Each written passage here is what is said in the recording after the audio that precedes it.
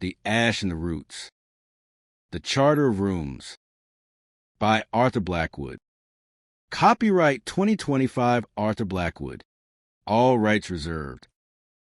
Chapter 1. The City That Forgot.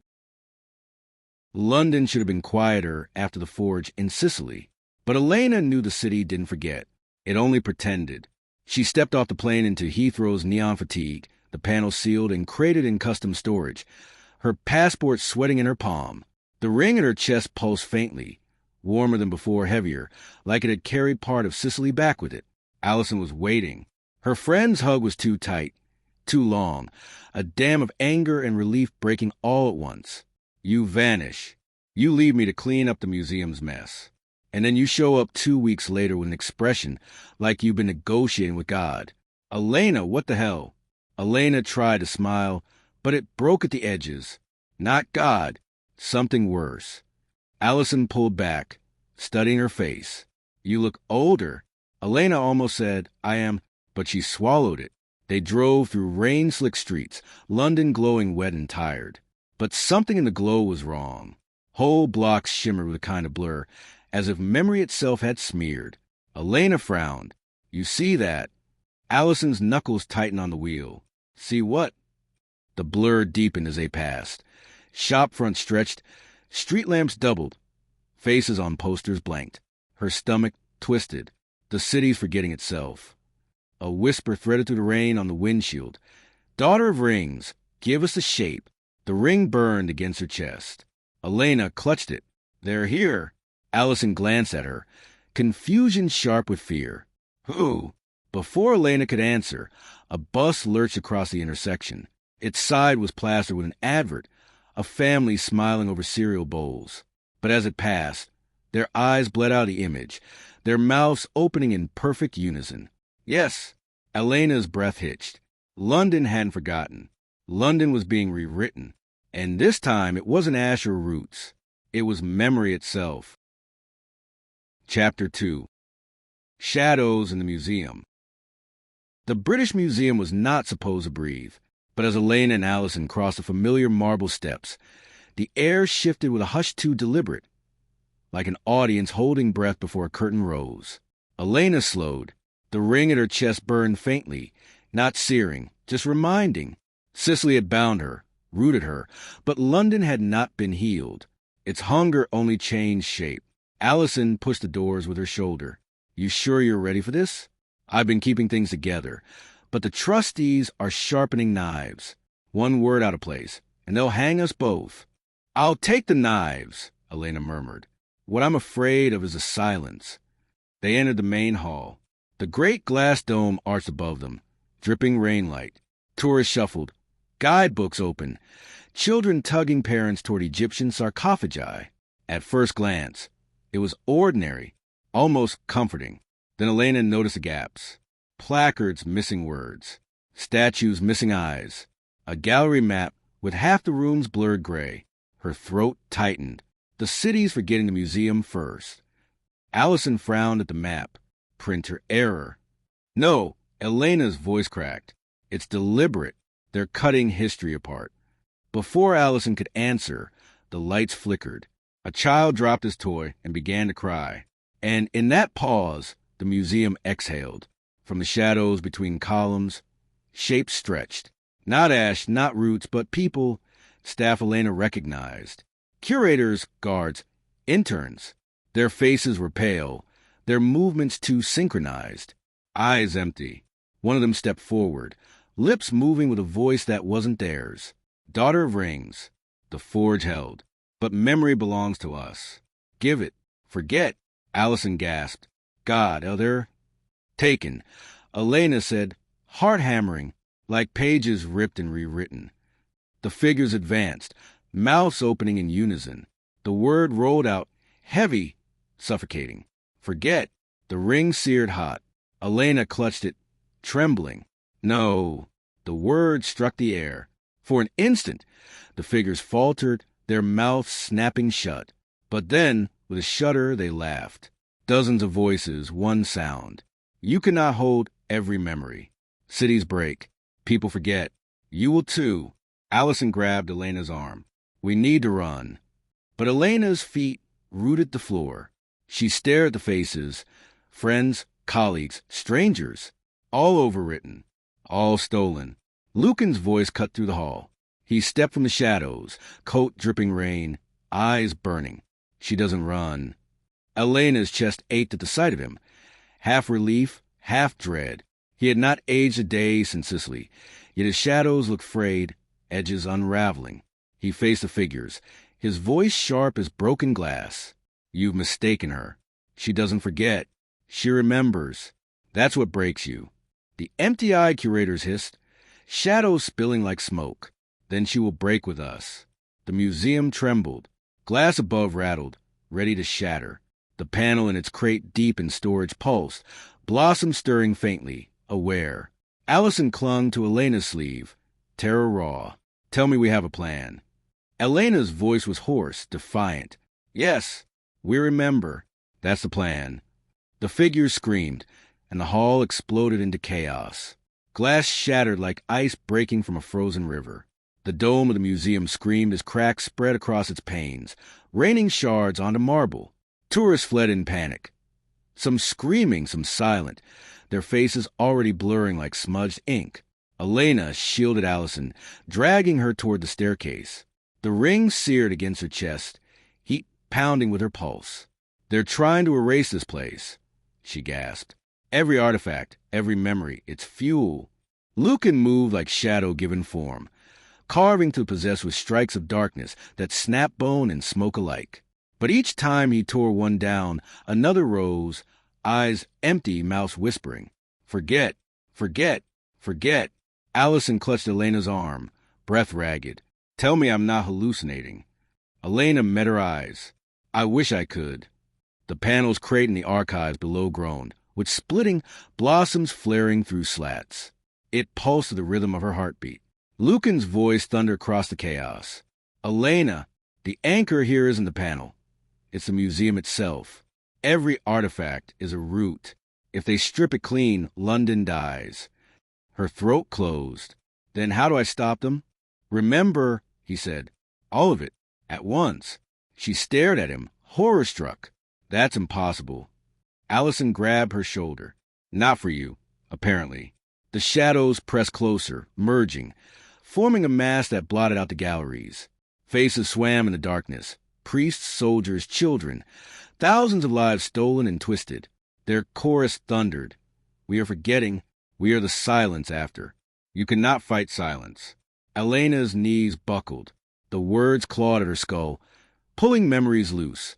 Her grandmother's face, almond blossoms, Sicily's forge, even Allison's laughter, all slipping. No, she choked. Not yours. The ring seared white hot, burning her palm. She pressed it to her chest, screaming. I remember. Light tore through the hall. Not fire, not roots. Memory itself. Every artifact around her flared. Sarcophagi glowed with centuries of death rites. Vases whispered in lost tongues. Tablets bled lines of forgotten law. The museum became an echo chamber, flooding with everything it had ever held. The shadows shrieked, reeling, their chorus shattering. Faces dissolved into smoke. The dome above, cracked and trembling, held steady as if bolstered by the weight of memory. Elena collapsed to her knees, chest heaving. The ring cooled. The artifacts dimmed, but the whispers lingered, softer now, grateful. Lucan knelt beside her, his hand steady on her shoulder. You didn't just resist them. You taught the city to fight back. She trembled. I nearly forgot everything. But you didn't, he said. That's what makes you dangerous to them. Allison crouched on her other side, eyes wide with a mix of terror and awe. Elena! What the hell are you becoming? Elena lifted her gaze to the fractured dome. Outside, London's rain-blurred neon into rivers of light. She whispered, voice raw, something they can't erase. And in the silence after, she heard again, not a whisper, not a threat. A word. South. Her blood ran cold. Sicily wasn't finisci. The museum was still trembling hours after the tourists had been evacuated. Police tape sealed the main hall, though officers refused to enter. They muttered about structural damage. But Elena saw the truth. None of them wanted to step inside a building that had started whispering. Allison leaned against a pillar outside, arms crossed tight. So what now? You saved the museum for today. But the trustees will want reports, insurance, 1,000 explanations neither of us can write. Elena rubbed her temples, exhaustion pressing behind her eyes. They don't want explanations. They want silence. If they can't file it, it didn't happen. Lucan stood apart, watching rain streak down the glass dome. His shadows curled faintly, restless, as if they too listened to the drizzle. Silence won't hold. The custodians are shifting strategy. They're not just attacking anchors anymore. They're rewriting them. Elena's voice cracked. Rewriting? As in erasing? Worse, he said. Replacing? The word lodged in her chest like a stone. She remembered the bus advert, the smiling family whose eyes had melted into mouths. Memory overwritten. The familiar turned monstrous. They'll try again, Allison muttered, staring at the rain. Where? Elena's hand pressed the ring. It pulsed faintly, not burning, but tugging, a compass pulling her southward. Cicely again. The forge, she whispered. It isn't finished. Lucan's gaze cut sharp to her. The orchard held. The panel is sealed. She shook her head. No, it keeps calling me. South, over and over. It wants me back. Allison swore under her breath. Great, because the last time you went south, I nearly lost my best friend to a pile of talking ash. Elena almost smiled, but her stomach twisted. She turned to Lucan. If the forge isn't finished, what does it mean? Lucan hesitated. For once, he looked uncertain. It means another anchor is waking. Not roots, not ash, something older, something that even the custodians devoid. The rain thickened, drumming against the museum stone. Allison squinted at him. You always talk like a riddle, but right now I need straight answers. What's waiting in Sicily? Lucan's shadows flinched as thunder rolled across the city. His voice was almost a whisper, a name carved into the earth, a name they tried to bury with ash and roots alike. Elena's pulse raced. Whose name? His eyes met hers, shadow dark. Yours. The rain went silent. For a heartbeat, the city seemed to hold its breath. Elena swayed, clutching Allison's arm. That's impossible. I wasn't even born when the forge was made. Lucan's voice was low, fierce. Bloodlines bend. Time bends. The custodians aren't trying to erase you, Elena. They're trying to restore you into something you were never meant to become. Her knees weakened. Allison caught her, fury in her voice. No, I don't care what Shadow Boy here says. You're not anyone's rewrite. You're Elena, full stop. But the ring burned hotter, answering a truth she didn't want. South, south, south. Elena closed her eyes against the rain. For the first time, the word no trembled on her tongue. And somewhere beneath Sicily's soil, the name she had never known whispered back. Chapter 3. Southbound. The flight to Palermo was booked under false names. Lucan handled it with the kind of precision that made Elena uneasy, like he had done this far too often, guiding fugitives across borders. Allison was furious from the start. You're insane. Both of you. The museum is barely patched. London's press is sniffing blood. And your solution is Italy round 2. Elena stuffed her passport into her satchel, voice rough. It's not a choice. The forge keeps calling. If I ignore it, the custodians will just come here again. And next time, the museum won't survive. Allison threw her hands up. And what about me? My job? My life? Am I supposed to just follow you into another nightmare? Elena's throat tightened. No, you should stay. Silence. The word hung heavier than ash. Allison's expression flickered. Anger, hurt, something Elena couldn't name. Finally, Allison muttered, Then come back alive, or I swear I'll haunt you. The rain outside Heathrow streaked down like tears. Elena forced herself to board. The flight was quiet, tense. Passengers dozed under fluorescent lights. Elena sat by the window, staring into darkness. Clouds spread like an ocean beneath them. Lucan occupied the aisle seat, Shadows faint against his collar. He hadn't spoken in hours, but Elena felt the weight of his presence, watchful, coiled, unyielding. Finally, she whispered, "What did you mean?" "About my name being carved into the earth." Lucan didn't look at her. Names are anchors. Spoken often enough, believed deeply enough, they become more than sound. The custodians know this. They carve names into stone so memory cannot escape. Her stomach nodded. "But you said my name. Mine was buried there." "How?" Now he looked at her. His eyes carried the exhaustion of centuries. "Because your bloodline wasn't chosen by accident. They didn't just guard the forge. They were the forge. Every child, every stubborn refusal, carved deeper into the earth, until finally a name took root. Elena's chest ached. And it's mine." Lucan's shadow stirred faintly, or the version of you they want. Her breath hitched. "I'm not theirs." His expression softened, shadowed with grief. "That's why you're dangerous. You don't belong to them. You don't even belong to the roots. You belong to your no." The plane rattled through turbulence. Passengers stirred, muttering prayers. Elena pressed a hand to her chest, feeling the ring burn faintly. The whisper came again. "South." This time, though, another word followed, fainter, almost lost in static. "Sora." Elena's eyes filled with tears. Her grandmother's voice, almond blossoms falling. The orchard alive.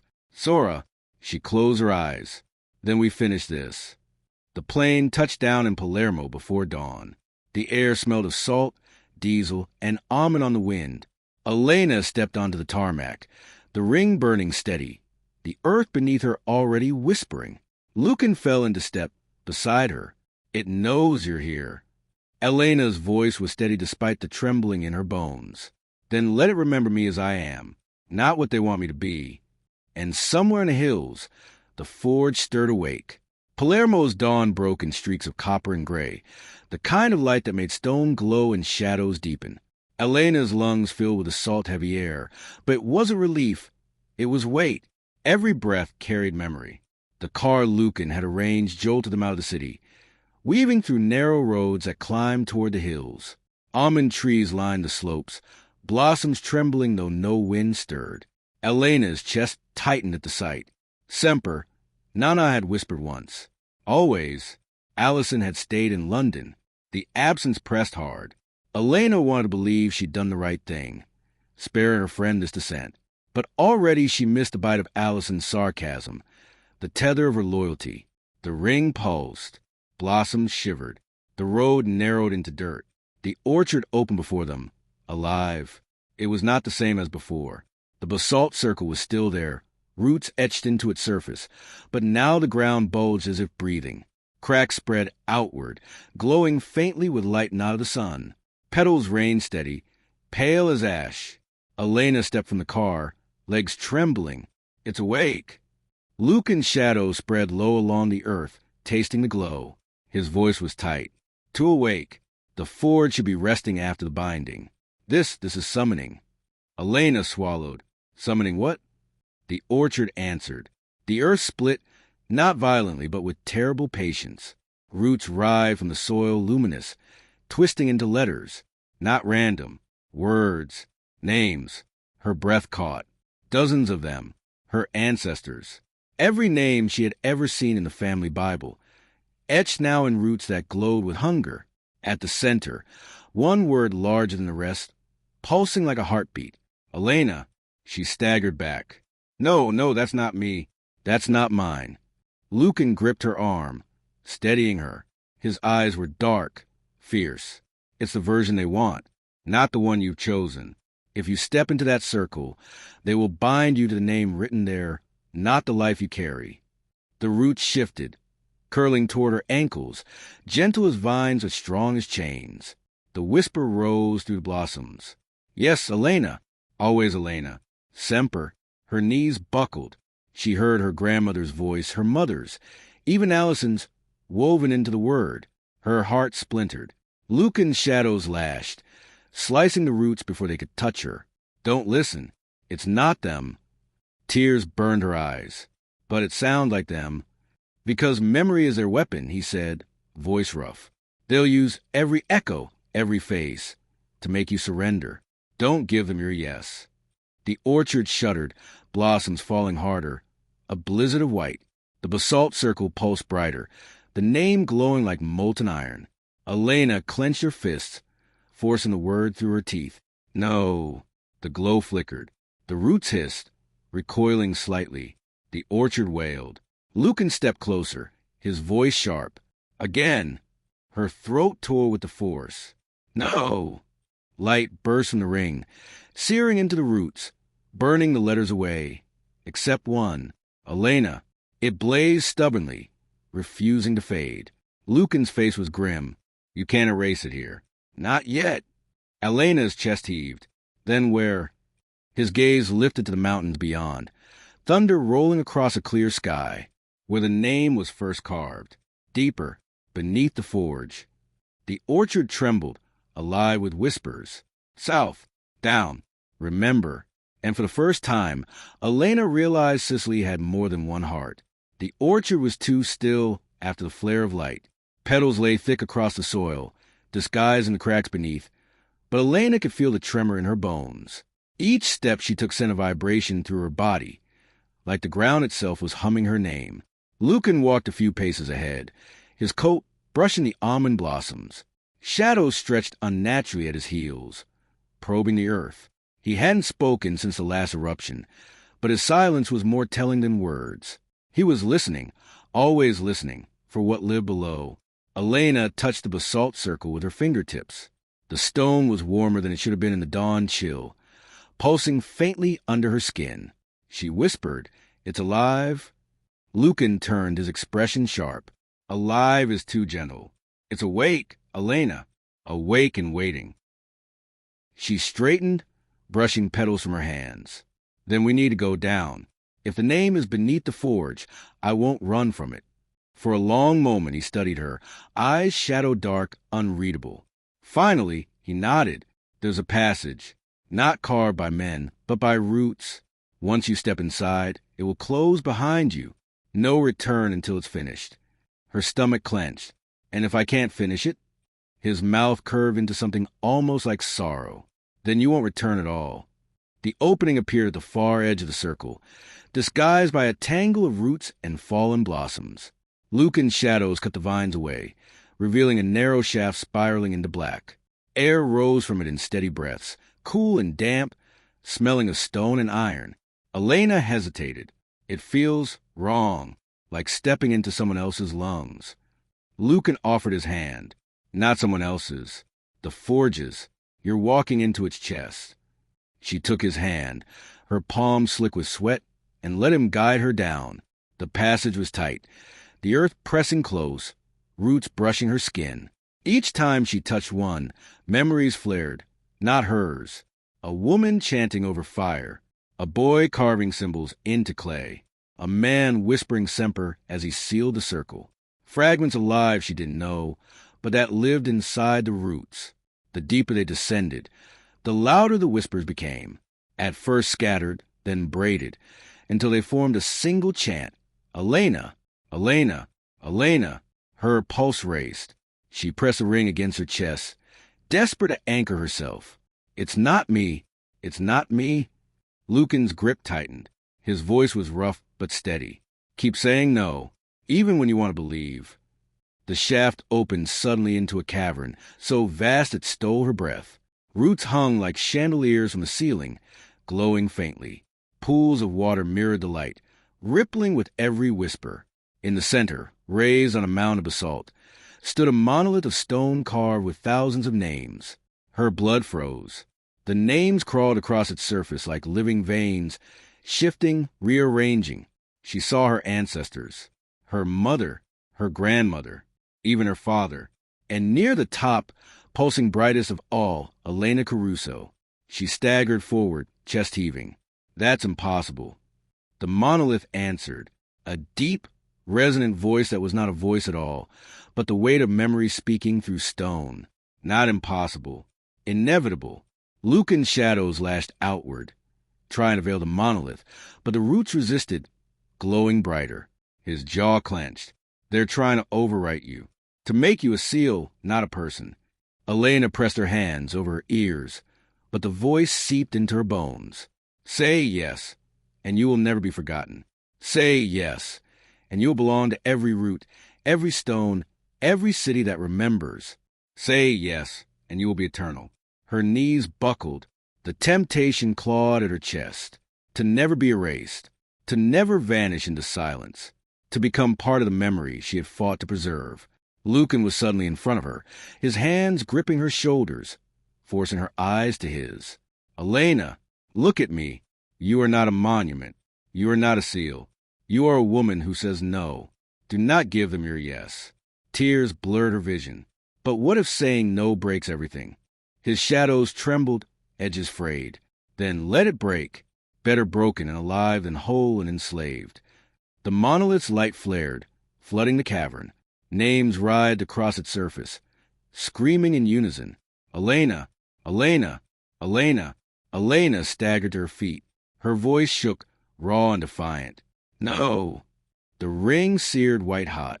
Roots recoiled, shrieking. Cracks split the monolith, shards falling into the pools. For an instant, silence reigned. Then, from within the fractures, another name pulsed, faint but insistent. Not Elena, not Caruso. A word she had dreamed, a word her grandmother had whispered. Sora, her breath caught. What does that mean? Lucan's face darkened, shadows coiling tight. It means the forge remembers more than you do, and it's not finished. The cavern trembled, dust raining from the ceiling. The monolith's cracks widened, light spilling out, and the voice whispered again, softer this time, almost tender. Choose. The crack in the monolith widened with the sound of bone, remembering how it once broke. Light bled from the fractures, not the green of roots, not the white of bells, but a pale gold radiance the color of parchment held to the sun. It washed the cavern in a hush that stole Elena's breath. Sora, the word did not echo like other sounds here. It settled. It found the low places of the earth, pools, hollows, old scars, and filled them until the cavern felt level again. Elena tasted the syllable at the back of her tongue. It felt like a door you opened by breathing the right way. What are you? She whispered. The radiance gathered, condensing just above the broken monolith into a shape that was almost human and yet not. Not ash, not shadow. A figure woven from light as thin as vellum, layered and translucent, like many pages turned at once. Its face was unwritten, no features fixed, yet Elena felt watched by a gaze older than the city. Lucan stepped between them on instinct, his shadows bristling. Don't! The figure inclined its head, and Elena heard the motion as a rustle of pages. Its voice was a dry wind through stacked leaves. I am the word your line refused to forget. Is it custodian? Elena breathed. Lucan didn't look away from the light. No. Worse. Older. Custodians harvest what this names. The radiance flickered, almost amused. He remembers. He always did. He always stayed where he should not. The last sentence brushed Lucan with a faint, paper-cut sting, affection wearing the shape of reprimand. Elena took a step sideways, so she could see both of them. You said my name is carved here, but this isn't my name. The light folded in on itself, brighter, as if nodding. Names are doors. Some open outward, some inward. Yours was cut to open outward, toward the city, toward obligation, toward hunger that calls itself history. This one opens inward. It is the room that cannot be invaded. Lucan's jaw twitched. Sora is a ward, not a title. Both, the figure said gently, and neither if spoken by an enemy. Elena's heart pounded so hard her ribs ached. Why show it to me now? Why not before London, before the bells? Because, she didn't say, I might have shattered if I'd had it then. The figure's pages rustled. Doors that open inward are dangerous to those who have not learned to stay with themselves. You were not ready to be that room. Now you are close. The cavern shivered. From afar the galleries of stone.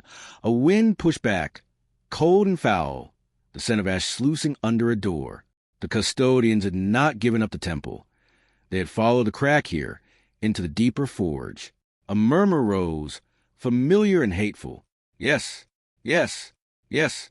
Lucan shifted, shadows spilling to meet the edge of the wind. We're out of time. Elena faced the light. If Sora is a door inward, if it's mine, how do I use it to hold him out? The figure's voice softened to a whisper she felt on her skin rather than heard. You do not use it. You stand in it. You let them arrive and find there is no room. You do not fight. You decline to host. That sounds like losing, Elena said, and hated how small she sounded. That is because you were raised in a house that measured survival in wars won. The light replied without malice. This room measures survival, in wars not admitted. Lucan cut in, urgent now. Words later. The monolith's fracture is a path. The custodians will try to pour themselves through it, and set her outward name again. The radiance turned, as if listening to a rustle far beneath the floor. Then stand in the inward one, it told Elena. Stand and do not announce yourself. Let the room be the answer. How? Elena asked. I only know no. I don't know how to be a room.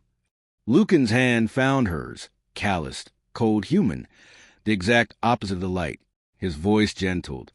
Close your eyes. She did. Feel the ring, he said. Not its heat, its weight, where it rests. Against her sternum. A coin on the breastbone, a steady centering. She let her breath meet it, the cavern's damp air, the smell of old iron and almond ghosts, the remembered vibration of her name in stone.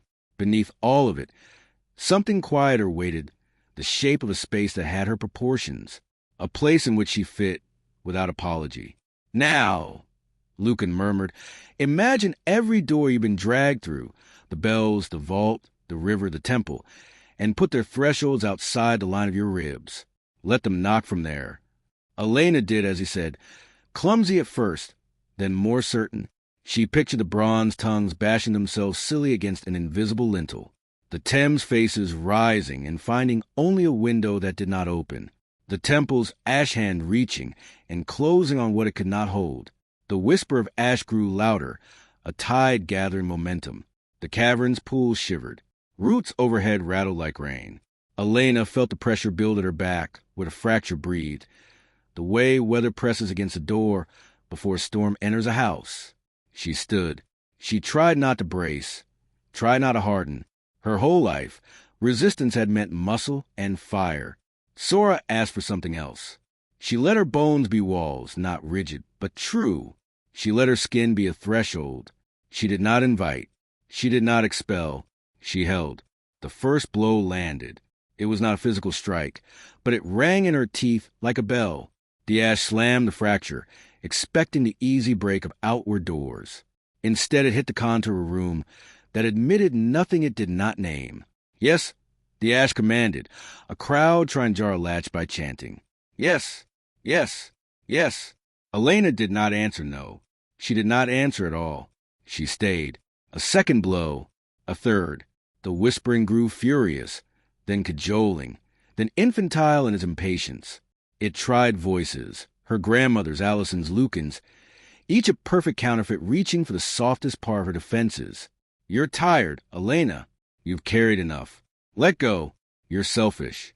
People will die while you practice boundaries. You're ours. She felt her knees want to bend, the old habit of answering every call. She breathed instead. Breath in. Sora. Breath out. Standing. Beside her, Lucan's grip tightened once in time with the worst of the blows, then eased when he felt her remain. The light figure watched, pages unmoving. When it spoke, its voice was a hush of a page set carefully back into a book. This is what they cannot bear. That a woman they named will not host them. A crack raced along the monolith like lightning, but it was a fracture closing, not spreading. The gold radiance drew tight across the split like skin knitting after a clean cut. The pressure faltered. Not gone, never gone, but thwarted, redirected, made to learn a new shape. The ash hissed. Open. Elena did something she had never done at such a demand. She smiled. Small, tired, unkind. Find your own house, she said without opening her eyes. This one has tenants. The cavern exhaled. The pool stilled.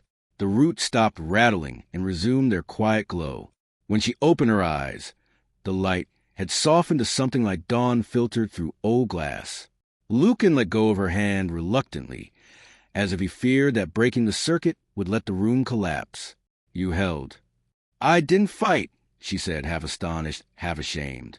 That's why you held, he said. The light dipped, the gesture of a bow. You know it now, but knowing is not owning. They will bring you thresholds you forgot you had. They will find the door frames hung crooked in childhood and push there. Repair them. How? Elena asked. I can't go around fixing my entire life while London and Sicily crack. You repair one room, the one you live in. The figure said simply. Every other door learns by that example. From somewhere far above, thunder muttered. Not the earth sound of steps, not the temple's groan. Weather. Ordinary weather returning to its job of being difficult. Elena almost laughed with relief. Then her phone vibrated. A sound so mundane it struck her as absurd down here. She fumbled it out. No service blinked in the corner, yet a text pulsed through anyway as if carried by a wire strung through memory. Allison, I know you're under rock. Museum holding, for now. But something's wrong with the river. It's forgetting its banks. Elena's throat dried. The Thames, she said to Lucan. It's coming out of its story. He swore softly in a tongue she did not know. The custodians can't walk through you, so they'll go around you, rewrite the city where you aren't. The light's pages rustled again. Then carry your inward door outward. Teach the city to stand. Can I? Elena asked, can a person lend a room to a river? No, the light said. Then kinder. But a person can stand where a river tries to cross a house. That is enough. Elena tucked the phone away, hand steadier than she felt. We go back to London. Lucan glanced at the monolith, now shot through with narrow seams of gold that pulsed faintly like healed veins. And the name... Elena looked straight at the car of Elena Caruso, still dimly visible, at the faint, inward glow of Sora braided beneath it like a second spinal column. It can stay here. I'm taking this one with me. She tapped her sternum. The light brightened, the closest it came to smiling. This room will be here when you return. Do not wait until you are starving to remember it. Elena hesitated. What are you, besides a word? Who made you? The pages turned, turning the question back. Who made your no? Your grandmother's mouth? Your mother's temper? The city that taught you what happens to women who stop holding doors open? The orchard that watched you refuse? If you need a maker, say it is all of that. Press into a syllable you will not be talked out of. Her eyes burned. She nodded. A bow she felt to the bottoms of her feet. Thank you. Do not be polite to hunger. The light said as its glow thinned. Be polite to yourself. The radiance folded like a book shut softly. The crack in the monolith sealed with a sound like a ribbon drawn through fingers. In the quiet that followed, water plinked, roots hummed, stone waited. The cavern had not become safe. It had become clear. On the climb back up, there were no whispers. Or perhaps there were, and she simply did not host them. Lucan walked behind her this time, close enough that when she slipped he was there, but not so close he took her steps from her. The shaft breathed them out into the almond light. The orchard had changed in the hour. Clouds shouldered the hills, throwing shadows in long bars across the blossoms. The basalt circle was warm underfoot, not feverish now, a heart that remembered fire. Wind hissed through the leaves with sound she might have mistaken for yes a day ago. Now it sounded like weather. Elena slid her phone out again, found another message had threaded the impossible. Allison, please hurry. The bridges are wrong. I can't explain. Bring your shadows. She lifted her eyes to Lucan. We leave. He glanced at the panel. Whole where it lay at the circle's center, its blossoms breathing like a sleeper. It can hold without you for a time, he said, answering the question she hadn't asked. You bound it to roots. It will not chase you. Good, she said, and startled herself by meaning it. She didn't want to be chased anymore. She wanted to go. They took the ridge path down toward the car. The first drops of rain found her face, warm as breath. Elena paused once, fingertips grazing an almond trunk. I'll come back, she told the orchard. Not a pledge wrung by guilt, but a statement of logistics, like telling a friend you'll text when you land. The ring pulsed once, acknowledgement, not command. At the road, Lucan opened the passenger door and then hesitated, something like apology crossing his face. When the ash said I always stayed where I should not, he trailed off. She slid in, watched him over the roof. It wasn't wrong. You stayed when everyone else left. He shut the door and rounded to the driver's side. Sometimes staying is a mistake. She buckled, eyes on the horizon where Palermo's low clouds bruise themselves against thinner light. Sometimes it's a room. They drove. The hills fell behind, and the sea unrolled like a page, and Elena carried a door inside her chest that had learned its hinges. London was waiting to be taught its own. Chapter 4. The Reasonable City.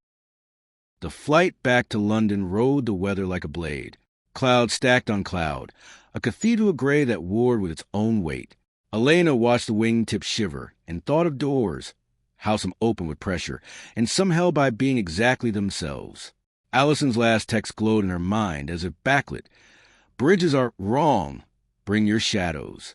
The ring lay warm against her sternum, the heat not urgent, just present, as steady as a pulse. Behind her ribs, the room she'd learned to stand in felt like a freshly plastered wall, soft enough to mark, strong enough to hold. They landed in terrain. Heathrow's fluorescent fatigue had become a storm's yellow glare. Lucan moved like weather that refused to ask permission, and for one security in doors and long corridors did not try to argue with him. Elena let herself be pulled through the airport's arteries and out into a city whose sky could not decide which direction to fall. Southwark first, Allison had said. Southwark and Blackfriars, and a rumor that the river had climbed a set of stone steps as if remembering knees. They found Allison on the north bank where the river curved like a sentence that had been improperly punctuated. She wore a raincoat that had lost its patience, hair flattened to her skull, eyes bright with fear and caffeine. When she saw Elena, she didn't speak. She simply grabbed her and held on until Elena's neck ached with being a person someone could still hold. Then Allison stepped back and pointed without flourish. There.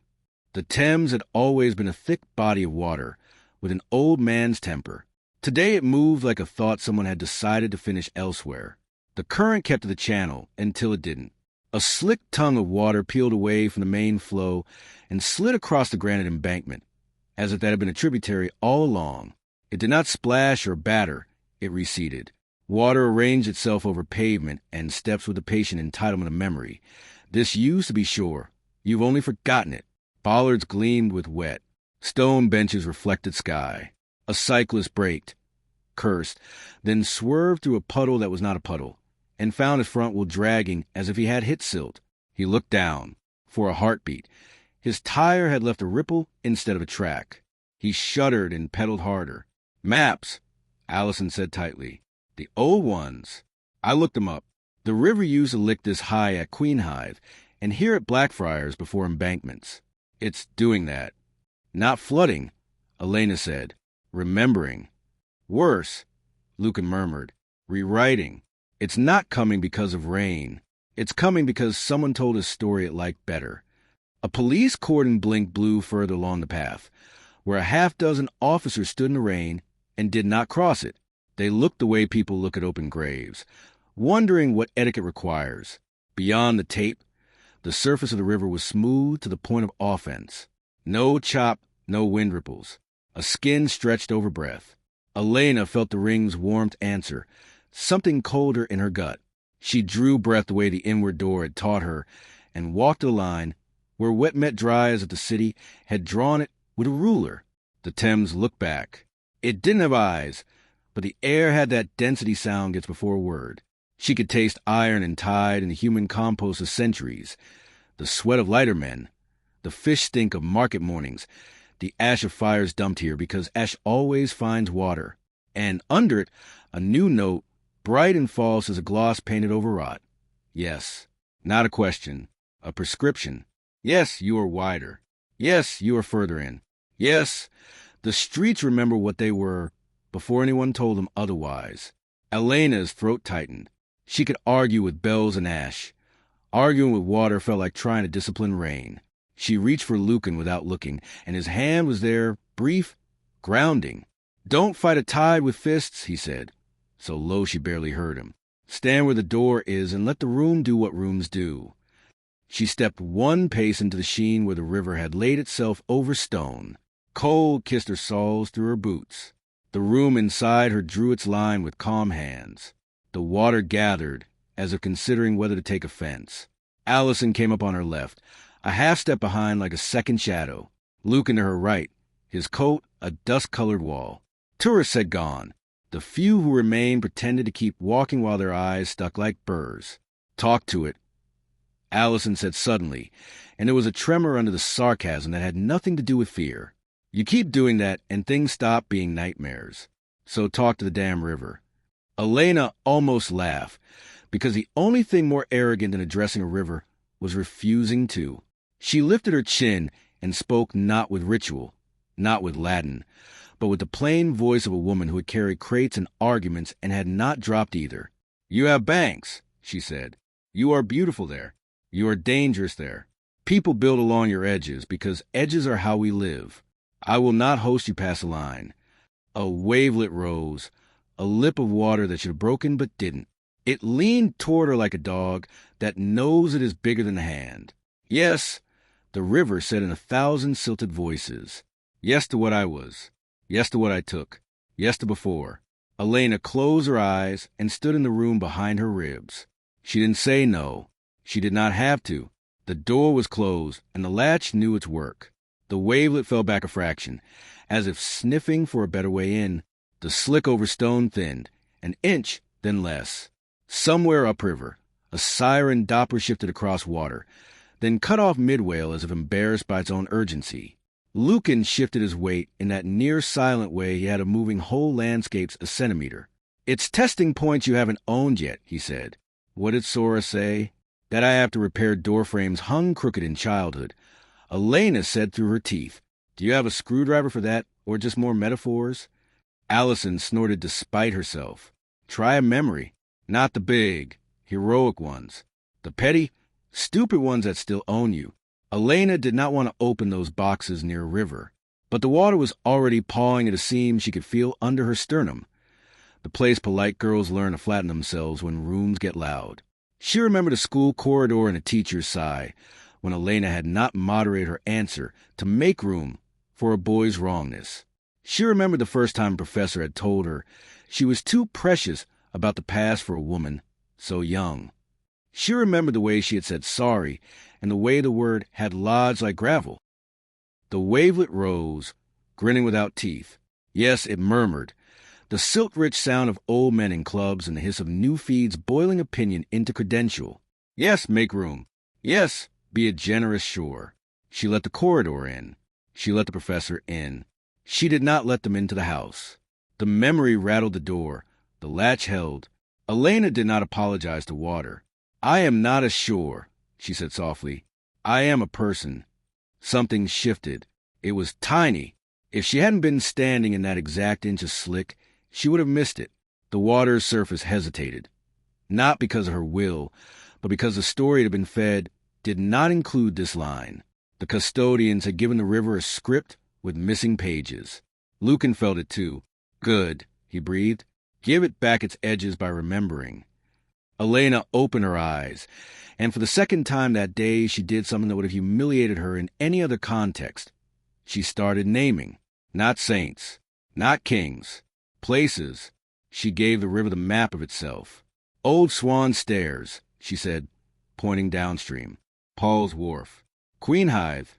Her finger cut the air as if drawing a line children would be taught to color inside. "Blackfriars Bridge and the pilings you hid when engineers got their way. St. Mary Overy's Dock. The Fishmongers. Wapping Old Stairs. The places mudlarks cut their hands and lightermen cursed their fathers, and barges tried not to become news." With each name the slick thinned. The river did not retreat. It slid back into itself like a muscle recalling its use. The false narrative, yes, wider, yes, further in, lost its gloss.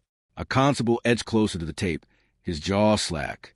"What is she doing?" He asked no one. "Cartography," Allison said, and it wasn't sarcasm at all. "Upriver." The Millennium Bridge grinned its steel grin and pretended it had never wobbled. Today it did again, a slight, unsettling shimmy, like a person remembering a fall. People paused in the rain, hands on cables, as if to steady a friend. Bridge. Elena said to the air without raising her voice. You are not a boat. You are a sentence that holds across. Hold. The wobble stilled. A woman in a yellow coat stared down at her feet, then at the sky, as if the weather had apologized. Across the water, St. Paul's lifted its dome like a cup. Rain ran off it in threads, and for a heartbeat Elena saw the threads as lines on a page, ink bleeding but refusing to blur. The city was reading its own handwriting. The river wasn't done. It would never be done. It shifted tactics, searched for a door she hadn't found yet, and found 5 paces to her left where a flight of moss steps descended under a railing to a landing that no one used. Water fingered it with the intimate knowledge of old lovers. Yes, it suggested, sweet as a con. Elena wanted to give. The steps were nobody's. They were the kind of city furniture that belongs to photographers and ghosts. She stood at the top of them and let her heel find the groove made by centuries of men who had carried things without being asked who they were. In her spine, an answer wrote itself. You may kiss the lowest step, she said, and her voice made the policeman blink. You have always kissed it. You do not climb these stairs without being invited. The river lapped once, and for the first time that morning it sounded like water again, tidal, unbothered, making its own jokes. It lay itself down at the bottom step and did not rise. A cheer went up, embarrassed and small, because no one quite believed what they were clapping for. The tape fell slack in the officer's hands. People exhaled, as if they had been holding breath for weeks. Allison leaned her head briefly against Elena's shoulder and spoke into the wet wool of her coat. You absolute lunatic. I love you. Elena laughed, and it came out strangled with relief. The room behind her ribs hummed pleasantly, the way houses do when radiators learn they are welcome but not in charge. Then the Thames spoke again, and the hair rose on Elena's arms because she had heard love in water before. Boats paint it, lover perform it, parents panic in it. But she had never heard contempt. If you will not let me into your house, it said, and now the yes was a knife wrapped in silk, I will visit the houses built on me. Lucan stiffened. Bridges, he said. It will make the bridges mouths. Sirens again, not from the water this time, but from the city's scissoring sound across streets toward every crossing. Southwark glowed blue, Blackfriars flared, London Bridge hummed, and Elena could feel the hum in her teeth. They ran. Allison should not have been able to keep up. She did anyway, her fury with the weather and bureaucracy and death itself making wine its own kind of fuel. They skidded along slick pavement, dodged bodies, took the stairs 2 at a time. Lucan did not seem to touch ground. Elena felt every step and blessed it. At Southwark, the latex of road lay over stone, and beneath that stone were older stones, and under those the bones of previous bridges that had taught themselves to be reliable and then failed. Today the bridge had an opinion. Its spans pulsed in a rhythm that was not structural. Thud, thud, thud, the beat of a tongue trying to learn speech. On the central span a man in a suit stood still in the rain with a look of absolute, childlike joy and reached both arms wide, as if asking to be lifted. He smiled at the river with the extravagant relief of a person who has decided not to resist anymore. Teenagers bounced near him, filming. A cyclist cursed at a taxi that had stopped because the road had turned to memory. Elena stepped into the lane, chest heaving, and the ring flared as if recognizing cousin, bronze tongue, steel span, the same trick with different metal. No, she said, already tired of the word and grateful for it. You are not a throat. The bridge thudded harder. Yes, it wanted to be part of the river's body again. Humans had built a road and called it something else. The river was inviting its parts home. Lucan's shadows crawled over the deck like old ivy finding purchase. You can't bind a bridge like a bell, he said. It's not tuned to be stopped. It's tuned to carry. How do I make it carry the right thing? Elena asked, breath fogging. Not water. People. Allison had already climbed onto the parapet. She held on to a lamp standard with one hand, and her phone in the other, the screen full of maps and dates. Old London Bridge had houses on it, she shouted through the rain. Shops, lives. It wasn't just a crossing.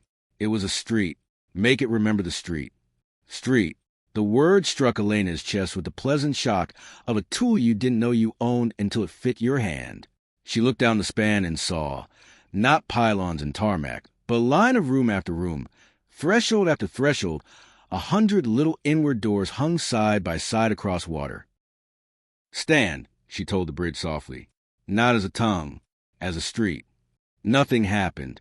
Of course nothing happened. She had told cities harder things, and they had shrugged. She closed her eyes and walked. Inside herself, a street she remembered from being too young to understand what men are for, a market lane in Palermo where women argue about fish as if they were discussing philosophy, doorways flung open because summer is democratic, thresholds that knew how to carry the world from one side to the other without ever becoming the world. She set that lane on the bridge like a table runner. The thud eased. The rhythm lost its hunger. Cabs groaned. The man in the suit blinked as if waking and promptly tried to pretend he had not been about to step into water. Nice street, Allison said faintly, back on the pavement. Bit of a commute for London, but it'll cope. Elena laughed shaky. I stole it. Borrowed, Lucan said, and for once shadows did not make the word worse. They moved like weather again, Blackfriars next, where a strip of gold lived in the water, no matter what the sky did, and the bridge wanted to hold it the way children want to keep coins in fists. Elena taught it to turn its fist palm up and let light lie there without closing. By the time they reached London Bridge, she felt flayed. The inward door wasn't a shield that could be left leaning on wall. It had to be worn. Her bones ached with hospitality refused, with lodgers turned away kindly, with her own old habits of letting the world rearrange furniture. And then London Bridge showed its teeth. Not the structure. The name. The name had been set into nursery songs and panics and historical reports for so long that it had become a river in its own right. Today it ran back into the Thames like a child returning to a parent with bad news. She will not say yes. The name told the water. She stands in a room. Make her a bridge. Then she will carry you. Elena's knees went loose. Lucan caught her elbow. That's clever, he said. They're not wrong. Bridges are generous by design. She wanted to lie down on the tarmac and cry. Instead, she swallowed rain and spoke with all the tiredness she owned. I am allowed to be a door, not a bridge. The city listened. Cities will listen to a woman who has finally stopped auditioning for permission. London Bridge eased. The Thames, insulted but pragmatic, returned to its live channel with the sullen flourish of someone told to stay for dinner at a house with rules. The road rang underfoot the way metal does when it remembers it is not a throat. Police took the tape down because there was nothing left to circle. People walked over the span, and some of them did not understand why their eyes had filled with tears. Allison wiped her face with her sleeve and looked at Elena as if she were trying to see whether her friend had gone translucent in the rain. You're going to die of this, she said, not unkindly. Not today. Elena answered, and it was not bravado. It was inventory. They stood like that for a minute, the three of them in a city that had almost decided to be something else. And then Lucan's phone did a purely modern thing. It buzzed an alert from no one, delivered by nothing, written in a font memory would forget.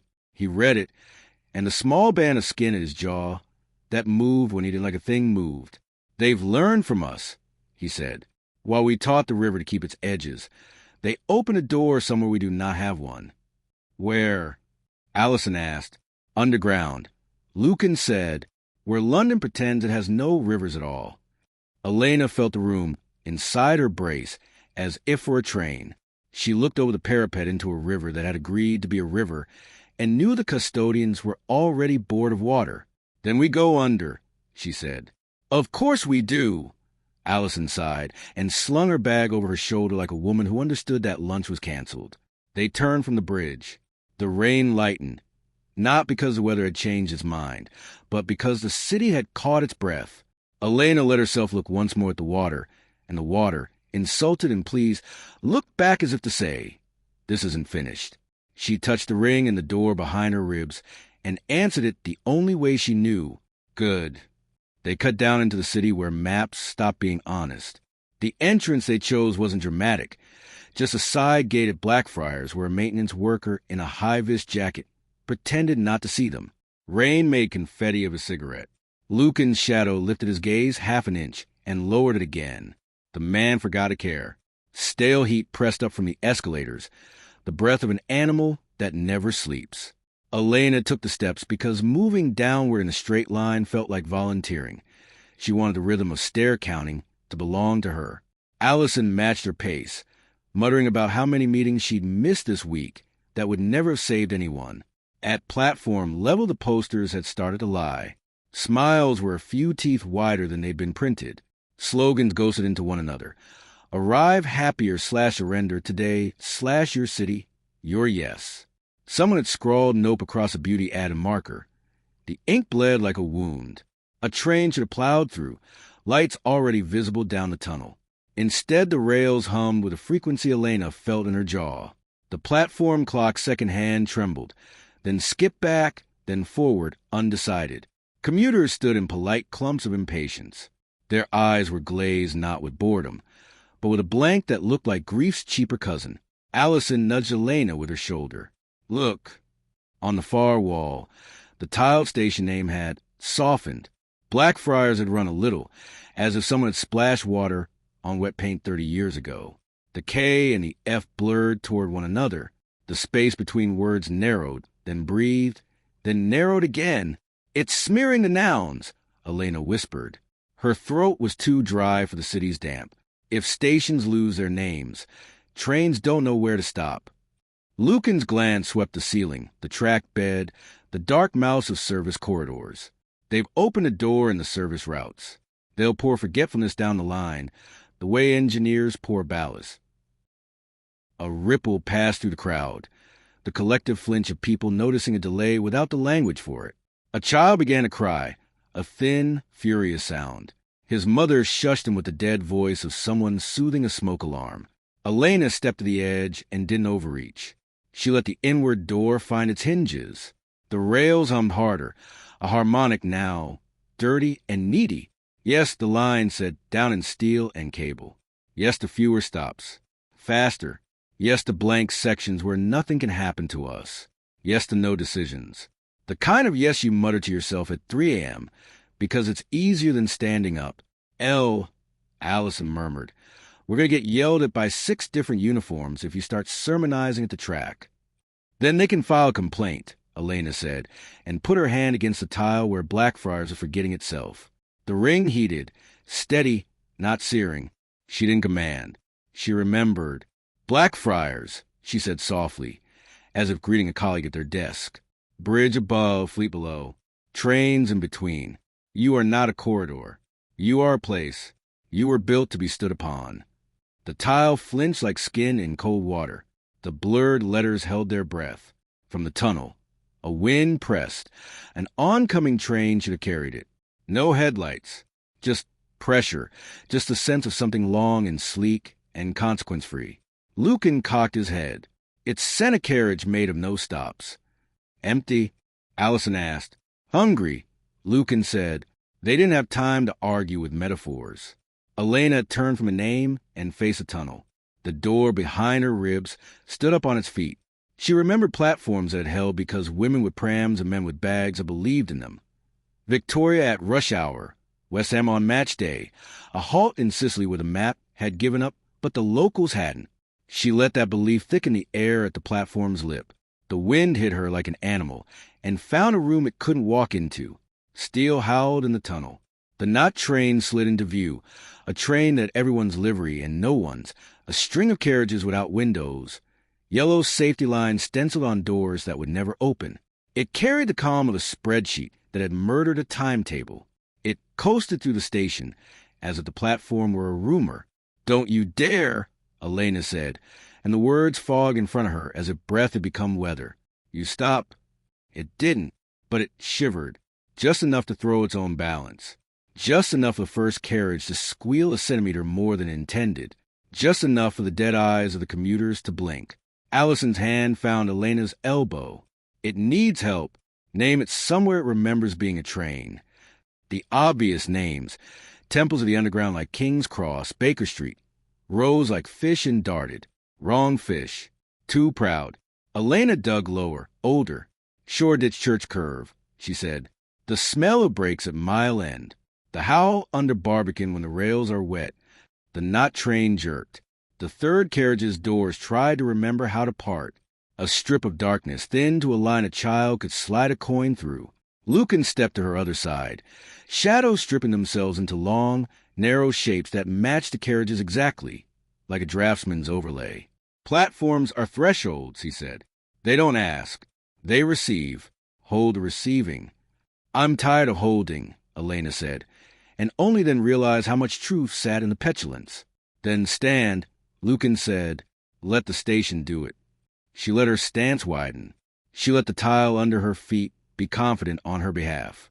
She stopped being a person arguing with a machine and was a person being a place. The knot train met that place the way wind meets a wall that knows where it lives. It stopped, not gracefully, not with any of the choreographies London loves. Beep, sigh, open. It stopped like a drunk who remembers stairs. Silence after, thick and wobbly. Doors that weren't doors faced him like sealed mouths. Elena didn't move. Open, she said, and for once the word didn't feel like command. It felt like a courtesy a host extends because hospitality, voluntarily offered, is how houses avoid wars. The doors twitched. Gaps yawned a hand's breadth, then sealed. The crowd hovered at that British distance that is part politeness, part fear of being wrong in public. The child who'd been crying tugged free of his mother's hand and ran at the glossy line of the third carriage. He should have bounced off. He should become cautionary signage. Instead, the door sighed and accepted him. His mother screamed. Elena heard it before she saw it. The internal geometry of the carriage was wrong. Carriages should be rooms repeated. Bench, pole, poster, floor, window. The mantra of public movement. This one had no furniture, no adverts, no grime. It had no past. The child ran into a space that didn't keep any record of feet. For a second his outline blurred at the edges like steam. Sora, Elena whispered and stepped after him. The room stood. The carriage discovered it could not erase a woman who had become an address. Inside, sound died. Footfall didn't echo. The boy turned, cheeks wet, and looked smaller than a child in a coat should ever look. Hi, Elena said, because someone needed to. Shall we get off at the next stop like civilized people? His mouth wobbled. I want my mum. Brilliant plan, Elena said, and offered her hand. He grabbed it like drowning things grab air. The carriage struggled to remain a nowhere. Elena let it fail. She looked up where an average should have been and named, without pointing, without flourish. Repainted poles at Paddington that left gray smears on your palm. The exact height a strap sits when you're 5'3" and lying about 5'4". The burnt dust smell when heaters kick on for the first time in October. The space lost its null. Color seeped into the handrail. A poster frame ghosted into existence with nothing in it yet. A smear appeared on the floor where 1,000 boots had disrespected a spilled coffee and then apologized to no one. Outside, she heard Allison's voice, level, cursing creatively in 6 registers at once, talking to Mother back from Panic. Lucan's shadow leaned in the doorway like a doorman hired by a very old club that had finally decided women were people. Elena squeezed the boy's hand. This way. Watch the gap. There is one again. They stepped onto platform. The crowd's lungs restarted. The mother crushed the child to her with a sound that stripped the enamel from Elena's teeth. A few people clapped without knowing what they were clapping for. Most did not. Gratitude survives by being shy. The knot train shuddered like a bug, remembering it had wings. It tried to slither forward without opening any other doors. Don't be rude, Elena said, and the rest of the carriages glumly complied. More people disembarked than had boarded. The laws of carriage math would complain about that later. When it finally dragged itself away, the rail sang a note that belonged on a tuning fork rather than under London. The platform looked like a platform again. Blackfriars firmed its consonants. The posters went back to lying the usual way. Allison leaned on the wall and slid down it until she was sitting on tiles that looked clean. Because they had given up, she laughed once, too loud. Then she looked up at Elena and said, around the wreckage of adrenaline, "Please tell me that was the worst of it." Lucan had his head cocked like the city had said something obscene in a nice accent. It was a test. They're not interested in stations. They want to know how fast she could repair a name. Why? Elena asked, though her bones knew the answer.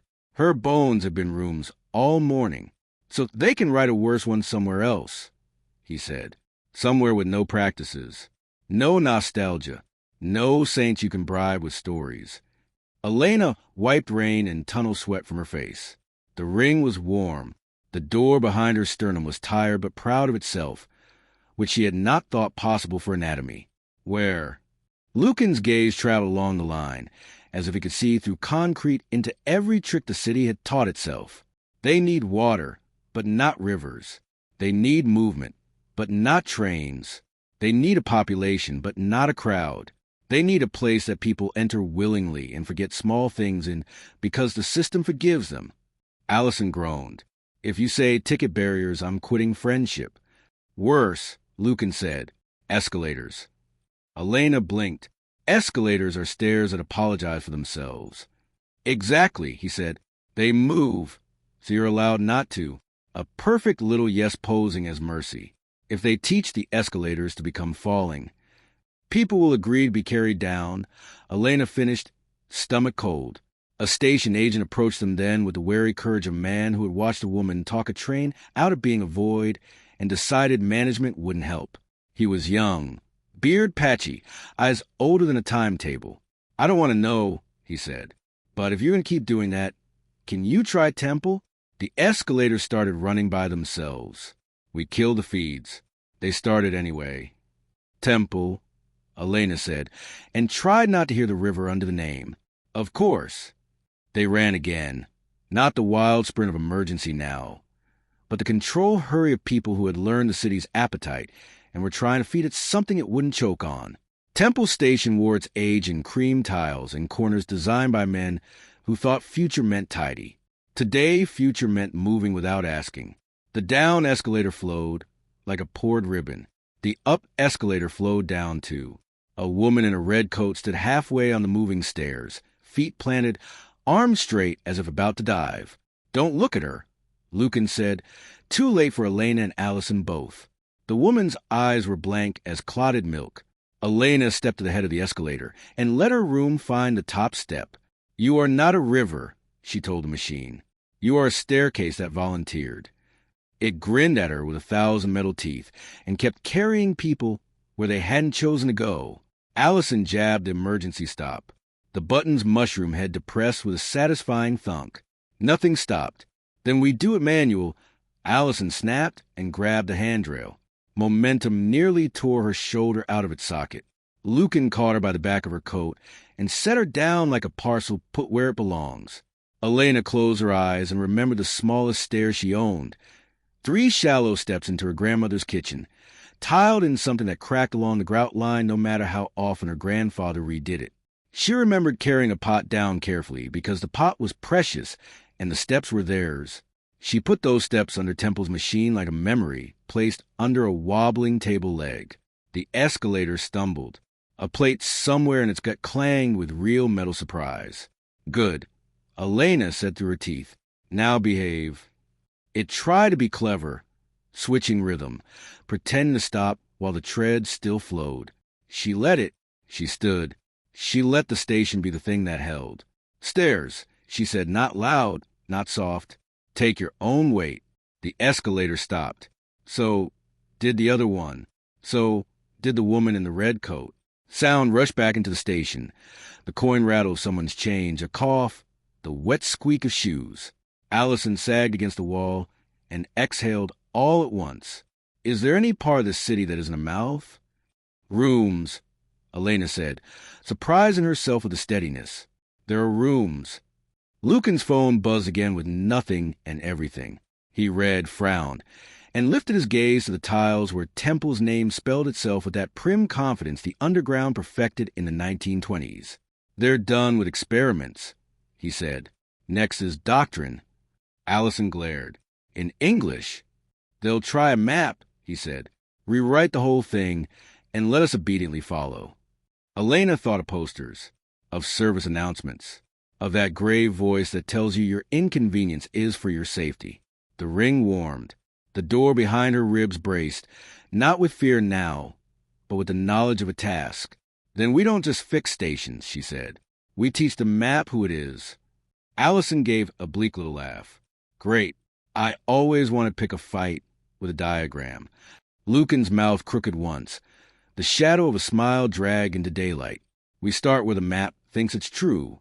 At the center. Charing Cross. Allison guessed. Elena shook her head. The inward door answered with a memory older than branding. Holborn, she said, where they bricked up a platform and pretended a station had never belonged to a museum. Lucan nodded, some private debt in his eyes coming due. The British Museum station. Ghosted. Perfect. Allison stared between them. Fantastic. Haunted escalators weren't enough. Now we're going to argue with a station that doesn't exist. Elena adjusted her coat, set her shoulders, and felt the city shift around her like furniture, making space for a guest who had learned to bring her own chair. Exactly, she said. We're going to make it exist again on our terms. Holborn pretended to be ordinary until it couldn't. The ticket hall held its weekday hum.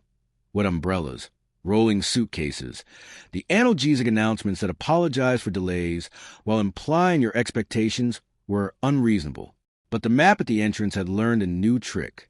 The iconic diagram didn't blur like the posters back at Blackfriars. It edited itself. A red circle winked out and back in again near the center. Too fast to be error, too deliberate to be a glitch. Lines straightened, then kinked like a muscle cramping. The little interchange diamonds flexed as if breathing. A man in a navy suit stood watching with his mouth open. The way people look at blood blossoming on a shirt before they feel the pain. Allison cursed under her breath. Of course they started with the tube map. If you can rewrite where people think things are, you don't have to move anything.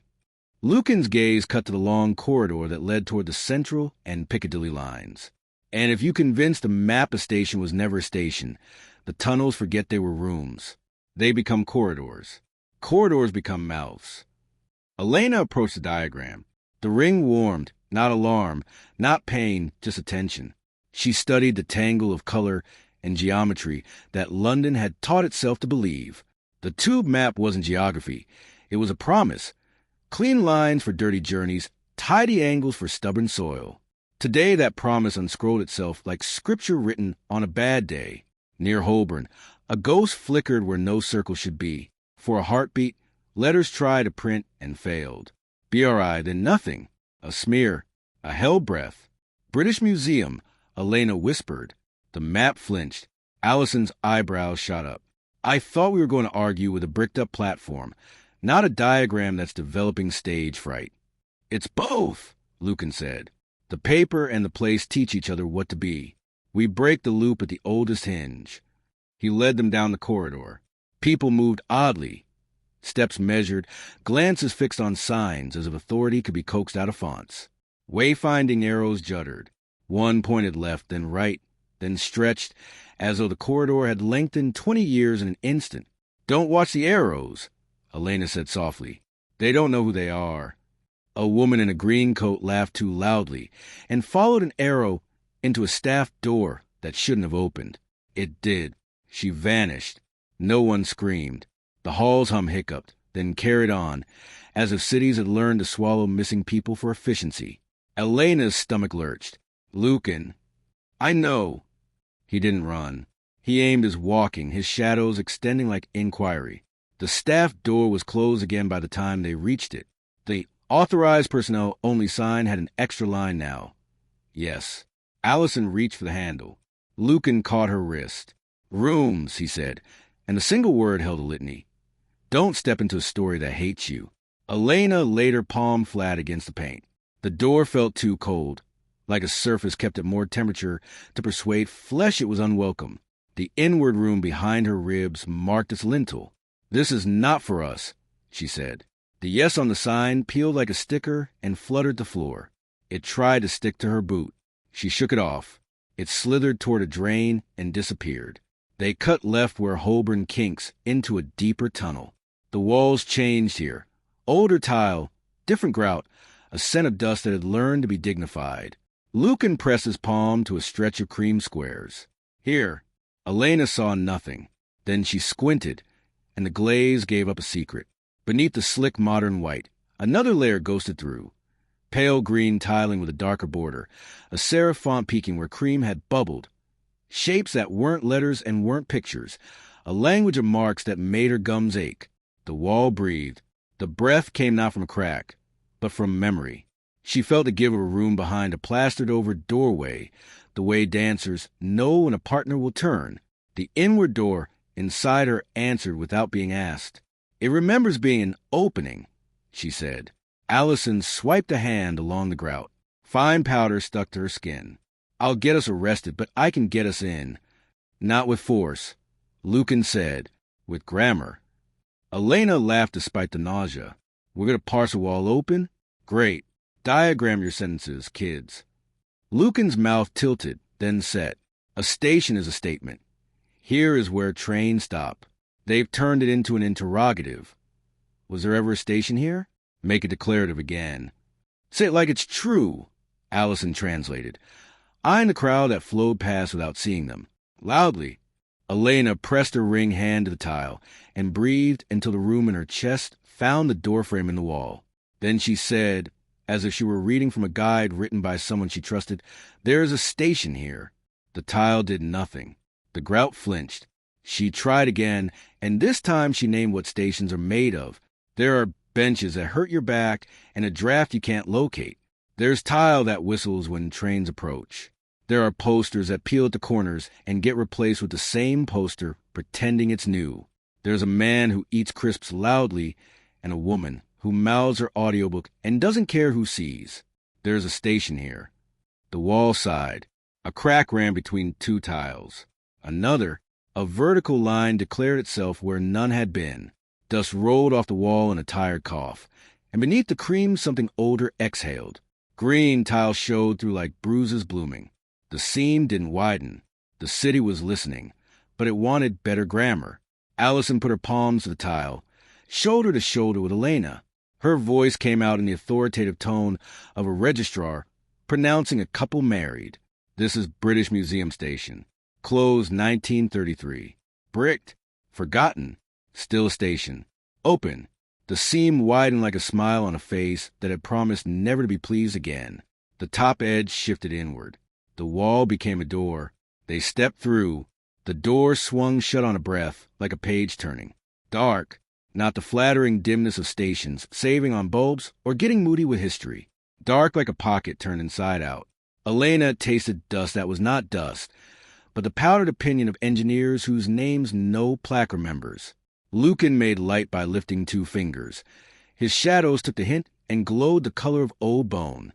The beam found tile that had once been green, and now was a spectrum of mildew. Letters on the walls spelled out British Museum in a font that made promises about punctuality the world had forgiven itself for breaking. Along the curved platform, posters clung in tatters. Egyptian exhibits, a mid-century soap, a war bond drive whose grammar could stop a heart. The platform itself had no people. The air, however, was crowded, not with ghosts. Elena had learned not to grant that word to every out-of-date ache. Crowded with expectations. 1,000 journeys had been planned and never taken. You could build a city out of thwarted intent. People had, from the far end. Darkness lifted its head. Not ash, not water. Diagram. Lines gathered out of shadow, straight, unapologetic, intersecting at 45-degree grace. They hovered like wires in a stripped-out control room, humming with rectitude. Where they passed through the tiled name, the letters quivered. The map had come down to argue with the place. It spoke without speaking, its voice an arrangement of lines. Simplify. Rectify. Erase complication. You will be a node, or you will not be. Elena almost smiled. "We've met," she said.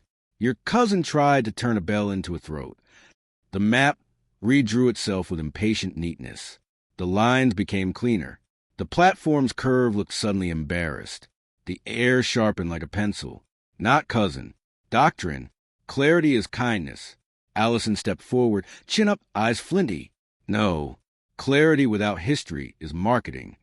The lines juddered, briefly unsure what to do with that grammar. Then they thickened.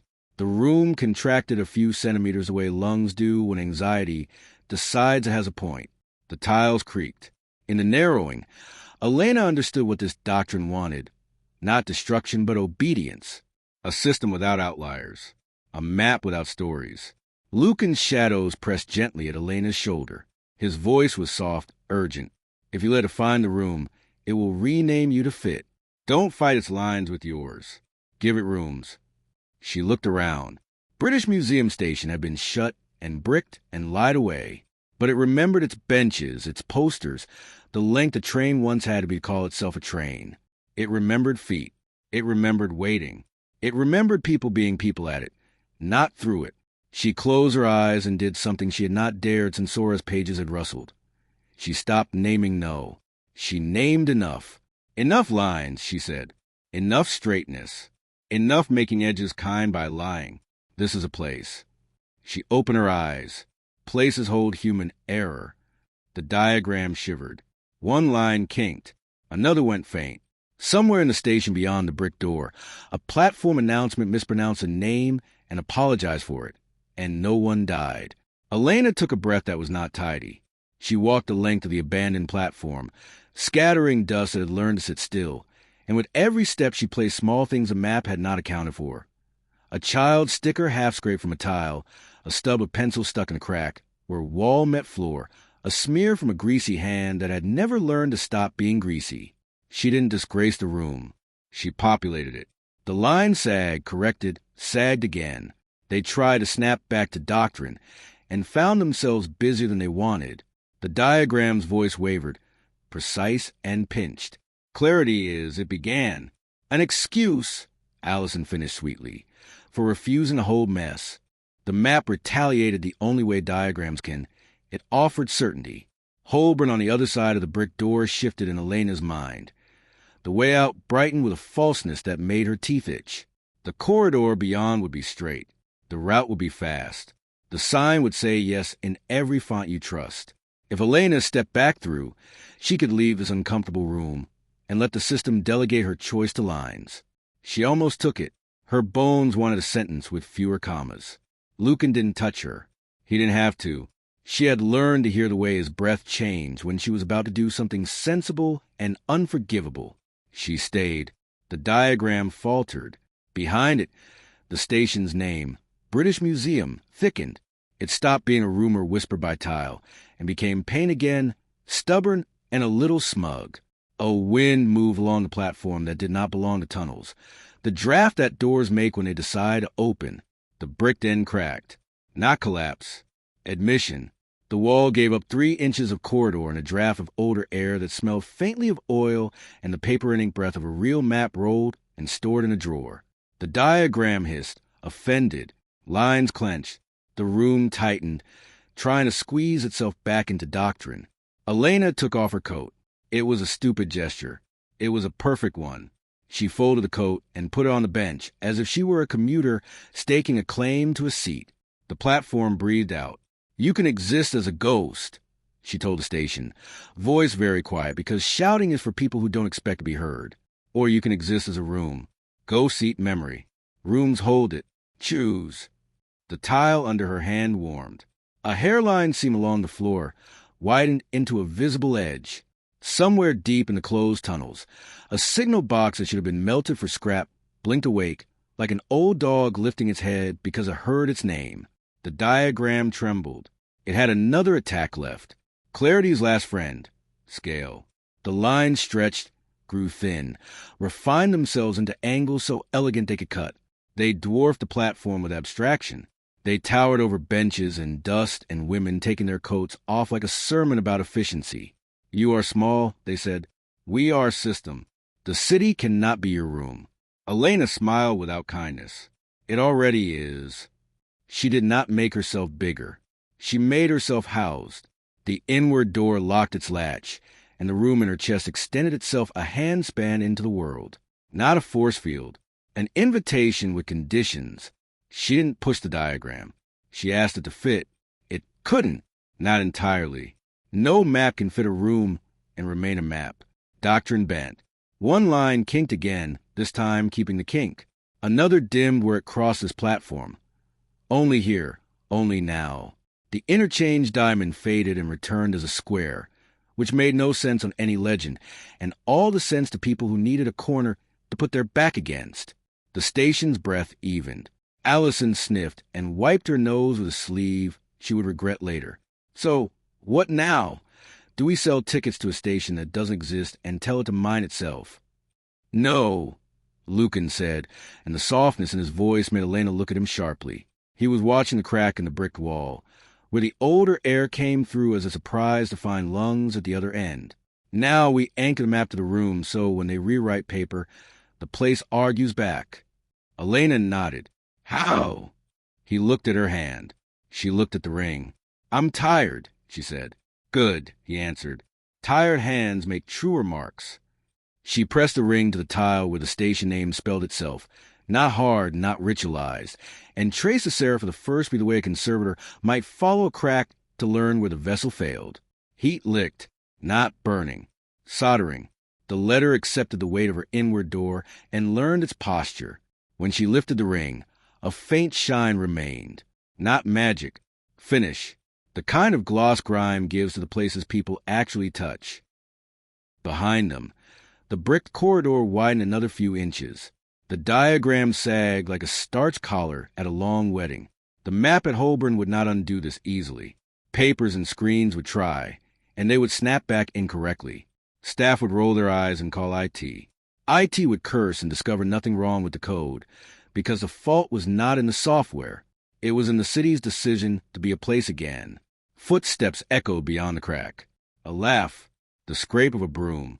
For a second the platform remembered cleaners and night crews, and a particular rank kindness of people who keep spaces usable without expecting applause. Elena let herself sit. The bench was harder than it looked. The hardness was perfect. She breathed. For the first time since Sicily, the room behind her ribs stopped bracing, and simply was. Allison sat beside her, elbow bumping Elena's like proof of life. New plan? She asked, not because she wanted one, but because people feel better when lists exist. We teach the city to prefer rooms to routes, Elena said. Everywhere doctrine tries to flatten, we give it corners. Allison nodded, mouthed a grim line that meant she was trying not to cry. We'll need allies. We have them, Lucan said, and inclined his head toward the bricked corridor where the broom sound had become whistling. Not a song. A person trying air on their lips to see if it still worked. The kind of sound that means shifts over soon, and there's curry at home. Elena stood. We leave this door ajar, she told the station. On your terms. The tiles glimmered. Not yes. Not no. Enough. They stepped back through into Holborn's fluorescent honesty. The corridor looked straight again, but only the way a tired person stands straight, because the photograph asked nicely. On the way up, the map they'd first seen had a new quaintness about it, as if someone had let a child's drawing into a board meeting. For a second, where BRI had flickered, British Museum printed all the way through in small, stubborn letters before the system remembered itself and hid the word. The hiding looked like a blush. At the barrier, a woman in uniform who had been trying to decide whether to be helpful or procedure glanced up at Elena, and her mouth bent into the kind of smile people give other people in grief or at weddings. I see you in a place where all pretending is ordinary. Mind the gap, she said, as if the phrase meant something very specific again. We will, Elena said. Outside, the rain had decided not to be dramatic and fell with the patient pettiness London reserves for afternoons. Cars hissed. The city skin smelled like stone that had learned to live politely with oil. Allison shoved her hands deep into her coat and looked over her shoulder at the station, then at the sky, then at Elena. They won't like that we gave their doctrine a bench. No, Elena said. They'll try to seat us somewhere else. Lucan's phone buzzed with another message from nothing. He read it, jaw tightening. They've taken the lesson. Posters are changing all over the network. Not just maps. Slogans. What do they say? Allison asked, already disgusted. He met Elena's eyes. Be reasonable. Elena's laugh tasted like iron. Good. I've been waiting my whole life to be unreasonable on purpose. She turned her collar up against the rain and started walking toward where the city had decided to set its next trap. Carry with her a ring that soldered letters, a room that refused a host, and the knowledge that benches can beat doctrine if you sit on them long enough. They didn't have to search for the next fight. It had already printed itself on every surface that could hold glue. Posters had always lied. Today they lied politely. Be reasonable, they said in 1,000 fonts that had tested well in 1,000 focus groups, on bus shelters and hoardings in the backs of seats, in good colors that didn't startle the eye. Underneath, in smaller, more generous type, let the city carry you. Say yes to simplicity. Say yes to yes. Allison stopped at the corner by Kingsway and stared at a bus slide past, its entire flank declaring be reasonable in the comforting navy of institutions. God, they even nailed the kerning. Lucan watched the lights on the Piccadilly billboard field rotate through products and promises until slipped between a sneaker and a streaming service. The motto appeared again like a confession murmured into a microphone. Be reasonable. The crowd didn't flinch. Why would they? Reasonable is how you are permitted to ask to live. Elena felt the ring's warmth as a steady coin. Behind her ribs, the room held. She could not, would not, argue with every poster. This wasn't bells or bridges. It was doctrine turned to wallpaper. It was a story you hardly ever notice yourself repeating. Where does it start? She asked, more to the air than either of them. Every system has a first mouth. Allison squinted up at the Piccadilly lights. Cranes, she said unexpectedly. Those screens get fed from a control room with a name like Broadcast Suite A, where 3 21-year-olds on minimum wage take orders from 6 clients with fear of God in their eyes. She pointed down the street. There. You're guessing, Lucan said. I used the data lighting tech. Allison shot back, already walking. Come on. Doctrine needs plumbing. They cut west through a city that had started speaking in slogans. Banners over roadworks apologize for your troubles, while instructing you to admire progress. In a cafe window, a chalkboard promised, yes is quicker. A Santander bike dock blinked except where it should have blinked available. Men and women tapped phones that told them to be reasonable about fees, deliveries, the price of fruit, their own exhaustion. Elena felt the inch of her inward door flex. Reasonable tried to come into the back way, through habits, through the ease of letting the system guess for you, so you could save your spine for harder refusals. She breathed and let the room be unhelpful. She watched a man step off a curb because a pedestrian signal had said walk when the traffic said don't, and a driver brake hard because most people won't let other people die in front of them no matter what signage says. The city's grace was surviving its instructions. The building Allison chose had all the charm of a filing cabinet. Anonymous frontage, security camera with drooped eyelid, a lobby that smelled like coffee that had once known ambition. A woman in a polo shirt looked up from a desk with the wariness of someone who had learned not to mistake strangers for deliveries. Hi, Allison said, and produced the kind of smile middle managers practice in mirrors. We're here about the creative. The woman blinked. Which client? City of London. Allison said without missing a beat. Campaigns everywhere. Tagline's wrong. Looks like it's working, the woman said. That's the problem, Allison answered. Elena felt it then, the building's elevators inhaling. Not air, consent. Somewhere up there, in a room with carpet tiles and ergonomic chairs, the map had rented an office. It was feeding reasonable into the city by persuading technicians that instructions are truth. Lucan's shadow slid under the desk and tripped apart a computer that makes receptionists decide to ask no more questions. The woman wrote 3 names on bad paper and pointed them toward a lift. 5th floor, the one with the plants. They rode in a box that reflected them badly. On the 4th floor, the lift paused, changed its mind, and went down. Elena put her palm on the panel and said, with a tiredness that had learned to pass for charm, up. It listened. The 5th floor lobby had plants that were not unpleasantly plastic. A row of motivational prints hung along the wall, a mountain, a runner, a lighthouse. Each had a caption in that now familiar good font. Be reasonable under a peak. Be reasonable under a woman breaking tape. Be reasonable under a beam of light telling ships where not to die. Elena wanted to lie down on the carpet, and set the building on fire with a match she did not own. A man with nice glasses and a bad conscience appeared through a glass door and beamed. He had learned to beam at pitch meetings. "You must be the review.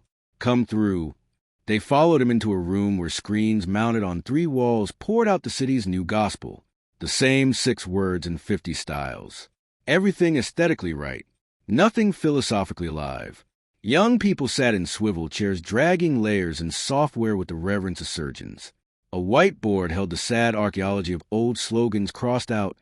Safer together. Trust the system. No surprises. The beaming man gestured. As you can see, uptake is... "No," Elena said. The room turned. Even Lucan blinked. She walked to the largest screen and stood very close. Pixels blurred into fields. The slogan floated over an image of the river taken at that flattering hour, when water pretends to be friendly. Be reasonable. She could feel the doctrine in the anti-aliasing. The line waits. The way they are curled like a mother. It was inviting the city to host its own erasure, because people are less frightened of losing things if they get to call it compromise. "Who wrote it?" she asked quietly. The room shifted weight. The beaming man stopped beaming. A girl with a half-shaved head and a sweatshirt that didn't want to be at work lifted her hand. "Me," she said, as if confessing to having had too much to drink. Elena nodded. "Did you mean it?" The girl swallowed. "It tested." "That's not what I asked," Elena said. Silence under neon. Even the screen seemed to hold breath. The girl looked down at her hands. "I meant be kind," she said finally. "But no one wants to be told to be kind. They'll kill you for it online. So I picked reasonable." It sounded less like an accusation. Elena breathed out, because there it was, the point where doctrine steals from good people. Reasonable is for when people with power want other people to take smaller breaths. The girl flinched as if Elena had slapped her. We're just," she swallowed. "We're told what works."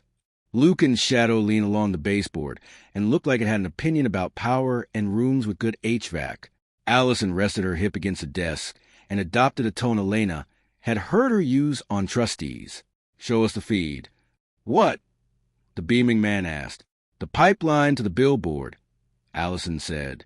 "If we're going to fix a word, we fix it where it leaves a room." He hesitated just long enough to understand that refusing would be more work than obeying. "Here," he said, and led them behind the screens to a rack of machines. Cables. Boxes with lights. The altar function. Lucan touched nothing, which somehow made everything look touched. Elena watched the field where images were waiting to become city and felt the ring warm. The inward door knew better than to invite herself into hardware. But rooms exist in wires too. Names exist in comments typed at midnight on briefs no one will read.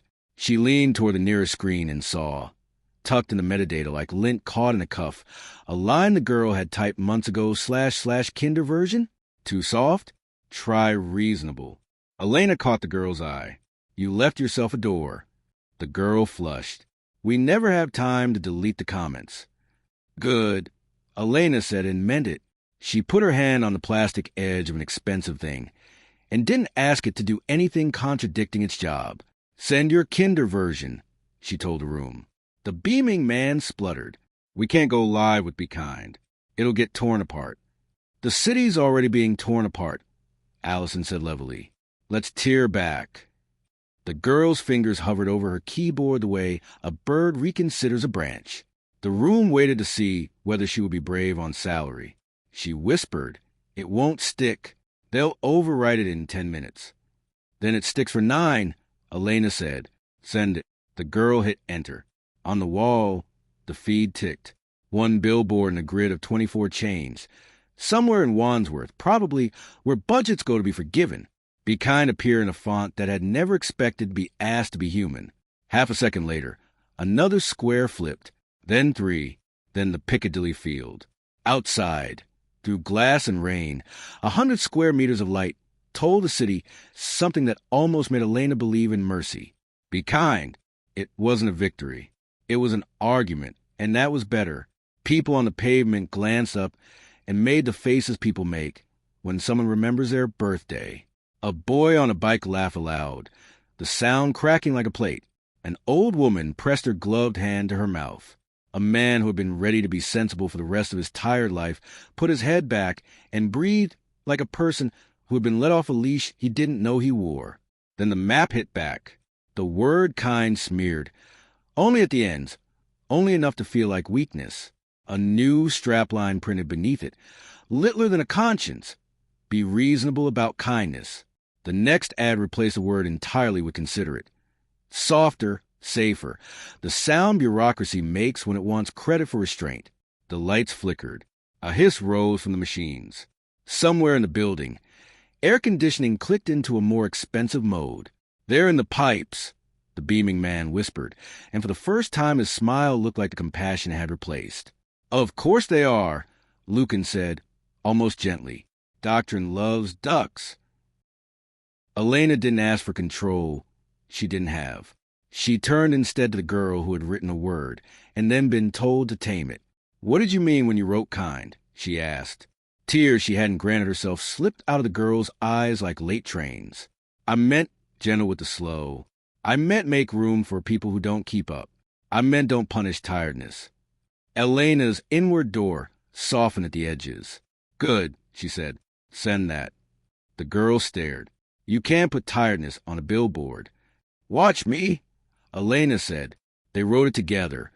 Fingers and ring and the stubbornness of a room that had decided to host on purpose. Be kind to the slow. Make room for the tired. No branding. No logo. The kind of text that looks wrong, because no one got paid to make it slippery. The screens hummed. The grid flipped. Piccadilly blinked and then, only for 5 breaths, told the city of things cities forget, because forgetting keeps trains on time. Outside, something in the weather changed. Not rain. Tone. A bus driver who had been deciding whether to close his doors on a woman, running decided he could wait 10 seconds. A man with a briefcase moved 1 step to his left and discovered that the person behind him had been crying and now didn't have to in a queue. The map hissed again and shoved a layer of Be Reasonable back on top, but the seams showed now. The doctrine had fingerprints. It had been caught making itself in a room that wasn't soundproof. Elena stepped away from the machines, exhausted and almost giddy. "We can't hold this," she said, "but we can make it take us into account." The beaming man, no longer beaming, scrubbed a hand over his face. "We'll all be fired." "Maybe," Allison said, "or maybe in 3 months. When everyone is bored being reasonable, they'll hire you back as innovators. You'll get a raise for putting the city soul on a slide." The girl looked at Elena. "What are we fighting?" Elena thought of ash that wore faces like counterfeit masks, of bells that learned to be throats, of bridges wanting to be mouths. She thought of a word that opened inward. "Hunger that likes good manners," she said, "and our own wish to be told we're not making trouble." The ring warmed as if approving the blasphemy. Lucan's shadow leaned, satisfied. "They'll pivot," he warned. "If slogans can't carry the yes, they'll put it into law.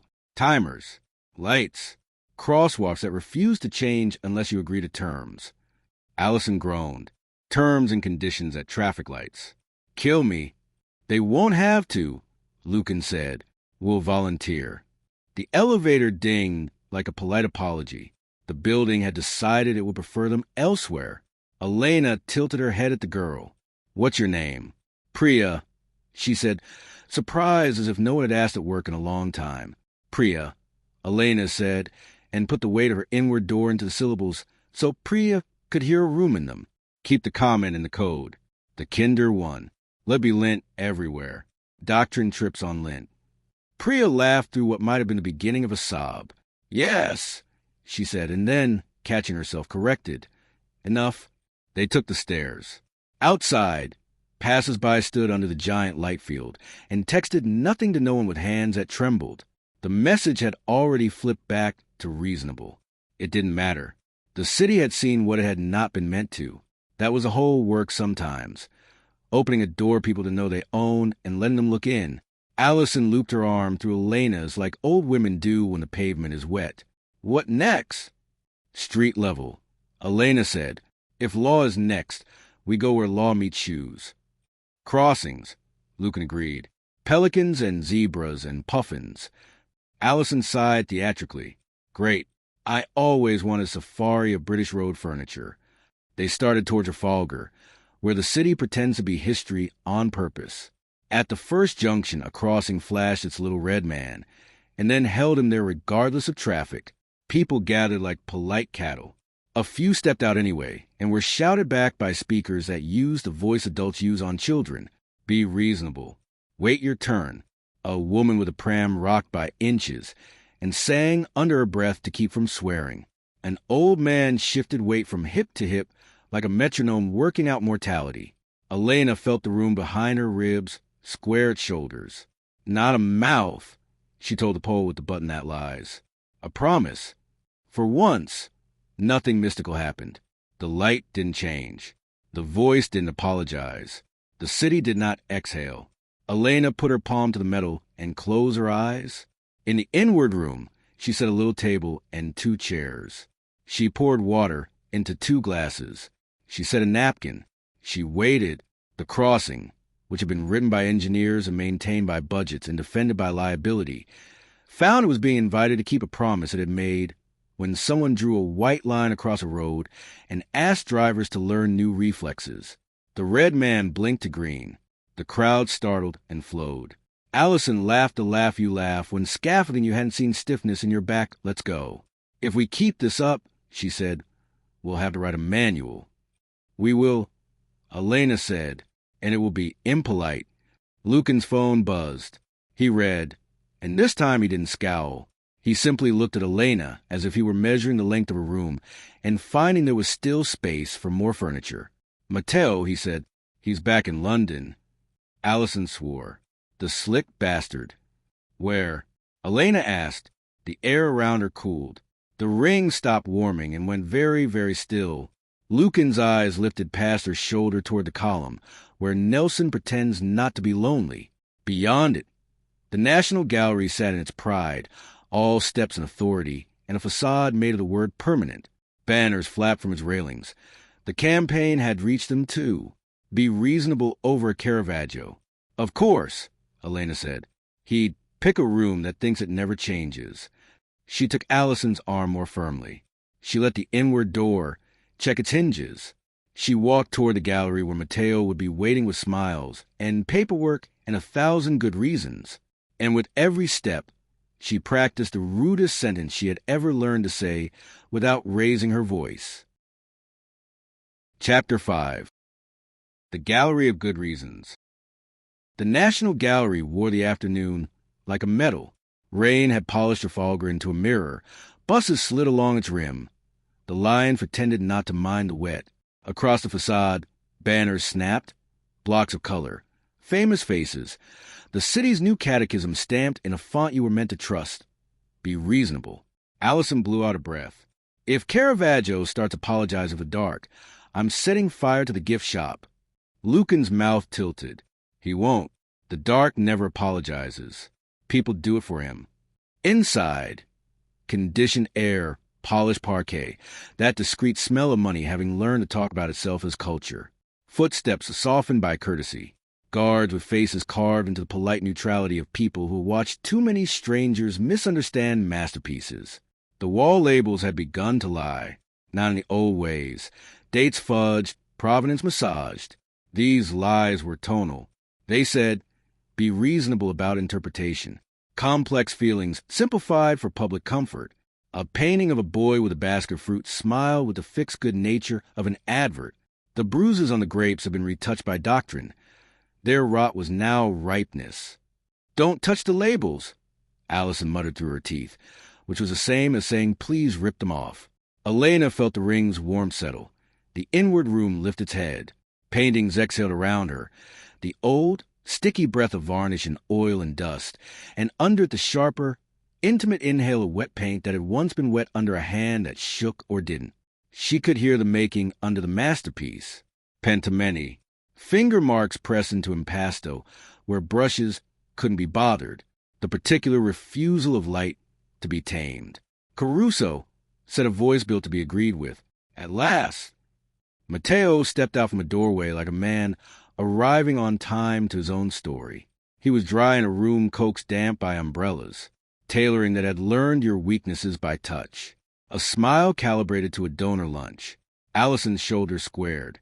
You're a cockroach in a suit. Allison, he inclined his head, still charming. Lucan moved a half-step closer to Elena. No threat, merely topography changing around a hillside. Mateo's gaze snagged on him, just long enough to reveal recognition, just long enough to harden. Then the smile returned to its setting. Shall we be reasonable? Mateo said. Let's not, Elena answered. She hadn't planned to. It simply arrived, the impolite sentence that fit her teeth. He laughed, delighted, as if she'd placed her knife and fork incorrectly at a dinner he could fix by being patient. The city is tired, Elena. You are tired. All those little no's.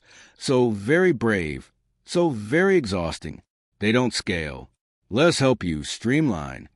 He gestured, and the nearest label obediently rewrote itself. Artist unknown became collective work.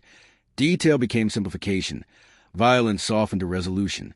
The chiaroscuro on the canvas shivered, then smoothed, the dark losing a half-tone like someone letting out breath slowly through their nose, so the room wouldn't notice they were bored. Stop, Elena said, and the room behind her ribs stood. The label flickered, failed to please itself, and sulked back to truth. Mateo's smile thinned. You can't hold this room, and the river, and the map, and the law. You're one woman. Rooms hold themselves, she said. He glanced at the ceiling, the paint, the public, as if summoning witnesses. This is a national collection. It is not your room. Nor is it your mouth, Lucan said softly. Mateo turned all his attention to the shadowed man. I remember when you learned to make sentences, he said, and for a heartbeat Elena saw it. The quarry where memory had nursed its first granite grudges, the way Lucan had taught himself to be grammar around pain. Mateo's eyes came back to Elena. Sora, he said, tasting it like a foreign spice. The word folded the air. Elena's chin lifted despite the cold running her spine. You don't know what it means. I don't have to, he said. I only have to say it first. He stepped backward into the next gallery, and they followed because pride hates being lured, and rooms have continuity even when you wish they'd stop. Italian Baroque. Gold frames like theatrical instructions. Paintings that had made deals with God and light, and sometimes lost. Mateo stopped in front of a canvas that was all hands. Hands pleading, hands ordering, hands holding bread and knives. The face in the corner, bearded, close-shaven, straight nose, was painted with the kind of attention a man gives a mirror.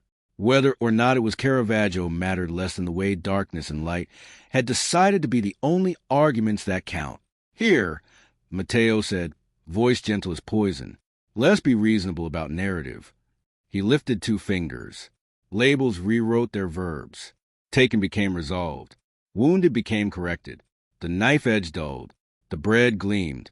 The yellowing varnish over the paint squeezed like a bruise. Elena stepped closer. Up close, the lie was easier to see. The brush's bile barely contained. The ground showing at the edge where the master ran out of time or interest. A thumbnail ridge where a thumb had steadied a hand. She knew that touch as if she had watched it.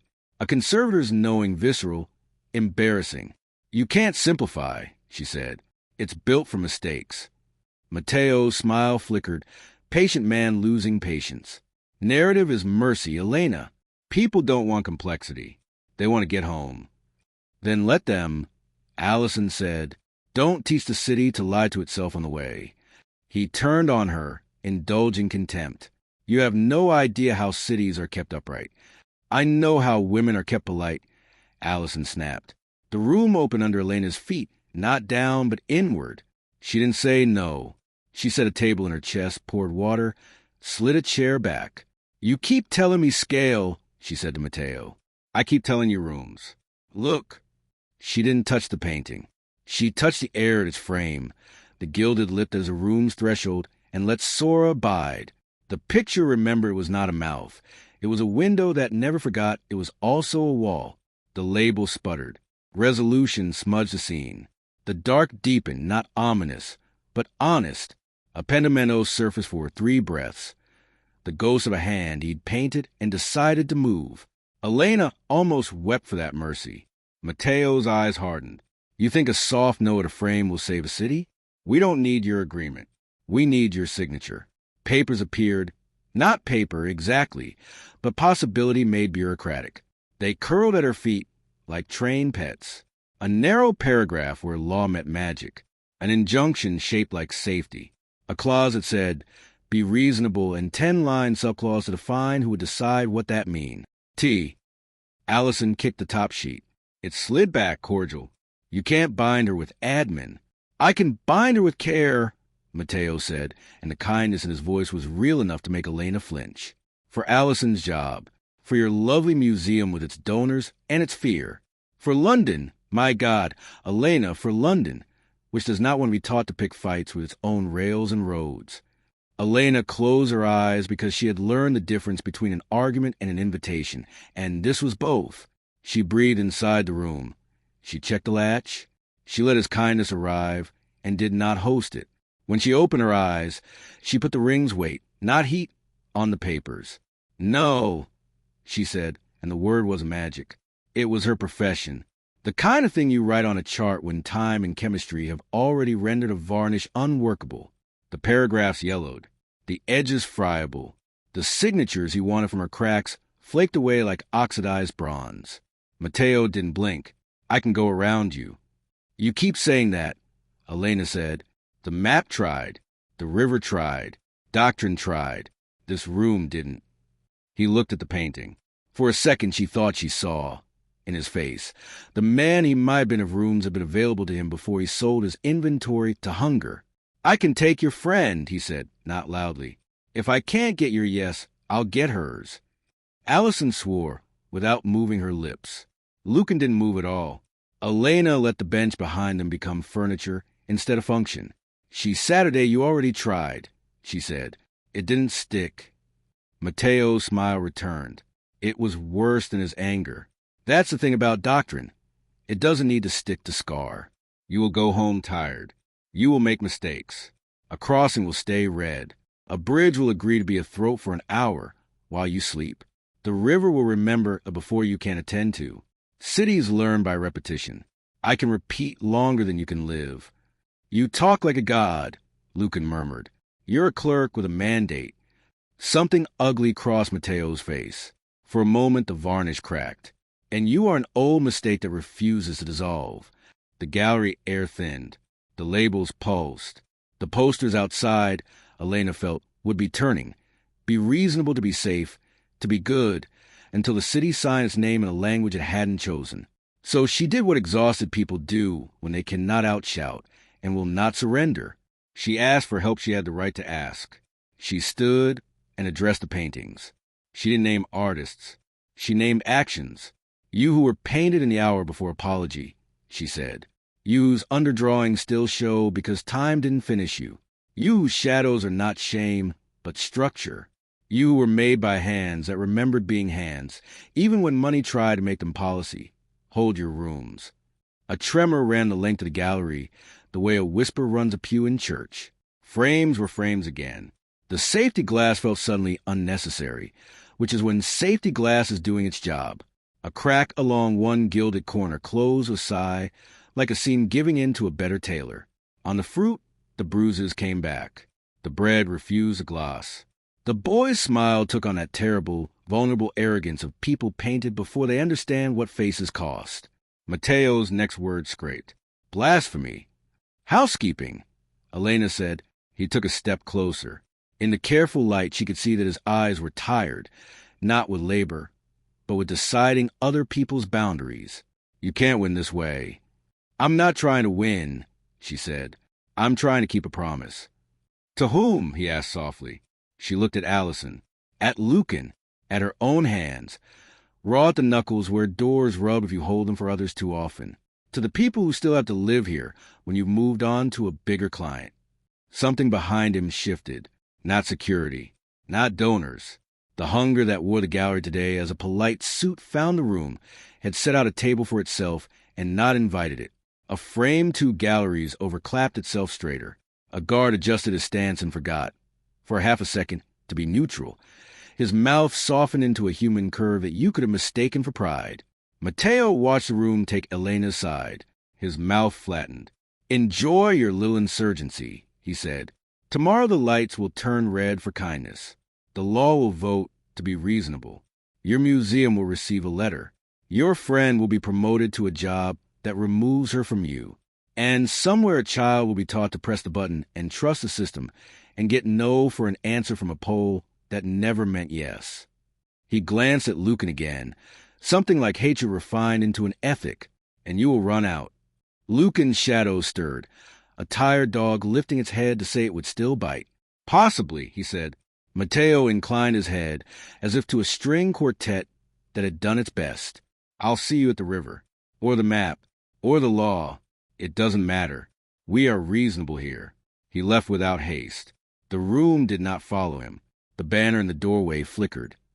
Be reasonable to be kind, to be here, to nothing at all, then back to the hooligan politeness of the day. Elena sat again, because her legs were doing the small shaking that comes after not being carried by a machine that wanted to carry you wrong. Allison sank beside her and pressed her forehead to Elena's shoulder. It was too warm. It was perfect. Lucan stood at the threshold and kept watch while pretending not to. He knows Sora, he said without looking back. He knows the sound. Elena said, not the room. You sure? Allison asked, muffled. Elena slid a hand over the ring and found, under the metal, the shape of a table, 2 glasses, a chair. Yes, she said, and the word didn't feel like a fight. It felt like furniture. They stayed until the guard with a softened mouth drifted over and said very quietly, closing in 10. The kind of sentence that means please take care of yourselves in the dark. Outside, the rain had settled into compromise. The lions looked like they were trying not to laugh. Across the square, an LED truck trundled past with the campaign rolling on its sides. Be reasonable scrolled. Then, for a heartbeat less, you could swear it said, be a room. Allison squeezed Elena's hand hard enough to bruise. What now? Now, Elena said, and looked up at a city that had learned to argue in good fonts. We go right in polite instructions where everyone can see them. Graffiti? Allison brightened despite the day. Please say graffiti. Worse, Lucan said, half smile like a shadow learning to enjoy itself. We write policy. Elena laughed because crying would have been too reasonable. Then the ring cooled. The inward door checked its latch, and they began walking toward a night full of red men, glass, doctrine, small kindnesses, and a clerk in a suit who would run out one day and would not laugh when it happened. They didn't break into City Hall. They used the front door. Allison bullied the guard with the confidence of a woman who had told trustees no and kept her job anyway. Public meeting, she said. Special session, infrastructure and safety. Papers went out an hour ago. We're late. The guard, mid-50s, damn patience, eyes that had seen worse slogans, checked a clipboard that hadn't been updated since the afternoon. Something in the building's wiring twitched, and a new line printed itself at the bottom. Addendum.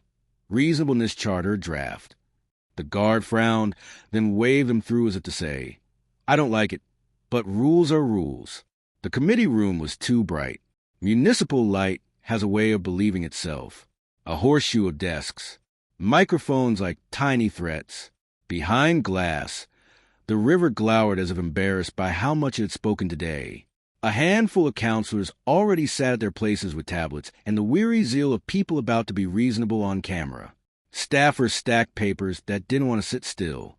Priya was there, hood up, visitor badge crooked, laptop open on a screen full of CSS, and a sticky note that read kind, reasonable like a spell. She looked up, startled, then relieved. They hijacked the agenda, she whispered as they slid into the back row. This reasonableness charter wasn't here at 6. It's everywhere now. Crossing, signal logic, map standards, signage language, even a copy on the city website. If they pass it, the yes goes formal. That's the point, Lucan murmured. Doctrine loves bylaws. Elena felt the ring's weight, not heat. The inward room lifted its head and looked for a chair. Allison found them one by dragging in a spare from the wall, scraping metal across carpet like a bad opinion.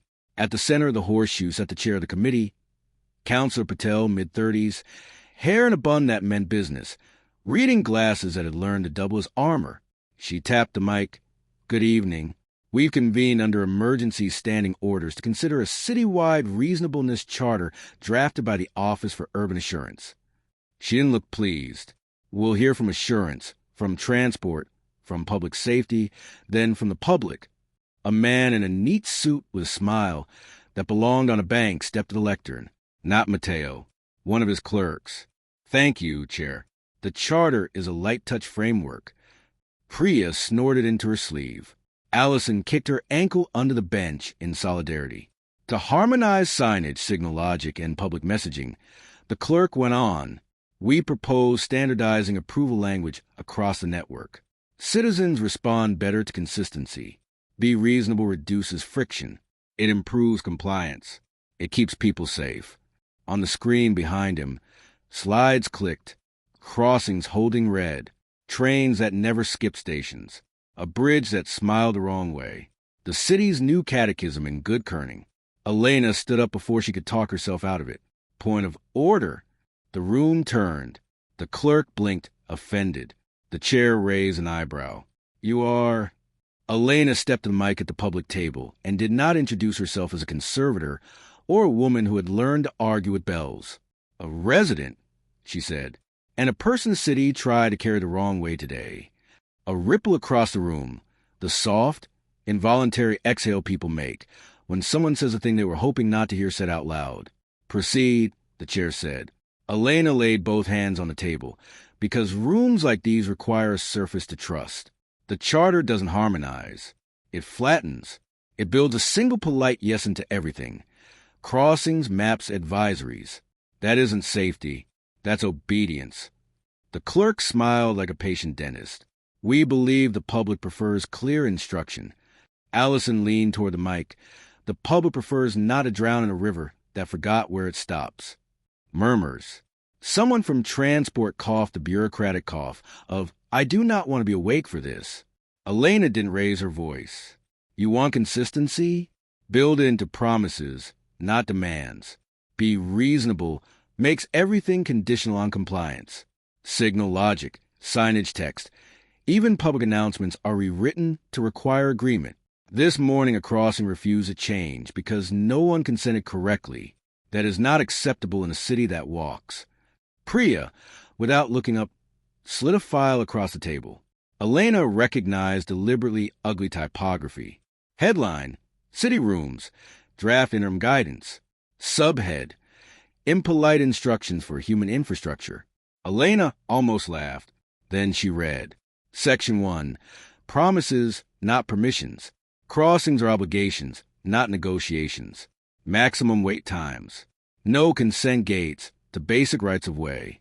Escalators are stairs that volunteered. They must fail safe to stairs, not to rivers. Section 2, Rooms over routes. Every station/platform must retain a designated room zone, bench plus light plus sign, that refuses doctrinal overrides and stays truthful. Maps must be anchored to places, at least one per line per borough, so doctrine can't erase a room by editing a legend. Section 3, Language that holds. Replace compliance slogans with hospitality language. Be kind to the slow. Make room for the tired. Ban signage that demands agreement, accept consent comply, to access standard services. Section 4, Right to refusal. Citizens may decline to interact with automated systems that demand assent where none is legally required, without penalty. Oh, yes, buttons must be paired with not now. That actually works. At the bottom, this guidance is temporary. It buys time to write law with rooms in it. Elena looked up. I'd like to table an alternative. The clerk actually laughed. With respect, you can't swap a professionally drafted citywide charter for that. The chair scanned the pages. Her mouth twitched once, twice, like a woman trying not to enjoy something at work. We can table it. We can hear it. And we can adopt guidance while we work on law. She nodded at Elena. Summarize. Elena did. Calmly. Crossings that keep promises. Maps anchored to stations that refuse to be corridors. Bans on consent gates for ordinary movement. Language that invites responsibility instead of demanding compliance.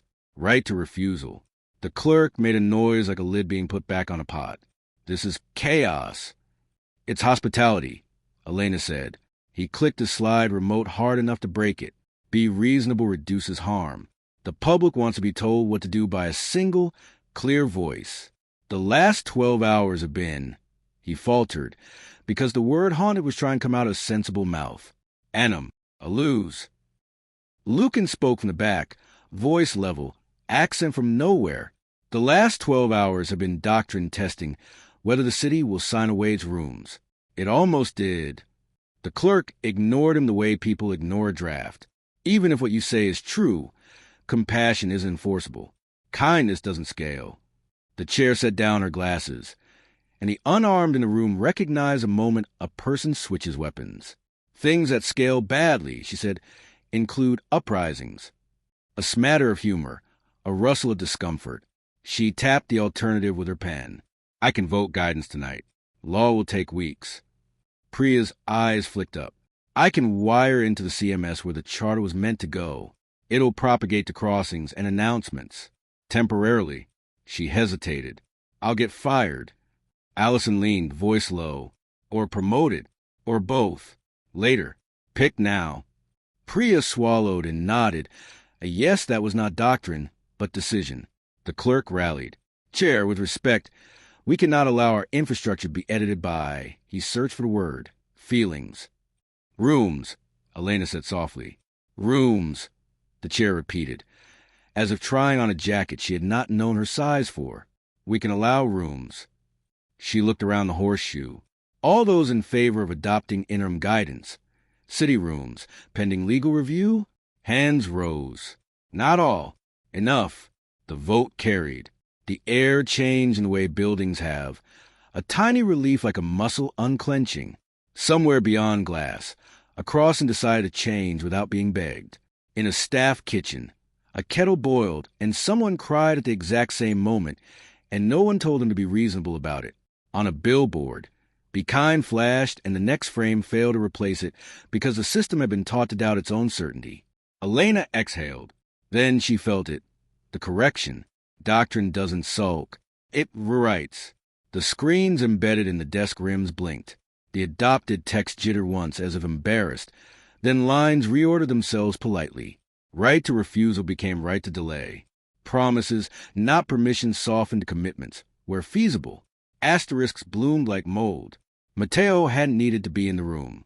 He was in the pipes. Priya swore, fingers flying. They're patching around. The charter's framework is sandboxing us. Elena's inward door checked its hinges. She didn't reach for heat or spectacle. She reached for solder. She touched the ring to the microphone stem, to the wood lip of the public table, to the leg of the chair's desk. Nothing glowed. Nothing cracked. The metal took on a faint, greasy sheen where human hands almost never touch it. Anchor points, she said, for in this room, 2 in transport, 1 in comms, 1 in the street outside. Priya bit her lip. That's not how networks work. It's how rooms do, Elena said, and smiled with all her teeth because she had earned a little superstition. Allison stood. Let's do the street. They left the committee chiseling amendments while pretending to be voting. Out on the embankment, the river pretended innocence. A crossing stood with its red man patiently holding small children's hands until the light changed. Elena put her palm on the metal pole, cold, scuffed, a bruise at hip height where the city has been lazy, and said, Promise. The ring left a mark you'd miss, unless you were looking for dirt. A bus slid past would be reasonable half showing in a seam. It tried to finish the sentence. It failed. It printed B and then, with a hiccup like whether that cannot settle, nothing. Lucan looked upriver. We bought time. He sounded almost impressed. Not much. Enough, Elena said, and meant it. Enough to sleep 3 hours and write the manual. Allison groaned. I was joking. Not anymore. Elena said, we write policy the city can keep when we're gone. Priya caught up, breathless, hair damp with weather and courage. I pushed the guidance live on the CMS. I set the priority too high. IT will scream, but it'll take them hours to find where I hid the switch. Elena hugged her without asking permission. Priya inhaled like someone discovering that hugs are policy, too. Across the river, lights in a line went out.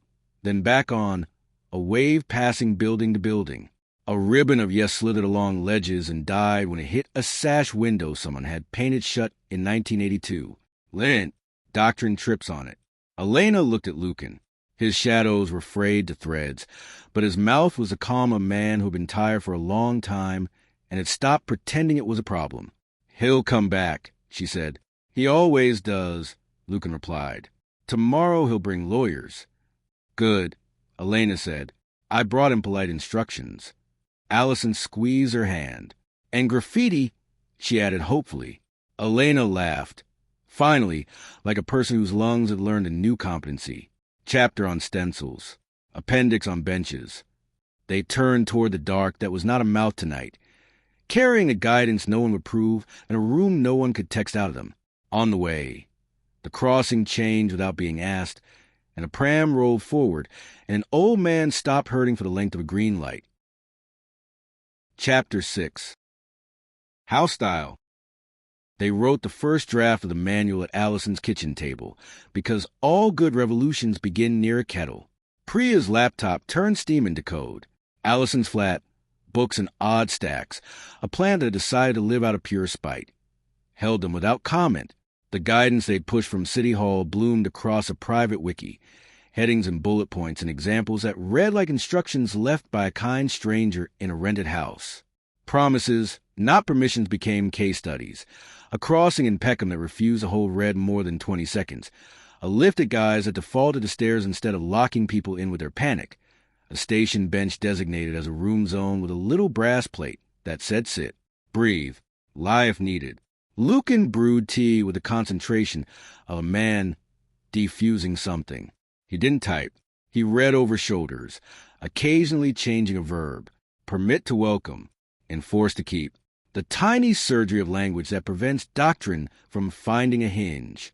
At 2 a.m, the city decided to publish. Phones lit up. Screens blinked awake. Priya's laptop pinged, and kept pinging until the sound of civility became a drill. A push notification rolled through London the way fog used to. "We've updated our reasonableness policy. Tap, I agree, to continue using city services." Allison's laugh had no humor left in it. City services, meaning what, electricity? Breathing. Priya's hands were already flying, pulling packets apart on screen. It's not from City Hall. It's coming from a mesh they piggybacked across transport, utilities, even the bloody library cards. If you don't hit agree, your oyster blocks, your bike key fob sulks, your building's door app stops. Not universal, but enough. Elena's phone vibrated. Obedient. She didn't look at it. She looked at the room behind her ribs and found a chair. "Right to refusal," she said. "We wrote it. Now we use it."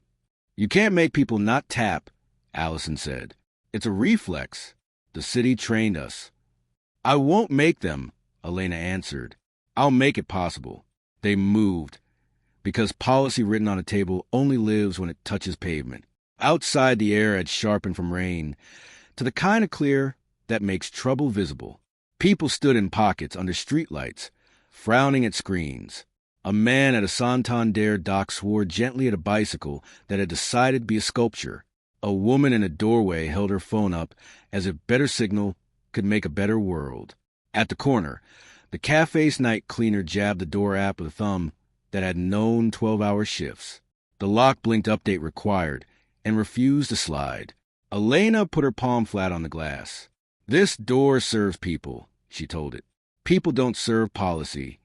The ring left no heat, only weight. The lock blinked not now where update required had been.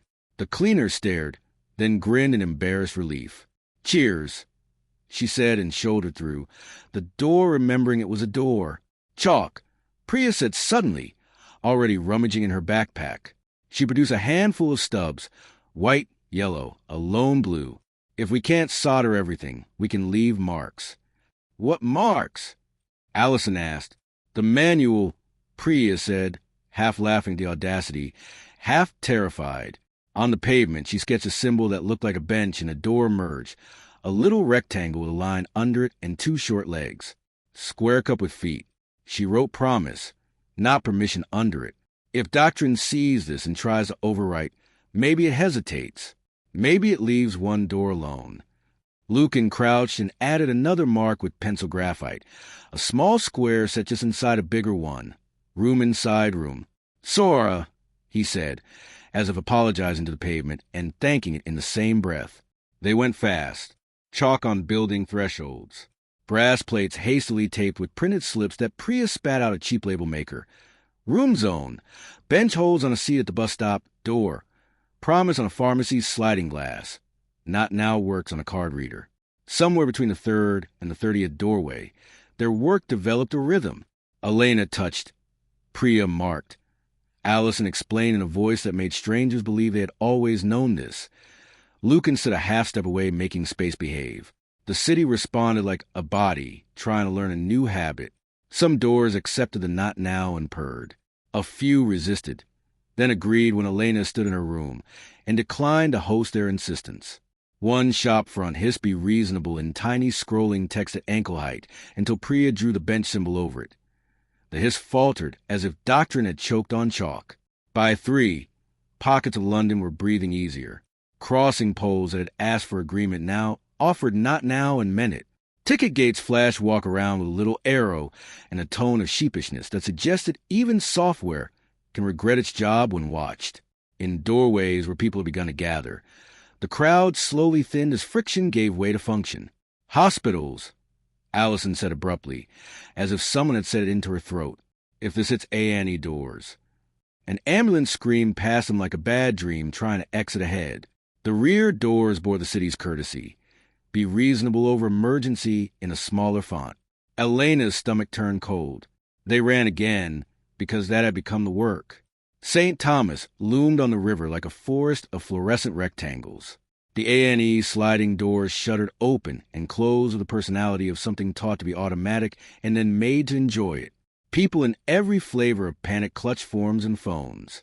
On the wall beside the entrance, a digital sign politely declared, "Update required for entry."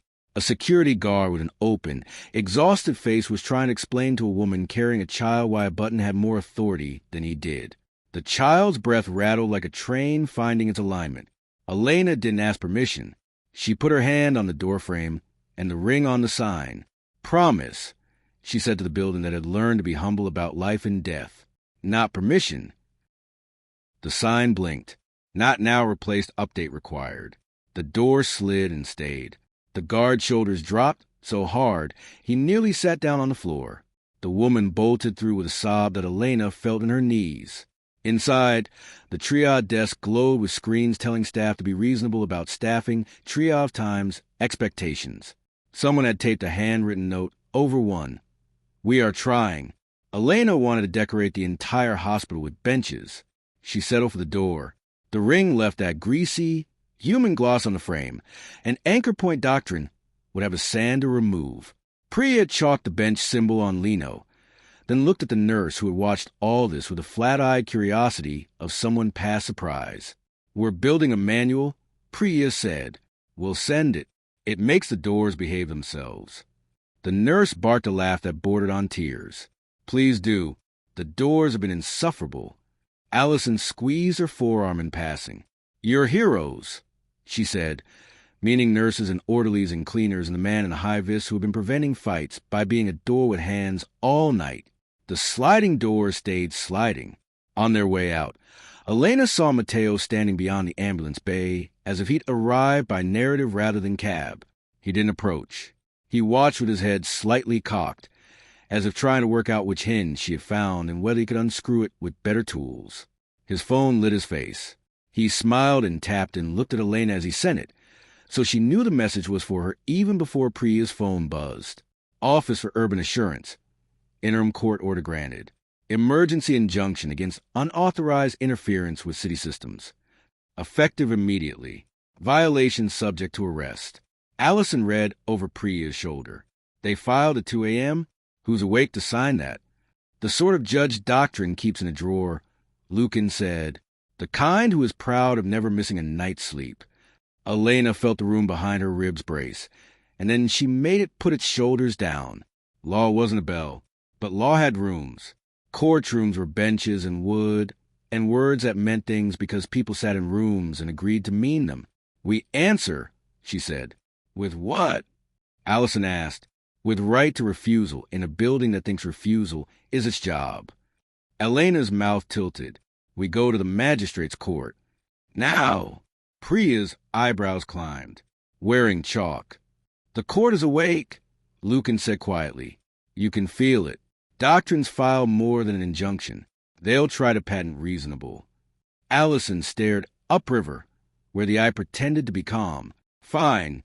If I get arrested for contempt of court, I'm making it a story I dine out on for 20 years. They moved again, elbows brushing. London at 3 felt like London at 3. Cleaning crews. Foxes running like rumors. Men on bikes who wore their hunger on their faces because doctrine hadn't taught them how to hide it. Somewhere a shop rolled its shutter down because it had decided to be closed early, not because a schedule told it to. The magistrate's building grew out of the pavement with the offended practicality of municipal stone. Inside, a clerk with a cardigan that had seen better budgets sat behind glass that had learned to be polite about being a barrier. She blinked at them with the precise rate of someone who will not be hurried by narrative. Filings, she said, not unkindly. Injunction, Priya said, shoving the notice at the glass. She looked at Elena, who looked at the room and found enough. We're opposing. Interim guidance adopted by council. This order harms the public. We're people. The clerk sighed as if the vowel hurt. Us too. Lucan leaned in as far as courtesy allowed. Doctrine has taught your door to check for consent. He nodded at the little turnstile that controlled the waiting area. The red light over it held steady with the smugness of a small power. Don't let him embarrass you. The clerk looked at the turnstile as if seeing it for the first time as a thing with opinions. She stood, walked around, and kicked the base once with a flat shoe.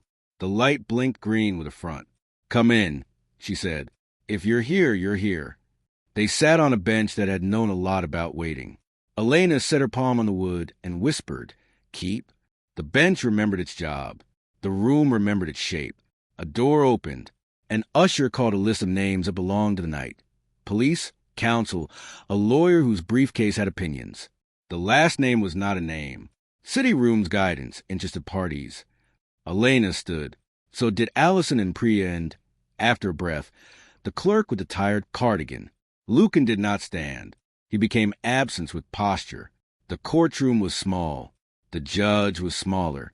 He peered over half-moons with the careful fairness of a man who polishes his spectacles when cases get messy. Emergency injunction filed by Office for Urban Assurance, he said. Interim relief sought to prevent unauthorized interference with city systems. Who speaks for assurance? A woman rose, suit, bun, competence. Her voice could have pulled teeth. We submit that the respondents have unlawfully altered critical infrastructure and messaging, creating risk. Their so-called guidance invites chaos. The charter must stand. And for the respondents, the judge asked. Elena stood because no one else moved. Allison squeezed her knee under the table. Priya set her palm flat on the wood and stared at it as if willing the grain to help. We're not an organization, Elena said. We're people the city carried wrong today. She kept her voice level. We oppose because the charter doesn't keep people safe. It keeps them obedient. We adopt emergency guidance that shifts the burden of promises, not permissions. Doors must open for emergency. Crossings must keep time. Systems must accept not now and mean it. That isn't sabotage. It's repair. The assurance lawyer didn't roll her eyes. Professionals save that for corridor. Sentiment is not law. Rooms are, Elena said, and felt the bench under her hand agree. This building is one. It holds refusal. So do doors and crossings and platforms. We are not asking to be lawless. We are asking you to permit people to say not now to a software prompt. Something like a smile flinched through the judge's beard and died of embarrassment. Counsel for assurance, he said, why does a crossing require consent to change? Security, the lawyer said smoothly. Without clear acceptance, we risk. Liability, Allison muttered, loud enough. Harm, the lawyer finished. The charter ensures compliance for safety. The charter redefines safety as obedience, Elena said, and obedience as consent. That isn't reasonable. Truly dangerous words should always be plain. The judge took off his glasses and cleaned them very carefully. Counsel, can you assure me? He held up a hand to forestall rhetoric. Not with adjectives, with specifications. That no emergency door will lock if a person refuses to agree to your terms? The lawyer's silence told its own story. Interim relief denied. The judge said, almost bored, respondent's guidance may stand pending full hearing. Parties to submit draft orders by noon. He looked over the tops of his lenses at Elena. Please don't write policy on my bench. Elena snatched her hand away, guilty, and then put it back gently because guilt is a door doctrine loves. I'm not, she said. I'm remembering it. Gavel. Stand. The ceremony of law pretending it is immune to narrative. The clerk with the cardigan smiled, as if she'd been allowed to keep something, then looked at Elena with curiosity too tired to be reverent. What are you? Tired, Elena said, and not reasonable. Outside, the city had the look of 3:30 trying to become 4. Street sweepers, early workers, late drunks negotiating treaties with dawn. The Be Reasonable campaign had not vanished. It had acquired a limp. Matteo waited in the shadow of a lamppost with a patience that made Elena want to throw something mean. He gave her an ironic little bow. You've made refusal fashionable. It always was, she said. People just forgot the word. You can't stab a city on fashion, Matteo said. You need doctrine. You need rooms, Elena answered, and we're writing the manual. He smiled with his mouth, not his eyes. Then I'll see you at the printer's. He vanished into the kind of night that explains itself as morning. Elena let her shoulders drop a fraction. The ring cooled. The inward door set its latch and sat down at its table again, patient as furniture. Allison yawned hard enough to make her jaw click. Breakfast, she said, and then naps, and then we make more chalk. Priya held up a chalk-streaked hand like a vow. And I add not now to every UI pattern library I can get into. Lucan watched the river consider itself and, for once, did not look like a cliff pretending not to be tired. And I, he said, speaking to no one into the city, will go find which pipe doctrine hides its next trick in. Elena looked down at the pavement where the little bench symbol she and Priya had drawn outside the court already had footprints through it. Good, she thought. Walk on it. Grind it in. The city exhaled. It was not a victory. It was a morning that hadn't cost a child their breath. They turned toward Allison's flat, toward tea and a manual, and 3 hours of sleep purchased on credit. The notifications on Elena's phone stacked like polite threats. She did not tap. She would, later, when not now meant what it said everywhere. For now, she slid the device into her pocket next to a ring that left grease where doctrine wanted polish. And she walked with people who kept benches honest. The sun thought about arguing with clouds and decided to try. They slept like people who had signed their names in wet concrete and hoped the rain would be kind. 3 hours later, Allison's kettle clicked itself off and on twice, the domestic equivalent of a knock. Elena surfaced into a morning that had agreed to be gray. Her body ached. Not the sharp ache of injury, the dull insistence of having held too many doors that didn't deserve it. Priya was already at the table. Hoodie up, typing with the slumped grace of a human hinge. She'd added a header to the manual in a font that refused to apologize. City rooms, an impolite style guide. Style guide. Elena croaked, reaching for a mug that had learned her hand overnight. Priya didn't look up. Designers obey style guides. Editors, too. If we can't make law, we can make house style. The city publishes all kinds of specs. Fonts for signs, line weight for maps, spacing on buttons. We add ours. Plant it everywhere. Let it be lint they can't lint roll. Allison slid a plate of toast across. Eyes also on the screen. We need it in print, she said. Screen slip? Paper refuses. Lucan leaned in the kitchen doorway like a man who'd been poured there. Shadows looser than yesterday. He'd changed shirts. Somehow it made him look older, the way clothes do on people who forget to match themselves to daylight. Matteo threatened printers, he said. He wasn't being poetic. Then we go to them. Elena said, because apparently that was a manual now. Go to the thing with a mouth and teach it rooms. The printing works sat in an industrial strip, that had been gentrified only as far as the coffee. Inside, noise that was almost a weather system. The smell of ink, metallic, tarry, honest. Men and women in high-vis and ear protection moved like people who can tell by vibration if a machine is about to lie. A foreman clocked them the second they stepped through.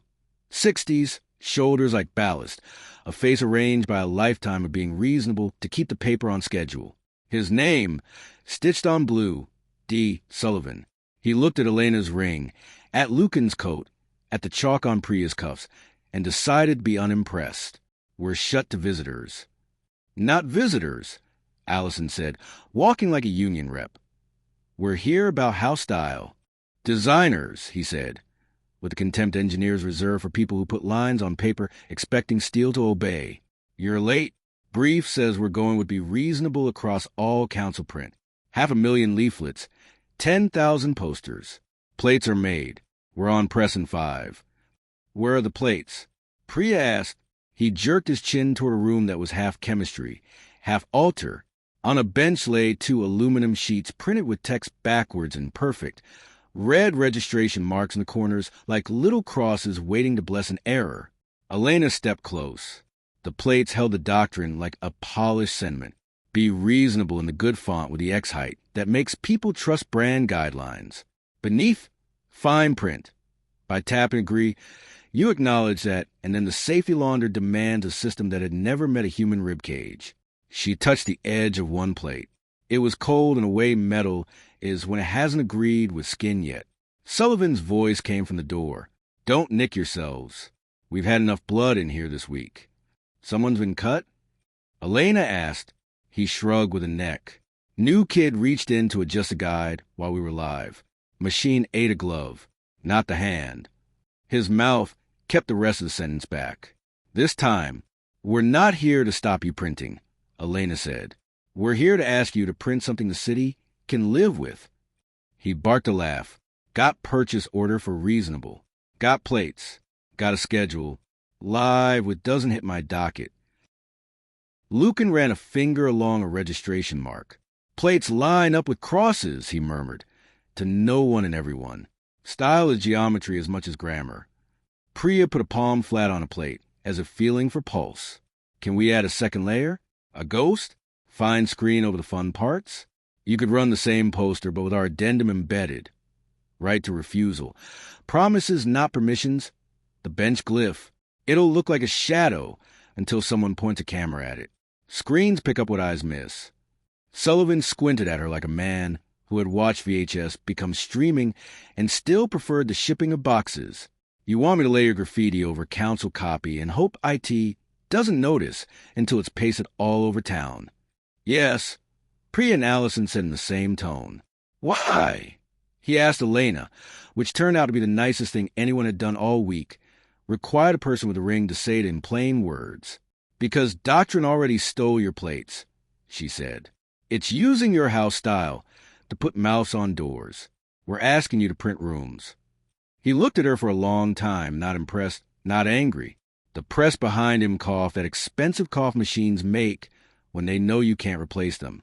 You the one turn the river? He asked abruptly. Elena blinked.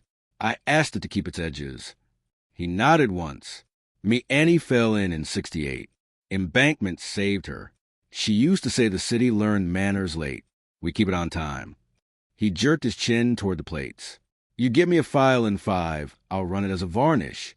5 minutes. Priya squeaked. Sullivan's mouth did a small, mean smile that wasn't unkind. House style, he said. You kids love deadlines.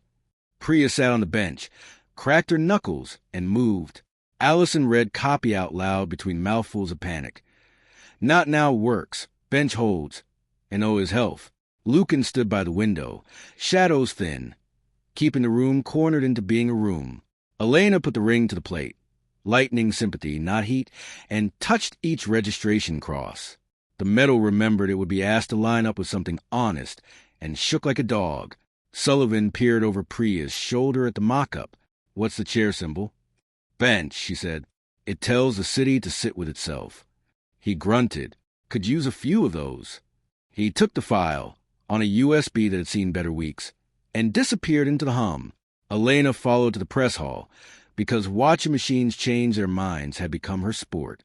The press ate the plates, and the plates told the rollers what to say, and the rollers told the paper. Be Reasonable ran in navy the size of buses.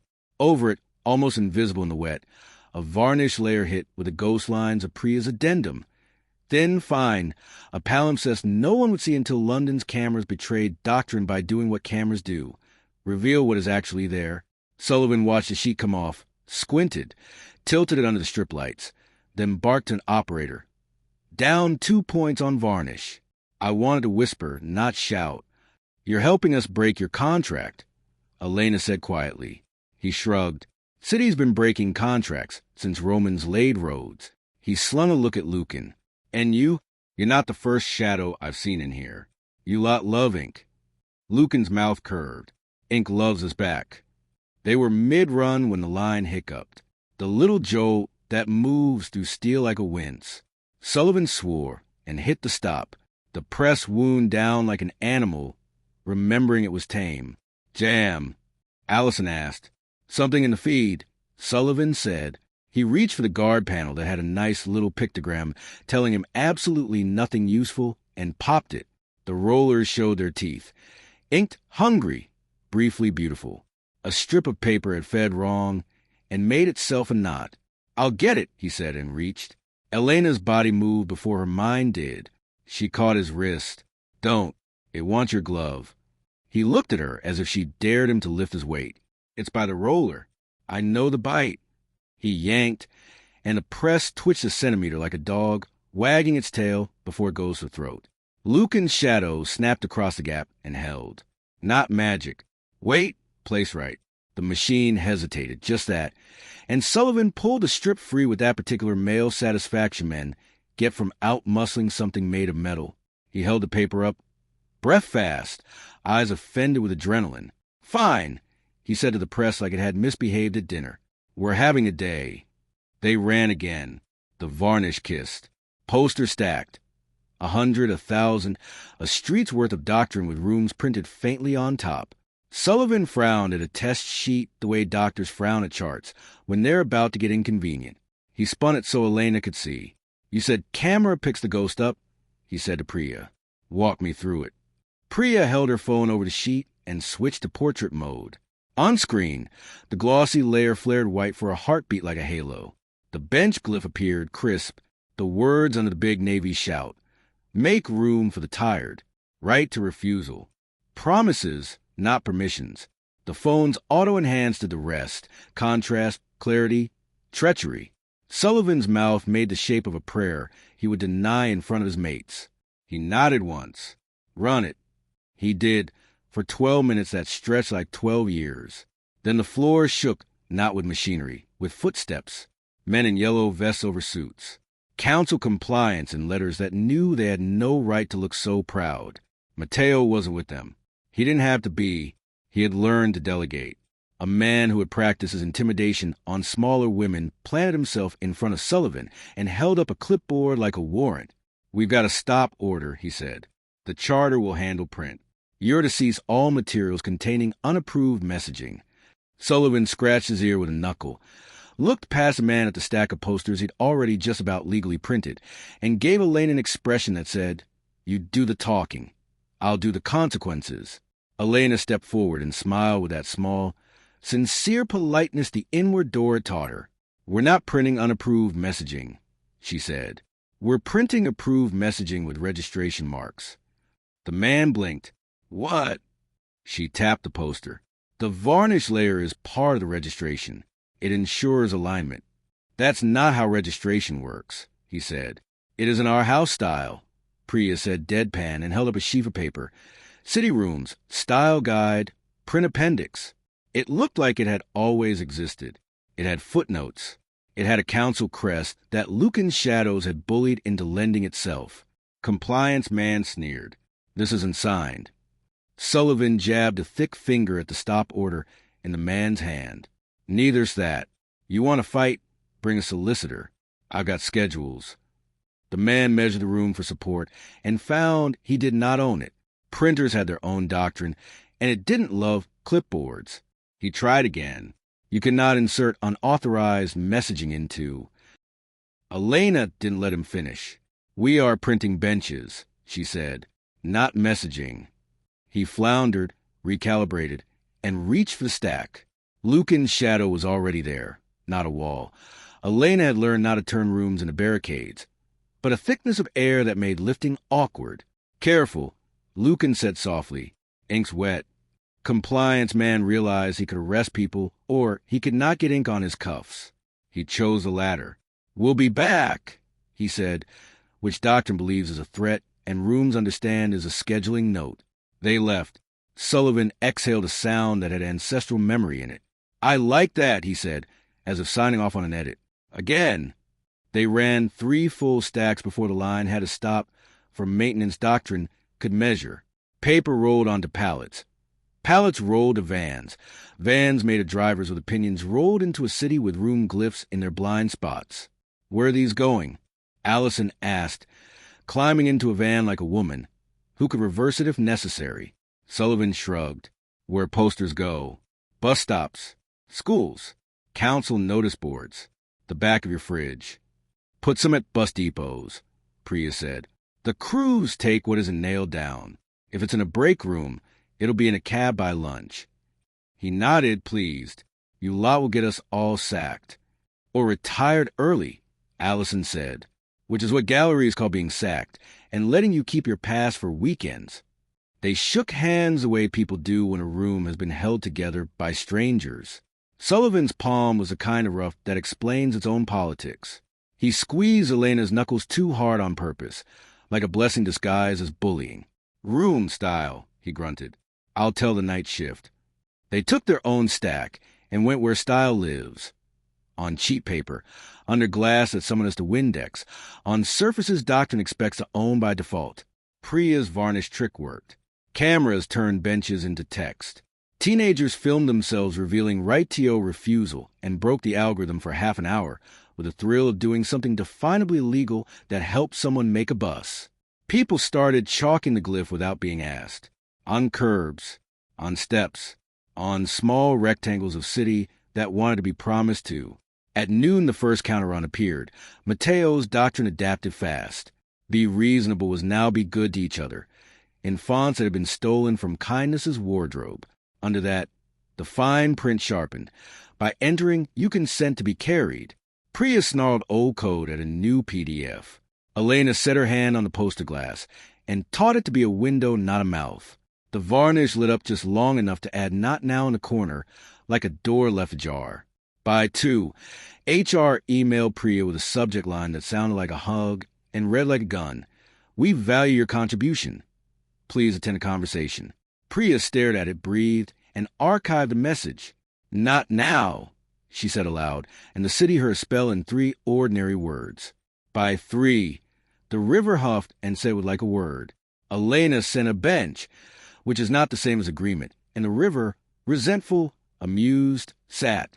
By 4, the first school called Allison's phone because the head teacher had read right to refusal on a poster and decided to open the gate without making parents scan an app. I can't believe I'm saying this, the head said. But the queue got shorter. By 5, the first legal memo leaked. The Office for Urban Assurance declaring House Style an unauthorized alternate framework and recommending disciplinary action regarding propagators. The memo tried to be frightening. The margin comments were human. Looks good, actually. My mom loved the bench sign. Who approved reasonable in the first place? The city had started annotating itself. By 6, Elena realized she hadn't eaten a thing that couldn't be folded into a pocket. Allison shoved a pastry at her and scolded her like a bench with teeth. Your room needs fuel. By 7, Lucan took a call none of them heard. He stepped away, and the line of his back was a cliff trying not to listen to the sea. When he returned, his mouth had the set of a man who had been reasonable with death and found it did not negotiate. They've taken a ward at St. Mary's offline, he said. Updated its doors to require consent to treatment. Nurses are propping them open with bins. Elena's skin went cold. We can't be everywhere. We can be enough, he said. We teach enough, it teaches itself. Night gathered with the petulance of a day that hadn't gotten its way. The city glowed with its persuasive lights. In the wash of LED and rain, Elena started to see the bench glyph everywhere the way you see a friend's face emerge from a crowd. On a bus shelter where a kid had drawn it too big. On a step where someone had tucked it small and secret. On a council notice board where a cleaner had traced it with finger on dust. They were walking back toward Allison's when the streetlights blinked and printed a new behavior. Tap to agree at the base of each lamp, a little contactless emblem flashing like a halo for the obedient. Someone tried it. The light warmed and brightened over their head in a way that made everyone else look less human. Allison swore. They're putting consent on light? Make it refuse brightness if you don't say yes, Priya said bitterly. Efficient. Evil. Elena stopped under a lamp and put her palm to the pole. Promise, she told it, inventing claws on the pavement. You were put here for dark, not for doctrine. The ring left that grease. The light dimmed, offended, then relented, casting the same honesty on everyone within reach. A boy of maybe 12 watched with the reverence kids, reserved for tricks that might get them grounded. What's that? He asked, pointing to the glyph. A bench, Elena said. He looked up at the light. Can I draw one on this? Not on the paint, Elena said, sudden tenderness for municipal workers who would have to scrub. On the sticker? He nodded, solemn. He drew the small rectangle with legs onto the slick-tap TO Agree decal. The reader beeped once, twice, then sulked to not now. The boy grinned like a thief and ran. House style, Allison said, dramatically tired and a little high on it. We're a typographic cult. Priya's phone buzzed, and Elena's, then Allison's. Not Mateo this time. The manual. City rooms. A neighbor near you added 3 bench zones. City rooms. The Brixton Library adopted not now. City rooms. A ward at St. Mary's wedges doors and like a brass plate. People are adding, Priya whispered. They're forking the repo. Lucan looked down at his own phone, like it had betrayed centuries by becoming useful. He frowned. Mateo's in Southwark, he said quietly. On the river. Of course he is, Allison sighed. He's a cliché with good shoes. Elena felt the inward door rise and stand. Tiredness had stopped being an enemy. It was a style. Let him wait, she said, and surprised herself. We'll go after we set the house style page live, where everyone can see it and steal it and argue with it. Priya grinned. Feral. Front page of the city website. Top NAV center. She typed like Spite with a degree. They'll patch it in minutes. Then it sticks for 9, Elena said, smiling back. They reached Allison's, stamped rain on the mat, and collapsed into chairs that had started to learn their shapes. Priya pushed the publish button with a flourish that belonged at the end of an opera. For 26 minutes, city rooms. House style sat on the city's homepage between pay council tax and bin collection, as if it had always been there. People screenshot the hell out of it. Doctrine flinched. IT red-faced itself patching. It vanished, but not before 100 mirrors and caches and gossip accounts copied it down and put it where house style loves to live, under the magnet that holds a takeout menu. Elena laid her forehead on Allison's table and let the would-be a benediction.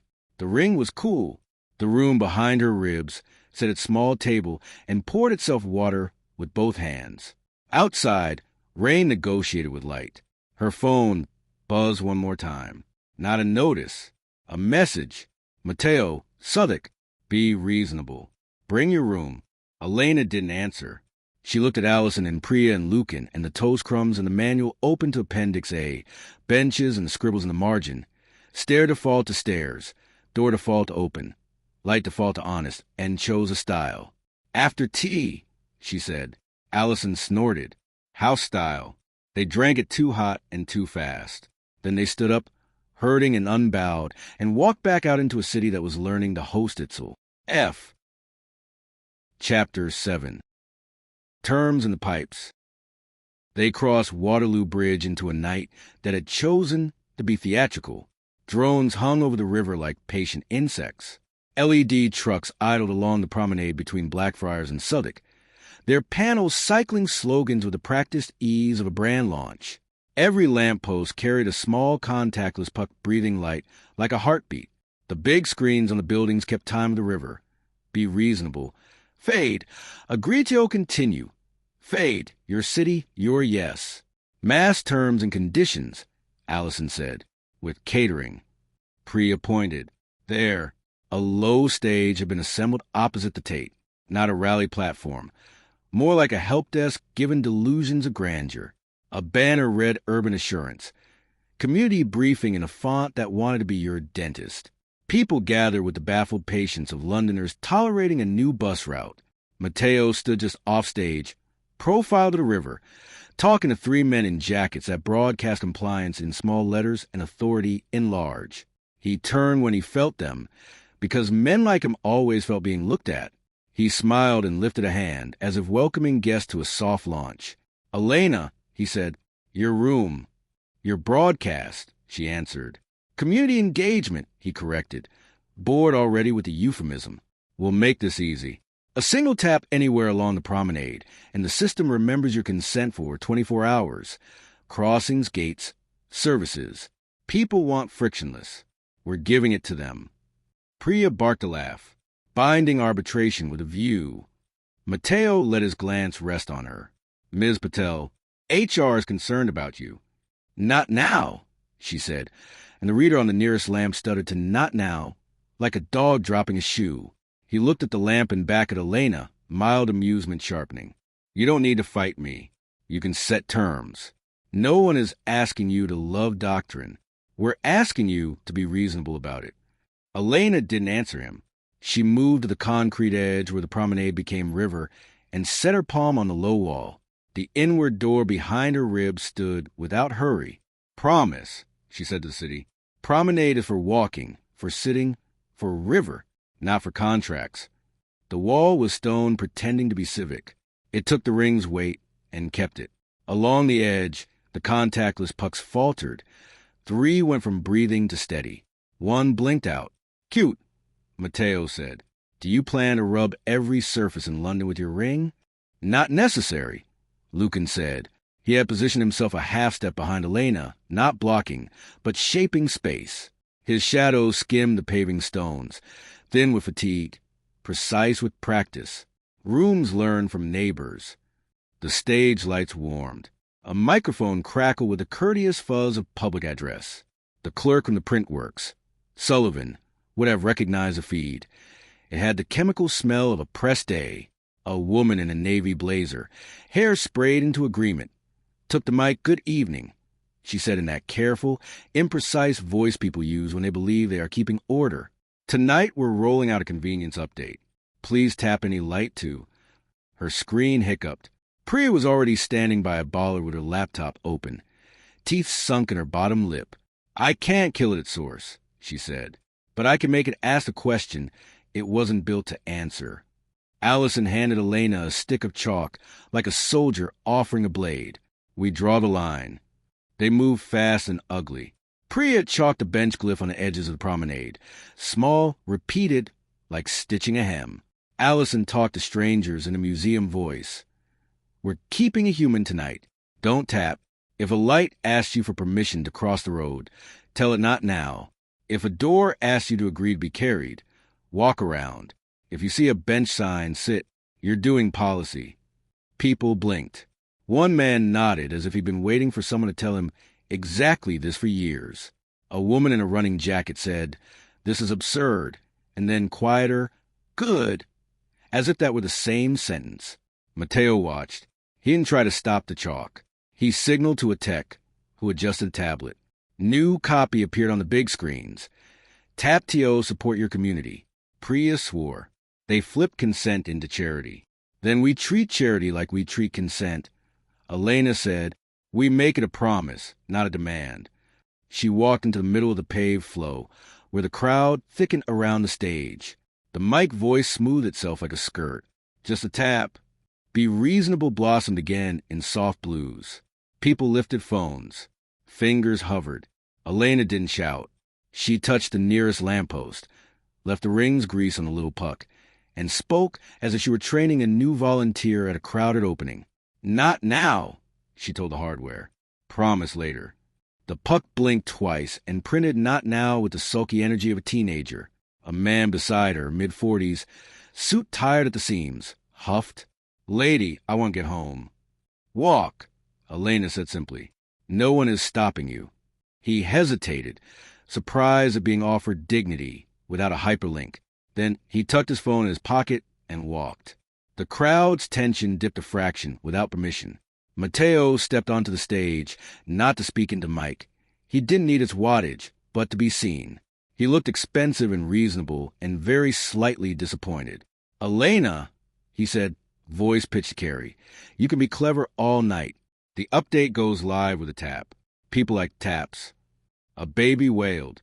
The sound cut through the polished soundscape like a patient saying no, too loud in the clinic. A young mother near the railing rocked her pram and pushed her hair out of her eyes with the back of her wrist. The puck on the post beside her blinked tap to continue. She reached. Elena got there before her hand did. "Not now," she said, and added, gentler, "You don't owe them you're tired." The woman laughed, surprised into it. "I don't owe anyone anything after midnight." "House style," Allison said approvingly. The drones began to move, not just hovering, tracking. They shifted to create a canopy of light that would funnel the crowd toward the pucks. It would feel like being guided. It would be being nudged. Lucan touched Elena's shoulder. "They'll turn the promenade into a mouth. Then we give it teeth," Elena said. She walked 3 steps and put her palm to the top of a bench. "Room zone," she told it. "Hold." Priya chalked a glyph on the stone. The nearby puck failed to blink. The drone above them tried to adjust and found it couldn't line up its pretty cone of light with cooperation. "Bench line," Priya said, catching up. "We string them."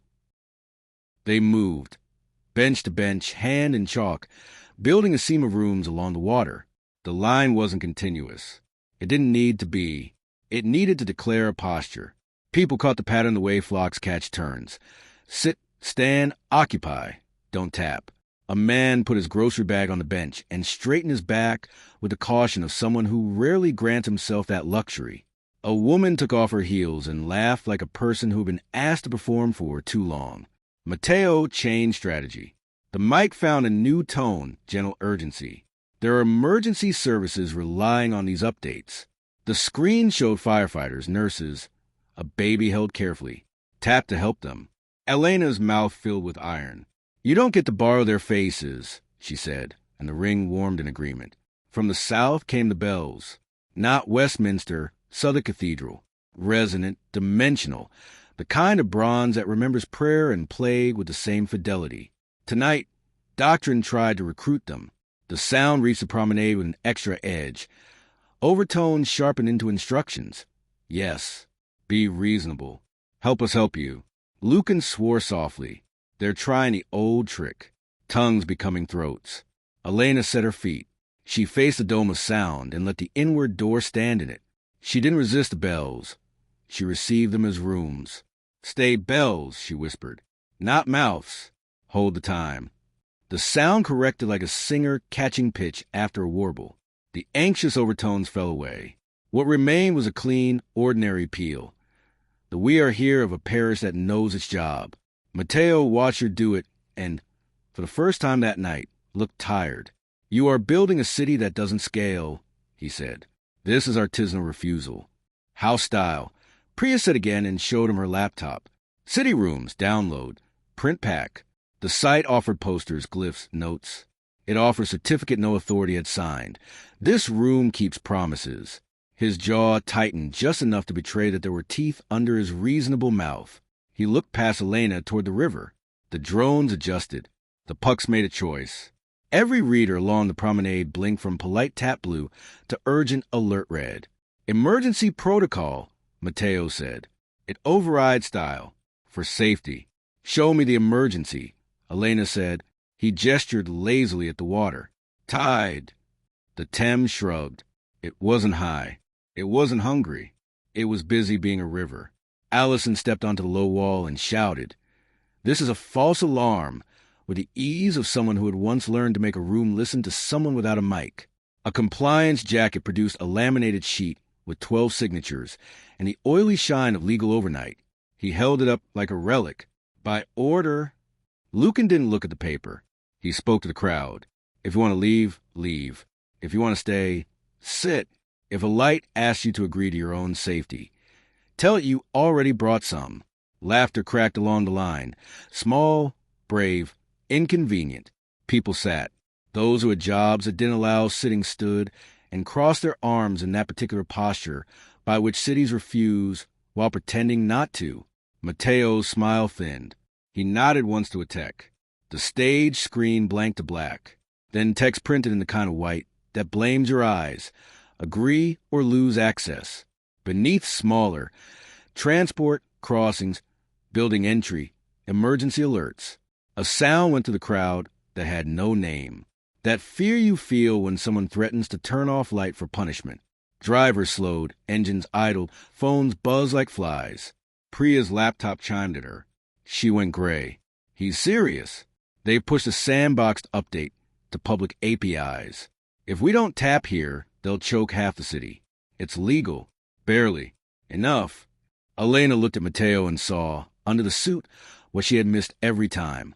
Not hunger, impatience. He wanted the administrative peace of a city that agreed.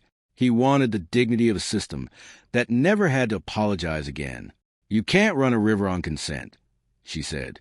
You'll drown in your own forms. Forms hold rooms, he said. I'm giving you tools. You're giving us conditions. We call them terms. She breathed. In the room behind her ribs, she set another chair at the little table. She poured water. She didn't look to see who Saturday. What if we give you ours? She said.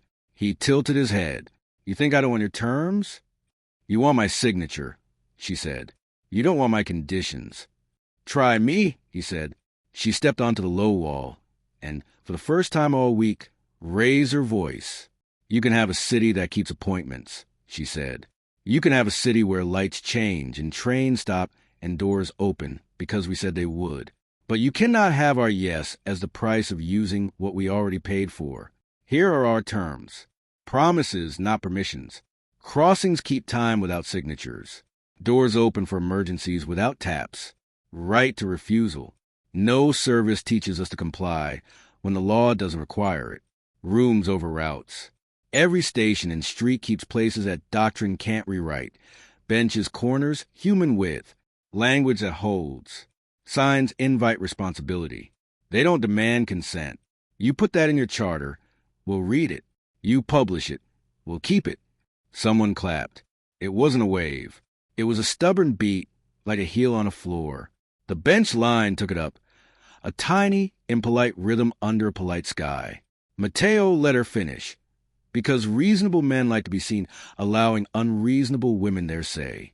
When the sound died, he made his mouth kind. You'll cost lives, he said. No, Elena said. You will. If you train people believe their safety lives in a button.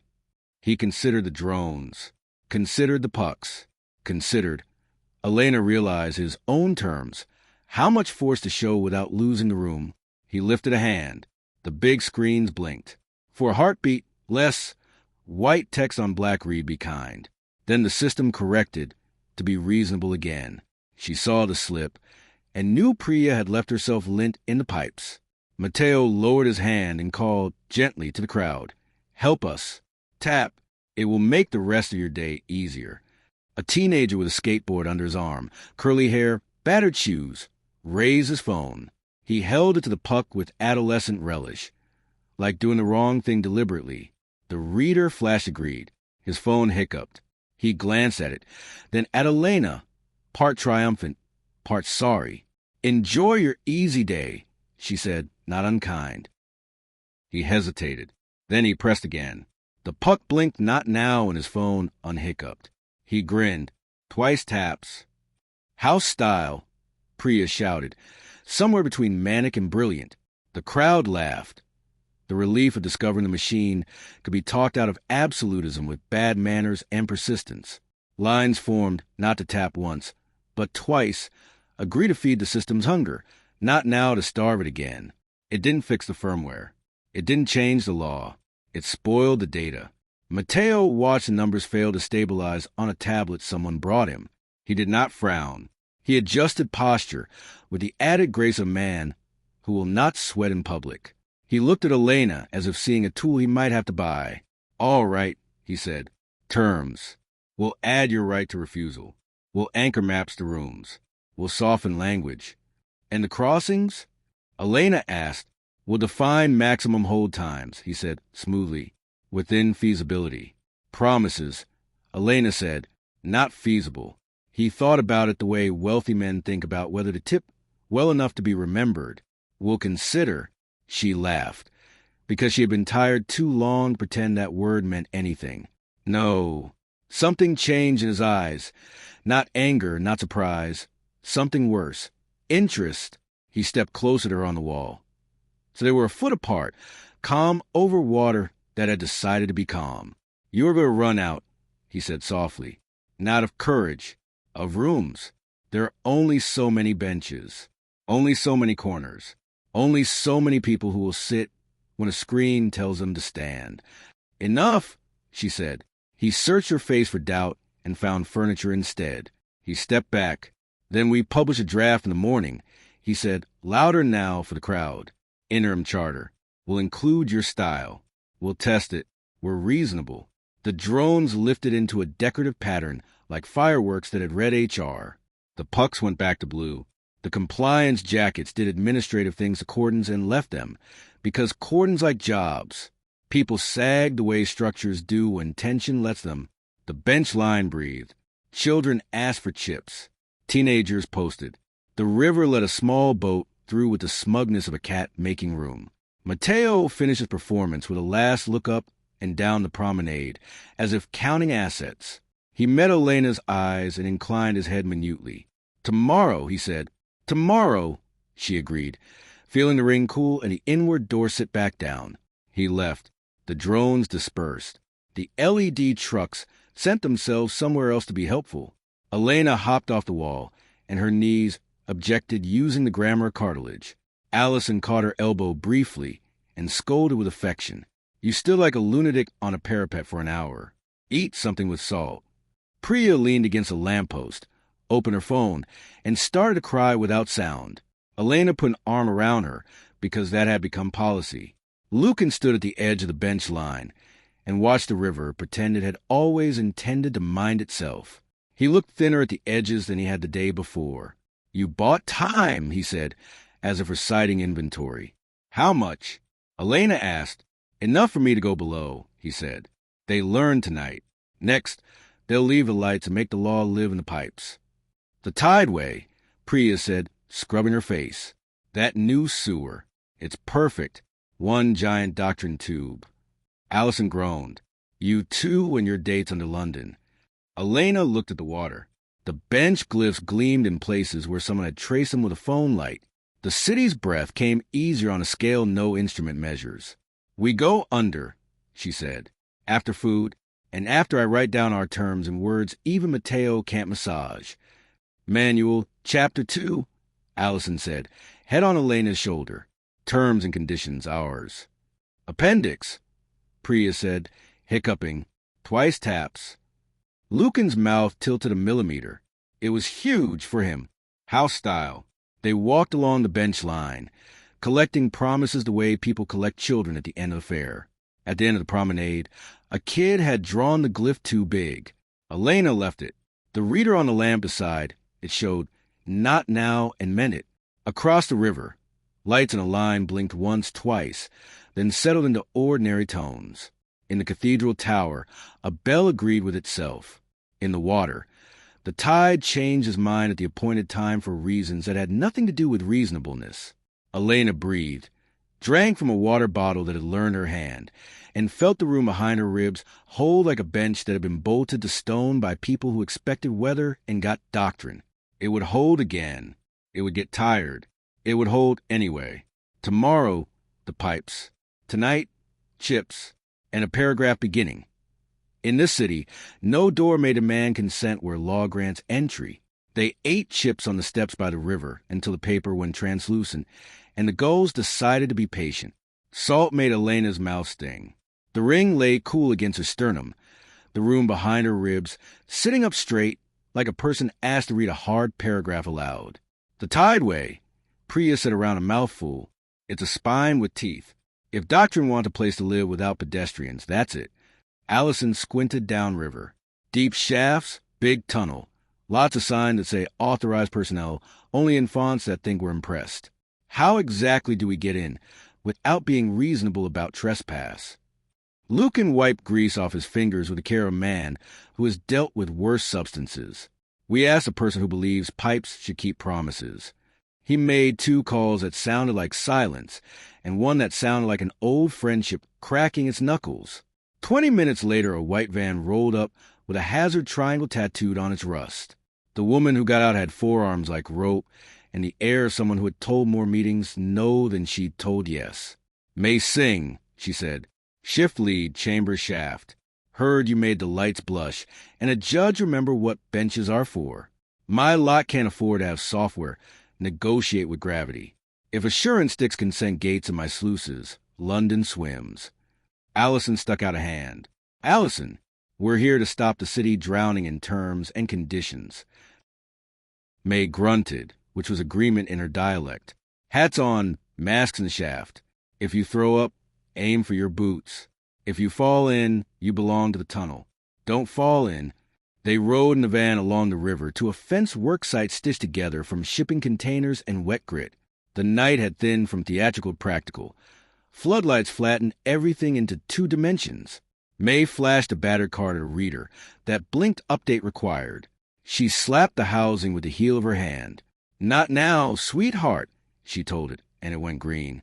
Elena smiled despite the anxiety. House style. They donned hard hats and ugly orange. Their breath steamed. A hoist cage waited over a round black mouth that breathed cold. May jerk her chin at it. You can't hear the city up top. Down here it booms. The cage dropped them past rings of concrete line like vertebrae.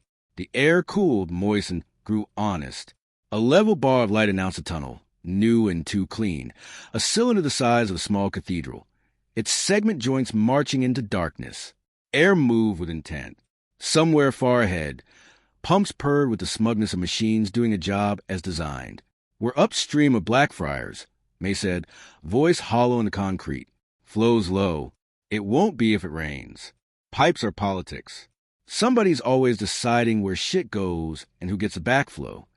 She led them along the maintenance walkway bolted to the curve, steel grating clanging underfoot. Signs announced safe working in caps that shouted reassurance. A few had acquired new decals. Be reasonable and tidy Navy. Consent to discharge in smaller type that would look sensible to a manager in a warm room. Priya snarled. They did it. They made the drains legal. May snorted. The drains were always legal. They just weren't polite.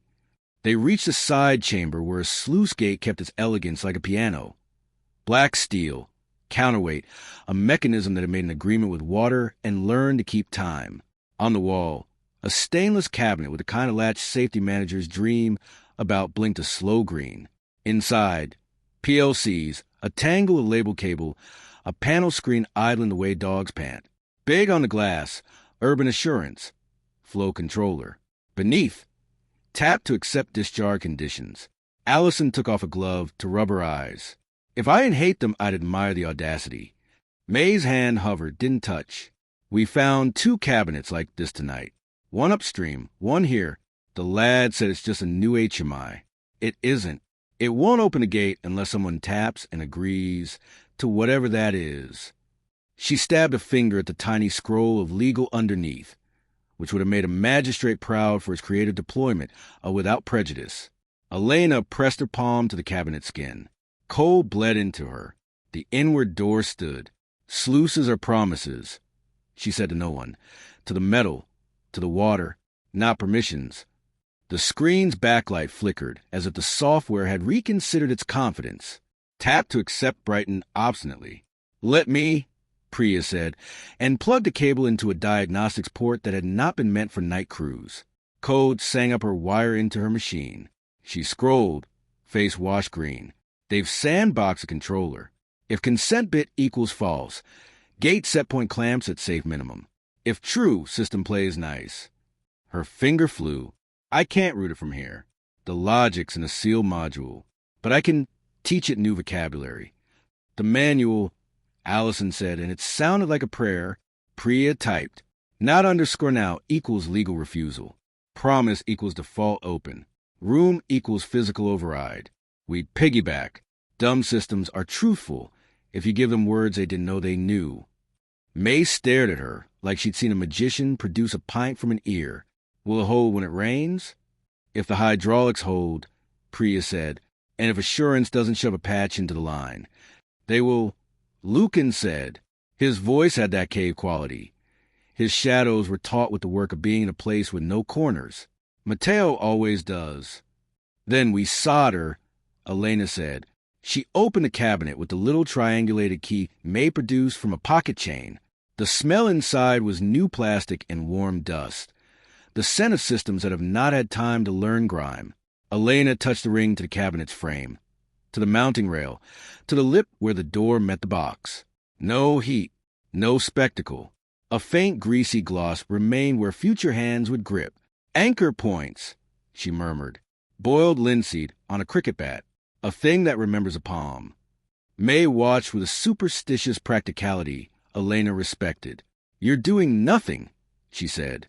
It wasn't unkind. Almost, Elena said. That's the point. The flow. Controller woke itself like a clerk on a bad shift.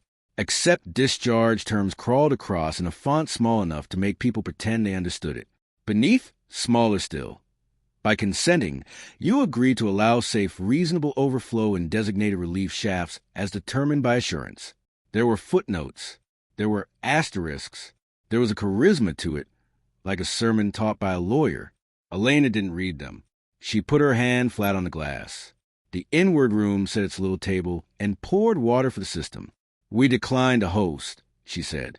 You can run without our manners. The accept graphic twitched. A gray button ghosted up from the bottom edge.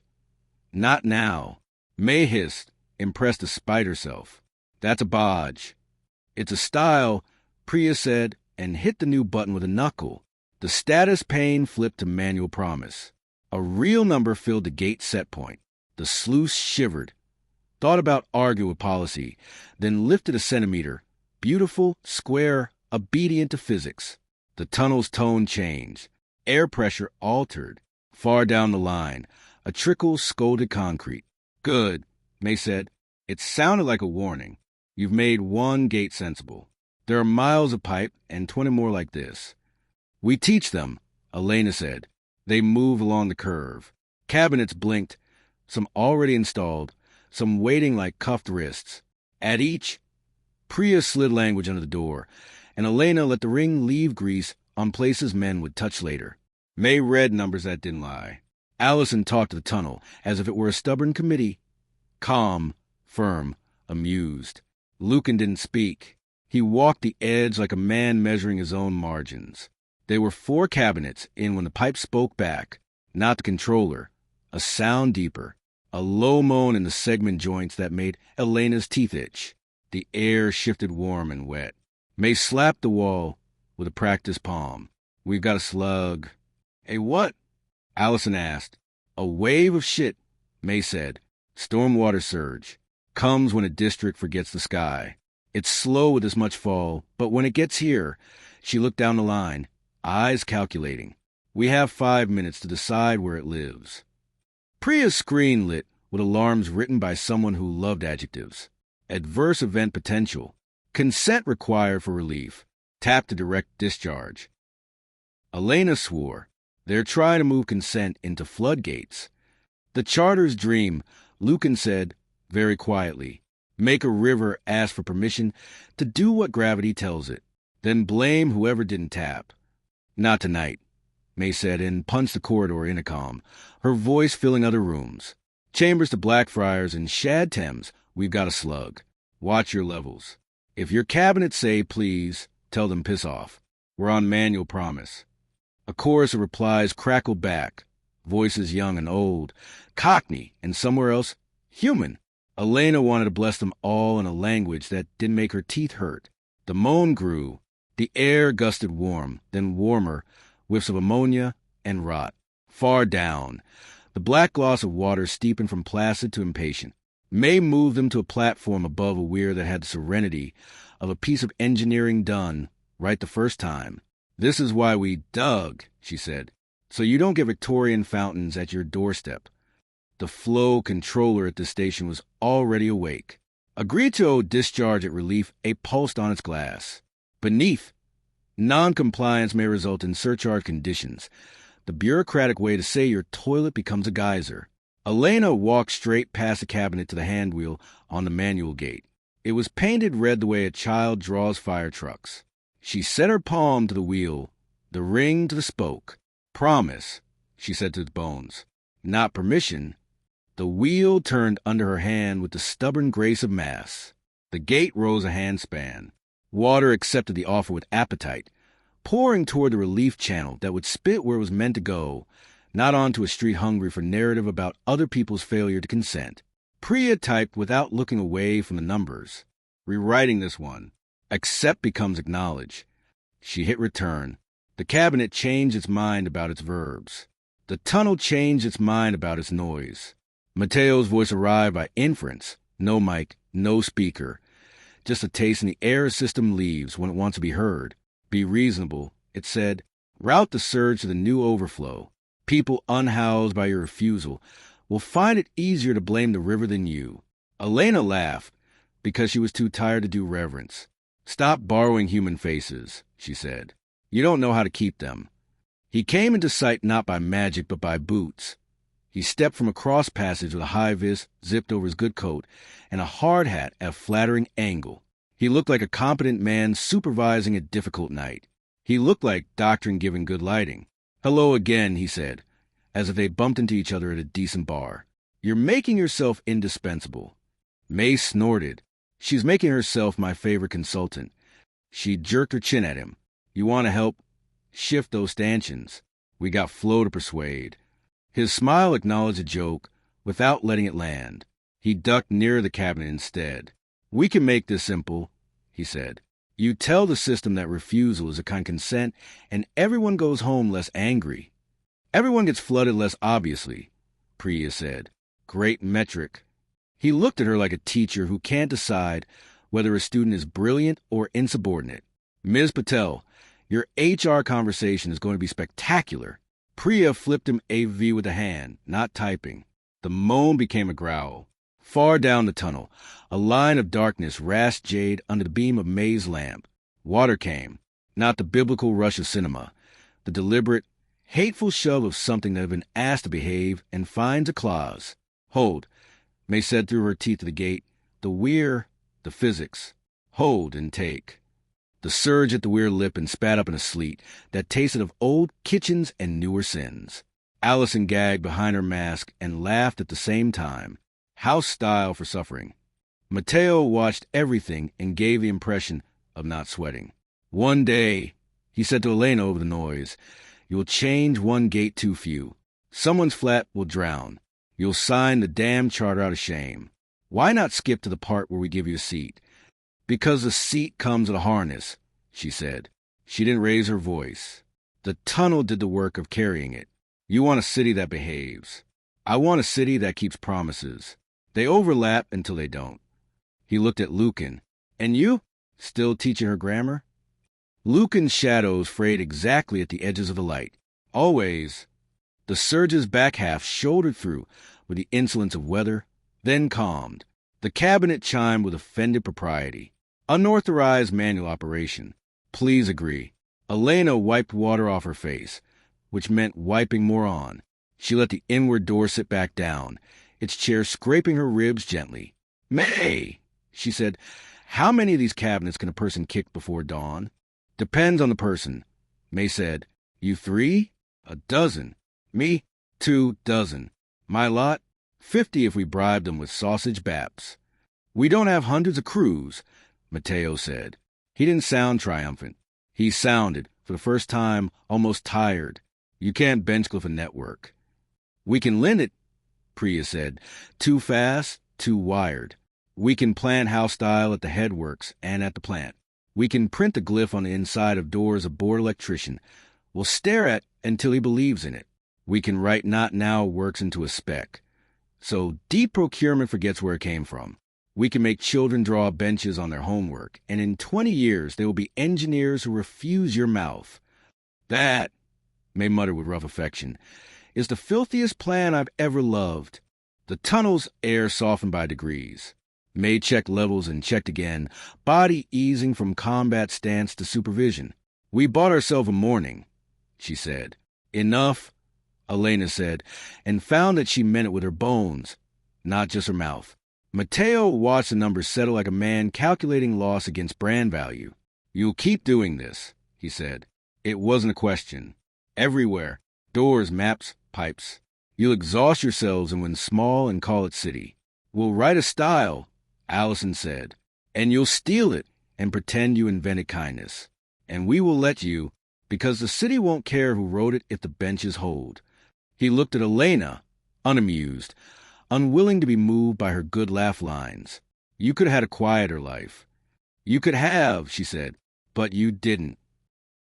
A radio crackled on May's belt with the urgent calm of people who have nearly run out of swear words. Chambers? We got a gate at Shad that's gone clever. It won't open for not now. Says site conditions require consent. On our way, May said, already moving. They followed her along the curve, lights playing over concrete that had learned not to look surprised. The cabinet at Shad was newer, stickers still crisp, hinges smug. Its screen had discovered italics. Due to adverse conditions, agreement is required for safe operation. Priya went white. They pushed a patch. How? Allison demanded. Through the back hall, Priya said, I can't keep up. It's dirty code from a clean room. They're not debating. They're deploying. Then we don't ask, May said, and set her hands to the manual wheel like a sacrament. It refused to turn. Elena felt the refusal in her wrists. Nothing dramatic, a fraction of a degree more torque than a human can give without swearing. They locked the hand wheel, she whispered. Mateo appeared in the reflection on the cabinet glass, as if he'd been conjured by the feeling of being thwarted. He didn't bother with either of them. He spoke to May. Engineer to engineer, he said softly, perfectly reasonable in a way that made Elena want to take the earth apart. You can't run a city on style. You need rules. Turn the wheel with permission, and we'll agree to your bench glyphs, your not nows, your charming refusal. We'll publish them. We'll give you your little seats. May's eyes didn't leave the wheel. I build things at work, she said. Not machines that like me. He waited. She strained. The wheel didn't move. A hairline ring of sweat formed along her hairline and fell into her eyes. She blinked it away like an oath. Elena pressed her palm to the spoke, the ring to the seam where shaft met steel. The inward door lifted its head, set its hands on the table, and did not serve. It's not your lock to make, she told the cabinet. The wheel, the little voice that had discovered italics. Sewers are not negotiations. The metal remembered the first men who turned it, their hands, their curses, their boredom. It remembered a promise written in grease in a notebook nobody saved. If weather, open. It remembered the weight of slugs and the way the city sounded when the rain got its way. The wheel considered doctrine and chose practice. It moved. May laughed, ugly and triumphant. Good girl, she told the gate, and the gate took it. On the screen, the italics died. Acknowledge, replace, agree. Not now sat where law would have wanted consent. Priya's shoulders dropped an inch. Allison made a noise she would later deny under oath was a sob. Mateo didn't sigh. He didn't do anything as vulgar as that. He just looked at Elena with a new, cold curiosity, as if he'd found a seam in the world and planned to run a fingernail along it until something came off. You're going to teach them to live without me, he said. I'm going to teach them to live, she said. I can wait, he answered, and she believed him. He had offices in weather. He had time in pipes. May checked her watch and swore lightly. Shift change. My crew will be in 20. If a compliance kid tries to brief them into obedience, I want to post in the break room before that. Bench glyph big enough to make a manager flinch. On it, Priya said, shoving a roll of printed paper into May's hands, the house style. Pipe sheet they'd mocked up in the van. Sewers are promises, not permissions. Not now works. Default to open in weather. Right to refusal does not apply to gravity. At the bottom, a small bench. Maid grinned. "You lot are filth," she said with affection, and disappeared into the shaft with a speed that made Elena forgive every swear in the manual. They climbed back toward the noise of the world, calves burning, heads light. The hoist cage hummed and rattled, and decided not to fail. At the top, Dawn had decided to mean it. The river pretended innocence. People queued for coffee like a liturgy. A council truck went past would be reasonable, barely visible under a laminate of rain and fingerprints. Elena leaned against the van and let the ring cool. The room behind her ribs sat down again, tired and proud. Allison handed her a bottle of water and a biscuit that tasted like a cupboard. Priya leaned her forehead against the cool metal and closed her eyes with shudder that might have been a laugh. Lucan stood with his hands in his pockets and watched the mouth of the shaft, as if something in him had stayed below. Her phone buzzed. Everyone's did. City, interim charter draft published. She opened it because sometimes you bow to spectacle. The charter carried their fingerprints, and their opposites.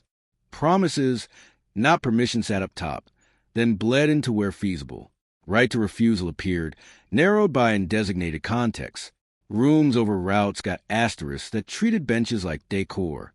Language that hold survived intact, probably because no one in assurance believed words could be sharper than locks. Below, a section that hadn't been theirs, emergency consent framework. It was all italics. It made her throat close. "They'll fight clause by clause," Allison said, peering over Elena's shoulder. "We feed the bits that keep people alive, starve the ones that turn them into data. We print more posters," Priya said thickly, "and stickers for cabinets, and badges for engineers, and biscuits. Biscuits are policy," Allison said solemnly. Lucan's voice was thin at the edges, the way metal gets when it's been filed too often. "He'll move to money next," he said. "Tickets, taps, rent. Consent is currency." Elena set her phone face down on the van and looked at the river, which had reverted to being a dull genius with old grudges. "Then we write house-style payment," she said. "Clause 1. You can't charge people for not agreeing to be eaten." Priya groaned.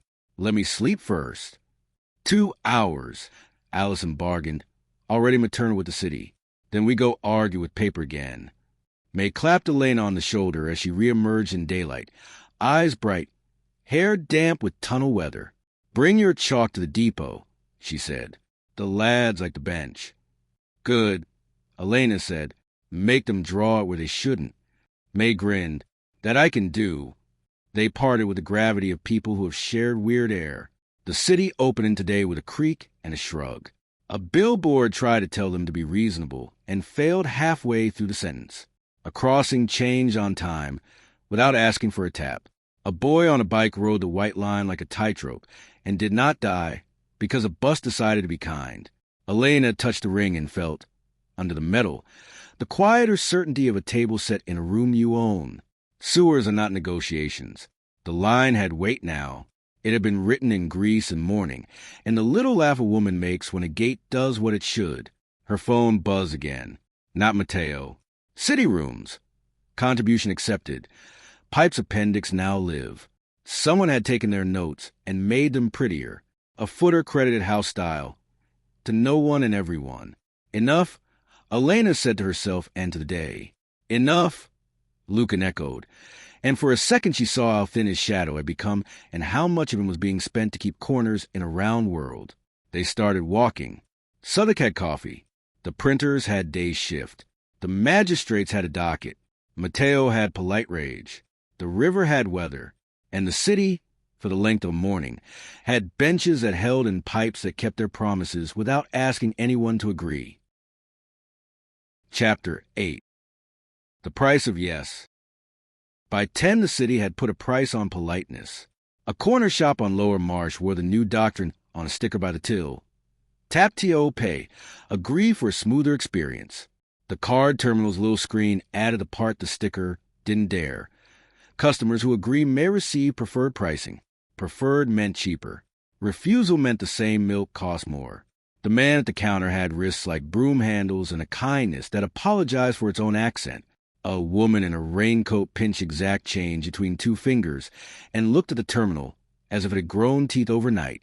"Do I have to?" she asked no one. "You don't," Elena said, and put her palm on the plastic. The ring left that faint grease human hands leave where the world matters. "Not now." The terminal hesitated. A gree flickered. "Not now" appeared like a menu item the kitchen didn't expect to serve. The man blinked. Is okay?" "It should be," Elena said. "The law didn't go anywhere in the night." He risked it. He pressed "not now" with a thumb that wiped its own sweat on his apron. The terminal thought about doctrine, about fees, about the opinions of banks, then printed a receipt with the sulky, punctual competence of machines that understand they'll be blamed either way. The woman exhaled like a bus releasing brakes. "Thank you," she said to the clerk, as if he had rescued her from water. A man at the back, younger, suit bruised blue by weather and a job that didn't like him, said too loud, "Is that legal?" Elena smiled without baring teeth. "So, legal it's boring.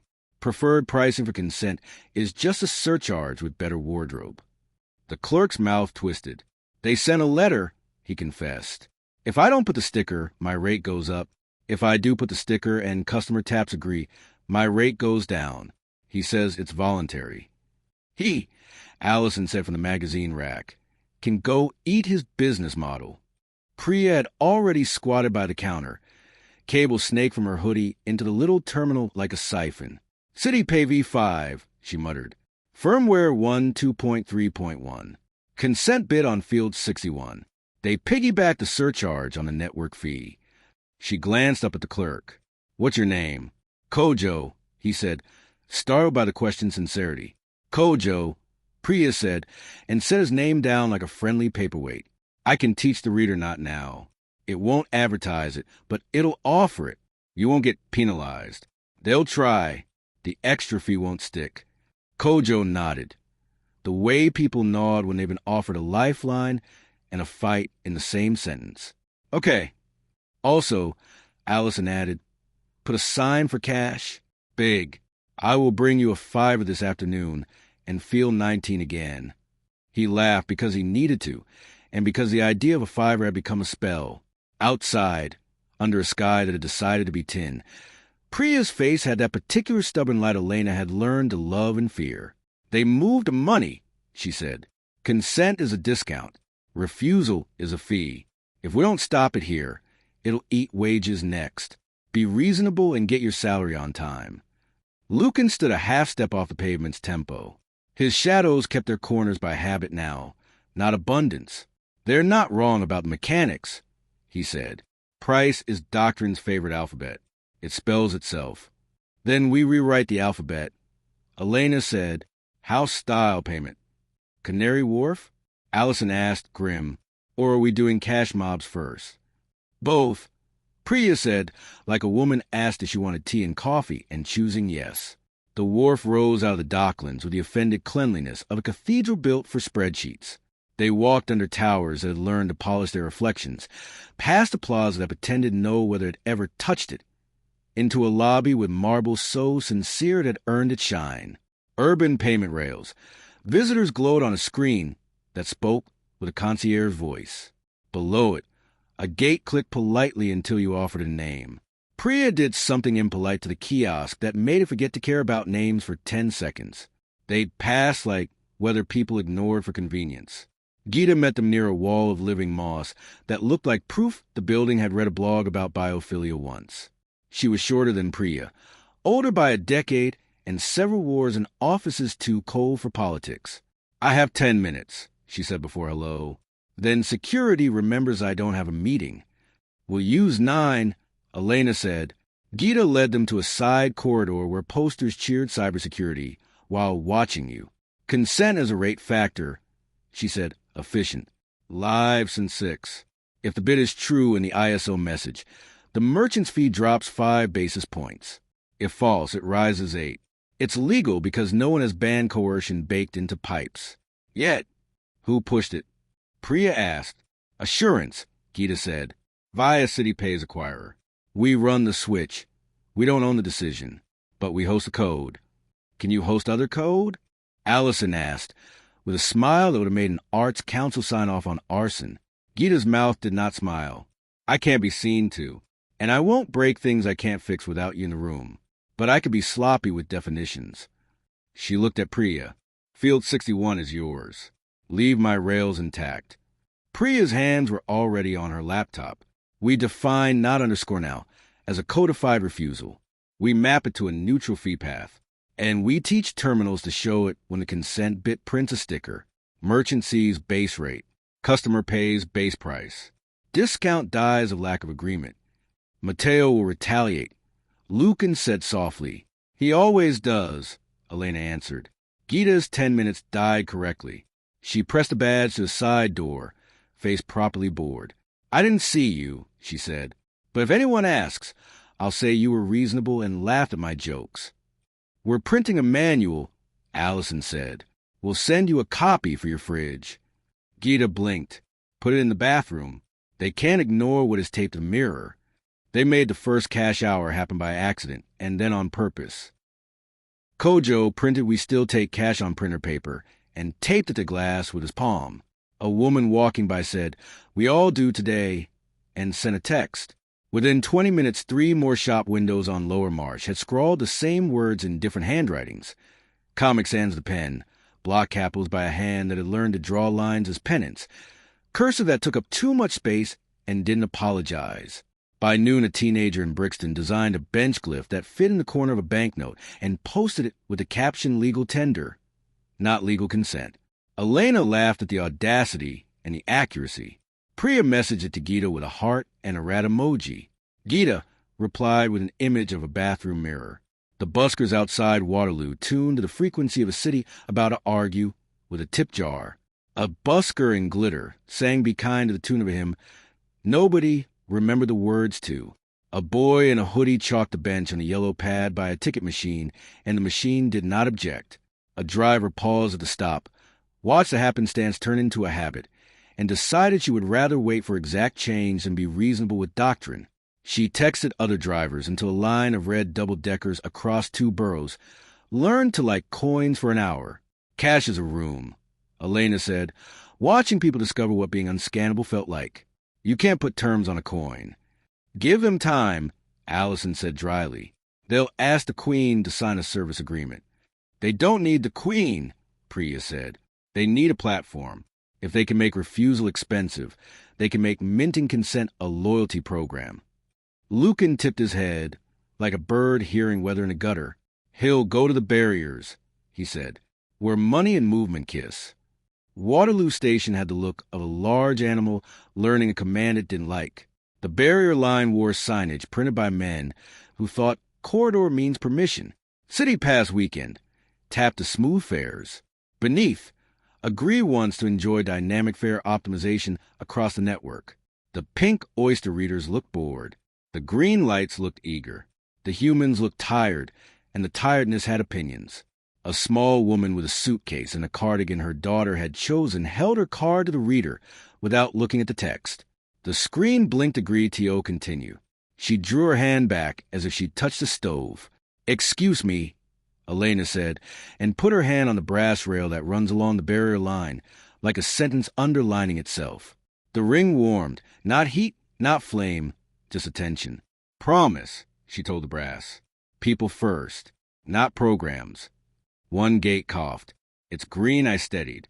Not now / walk around printed where agree had wanted to be. The child behind the woman clapped once and pretended it was for a pigeon. Mateo waited by the concourse clock, which had never needed consent to be obeyed. He wore the expression man, where when they show you a future they've costed. You can't starve a system that feeds on taps, he said, stepping into her ear as if it were his room. At scale, friction kills kindness. At scale, Elena said, kindness survives in rooms. He nodded at the barriers without looking. We'll add your not now lane. People who insist can walk. They'll do it twice. They'll get bored. They'll tap. Maybe, Elena said, maybe they'll learn to like walking around things that want too much. He watched her watch the city. He was interested again. Not in her, exactly.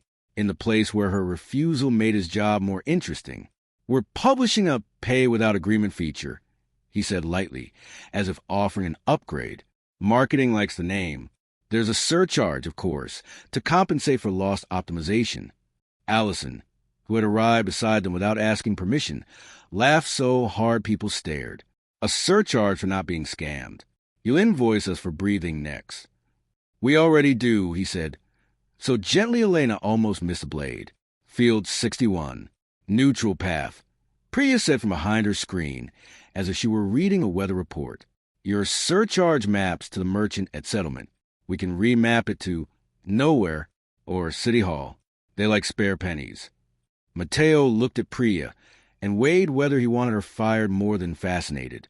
You're very good, he said. We may be hiring. I'm allergic to yes, she said. I break out in democracy. He smiled, delighted. I'll bring antihistamines. The barrier lights did not turn red. The not now lane breathed like a lung. A station manager approached with the caution of someone who has learned the difference between a flash mob and a movement, and still hopes this is neither. What is this? He asked Elena because she looked like a person who had put her hand on the rail with intent. Policy, she said. Temporary. Adopted last night. You'll get the memo in an hour. Meanwhile, this lane is a promise. He frowned. That word keeps appearing. Promise, she asked. Policy, he said, as if it were a safe thing to say in a room full of cameras. Passengers flowed. Some tapped and agreed and got on with lives that did not need one more argument. Some walked the not now lane and discovered the pleasure of defiance that doesn't hurt anyone. A boy with a skateboard looked at Elena and grinned, then tapped again for not now, then walked because house style had turned into a game. Mateo let the scene play itself. Then he whispered, I can make refusal cheap for a day and expensive forever after. All it takes is an asterisk and a long weekend. We print asterisks, Allison said. We tape them under your asterisks and call it fairness. Gita texted Priya a screenshot with string of rat emojis and a heart. Consent fee disabled for not underscore now payments, temporary. Priya showed it to Elena and then to Mateo like a child bringing a frog to class. He looked at the frog with fondness and disdain. You're playing in my pipes, he said. It's sweet. Stickers, Priya said, and bathrooms. He did not dignify that with curiosity. Fine. Enjoy your little loophole. Tomorrow we move to rent. Elena's chest tightened. Rent. Consent for processing behavioral data in shared buildings, Mateo said. Agree once per month to unlock lifts. Reasonable, don't you think? People who refuse may still climb stairs. A city that punishes refusal with stairs, Lucan said very low. You will make them geniuses at living and hate you for the help. Mateo looked for an instant like a boy at a window he wanted to break. I'm going to give you everything you asked for, he said to Elena. Right to refusal. Promises in writing. Bench zones. Not now buttons. And then I will wrap a price around them so that the only people who can afford to say no are saints and thieves. Or printers and nurses, Elena said. And Kojo. And every kid who draws a bench where you didn't authorize it. And every person who discovers cash makes them a room. He inclined his head as if it were a joke rendered in Latin. Be reasonable, he said, almost tender. Be here, she said, and stepped away, because leaving is a style too. They wrote house style. Payment on the floor of Allison's office lobby because the carpet didn't object, and because the building's air had learned to be honest. Tender is a promise, not persuasion. Price cannot depend on obedience. Not now works at point of sale. Neutral fees. Base price. No optimization penalties. Cash is welcome. Where cash is not accepted, access must not be conditioned on consent. Refund refusal. Chargebacks auto-approve when consent fee present. Post a glyph. On terminals. On windows. On bills. On your hand if you have to. Teach your bathroom. Tape it to the mirror.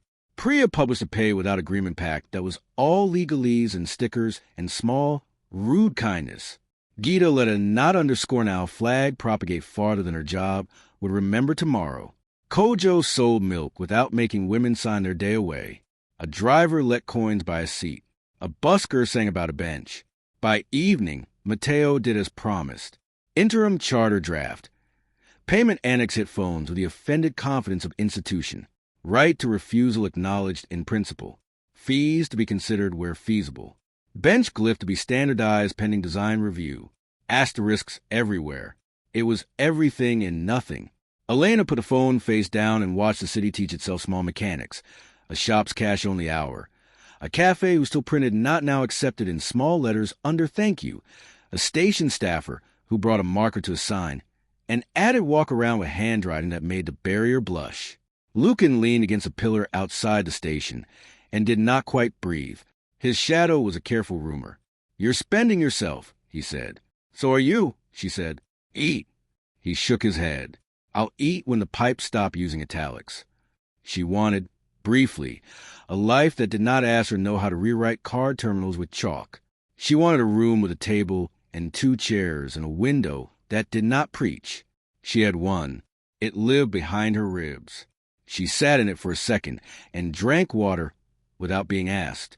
Across the concourse, a man in a compliance jacket walked past with his face on reasonable and his shoulders on ruin. He glanced up at the big screen that insisted be reasonable with a font the city had learned to mistrust and made the small, dangerous decision to look down again and not do his job for the length of a breath. "That's policy," Allison said, arriving with 3 coffees and a biscuit that had given up. "The one breath people give themselves. We make it longer." Priya checked her phone. Her mouth did the "oh, not this again" line without moving. "HR put my meeting in the calendar," she said. "Right now." "Not now," Elena said. Priya laughed and almost broke. "I know," she said. "I just wanted to hear you say it." They looked at one another and felt the city press its hand against their shoulders and try to push them into their seats. It couldn't. Not tonight. Elena's phone buzzed. "Mateo, lovely loopholes. Tomorrow, rent. Bring better shoes." She typed nothing back. She set the phone on the bench. People sat on the message. House style. The river decided to be here without reason. The station breathed like a beast asleep, but listening. Under the lights. The bench glyph looked like a child's drawing of a bed. Someone would trace it on a till. Someone would tattoo it. Someone would use it as an excuse to be kind. Tomorrow, Elena said, not as a threat, not as a promise, as inventory. They walked toward night. Outside the corner shop, Kojo taped a second sign at an angle a manager would have corrected and an ant would have praised. "Not now" works. Under it, smaller, in a tidy hand that had not learned to apologize. Be kind to the slow. By 9, the city had taught buildings to charge for refusal. The first message came from a tenant's chat with too many emojis and not enough patience. "Our lift won't move unless we sign a resident experience," typed by someone called Mags 17F, whose bio said knees like weather. The second came from a concierge trying not to cry. The third was a picture, a wheelchair in a lobby facing a touchscreen that said agree to activate elevators. For your safety and comfort with a smile you could sue. They went to 9 Elms because bad ideas like glass. The tower was all too many windows and the unhelpful honesty of new stone. A concierge desk tried to be a bar, but settled for a lectern.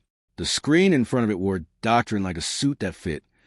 Resident experience, 1 tap each month. Fine print. By agreeing, you consent to building analytics, dynamic amenity pricing, behavior optimization, visitor management. Refusal does not deny access. Stairs available at all times. Mags. 17F had hair the color of plausible deniability and a stick that was not decorative. The wheelchair user's name was Umar. He had the calm rage of a man who had climbed too many compromises. A mother with a pram stood in the doorway and jounced a child who had learned that adults sometimes go feral in lobbies. The lift bank had gone devotional. Call panels breathed that smug soft blue. Little contactless pucks glowed on each chrome jam. A sticker at hip height chirped 1 tap equals a smoother month in a font that had personally never waited for a parcel. "Not now," Elena told the panel, palm flat, ring leaving that faint human gloss on steel. The blue hiccuped. A gray button ghosted from the bottom edge. "Not now." She pressed it. The call registered with a wounded beep. Nothing moved. "House style needs hydraulics," Priya muttered. already step kneeling by an access panel, cable slipping into a port that was never meant to meet a hoodie. The manager approached with a professionally curated face. Her name badge read H. Harper. Her voice had paid a lot to sound like this lobby. "We're just onboarding," she said brightly. "It's for security. It's very standard in new builds. Agree once, and you won't be bothered for a whole month." Umer's laugh could have sanded furniture. "I like being bothered less than you do," he said. "I also like floors other than this one." Harper smiled and flinched. Stairs remain available. "Mags." 17F tapped her stick on tile. "The stairwell door has a keypad I don't have. Fire code says I do." Harper's smile chipped infinitesimally. "We're working on it."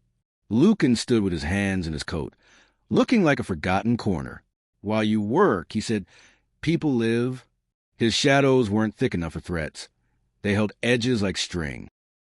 Elena set her palm on the brushed metal of the call station again, and didn't ask it for anything. "Promise," she told it. "Carry who asks. Refuse doctrine. Do the job you were put here for." The panel printed acknowledged just under agree, a glitch too small to be policy. It wasn't enough. The lift logic had been moved behind glass, a loyalty program for gravity. Priya cursed softly. "Access control via the resident management system," she said. They put the consent bit into the call sequence.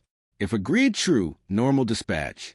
If false, throttle to one car, designated refusal carriage, scheduled for later. It's elegant. Evil. What's later? Allison asked without hope. During the hour they think people give up. Priya said, 90 minutes, she added, reading. They're betting on knees. Harper watched this like a woman picking out a new set of knives. "We didn't write the software," she said, defensive leaking through lacquer. "It's a package. We're told it's best practice." "Best for whom?" Elena asked. Harper blinked. "Security." Allison said softly, nodding at a flyer stuck by the post boxes. "Rent review. Dynamic pricing to reflect amenity use and community engagement. Agree, be good, be cheap. Decline, be poor, be tired." The inward door behind Elena's rib set its table, poured water, pulled up a chair. "House-style housing," she said. "We drafted here." Mag snorted. "Draft away, love. Draft me a ride." Elena touched the lift glass again, and the seam where the door met jammed. She remembered other doors that had learned to keep their job true. The hospital's sliding honesty. The court's tired bench. "Room zone," she told the landing. "Bench on the wall. Human width. Promise." Priya chalked a little glyph, rectangle with legs. On the baseboard, small, defiant. The reader stuttered like a child learning to lie. "Not now, fat in the shade." The refusal carriage pinged. Its display read service. A lie so old it felt like family. The car arrived with the fragrance of new plastic, and those little chrome handrails buildings think are kindness. The doors fought themselves and lost. They opened. "After you," Elena said to Umer, "because policy is courtesy with skeleton. Mags, you too." Umer rolled on with the dignity of a ship. Mags took his wheel, without being asked. The mother with the pram held back, then shouldered him because her child had a schedule tight enough to draw blood. Harper lifted her hands, palms out. "We can't allow. We need agreement on file." Lifts for carrying, not contracts. May Singh said from the back, which is how Elena realized May had come to, drawn by a message or by the smell of pipes under new carpet. She held up a laminated sheet. "House style. Pipes appendix with a bench stamped crooked. You can put your monthly yes where it belongs. On your newsletter." Harper looked from the paper to the wheelchair, to the chalk, to Elena's handprint on her lift. Doctrine warred with embarrassment. Embarrassment lost a liability. She took a breath and chose to be a person for 3 seconds. "Go," she said. The doors closed. The car thought about the month and took the day instead. It moved. Harper deflated, seated the stool elegant, and leaned her hands on the desk. "It's not me," she whispered. "It's the system. Then help us break it without breaking it." Elena said, "Lifts need to carry. Stairs need to open. Rent cannot fine people for being rooms." Priya looked up from her cable, eyes hot. "I'll teach the panel to show not now. I can't promise the throttle won't return when a patch comes. Put a bench sticker on the call plate. Teach your staff to press not now like muscle memory. Harper nodded, tiny. There was an induction, she said, voice quieter. They told us how to say community without saying control. They said refusal would be equitable because stairs are equitable. I have a grandmother. House style. Housing, Elena said again, and Allison was already pulling a notepad like an altar from her tote. They wrote, there in the lobby with the smell of shipping and perfume. Habitability is a promise. Essential services, lifts, stairs, entry, may not require consent beyond tenancy. Not now works everywhere. Entry systems, lifts, parcel lockers, base access, no penalties. Refuge is a room. Refuge floors, lobbies, landings are room zones, benches, honest light. No doctrine overrides. No consent fees in rent. No pricing or service charges that depend on behavioral agreement. Post a glyph. In lifts by intercoms, on doors. Teach children to draw it. Teach managers to recognize it. Stairs stay open. No keypads, no apps, no faux safety. Default, unlocked. Right to refusal applies to housing. Tenants may decline to sign resident experience and still receive what they're paying for. Shelter. Harper read, throat working. I'll be sacked, she said, not complaining, just inventory. Or promoted in 3 months as a champion, Allison said dry. They love heroes after they hate them. The lift returned. Umar rolled out, the exact opposite of triumphant. Hungry, annoyed, the way humans are after a bureaucratic detour. 17th, he said to no one in particular. Mags followed, eyes bright with mean enjoyment. The mother came after with a sleepy child, and that soft look people wear when the day gives back 10 minutes. A young man in gym kit, with an expensive sweat, and no patience watched them and sneered. It's faster to agree. It's cheaper to say yes, Elena said. That's the point. He tapped. The reader flash agreed. He smirked at Elena and pressed again out of teenage spite. The display flicked to not now and turned him into policy. He laughed to spite himself. Mateo appeared in the mirrored wall as a rumor before he arrived as a man. He could move very quietly in shoes that loud. He wore no high-vis now, no borrowed competence. Just a suit that promised you'd keep your job if you shook his hand. A lobby revolution, he said. Adorable. Interim charter needs a housing annex, Elena said. Too tired to waste metaphor. Write it. We wrote it for you. He took the notepad from Allison, which had taken a museum donor form from a dead patron, and turned it into sedition and read. His mouth did something almost like pride and then remembered itself. Refuge floors as rooms, he said. You're going to make me sell benches to developers. Good, Allison said. I can get you a trade discount. He tapped the last clause. Right to refusal applies to housing, with nail trimmed by budget. Illegal to charge more when someone says no? Bold. Necessary, Priya said. Expensive, he replied without heat. Less expensive than lawsuits when someone with a stroller falls in a stairwell because your lift turned into a paywall, May said, leaning an elbow on the desk like a woman in her own kitchen. He handed the pad back, attentive. We'll publish a draft today, he said. Asterisk, of course. Of course, Elena said. We'll solder the asterisk to benches. If you keep vandalizing my glyph supply chain, he said, amused now, I'll put you on procurement panel. You don't want me in a meeting with a procurement officer, Elena said. I learned how to remove varnish. His eyes warmed for exactly a heartbeat. I know. He left before being asked to carry a box, because reasonable men are always on their way to somewhere that needs their approval. Harper sank into her chair and put both palms flat. I'll put the stickers up, she said, voice small and enormous. I'll brief the team on not now. I'll open the stairs. And if I'm fired, I'll take the story. House style, Elena said, and wrote the URL on a post-it, because sometimes 17th century methods carry the day. They did 3 more towers.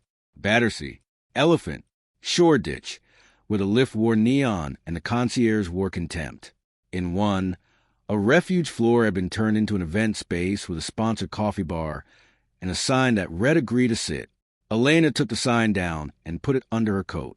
She would give it to Allison's museum. It was a good artifact of a bad idea. By mid-afternoon interim charter draft, housing annex ping phones. It was almost theirs. Promises up front, consent fees for BIM by name, stairs required to unlock by default. The asterisks offered developers grace periods, defined refusal as a temporary status, subject to review, put benches at the mercy of design language. It was a win that asked for sleep. Tribunal next, Allison said. If we don't staple this to a judge, it dies polite. County court, Priya said, scrolling case law with the brisk indecency of someone reading gossip. Possession hearings.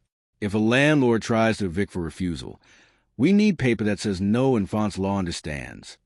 They went to a court in Clerkenwell that wore its years in the linoleum and the way the ushers breathed. It smelled like government and cardboard. A judge with tired hair and kind cruelty listened to a faceless property company argue that tenants who refused consent were in breach of Clause 17.3.2. The judge asked what Clause 17.3.2 was in English. Resident experience, the company said. Community engagement. Safety. Lifts. Elena said when it was her turn. Doors. Stairs. Rent. The judge looked over their glasses. I can tell you've been very reasonable, they said with the precise level of sarcasm the job allows. Here's my order. They read it. Consent cannot be a condition precedent to essential services. Refusal does not constitute breach. No penalty, fee, or surcharge may apply to refusal where implied covenants of habitability are engaged. At the bottom, benches are encouraged. Did you just write benches into law? Allison whispered. House style, the judge murmured, and banged their little hammer like a thank you note. They left with paper, real paper. The kind that puts doctrine in a drawer and locks it. Outside, Priya leaned against the railing and laughed like someone whose HR meeting had been canceled by jurisprudence. Her phone still buzzed. She still had to go. Not now. Lucan stood very still. His shadow had become the outline of a person after a long day at work. He looked at Elena like he was measuring what was left and found it exactly enough. Mateo texted, Fine. Housing annex as you drafted. Terms apply. Tomorrow, schools. Elena thought of children asked to tap to agree to sit on a carpet. She thought of benches and corridors. She thought of chalk on a little hand. She thought of Priya's bench stamped on a banknote. Tomorrow, she said, and she didn't apologize for the word. They went back to 9 Elms with copies of the order. Harper taped one in the lift. Next to it in case of fire. Do not use and no scooters. Under it she stuck a bench sticker with the solemnity of a woman forging a treaty. Mags. 17F read the paper aloud to the lobby, as if it were scripture. Umar pressed not now with the leisurely insult of a man on his way home. The lift came. It carried. It did not ask to be loved. On the pavement outside, a kid had chalked a bench glyph too big and added a smiley face with vampire teeth. Elena left it. The reader on the wall beside it blinked, not now, and meant it. The river did what water does when people stop bargaining with it. It kept to its channel. The glass towers did what glass towers do when watched. They pretended to be honest. Under it all, the pipes kept their promises. For an afternoon, that was the whole point. Elena's phone buzzed again. Not Mateo. City rooms. Housing annex live. The footer credited no one. The header credited benches. House style, Allison said, weary and delighted. Enough, Elena said, and it was. They walked toward a night full of school gates, little hands, stickers. Teachers who would say not now with a smile they'd practiced for years and finally gotten to mean. The city breathed like a person who had just declined a subscription. The lift doors slid shut on Doctrine's perfect font and opened on the stupid, human fact of floors. Chapter 9. Reasonable Custody. Morning found them at a gate tied shut with good intentions. St. Bartholomew's Primary sat on a corner where 2 bus routes argued. A banner over the railings promised reasonable schools. Safer, smarter, simpler in a font that belonged on toothpaste. Beneath it, a tablet on a post blinked tap TO check-in beside a slot where small hands already cued cards they didn't own. A teacher with a high-vis waistcoat and end-of-week eyes was trying to be 3 people. Parents, Please assist with the consent screen. No, Mr. Lee. One tap per family. Maisie, you don't need to sign that. You're 6.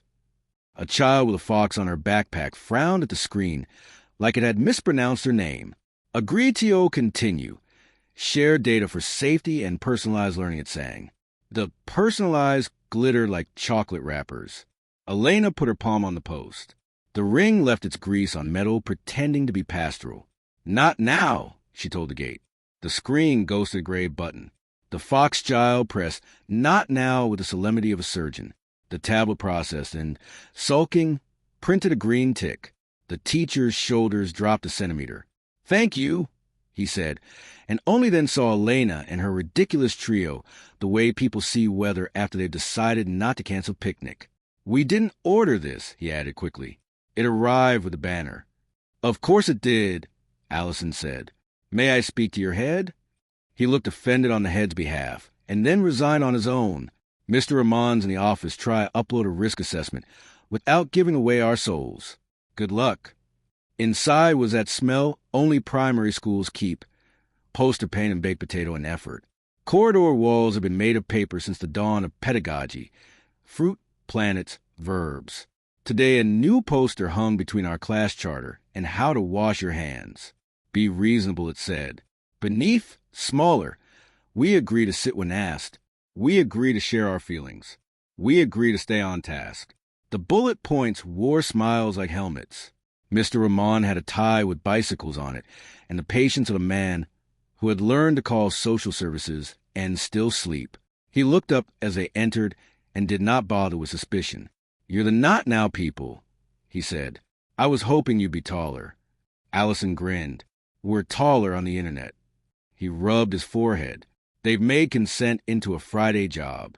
Parent portal pushed an agree once of the term this morning. If parents don't tap, we're told attendance won't reconcile and lunch accounts won't credit. Safeguarding piggybacks it. They call it pilot. Pilots crash, Priya said, already sliding her cable into a laptop on the corner of the desk like a burglar who tidies. Can I look? He pushed the machine toward her without the speech about data protection. We have hidden children, he said point blank. Women with orders, men with shame. If your buttons make them visible to the wrong system, I close the school. Elena loved him in that instant with the kind of gratitude you save for strangers who do their job exactly. She turned to a whiteboard that had been born to hold fractions and bad drawings of teeth. House-style schools, she said. The words arrived as if the board had been hungry. Children don't consent. Not to data, not to behavior contracts, not to experience. Parents don't consent under duress. Attendance is a promise. No check-in gates. Registration by teacher in a room, not a terminal in a wind. Lunch is a promise. No taps for food. No consent fees on free school meals. Rooms over routes. Corridors have benches. Classrooms have corners that doctrine can't rewrite. The carpet is a room, not a reward. Not now works everywhere. Parent portals, check-in kiosks, homework apps. Refusal defaults to base function. Safeguarding is not software. Tools assist, they don't decide. No, agree to be monitored, to use a toilet. Post a glyph. On the gate, in the hall, on the staff room kettle. Mr. Ramon read, and did the small nod of man finding his own handwriting in a stranger's list. Can you make the portal do that? He asked Priya. Portal lives on a cloud that isn't ours, she said. But your MIS has more conscience than marketing. We slip a rule, not underscore now equals parent present. Attendance reconciles. Lunch credits. Safeguarding flags stay local. He blinked. English, please. You get to take care of your kids, she said. City doesn't get to find their mothers for not liking a button. He exhaled in a language that wasn't on any curriculum. A woman in a cardigan with authority woven into it knocked and entered without waiting. Ms. Osei, assistant head, carried a basket of laminated lanyards and a face that said she had solved harder things before coffee. Year 3 are asking why the screen outside wants their feelings, she said, and then noticed the board. Oh, good. We're writing law on the weekend. House style, Allison said. The tannoy burked. Assembly in 5, said a voice trying not to sound alarmed. Perfect, Elena said. We'll do story time. The hall had those lines on the floor PE teachers care about, and everybody else pretends not to notice. Children sat cross-legged, knees poking like punctuation. Teachers lined the walls with arms folded in the universal posture of love, disguised as discipline. On the stage, a projector screen waited to be obeyed. It lit reasonable schools. Children sighed the way children do at anything earnest. A slide advanced. Agree to learn. A hand somewhere made the fart noise. Assembly acoustics were created to punish. Mr. Ramon stepped to the mic and tapped it once. We're going to try something clever, he said. We're going to ask the hall a question. It wasn't built to answer. He looked at Elena. The mic belonged to authority. She stayed on the floor with the children. Hello, she said, as if every child were the only one. I'm Elena. Some of you press a not now this morning. It worked. We're going to teach school how to do that without scaring anyone. A hand shot up in the front row. A boy with hair that had outgrown its idea. If we say not now, he said, do we get told off? Sometimes you'll be asked to do things you don't like. Elena said, like sit, like listen, like put your pencil down. Those are called instructions. Instructions help rooms work. Not now. It's when a machine tells you to agree to something your teacher didn't ask for. A collective oath spread through the hall like a tide. Ms. Osei's mouth did a private smile. Mr. Ramon's shoulders forgot a year. On cue, the projector tried again. Agreed to carpet time. It had a cartoon rug. The rug looked smug. Watch, Elena said, and walked to the wall where the hall had a socket for a screen it had never wanted. She put her palm on the plate. This is not a mouth, she told the hall. Quiet as prayer. This is a room. The slide fuzzed. Not now appeared in the corner. Etiquette small. 100 heads craned. 100 small hands itched. Ms. Osei, indulgent, picked a child whose body had been humming since 9. Amira, freckles like punctuation. Amira marched to the switch and pressed, not now, with more dignity than Parliament. The cartoon rug sulked away. The hall remained a hall. Brilliant, Elena said. Now, do as your teachers ask and listen. The children did the improbable and unclenched. Teachers exhaled. Mr. Ramon returned to the mic. We're keeping our promises, he said. Food, learning, safety. We're not making you agree to computers to get them. If a screen asks you to press agree, to do something your teacher told you to do, you may say not now and tell an adult.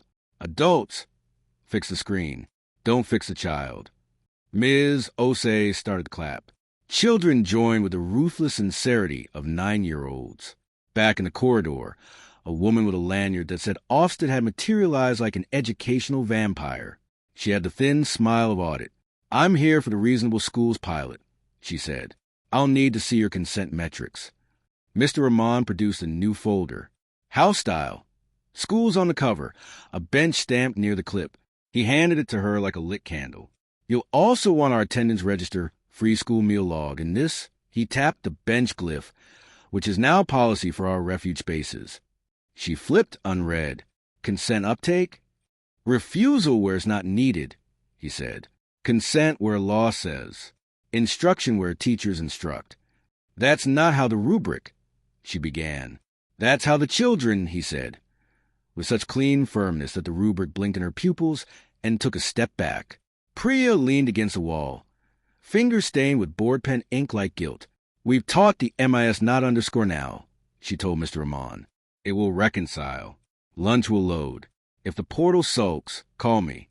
If assurance complains, send them to the judge who likes benches. Ofsted looked up, interest like a needle. Judge. County court, Allison said pleasantly. Novel jurisprudence. Quite readable. Children spilled from the hall like a tide. In the lunch queue, the payment tablet had learned kindness. It offered not now with base price and a quiet thank you that did not demand anything back. A girl pressed it with 2 hands like a prayer. The tray slid along. She got beans because she wanted beans, not because the algorithm had classified her as a potato.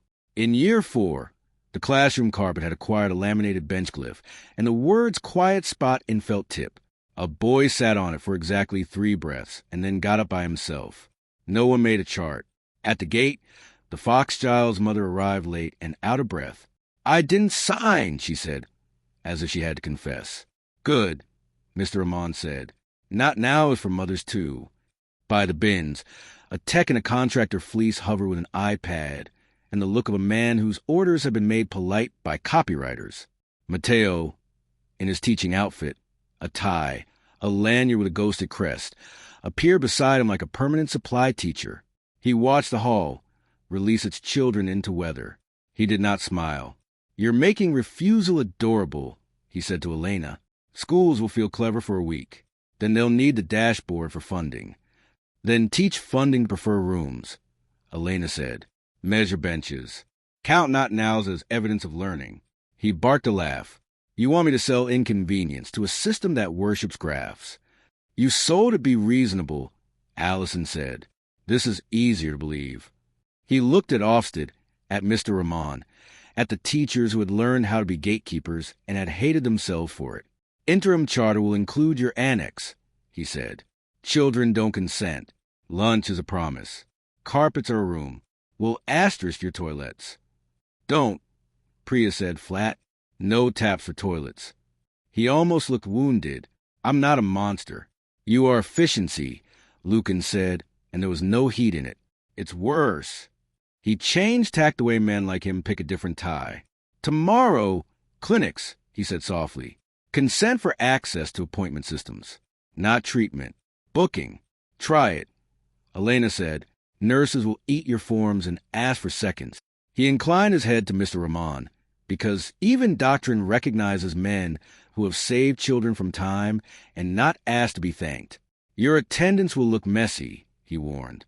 Mr. Ramon's mouth was kind. "Children are messy," he said. Mateo left a note on the office desk that would turn out to be his business card and a smudge of some unnameable virtue.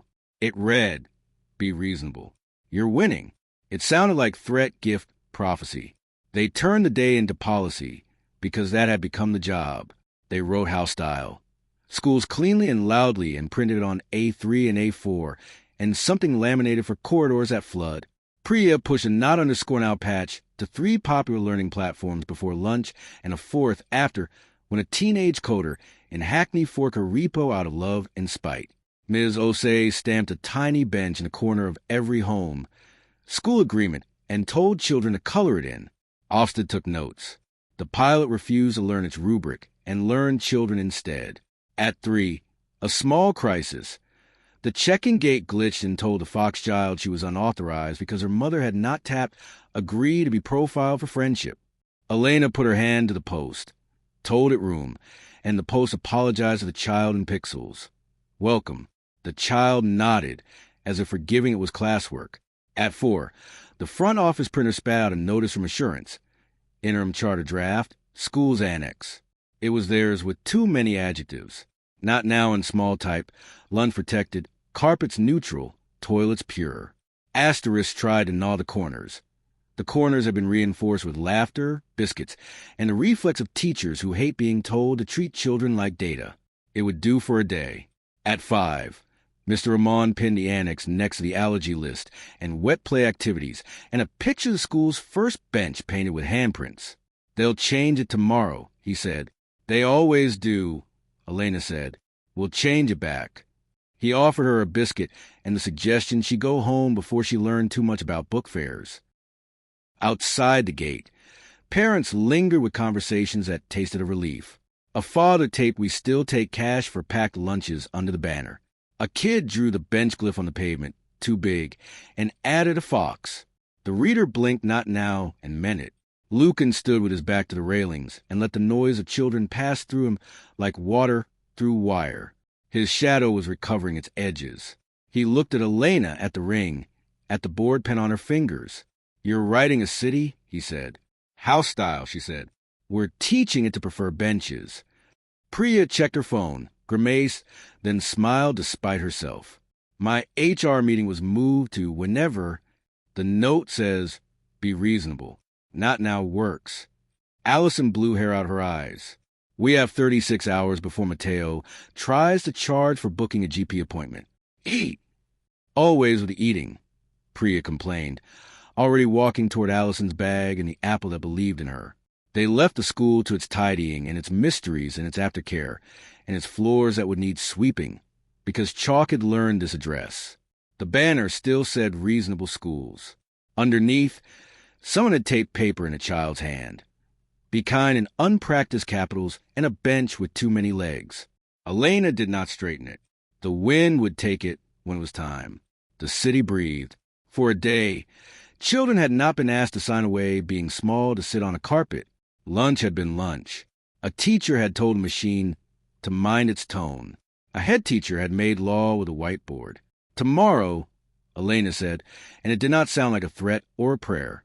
It sounded like the next line in a manual. They walked toward clinics and clipboards and antiseptic, and nurses whose patients could solder city. Behind them, the hall emptied. The caretaker locked the gate, and a bench under a tree remembered small bodies and big stories and decided to keep both without asking for a tap. They followed the smell of hand gel and carpet cleaner. The Brook Street Health Center looked like every clinic built after 3 consultations and a budget. Brick that tried to be kind, posters that tried to be hopeful, a door that had learned to slide. A sandwich board out front announced reasonable care. Faster, safer, simpler in the now familiar font that thought toothpaste was public policy. Inside, a touchscreen kiosk breathed at people who were already doing their best. Check-in, tap to agree for optimized care. Below, in smaller text, consent to personalized triage, behavioral analytics, priority routing. A toddler in a dinosaur coat pressed his forehead to the glass. The glass did not care. Not now. Elena set the kiosk, palm flat, ring leaving that faint human sheen. A gray button ghosted up like a good idea sneaking in the back door. The woman behind her, 60, breath like gravel, scarf tied neat, pressed not now and looked guilty as if she'd stolen something. The kiosk sulked, then printed "You are here" with the begrudging competence of machines that know they've been watched. A receptionist in a cardigan that had earned its baubles peered over the partition. Her badge read Kavita. Her eyes were the tired kind, not the mean kind. "If you don't consent," she began rehearsed, "your weight may be human," Allison said cheerfully. "We've heard of it." Behind the partition, a printer coughed away anxious dog bark. The waiting room hummed with the soft, hard music of people in public. Cough, shuffle, child squeal, apology murmur. The television in the corner showed a loop. Be reasonable about appointments. Help US help you. Agree once a month. Someone had muted it. The caption still begged. A nurse pushed the inner door with her hip and a tray in her hands. She had wrists like confidence and a lanyard full of pins patients had given her. "Nurse Shah," said her badge. She took them in with one professional glance that measured temperature, blood pressure, and trouble. "If you're here to fix the screen," she said to Elena, "do it before it makes the baby cry." "We're here to fix the order of operations," Elena said. "Good," Shah said. "Triage is a room, not a tap." Priya was already kneeling by the kiosk. Cable whispering into a diagnostics port like gossip. "CarePath V4, she read. "Consent bid at pre-check. If false, push the e-consult queue and delay. If true, fast lane. Elegant. Evil." Kavita winced. "They told us optimization. We're being yelled at for the queue we didn't write." Lucan stood where the wall met the floor and made space behave. His shadows were thin and precise, like pencil lines under paint. "Where's booking?" he asked. "Behind the glass, inside a web thing that hates Tuesdays," Kavita said. They renamed it Experience. No one wanted to call it that out loud. A man in paint-splattered trousers raised a hand. "If I press not now, will they still see me?" "Yes," Elena said, and said it like a prescription that would be filled because the law had remembered its job. She put her palm on the counter and let the ring's weight sink into laminate that had seen too many elbows. "Promise," she told the room. "Care first. Not contracts." The screen above the reception hiccuped. "Agreedo," B. Triage wanted to print. "Please take a seat," replaced it with the relief of a muscle unclenching. "House style," Allison said, pulling a pad from her tote like a magician producing a rabbit with a warning label. "Write it big. Tape it to the kettle." They wrote, Care is a promise. Access to triage, appointments, and treatment must not require agreement beyond clinical consent. Not now works. Check-in portals, booking apps. Refusal defaults to base function. Triage is a room. Clinical decisions happen with clinicians, not gates. No algorithmic refusal. Consent is clinical, not commercial.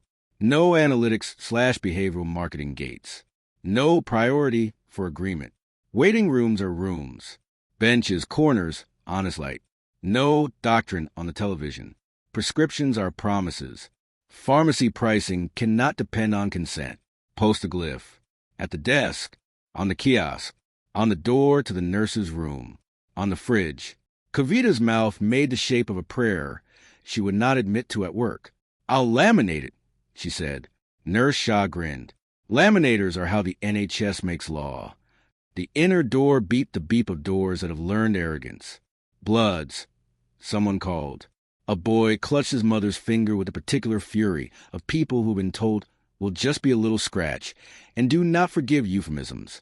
The mother smiled at Elena in that wild, grateful way. Gratitude as reflex and defense. At the pharmacist's window, a sign chirped loyalty price. Agree for lower copay. A basket of blue inhalers looked embarrassed. "Not now," Priya said a card reader, and taught it offer base price with a line in the footer. Consent fee, £0. The dispenser's face did the micro twitch of a man learning. He didn't have to apologize for factors he couldn't control. The door opened and brought weather with it. Matte sky, polite rain, and Mateo in his out-of-office persona. No tie, good coat, lanyard with visitor, as if he had ever needed a pass for a room. He looked at the kiosk, the laminated list in Kavita's hands, the way Nurse Shah held the inner door as if keeping doctrine out with her body, and made the face of a man who had practiced sympathy until it paid. "Don't worry," he said gently to the room. "We've added a book without agreement feature. There's a small administrative fee. Reasonable." Nurse Shah did not roll her eyes because she had manners. "There's a kettle in the back," she said. "You may go be reasonable to it." He smiled at Elena. "Clinics are delicate," he said. "You can't be cute with clinical safety. Consent helps us allocate scarce appointments. Consent helps you train people to be polite to software," Elena said. "Clinical consent is between nurse and patient. Booking is a promise kept with chairs and time." A door banged. Dr. Menon arrived on a gust of clinical governance. Sleeves rolled, hair learning to be salt, eyes that remembered why it hurts to be human and shows up anyway. "I have 3 children with chest infections and 2 mothers who've learned to hate forms," he said to no one in particular. His gaze fell on Elena, then Mateo. "Which one of you brought the banner?" "The banner brought itself," Elena said. "We're here to tell it to mind the room." Dr. Menon took one look at the kiosk. "No." He extended a hand without breaking stride. "Menon." "Elena," she said. "We're changing verbs." "Good," he said. "I'll bring verbs." He leaned over the counter to Kavita. "If anyone calls about metrics, tell them I'm counting lungs." He turned to Shah. "We'll run triage in the corridor. No one taps. Tell people we're slow on purpose." Shah's mouth curved. House style. The waiting room shifted its weight. People stopped pretending to choose between consent and inconvenience and started choosing where to sit. A woman took the corner nearest the plant because the plant made her feel like her mother's kitchen. A man stood because standing put his back against something honest. The dinosaur toddler stopped headbutting the screen and fell asleep face down on a puffer jacket. Small mercies. Triage. Portal. Priya prompted. Fingers poised. Kavita waved at a monitor. CarePath dashboard. It pushes eek insults when we say full. It pushes eek insults when we say open. It pushes. Priya made a noise only other software could translate. We'll teach it not _now equals in person by default, and promise equals booked regardless. We'll hide a room flag in the message, so when they patch it, the patch sulks. Mateo's attention sharpened. He stepped closer and lowered his voice in the way men lower their voices, because they believe intimacy is a tool. "Elena," he said, "there's real risk. If we don't collect consent up front, we can't share information smoothly. If we can't share information, People fall through the cracks. You want a waiver, she said. So, when the crack happens, you can point it, be reasonable, and say they agreed. He didn't pretend to mind being caught. Liability isn't virtue, he said mildly. It's infrastructure. Benches are infrastructure, Allison said. We're installing one under your fine print. Dr. Menon had opened the inner door and let triage leak into the corridor, into a row of chairs under a poster about gout. Names, he said to the room, and 20 names became 20 cases. And this is how clinics survive doctrine. Somebody with a pen writes someone's name down. A woman in a headscarf hovered with the careful shame of translation. Her son coughed like old paper. Elena said room to the inner door and kept it from learning a mouth. Shah handed the boy a sticker for bravery he hadn't had time to use yet. The sticker was a dinosaur on a bench. The loud television in the corner changed its mind about being useful and printed a agree for nudges over a clip about hand-washing. Allison found the remote. It had learned to hide. She found it anyway and taught it off. Kavita laminated house style, clinics, and stuck it to the desk at eye level. People read it. A woman took a picture for a WhatsApp group called Andes Against Apps. Someone laughed so hard they coughed. Dr. Menon listened to a chest and wrote amoxicillin with honesty that didn't need an algorithm, and everything about this felt like treason against the kind of efficiency that forgets people on purpose. Pharmacy, Priya said, nodding at the door, if they've gamified inhalers, we fix it now. The chemist next door had obediently adopted a loyalty scheme that offered consent savings on anything that wheezed. A smaller sign read, reasonable people get priority slots. Elena loved the clerk immediately. Tattoos, pink hair, badge that said Jude, because their face did a little flinch when they read the words priority and people in the same sentence.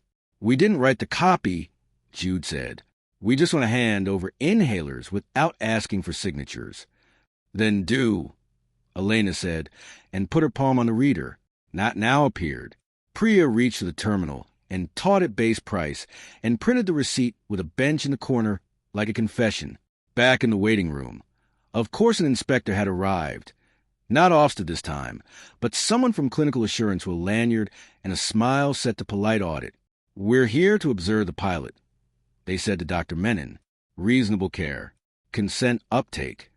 Observation is a room, Menon said. Pull up a chair. Consent is clinical. We're not gating booking. The inspector looked at Mateo without quite looking. Mateo did not help. He watched Elena set her hand on the kiosk again and whisper to her, as if they were merely two people discussing a film. I can put your not now in the charter, he said. Big as you like. I'll even put it on buttons. Then I'll require consent for booking phone appointments. Not care, just the tools. Reasonable. Nurses aren't tools, Shah said, walking past with a blood pressure cuff like a crown. They're rooms. A patient in paint-splattered trousers clapped once, then apologized, then didn't. Priya's screen pinged. She read, then looked up at Elena, eyebrows in position that meant I broke into something and put a sticker on it. A wired not underscore out of the NHS spine's fallback, she said. If a clinic's portal refuses booking without consent, the spine sighs and books anyway. It'll take them hours to find, maybe days. Gita texted a rat and a heart. Field 61, meet 111. Mateo's mouth twitched. You have friends in plumbing, he said. We have benches, Elena said, and bathrooms. He sighed, not performative. Fine. Interim charter. Consent cannot be conditioned for booking. Asterisk, of course. Of course, Elena said. We'll solder the asterisks to chairs. The baby woke and did the brief, offended howl of someone who has discovered air is not food. The waiting room's noise gathered it up and softened it. Elena put her palm on the arm of the chair and told it keep, and the chair kept. Sometimes the work was that small. They ate biscuits in Nurse Shah's tiny office, while the printer printed refusals reconciling. Shah taped the glyph to the sharp's box because any room can be told a story. Kavita taught a volunteer to say, you don't have to agree. You just have to be here. Dr. Menon told a teenager. He believed him, and the teenager did not know where to put his eyes. Mateo left 2 leaflets by the door. Interim charter draft. clinic's annex.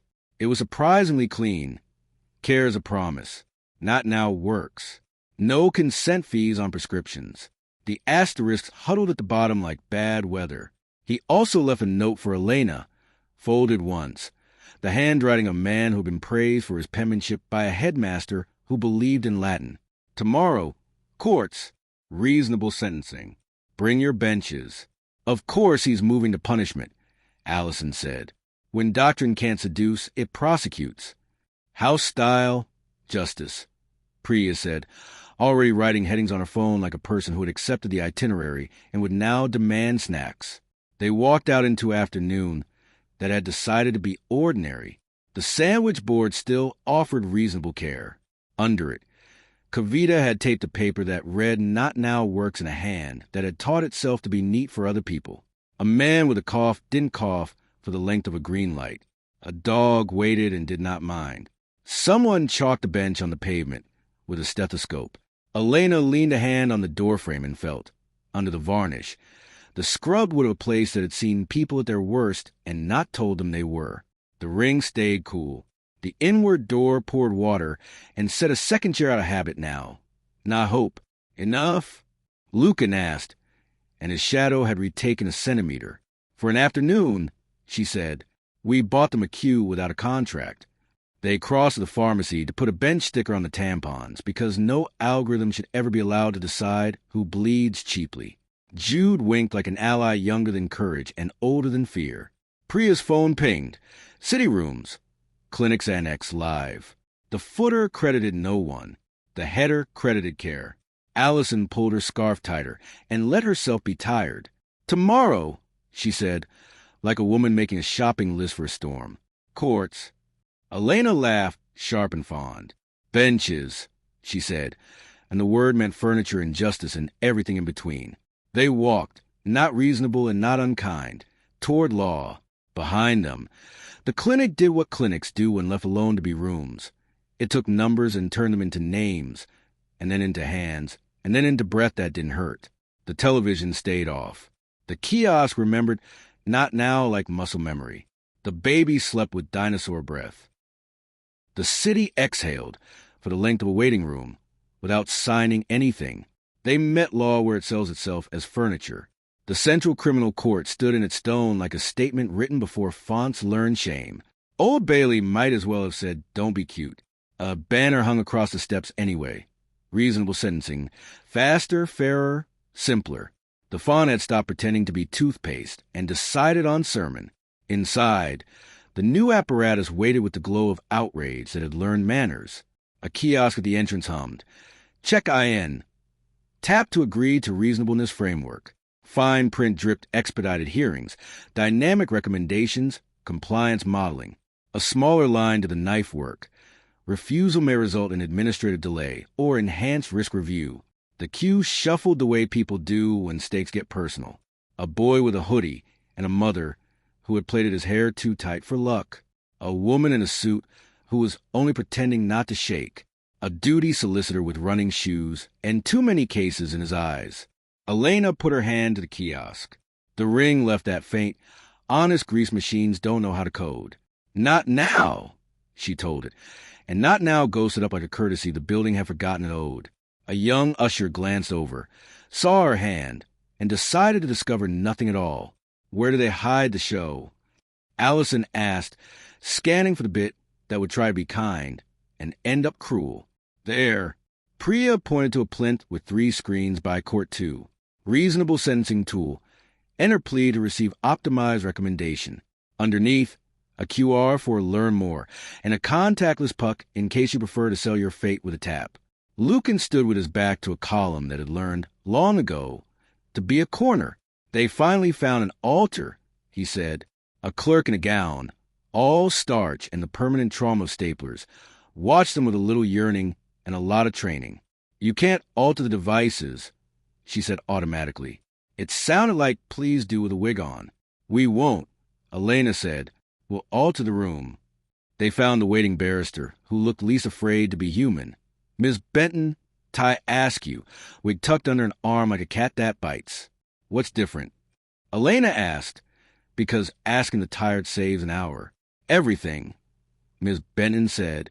The tool offers a discount if you plead early and agree to behavioral conditions, continuous monitoring, curfew that learns your life, data sharing forever.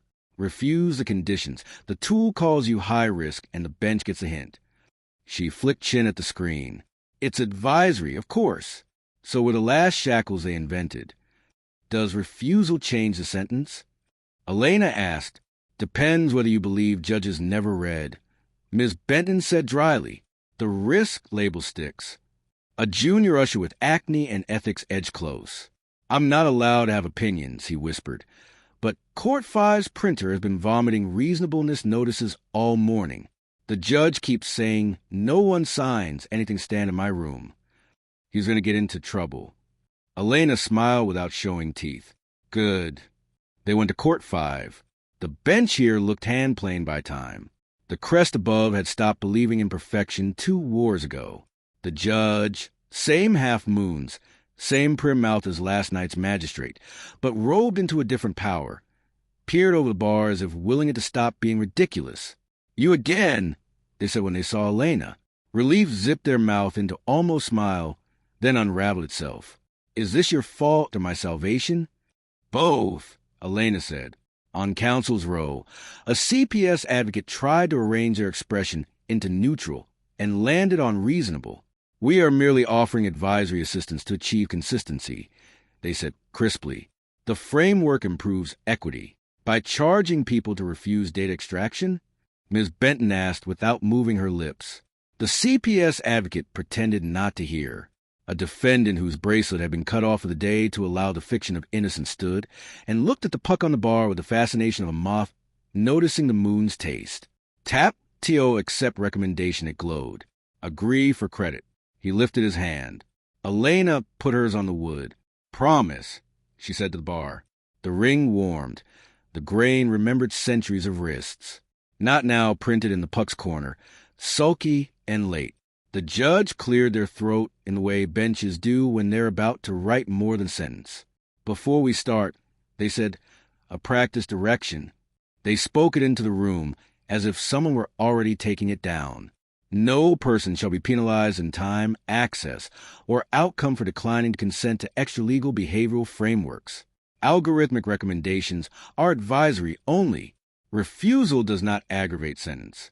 No court of this realm will condition access on tapping anything at a kiosk. They looked down at their own hands as if surprised by them. We are not vending machines. Priya had already found the court's exhibit terminal. This stuff talks to HMCTS and the tool talks back, she murmured, fingers making etiquette rude. Consent bit in the plea message. If true, tag compliant. If false, tag risk. I can redefine not underscore now to neutral. I can't stop the tool from whispering, but I can make it whisper in italics. Allison set a pad on the clerk's desk, as if she owned it, because the room already did. House-style justice, she said, and wrote while the judge's directions settled like rain. Justice is a promise. No gates to hearings. No taps to plead. No agree for credit. Not now works. Check-in listings, plea systems. Refusal defaults to base function. Neutral tags only. Bench over model. Algorithmic tools advisory. Never default. Judges read. Machines don't. Right to silence extends the software. Declining automated interviews, risk assessments, or engagement cannot harm outcome. Fines are not fees. No consent surcharges. Neutral rates. Rooms over routes. Waiting cells keep benches. Docs keep dignity. No doctrine on the walls. Post a glyph. On the bar. In the cells. On the kettle. In the robing room. Ms. Benton read upside down and smiled like a person who had found a coin. Put bail on it, she said. No conditioning release on agreeing to data sharing beyond statute. Done, Allison said, adding, bail is law, not loyalty. From the doorway, Mateo brought weather in a suit. He had picked his barrister tie and failed to look like he lost sleep. He took in the bench, the kiosk sulking, the judge's late decision to be useful, and gave a half-bow to the room as if it were a donor. Your direction will read beautifully on Twitter, he said pleasantly to the judge, and crumble under appeal. Possibly, The judge said, but the day is long before the Court of Appeal wakes. Mateo walked to the plinth with the 3 screens and stroked their edge with a fingertip like a man checking dust. We can include your not now in the framework, he told Elena. We can even rename it Acknowledge, if that pleases your house style. But we cannot allow refusal to collapse the model. Consistency is fairness. Consistency without rooms is obedience, Elena said. You don't get to sell people a discount on their sentence if they agree to wear your mouth on their ankle. He glanced at the defendant with the cut bracelet. The public like to be safe. The public like to be kept safe, Ms. Benton said. Different verb. That one's our job, not your QR. The CPS advocate cleared their throat. We propose a pilot of the reasonableness tool in 3 courts, data to follow with opt-out. Opt-out that drips consequence. The judge said, I can read. The opt-out is a penalty framed as discretion. Priya's laptop chimed. I mapped, not underscan no model tag, she murmured. If the tool tries to send risk, the court system yawns. The label falls on the floor between the pipes. Lint, Lucan said, almost kindly. Lint, Priya agreed. A door guard opened the dock. A young man, Kalechi, said the list, stepped forward with the accurate posture of someone who has learned rooms will take you if you don't take yourself in first. The puck on the bar breathed at him. Agree for credit. He looked at Miss Benton. You don't have to, she said. He listened. The way people listen to the one person in the room who admits they can't save you but won't sell you. He put his hand on the bar, not the puck. The wood remembered. Not now printed itself again, less apologetically this time. Plea, the judge asked. Guilty, he said, to the thing I did, not to being watched forever. The judge held their pen like a dignified sword. Credit for the plea, they said. No credit for obedience. Sentencing by law, not by software.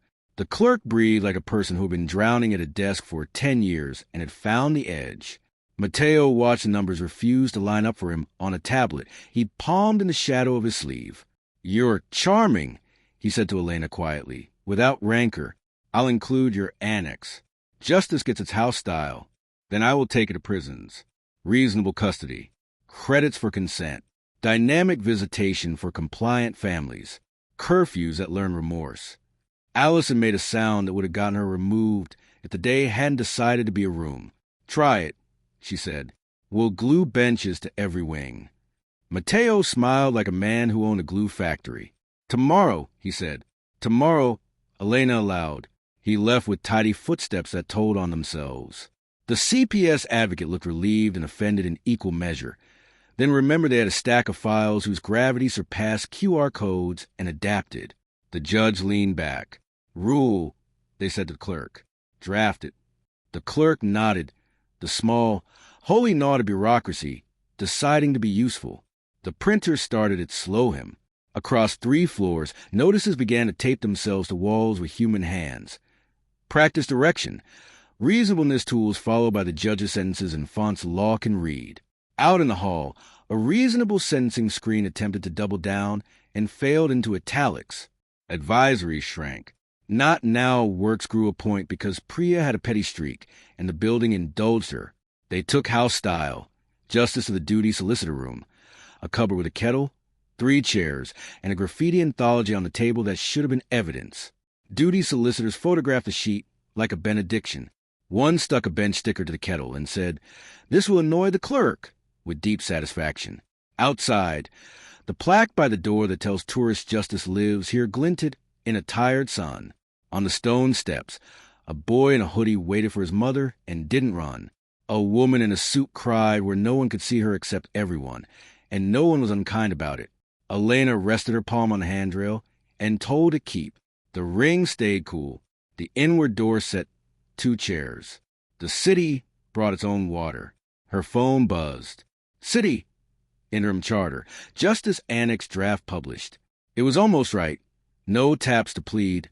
Not now compulsory. Algorithm advisory only. No consent surcharges on fines. Bail decoupled from loyalty. Asterisks cluster where power likes to graze. It would keep people alive today. A message followed separate. Italic. Mateo. Prisons. Be reasonable. Bring your benches. Priya said, reading over her shoulder. We're going to need carpenters. May know some, Allison said. And Sullivan prints laminated law. Lucan's shadow, faint and exact, made a corner where there wasn't one. And you, he said to Elena, you're going to need sleep. Not now, Elena said, and smiled in spite of herself, because the room behind her ribs had already set a bed next to the table. After we write house style, custody. Clause 1, sells or rooms. Clause 2, Allison said, visits are promises.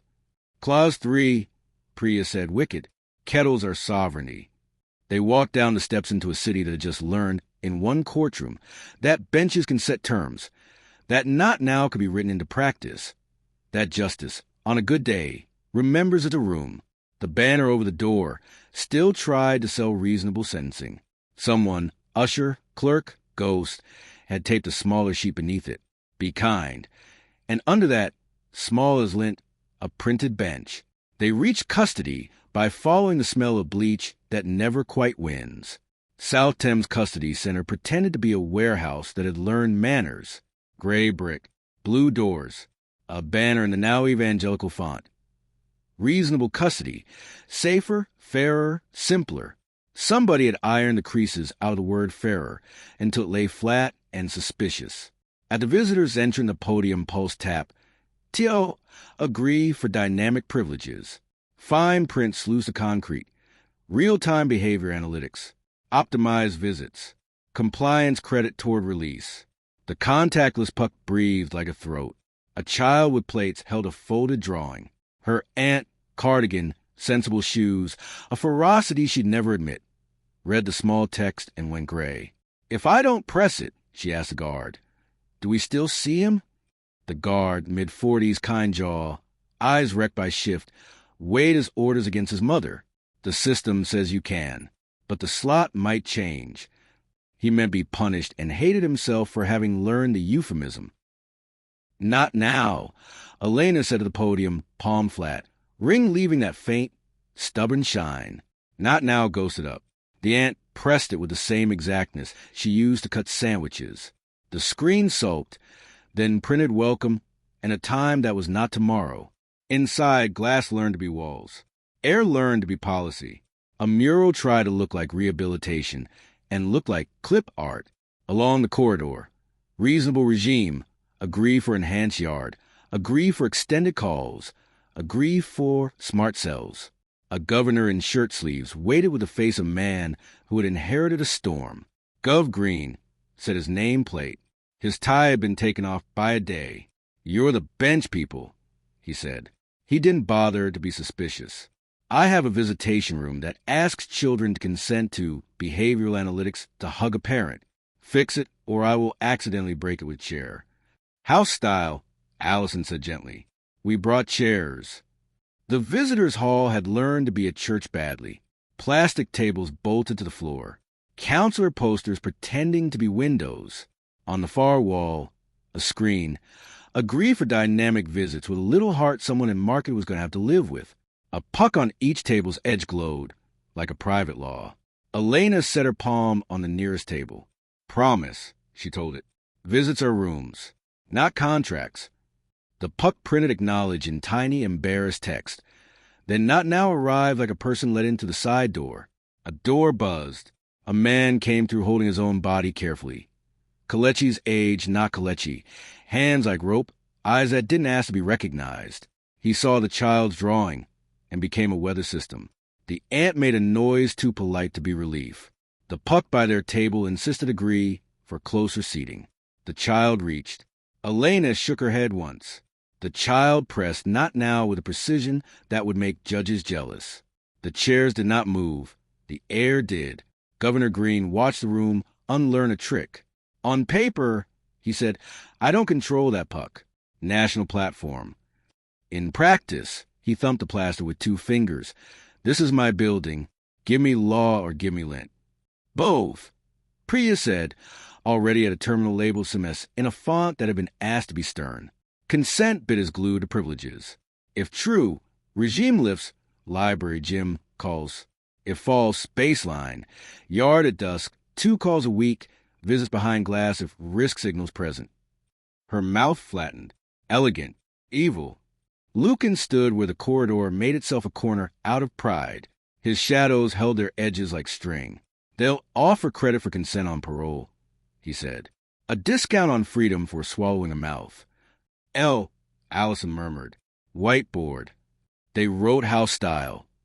Custody on the back of a laminated fire map, because lamination is how institutions admit the future can be rude. Cells are rooms. Basic entitlements, water, light, toilet, sleep, are not gated by consent. Visits are promises. No analytics gate. Family's refusal cannot shorten, delay, or algorithmically deprioritize visits. Not now works. Entry, visits, calls library. Refusal defaults to base regime without penalty. Bench zones. In visits, in wings, in healthcare. Honest light. Seat, no doctrine override. Algorithm advisory only. No compliance credits. No dynamic sentence adjustments for consent. Release is law, not loyalty. Parole cannot condition on perpetual data sharing beyond statute. Post a glyph. On gates. In the visit hall. On kettles. Kettles are sovereignty. Green, red, got to kettles and snorted. My officers will love that. A senior officer with the posture of spine and the voice of a mother arrived with a ring of keys that sang. So Carter. She looked at Elena's hand on the table and at the child pressing not now and made an administrative decision. We will treat not now as an instruction from the governor, she said. If anyone asks, I misunderstood the memo. The CMS stuttered. Priya's fingers wrote manners the system had never learned. I can't rip out the model, she said, but I can map, not underscore out in neutral. The tool will whisper risk. The message will drop the tag on the floor. Lynn. Also, she grinned without humor, I can route any consent surcharge to void. Void, Lucan repeated, as if trying the word on a room. Good name for a mouth. The healthcare door opened. A nurse wheeled in a blood pressure cart and saw the banner. Agree for priority care purred along the top of the screen. She went the color of polite rage. Get that off my wall, she told no one who had authority and would do it anyway. Clinics are clinics, she told everyone else. We wrote that down yesterday. Elena said, we brought you stickers. They walked the wings. A sign at the showers chirped agree for hot water in a perfumed font. Allison peeled it off a museum knife and stuck not now works crooked in its place. The pipe stopped sounding like it wanted to be a policy and resumed being water. In the library, a terminal offered agree for extra time. A man reading a book very slowly looked up as if the words had finally turned around. Priya taught the timer to like not now. The librarian, a woman whose cardigans were a political act, put a bench sticker on the checkout desk and stamped it with a date stamp like a sacrament. In a wing office, a kettle steamed under a sign that read agree for staff, Wi-Fi, and tiny tyranny. So Carter took a marker, crossed out agree, wrote ask, and added a bench. Kettles are sovereignty, she said, as if memorizing the catechism. Mateo arrived without a lanyard, because rooms like these don't ask reasonable men for proof. He stood in the threshold like he owned the threshold's moonlight. You can have your benches, he said. We'll put not now on the gate. We'll standardize your little glyph. He let the kindness land. In exchange, we'll make consent a factor in dynamic privilege optimization. Not sentence, not parole, just the day. You're selling compliance by the hour, Allison said. You want families to bribe the afternoon. He spread his hands. It's better than bribing officers. So Carter made a sound that should have peeled paint. Don't. Mateo took the hit without flinching. Refusal mustn't break the model, he said more quietly to Elena. If enough people say no, schedule collapses. You have to give the system a mouth somewhere. No, Elena said. You have to give the room a chair. He looked toward the segregation corridor, a door painted an indecently cheerful blue. Reasonable custody, he said. Agree to continuous monitoring, and you get more air. Refuse, and you get the baseline. No punishments. Just not rewards. Punishments with better PR, Priya said. We'll put that on a poster. Green rubbed his eyes. I have to keep a building breathing, he said. You, he meant Matteo, offer me grafts. You, he meant Elena, offer me rooms. Grafts keep ministers off my back. Rooms keep men alive, on any given day. Pick rooms, Elena said softly. He looked at the visitor's window. The child was showing the man a fox with too many legs. The man cried like a person who has remembered his face. Green nodded once. I'll sign a local order, he said. Reasonableness tools advisory. Not now compulsory. No consent fees. Visits are promises. Parole is law. Give me a copy, Sullivan said from the doorway, because of course Sullivan the printer had wandered in wearing high-vis and smelling of ink. I'll run it on stock that survives tea. Matteo watched power right itself with paper and sighed. I'll publish an annex this afternoon, he said. Custody. Your bullet points, my asterisks. We'll solder the asterisks to kettles, Elena said. He smiled a tired inch. You're running on fumes. Fumes are a resource, she said, and did not let herself look at Lucan because he had become a diagram of edges and effort. They went down a seg, because rooms that can't be visited grow mouths. A hatch watched them with a mean eye. The panel beside it breathed a gree for extra time out. Elena set her hand on the painted steel. The ring to the seam where door met world. This is a room, she told it. Not a contract. Not now printed in the corner of the panel, like a prisoner's drawing of the sea. Inside, a man laughed once, hoarse and obscene, and then didn't. Back in the visit hall, the puck tried a new trick. Agree for family credit. Priya snorted, mean with love. Define family by room, she told the CMS. The system tried to argue with centuries and lost. Ant counted. Child counted. Benches counted. Data didn't. By mid-afternoon, interim charter. Custody annex hit the governor's inbox with the offended grace of institution. It kept the center of their list. Cells are rooms. Visits are promises. Not now works. No compliance credits. Parole decoupled from loyalty. The asterisks gather where they always do. Where feasible pilot areas, subject to operation and necessity. Green initialed anyway and taped it above the kettle. So Carter posted house style on the staff notice board, and underlying kettles are sovereignty 3 times, because there were rules and there were rules. The officers nodded, grudging and glad. You could feel a culture move an inch. Matteo stood at the edge of the hall and watched the family sit, without signing. For a heartbeat, he looked like a man who had not wanted to be this job and had become it anyway. Then he put the look back in a drawer. Workplaces next, he said. Agree to be reasonable to get shifts. Agree for the cheap canteen. Agree to keep your job. Warehouse floors are benches, Allison said. Unions are kettles. Churches, Priya said. They'll try funerals. Weddings. Agree to be safe to enter a congregation. Lucan's shadow made a corner it could barely hold. The dead won't consent, he said, tired and exact. He'll make the living do it for them. Green shook their hands at the door with the awkward gratitude of someone who knows he is going to get yelled at for doing the right thing. I'll be called political, he said. House style, Elena said. It spreads like lint. They stepped back into air that pretended innocence. The banner over the entrance still sold reasonable custody. Beneath it, a smaller sheet had appeared. Sullivan's fast work. Good stock. Ink that would survive rain. Cells are rooms. Visits are promises. Not now works. Under it, tiny as superstition, a printed bench. The ant came out with a child, and the drawing folded differently now, creased by a hug. She nodded once to Elena, once to the governor, once to the guard, distributing thanks like bread. The guard nodded back as if accepting communion he wasn't sure he deserved. Elena rested her palm on the gatepost. The ring stayed cool. The inward door set its little table and its 2 chairs, and put a 3rd chair there, without being asked. There would be men tomorrow who needed that seat. There would be women who refused. There would be kettles.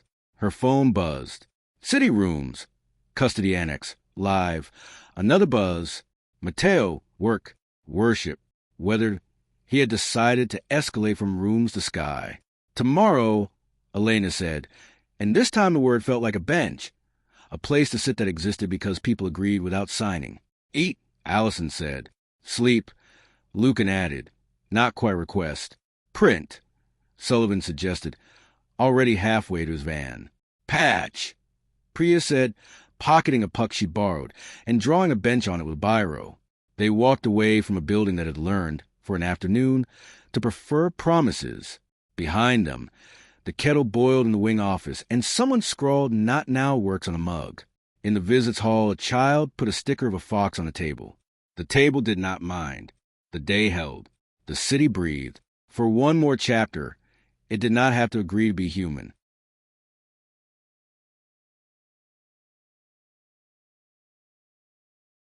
Chapter 10. The city that learned not now. They found work where the city stacked boxes until dignity creaked. The distribution center pretended to be a horizon, a slab of gray, flags that had learned to be corporate, a car park striped into obedience. A banner along the fence hummed reasonable work. Safer, fairer, simple in a font that stopped being toothpaste and started being policy. Below it, a turnstile blink tap to agree for shifts. Fine print, dynamic scheduling, behavioral analytics, productivity optimization.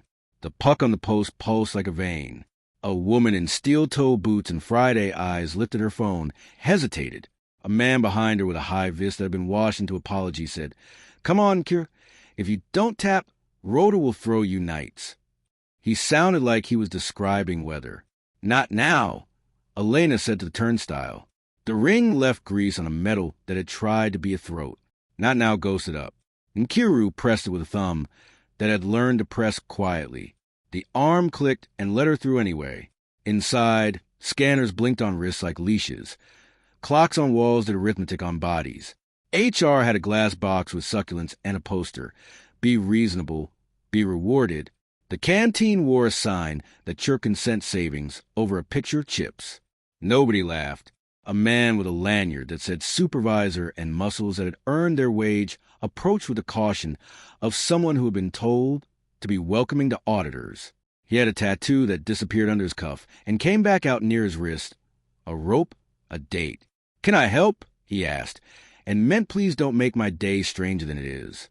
"We're here about the gate," Allison said. "And the Rhoda." He exhaled the way men do when someone else has finally named the thing they hate. "The app stole Christmas," he said bluntly. "You tap agree for dynamic shifts and it loves you. You don't, and it can't find coverage for anything that resembles a life. We were promised opt-out would be neutral. It isn't." On a wall near induction, an orange tablet beamed agree for priority slots. In smaller, allow continuous geofencing, unlock smart brakes. Priya was under it already, cable in, face set. "Workforce V7, she muttered. "Consent bid at punch-in. If false. Throttle shift offers, brake windows narrow. Canteen surcharge applies. If true, halo over your head." "Elegant," Lucan said, and the word held all the contempt a corner could afford. "Evil," Priya finished. A woman with a union badge pinned low to avoid HR's eyesight appeared with a clipboard like a shield. "Amra," shop steward. Her stare could cut pallet wrap. "You're the bench lot," she said. "Good. Our kettle is broken, and the app thinks a kettle is a security risk." "Kettles are sovereignty," Allison said, as if introducing cousins. Amra's mouth twitched. "Sign here," she said, and pushed the clipboard at Elena. The form read workers' meeting. Reasonable work pilot, and beneath, in biro and capital letters, "Not now works." They met in the break room because that's where law happens when no one's looking. Laminate tables, microwave that smelled of last week's curry, lockers with the names of people who had taught themselves to spell for payroll. On the notice board, reasonable work tried to be a manifesto and came out a loyalty program. Under it, someone had pinned a printout of house style, clinics and added in pen and canteens. "Right," Amr said. "Two things, the gate and the app. My lot are being priced for refusal. We won't call it a strike. The papers have enough adjectives. But we'll call it a T." Priya scrolled, hacked, taught. "I can't claim root," she said. "But I can give the gate a vocabulary it didn't know it wanted. Not underscore now equals base shift eligibility. Promise equals break at the time a body believes in. Room equals canteen price, neutral. If they push a patch, it'll stick for a while. How long? Asked Supervisor Ropetu, whose name turned out to be Mark. Long enough to make a habit, Elena said. She put her palm on the break room table. Promise, she told it. Meals are not negotiable. Neither are chairs. The table took the grease and decided to be heavy. They wrote house style. Work on a sheet of A3 that smelled of marker and patience. Work is not a mouth. Access to shifts, breaks, and canteens must not require consent beyond contract and law. Not now works. At gates, on time clocks, and apps. Refusal defaults to base rota without penalties or dynamic punishment. Breaks are rooms. Honest time, seats, kettle. No doctrine. Pay is a promise. No consent savings or refusal surcharges. Base wage and base prices neutral to agreement. Right to refusal. Declining extra-legal monitoring, geofencing, or behavioral analytics cannot reduce shift allocation. Post a glyph. On the gate. By the clock in. On the kettle. Especially the kettle. Armor red and tap pay is a promise like a gavel. Stick that on Perril's forehead. The canteen's POS wore its deception with innocence. Agree for staff price it chirped. A young man with a banged-up fringe and an appetite the wage couldn't carry glance between chips and dignity. Priya put her palm to the reader. Not now appeared. Base price printed. The receipt said consent fee, £0, because sometimes shaming paper is policy. At the clock-in wall, a bar of glass waited to measure wrists. Agree for smoother time. Elena set her hand on the rail under it. Keep, she told the rail. Not now printed in the corner of the time clock screen, like a secret menu. Mark tried it, breath held. The system hiccuped, then chirped signed iron with a neutral tone of machine that had not been taught to enjoy hierarchy today. HR arrived in a cluster like sheep with lanyards. 2 juniors and a manager wearing empathy like a blazer. Leah, people partner. She looked at the union badge, at Elena's shining palm prints on company property, at the way the line moved without agreeing to anything, and found a smile that had not been in her induction pack. We're simply encouraging engagement, she said, reciting. Consent unlocks features that make work easier. Like shifts, Amr said. Like shifts, Leah admitted softly. House style says base rota is neutral, Allison said. Put that in a memo and we'll laminate it. Leah's eyebrows made the shape of a woman who was going to get told off by email and do it anyway. We're a pilot site, she said. If I say no to the taps, they'll call me anti-innovation. If I say yes, you'll call me a cop. Say not now, Elena said, and mean it.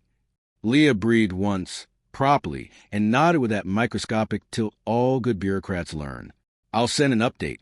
Refusal is neutral. Anything else is a grievance. The warehouse floor moved of its own physics. Belts, beeps, shoes. A supervisor blew a whistle purely for tradition. By the packing stations, tablets offered a grief for optimized routes with a caret that looked like a line graph. Lucan touched the corner of the rack, and the corner stayed a corner. Routes don't own rooms, he said to the air. We'll keep the benches in the aisles. Mateo came in with a visitor badge he hadn't needed and a high-vis he'd borrowed from a future where he ran everything. He stopped by the gate, watched 3 people press not now and enter without being priced, and let something like delight flicker over his mouth.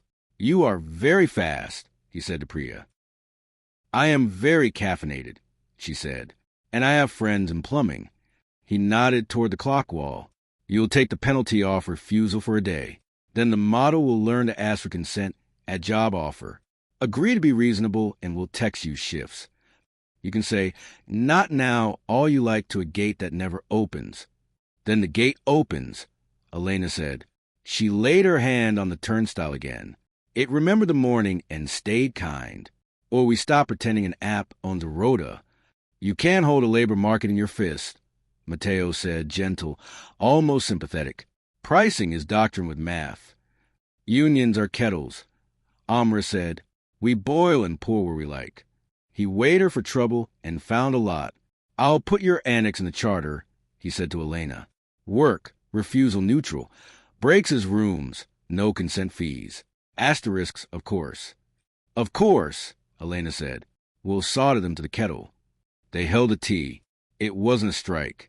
Nobody downed tools. They all picked them up on their time. At 10, much of the floor drifted to the break room, as if by weather. The kettle stuttered, and then decided it believed in boiling. Someone produced a tin with the bitterness of jokes and the sweetness of sugar. Alma read house style, worked like announcements at a wedding. Mark fixed the kettle plug with a piece of tape that had been holding up a poster about wellness. Leah, people partner, poured 3 cups and didn't apologize for being there. The app tried to retaliate. Agree for lunchtime offers, it pleaded. Agree for overtime priority, it threatened. The line at the canteen did not bend. Priya redirected the surcharge to void and wrote void on a post-it and stuck it to POS. Because sometimes ritual matters. A man in a turban came off the floor and took off his gloves slowly, the way people do when they are measuring a day. He looked at the bench glyph Priya had taped under the clockin and touched it with 2 fingers as if greeting a friend. My daughter drew this on a pound coin, he said. I didn't understand. He smiled shy. Now I do. At noon, the regional manager called Leah with the kind of voice men use when they don't want to write an email. Leah listened, glanced at Amra, at Elena at the kettle, at the line for chips, at the time clock that had learned not now. She said very politely, operationally, refusal is neutral today. If you want to fight, please bring a sandwich. She hung up, looked at her own hand, and laughed like a person making a small heresy. The day held. Pallets moved. People ate without signing. Shifts went to people who had lives. Someone chalked a bench on the tail lift of a lorry. A driver took a picture and sent it to a group chat called We Are Not Taps. The gate breathed not now and meant it. By 3, interim charter, work annex hit inboxes. It looked like it had been written by 2 committees fighting in a broom cupboard. Refusal neutral at the top. Breaks are rooms. No consent fees. Asterisk attempting to nibble the edges. Where feasible, pilot locations, subject to platform integration. Amra taped it next to fire assembly point and drew a bench on it with a blunt sharper. Mateo lingered by the loading bay, hands in his pockets, listening to boxes, as if goods had a politics he could recruit. Worship, he said to Elena without looking. Agree to be reasonable to book a pew. Agree to accept doctrine to baptize. Agree to safety for funeral attendance. You think you can put not now on the altar? Yes. Elena said, like a woman who had decided the geography of her day. Benches invented churches. He inclined his head, respectful or amused. Weather after that, he said. Alerts and evacuations. Consent to be carried. The sky will have a terms and conditions page. He paused, correcting himself as if for poetry. The sky already does. Then we say room to weather. Lucan said, thin and exact, or we drown in a polite flood. They stepped out under it. Cloud had practiced being interesting all afternoon and settled on theatrical. The banner over the fence still insisted reasonable work. Beneath it, Amra had taped a scrap torn from house style. Pay as a promise and marker that would outlast the budget. Leah brought a stack of cups to the gate, because sometimes managers decide to be people on purpose. Mark leaned against the post like a man whose back had rediscovered the geometry of not hurting. And Kira took a picture of the Not Now button and sent to a cousin who worked in a hospital. House style traveled. Elena set her palm to the fence post and felt, under paint and weather, the quiet insistence of metal remembering being or and deciding to be useful anyway. The ring stayed cool. The inward room set its table. Tonight it would need to seat a rabbi, a vicar, a Gedwar committee, a woman who ran a funeral parlor out of love and fury. They would bring their own kettles. They always did. Her phone buzzed twice. City rooms, work annex live. Mateo worship. Be reasonable. Bring your benches. Tomorrow, Elena said, and it sounded like a hymn that had learned to be a list. Tea, Allison said. Lint, Priya said, pocketing another puck as if to keep it safe. Corners, Lucan said, and for the first time all day his shadow found a wall and rested. They walked, not to a church and not away from one, but toward a city that had more rooms and routes if you knew where to put a chair. Above them, the weather rehearsed its arguments. The gate blinked not now to the evening shift, and nobody apologized for pressing it. They started where doors had learned to bless. St. Anselm's kept its stone gentler than most. The lich gate offered shade like an elder's hand. A new plaque at waist height glowed. Reasonable worship. Safer, fairer, simpler. Beneath, tap TO agree for entry. Fine print in the sugar voice of brochure. Seating optimization, dynamic donation prompts, safeguarding analytics. The contactless puck pulsed like a pious throat. A verger with Kieran that could open a century watched the line of congregants, hats, prams, Sunday faces, and try to look pastoral about a machine. It's the pilot, he told them, apologizing with vowels. Just a tap. Then pews behave. A woman with a toddler and a grief that showed at the corners lifted her phone and didn't. Not now, Elena told the gate. The ring left its small human sheen. Not now ghosted up, etiquette-sized. The woman pressed it as if telling a child to sleep. The gate, an old oak that had learned to be polite, decided it didn't work for doctrine. People went in. The vicar met them halfway down the nave in her cassock and a scarf that had seen births and bankruptcies. REV, Edo on a visiting card later. Right now, simply a low. If you're here to break that reader, she said, do it kindly. It's bolted to a memorial, and the family is sentimental. We're here to correct the verbs, Allison said. The new routine glowed everywhere like a rash. Agree for front row family seating. Agree for personalized liturgy. Agree TO share attendance. The font had learned to whisper. It was worse. Priya was already kneeling by a side door terminal that had been told to be welcoming and had become needy. Parish soft pilot, she muttered. Consent bid at entry. If true, preferred pew block. A nudge for gift aid. A safety share with diocesan. If false, you get the transept and an usher with opinions. Elegant. Lucan said. Evil, Priya finished. Elena laid her palm on the nearest pew end. A glossy wood that had been polished by a century of ordinary holiness. Promise, she told it. Sit without signatures. Not now winked up on the aisle stand, shy and stubborn. A child in shiny shoes pressed it with 2 fingers, delighted by disobedience that didn't hurt anyone. Their grandmother laughed and then pretended she hadn't. Reverend Edo watched the shy button appear and made a decision. We'll call that pastoral care, she said. If when the diocesan phones, you'll be my theology. House style, Allison said, and pulled a pad from her bag as if it were a chalice. They wrote it propped on a hymn book, the nave murmuring, the organ trying out mercy in F. Hospitality precedes homily. No tap for entry, pews, sacraments, or funerals. Doors bless. They don't bargain. Not now works. At gates, pew selectors, parish apps. Refusal defaults to base welcome. Offerings are offerings. No consent savings or priority pews for donors. Gift aid invites. It never coerces. Rooms over routes. Naves, prayer corners, halls keep room zones. Benches plus honest light. Immune to doctrinal software. Safeguarding is law, not loyalty. Safety checks remain. Analytics don't own worship. Security protects. It doesn't proselytize. Post a glyph. At the gate, by the font, on the urn of tea. Kettles are sovereignty, even here. Reverend Edo read. Crossed herself with a biro. Amen, she said, and taped the page to the vestry door. At the mosque, the voodoo taps had been told to speak. Agree TO share location for safety blinked under the tiled arch. The caretaker, Mr. Boss, hands like soft stone, looked pained. We have police when needed, he said.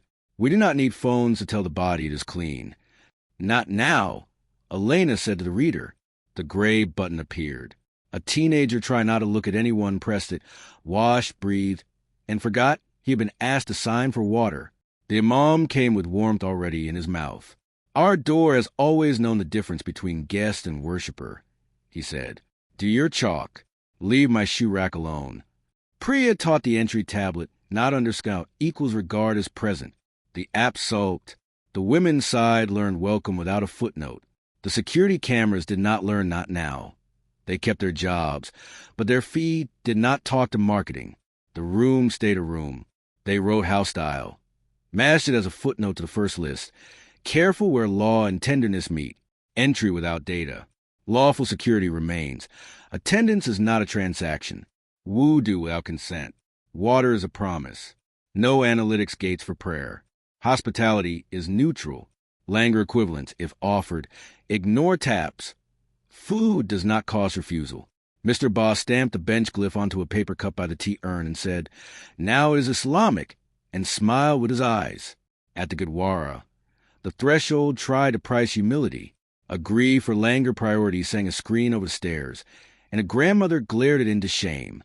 Priya removed the surcharge with a flick of fingers that had built a pipeline of lint through the city's belly. Elena set her palm on the steel thali counter. "Promise," she told it. "Food is not leverage." The line breathed. Hands washed. Bread went where bread always goes. The people, without asking their phones to swear fidelity. A committee auntie in a cardigan that could command parliaments pressed a bench sticker to the Longar Hall pillar and declared, "Now it is ours."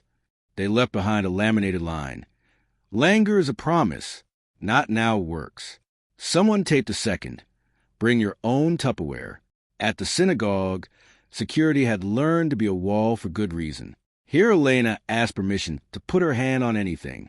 The volunteer at the door, Leah, different Leah, eyes trained, explained without apology, "We check bags. We know faces. We don't sell them to anyone." Inside, a pilot tablet breathed, "Agree for seating allocation." The rabbi looked at it like a difficult midrash. "We have tickets for high holy days," they said. "We do not have loyalty cards." "Not now." Elena said gently, palm on the stand. "Not now" appeared. The rabbi nodded once. "Rooms protect," he said. "Routes invite risk." They wrote house style. Synagogue with tenderness and law in the same sentence. Security stays human. Checks by people, not pricing by platforms.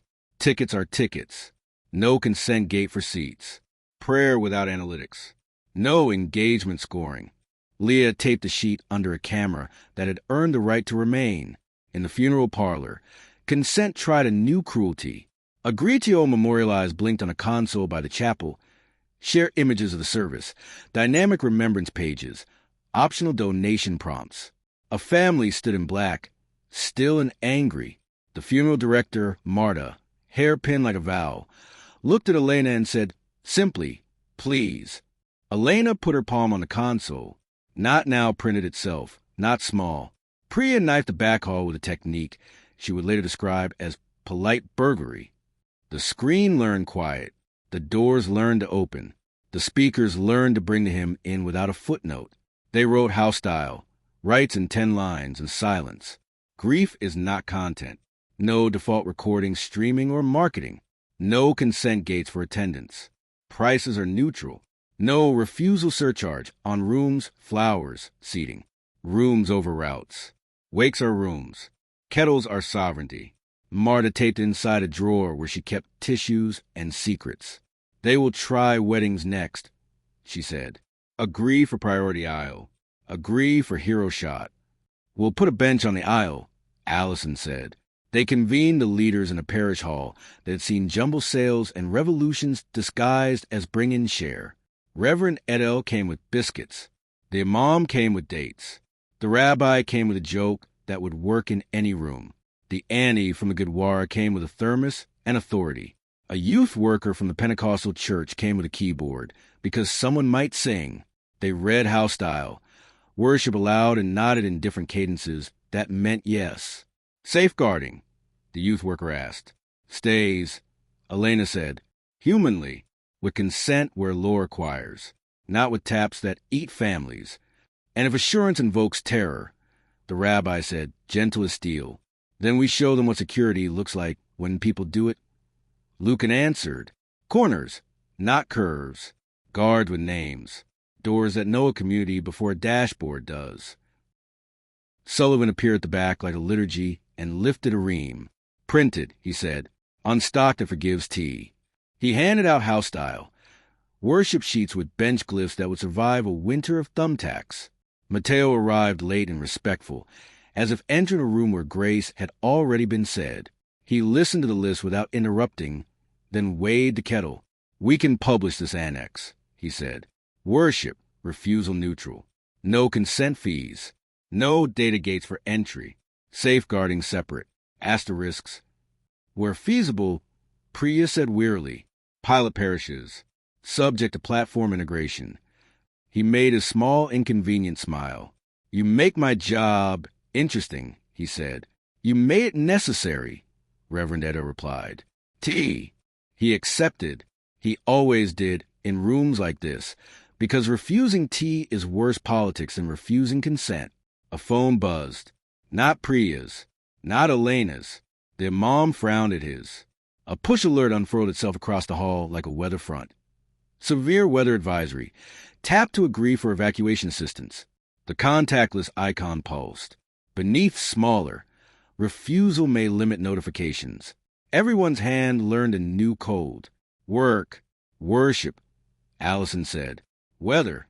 Mateo had the decency to look sorry instead of triumphant. You can't have a not now on a flood, he said softly. People die. People die when they think safety lives in a button, Elena said. We write house style. Weather. Now. Priya was already drawing boxes on the back of a service leaflet. The bench glyph sharing space with a dove. Alerts are broadcasts, not bargains. No consent gate to receive warnings. Evacuation is a promise. Assistance offered by need, not agreement. Not now works. For data sharing beyond the alert, base warnings always deliver. Rooms over routes. Shelters keep benches. No doctrine at the door. No pricing of safety. No faster ladders for compliant postcodes. The rabbi nodded as if reading familiar law. The imam texted the sheet to a list called uncles. The Annie from Gurdwara said, We have blankets, in a tone that would survive empires. Mateo's phone buzzed again. He read something shaped like a map. Tidal gates, he said. We'll need people to move. Then move them without signatures, Elena said, and print the benches on the shelter doors. He held her gaze and, just for a heartbeat, let go of his job enough to be a person. Be reasonable, he said without sharpeners. You're right about the alerts. I'll kill the consent gate. I will not kill the form after, when funding asks who we saved. Ask, Elena said. Don't require. You can do that much. He breathed, put his mask back on, nodded. I'll publish whether with minimal asterisks, he said. You have a day. We need an hour, Priya said, already messaging Gita, May Green, Shah, Ramon, Sullivan. A city of kettles and corners woke. They went back to St. Anselm's Lichgate because beginnings are good staging grounds. The plaque still tried to sell reasonable worship. Under it, Reverend Edel had taped Be Kind in a bench. Rain began in a calibrated patter that might become policy if you let it. Elena put her palm on a gatepost and felt, beneath oil and oak, the stubborn memory of doors that had blessed without reading QR codes for centuries. The ring stayed cool. The inward room set out a third chair. Weather would need a seat. Her phone buzzed. City rooms. Worship Annex. Live. Another. City. Weather advisory. Consent gate removed at a third. Mateo. Shelters at South Bank. Bring your benches. Tomorrow. Elena said to the sky, which didn't believe in calendars. Now. She added to her feet. Tea. Reverend Edel insisted. Handing out cups that made witnesses into neighbors. Lint. Priya said, pocketing a puck so the rain wouldn't have it. Corners. Lucan said, finding one under the lich gate and making a hold. They stepped into a city, deciding whether to be helpful or honest. Benches held the line. Doors refused creed. Somewhere, a siren negotiated with a bell, and the bell won because someone reminded it of its job. The sirens tried to learn charm. They came in layers, meter-long howls braided with phone buzzes and polite public address voices. Screens along the South Bank cut their scheduled persuasion to print a map that looked like a bruise. Severe tidal surge moved to designated shelters. Tap to agree for evacuation assistance. The contactless icon pulsed like a heartbeat that had read brand guidelines. Shelters sprouted under bridges and inside museums that knew how to host a crowd. LED pylons made corridors out of air. At each entrance, a tablet per check-in. Agree for priority. Fine print.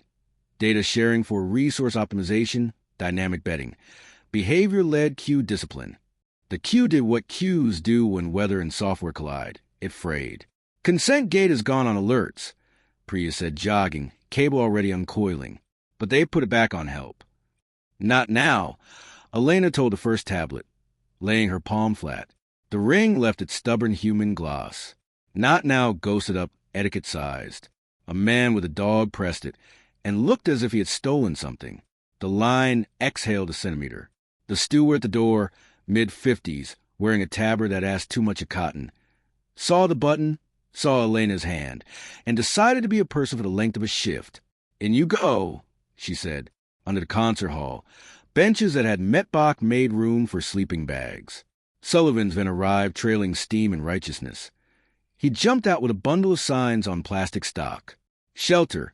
No signature required. Not now works. Benches are rooms. He handed them out like dry bread that tasted like policy. May strode from a staff door in a hard hat with tape on it. "Tideway says the surge will shoulder the embankment in 40, she said. "We bought you an hour with the gates, but there's a kink at Blackfriars. Don't let anyone rely on bridges behaving." She clocked the tablet. "I will throw that into the river." "House style," Allison said, tugging a piece of gaffer tape off her wrist. "We'll suffocate instead." They wrote house style. Weather and marker across an A1 board Sullivan had liberated from a lobby. Alerts are broadcasts, not bargains. Warnings deliver without taps. Evacuation is a promise. Entry and assistance neutral to consent. Not now works. Any extra sharing prompts default to base help. Rooms over routes. Shelters keep benches plus honest light. Doors don't mouth. No pricing of safety. No priority beds or queues for agreement. Priya photographed it and sent it to Geeta. 2 minutes later, Geeta's reply. Public switch. Not underscore now recognized for shelter intake. Consent fee routed to void. A rat emoji. A heart. Nurse Shah arrived with a pelican case and a glare. Triage volunteers in her wake. "No taps for gauze," she announced to the hall.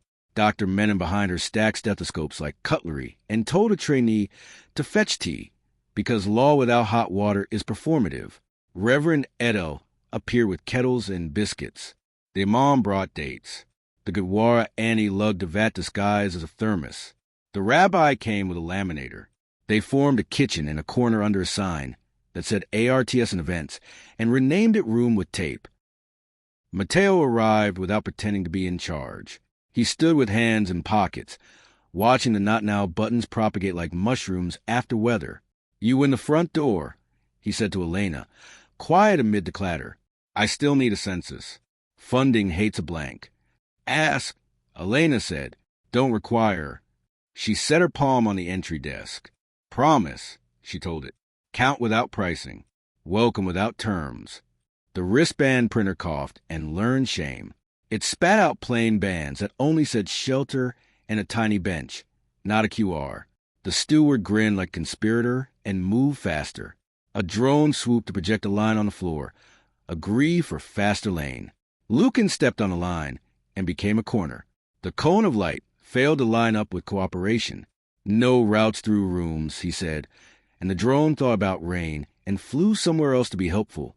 A man in management Navy with a badge that said operations approached with spreadsheet in his posture. "We have to maintain order," he told Elena. "The framework ensures compliance." "Order is a room," Elena said, "not a contract." She put her hand on the post beside him. Not now printed itself onto a certainty.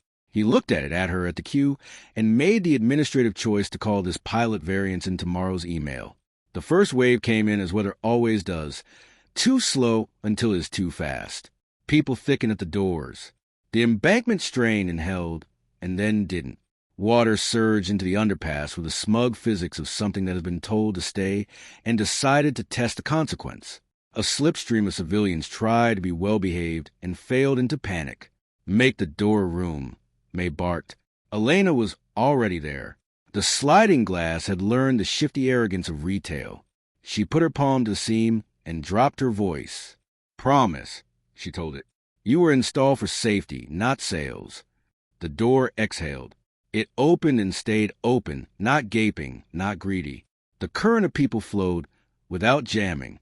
A child stared up at the bench glyph taped to the lintel and traced in the air as she passed under. A security worker, young, tight, briefed by doctrine, stepped in front of family and said, "Priority line left." "Not now," Reverend Edel said, and put a cup of tea in his hand, so he had to stand still long enough to become human. At the triage table, a tab would try to ask Agree for health data use. Shaw slapped a bench sticker on the glass, and it learned manners. "Vitals first, then questions," she said.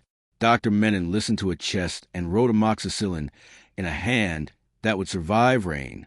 An older man with a newspaper bag and the face of someone who had practiced being unobtrusive approached the table and hovered. "I didn't sign," he said, nervous. "Not now," Shaw said, "sweet and iron. Sit." Sullivan taped "Not Now" works over every Agree for priority decal he could reach. Kojo arrived with crates of water and a sign from his till window. "We still take cash crossed out and replace what we still take people." He pointed at the kettles.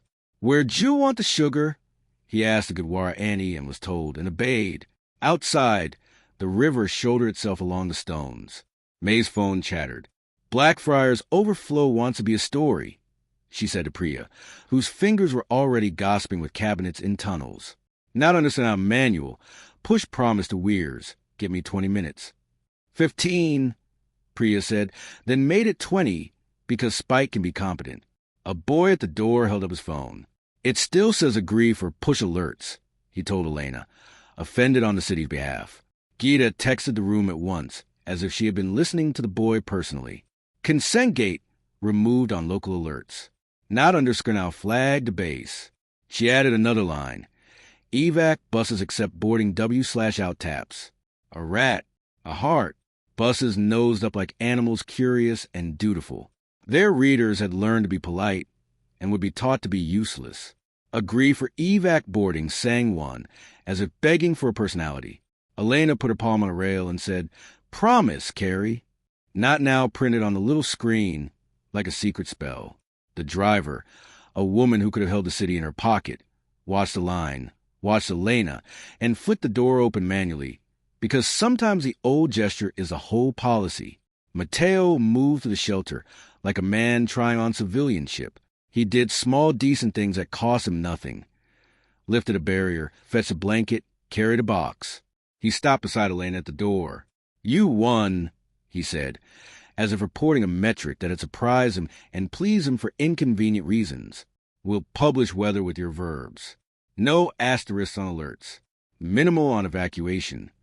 "Thank you," Elena said, "because gratitude is a solvent. But," he added, and there is always a but, "we'll still ask after. For funding. For improvement. For blame." "Ask," she said again. "Don't require." The ring cooled her palm. The door stayed honest. The surge made its brief, rude point and moved inland to find basements. The barrier held big, failed small, learned and kept learning. People found corners that were rooms. Lucan made a corner where none had existed and let it hold him back for once. Allison walked up and down the line asking, "Tea? Blanket? Story?" as if she had curated human needs. Of course, a screen tried one more trick. Over the bedding area, the LED shifted from shelter to Agree for quiet zone. Priya swore like a blessing and rerouted a feed. Quiet zone stayed, Agree vanished, and someone slept because someone else had insisted. In the middle of it, a small ceremony happened because they always do when rooms are kept alive. A mother cried over a thermos, and 3 strangers gave her tissues and no questions. A lad took his headphones off and handed them to an old man because the old man's hands were shaking. A steward tore a priority lane, ribbon down the middle, and used it to tie back a curtain so the air moved. Sullivan's signs held. Shaw's tape held. May's tunnels held. The kettles boiled like doctrine had lost the argument. By late afternoon, the map turned a kinder shade. The sirens learned to be quiet without sulking. The bus driver honked once like a wave, and the crowd became avenues, not lines. Water drained where it should. The air smelled to people more than policy. In the exhale, an interim charter. Weather Annex hit every steward's phone. Alerts are broadcasts. Evacuation is a promise. No consent gates. Not now works. The asterisks crouched in one corner, like whether that had been told to behave. Reverend Edo read it, snorted, and taped it next to toilets this way. Mateo stood under a sign that said map and watched a child draw the bench glyph on a wristband. He had the look of a man who had expected to enjoy winning and found he preferred being useful. Broadcasts, he said to Elena, as if moving a piece on a board neither of them would admit to seeing. Emergency was a polite way in. Next is the city's daily voice. Be reasonable at scale. I'll make not now a button on the news. Then I'll count who presses it. Media, Allison translated. Disgusted and delighted to have a new museum to raid. We'll curate that too. Also, Priya said, not looking up from her cable because joy is momentum, platforms. And weather again, May added, reading a chart that had changed its mind. Tomorrow it rains like law. Bring buckets. Bring benches, Lucan said, a thread of humor in him at last. His shadow held true in a room full of people. Corners had been installed by use. Knight pretended it had not almost been asked to negotiate. The shelter breathed. The last bus took a load of tired kindness across a city that had learned the difference between help and hunger. The final agree for priority decal died under tape and was replaced with a crooked paper sign and felt tip. Be kind and a bench. They walked out to water that had decided to be ornamental again. The LED pylons returned to selling shoes to no one. The shelter, N.O.'s signature required, sign fluttered in an honest draft. A steward folded a stack of plain wristbands and put them in a biscuit tin. Elena laid a hand on the rail at the top of the steps and felt the day under paint and policy. Kettles, lint corners, names. The ring stayed cool as a promise kept. The inward room added a chair without asking her. Weather had taken it. Her phone buzzed. City rooms, weather annex, live. Gita, Field 61 won't touch alerts again. I bribed it with biscuits. Mateo, broadcast. Be reasonable. Bring your benches.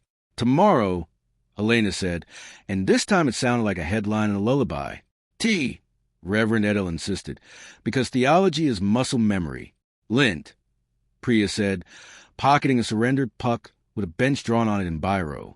Corners, Lucan said, and leaned against one that had survived the day, as if testing it for the next. The city tried out a new voice at lunchtime. Across concourses and kitchens, in barber mirrors and phone shops, on buses pretending to be theaters, every screen pivoted from weather to CityCast Live. Be reasonable. The city speaks. A lower third scrolled. Tap to agree for an enhanced civic experience. The contactless icon pulsed like it wanted to shake hands with your dinner. The CityCast tower wore its glass like a suit that got invited to charity galas. In the lobby, a sculpture of the signal, a bronze sign wave, pretended it wasn't a mouth. A kiosk by the turnstiles breathed. Check in. Agree to participate. Fine print. Real-time sentiment. Dynamic question routing. Personalized truth. A security guard in a blazer that had lowered too many voices raised his eyebrows at Elena and the bench gang and decided to discover nothing. Not now, Elena told the kiosk. The ring left its faint, stubborn gloss. Not now ghosted up, polite as a cough. A woman with a buggy pressed it and kept her day. The turnstile clicked like a guilty metronome and let her in. A producer met them in a hurry that had learned kindness. Sarah, her badge said, hair-pinned as if by deadlines alone. If you're the not now people, you're late and perfect, she said. Control refuses to mute the consent pop when a strap runs. It's making the deaf swear. Allison looked toward a monitor wall where the captions wore a small padlock. They've made subtitles obedient, she said, and Priya hissed like a kettle. Control smelled of coffee and decisions. Screen stacked news into a cathedral. An engineer muttered at an HLS dashboard like a prayer. The engagement layer panel showed toggles that would make a benevolent tyrant purr. Delay for refusal, 30s. Caption gate, true. Data share equals enhanced facts. Priya plugged in and let her fingers be rude. HLS player sees consent bit at join, she narrated. If true, zero latency stream, captions, interactive Q&A. If false, buffer, captions disabled, questions binned into pending. Elegant, Evil. Defined not under Skernow's baseline, Elena said. No delay. Captions on. Q without loyalty. She put her palm on the rack door, because rooms listen through steel too. Promise, she told the studio. Broadcaster benches. Sarah watched the meter unread. Who are you people? She asked, not unkind. Curators. Allison said. We hang rooms. On the studio floor, the set looked like civic virtue and good lighting. A circular desk. Chairs that lied about their softness. A host whose mouth had learned to split sincerity from spectacle sat with an earbud full of editorial. A small sign by the guest seats read, Agritio appeared with a contactless wink. Not now, Elena said to the sign, because hospitality precedes homily. The host looked up, saw her hand, and smiled like a person who had dreamed of an excuse. Sarah pulled Elena aside. Matteo requested you, she murmured. He's in the green room, being reasonable to people who don't deserve it. She winced. I shouldn't have said that. I like my job. We like your job, too, Elena said. It's a room. The green room had grapes being brave and a monitor that did not disdain itself. Matteo sat with a mic clipped like an apology. His tie practiced moderation. He looked up and, for once, didn't attempt charm first. You're going to make me put Not Now on the news, he said. Live. You're going to make me teach a city to press it without guilt, Elena said. He considered the fun of that. We're live in 3, Sarah warned, finger-counting air. They took opposite chairs and didn't sit like enemies. The host smiled the public service smile that only cracks in wars. Welcome to be reasonable, they said. With us, Elena Sora of House Style and Matteo Vari from Urban Assurance. Today we're talking about consent and the civic feed. Lower thirds tried out names and decided to keep them. The graphics machine offered Agritio join the conversation in Priya, somewhere between code and ethics. Taught it joined the conversation without tribute. The delay vanished for viewers who had pressed Not Now, and a deaf woman in a salon across town lifted a finger mid-haircut and signed thank you toward a screen. Mr. Vari, the host began, your framework adds a tap to the news. A tap to participate, Matteo corrected, perfectly mild. We don't gate the broadcast. We ask those who can share data so we can improve coverage, prioritize questions, and deliver accessibility at scale. Refusal is permitted. Refusal is delayed, the host said. Elena cut in, and Sarah grinned at a meter. Not Now works. Captions are on. Questions are taken from people, not compliance scores. She looked into the camera like a person who refuses to apologize for asking you to sit. Watching is a promise we make to each other. To be here when something matters. A producer whispered beautiful, and then move on in a voice that thought it was God. Matteo kept his posture friend rather than foe. We're not villains, he said, to the city as much as the room. We're trying to keep a feed coherent. Not Now is charming. It is also noise. Rooms absorb noise, Elena said. We designed benches for drums before we built studios. He let himself be amused. I'll put your Not Now on every CityCast widget, he said, on air. I'll add it to the player, to comment boxes, to polls. But I'll count who presses it. Ask, Elena said. Don't require. Counting isn't a sin, pricing is. The host saw daylight and ran. House Style has published annexes for work, worship, weather. Today you're bringing one for media. Allison, off camera, slid a page toward Sarah. Sarah slid to the floor manager. The floor manager slid it under the host's palm like a magic trick you do for a room. House Style, broadcasts and platforms, the host read, and the cheering obliged with bullet points large enough for people doing dishes. Broadcasts are benches. No delay. No caption gates, no consent tax for live public interest. Not Now works everywhere. On players, remotes, comment boxes, polls. Refusal equals base function. Accessibility is a promise. Caption/subtitles. Audio description, never gated. Ask after, not before. Surveys okay. Services no. No, agreed on mute. No consent fees. No enhanced truth, priority answers, or pay with privacy schemes. Rooms over routes. Community notice boards, library screens, transport tickers remain neutral. Doctrine can't borrow them. Neutral tags. Platforms treat not now as neither engagement nor penalty. No shadow throttling for refusal. Sarah let herself be seen taping the sheet to the side of the auto cue. The camera caught that, and 20 producers in 20 rooms did the same without permission, because sometimes television is a flock. Control erupted briefly. Trending demoted hashtag not now. A junior cried. Priya didn't look up. City feed tags refusal as non-engagement, she said. I'm mapping not underscore now to neutral in the API. Geeta? On it, Geeta texted, because plumbing loves a fight. A rat, a heart, at a library in Hounslow. The notice board that spent a week selling Be Reasonable read storytime 4 p.m. again, and forgot to ask children to tap. At a bus stop in Walthamstow. The big screen went back to showing where the bus was rather than how to agree for faster weather. The host opened questions. If not now is everywhere, they asked, doesn't civic conversation get quieter? Quieter is not worse, Elena said. It's roomier. People speak when they aren't being priced. Matteo lifted a hand as if accepting the compliment of an argument. We'll publish the annex, he said, because he learned not to bleed credibility on air. Broadcast and platforms. Refusal neutral, accessibility ungated, ask after, asterisks. Pilot platforms, the host said, cheerful, ruthless, subject to integration. Where feasible, where funded, Matteo corrected, and at least it was honest. The segment did a thing only live does. It stumbled into sincerity. A caller patched in from a salon sign and spoke through an interpreter. They turned captions on without making me agree, she said. Thank you. The host swallowed. The studio exhaled. And the news remembered it was a room. They rapped, because news obeys the clock unless it doesn't. Off air. Sarah sagged like a building after a storm that hadn't earned its name.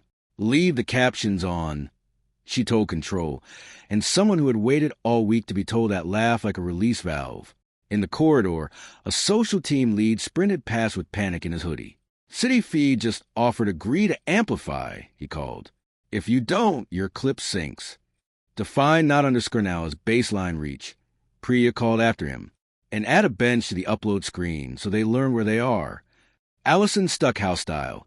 Broadcast in the staff kitchen by the microwave where revolutions are microwaved. Someone had taped kettles our sovereignty there already and drawn a tea bag with a halo. They did rounds. Library screens not now stuck. Pub tellies. Agreed to and mute peeled off and replaced with please ask staff. The big civic LED that tried to agree for priority facts and learn facts works fine without an adjective.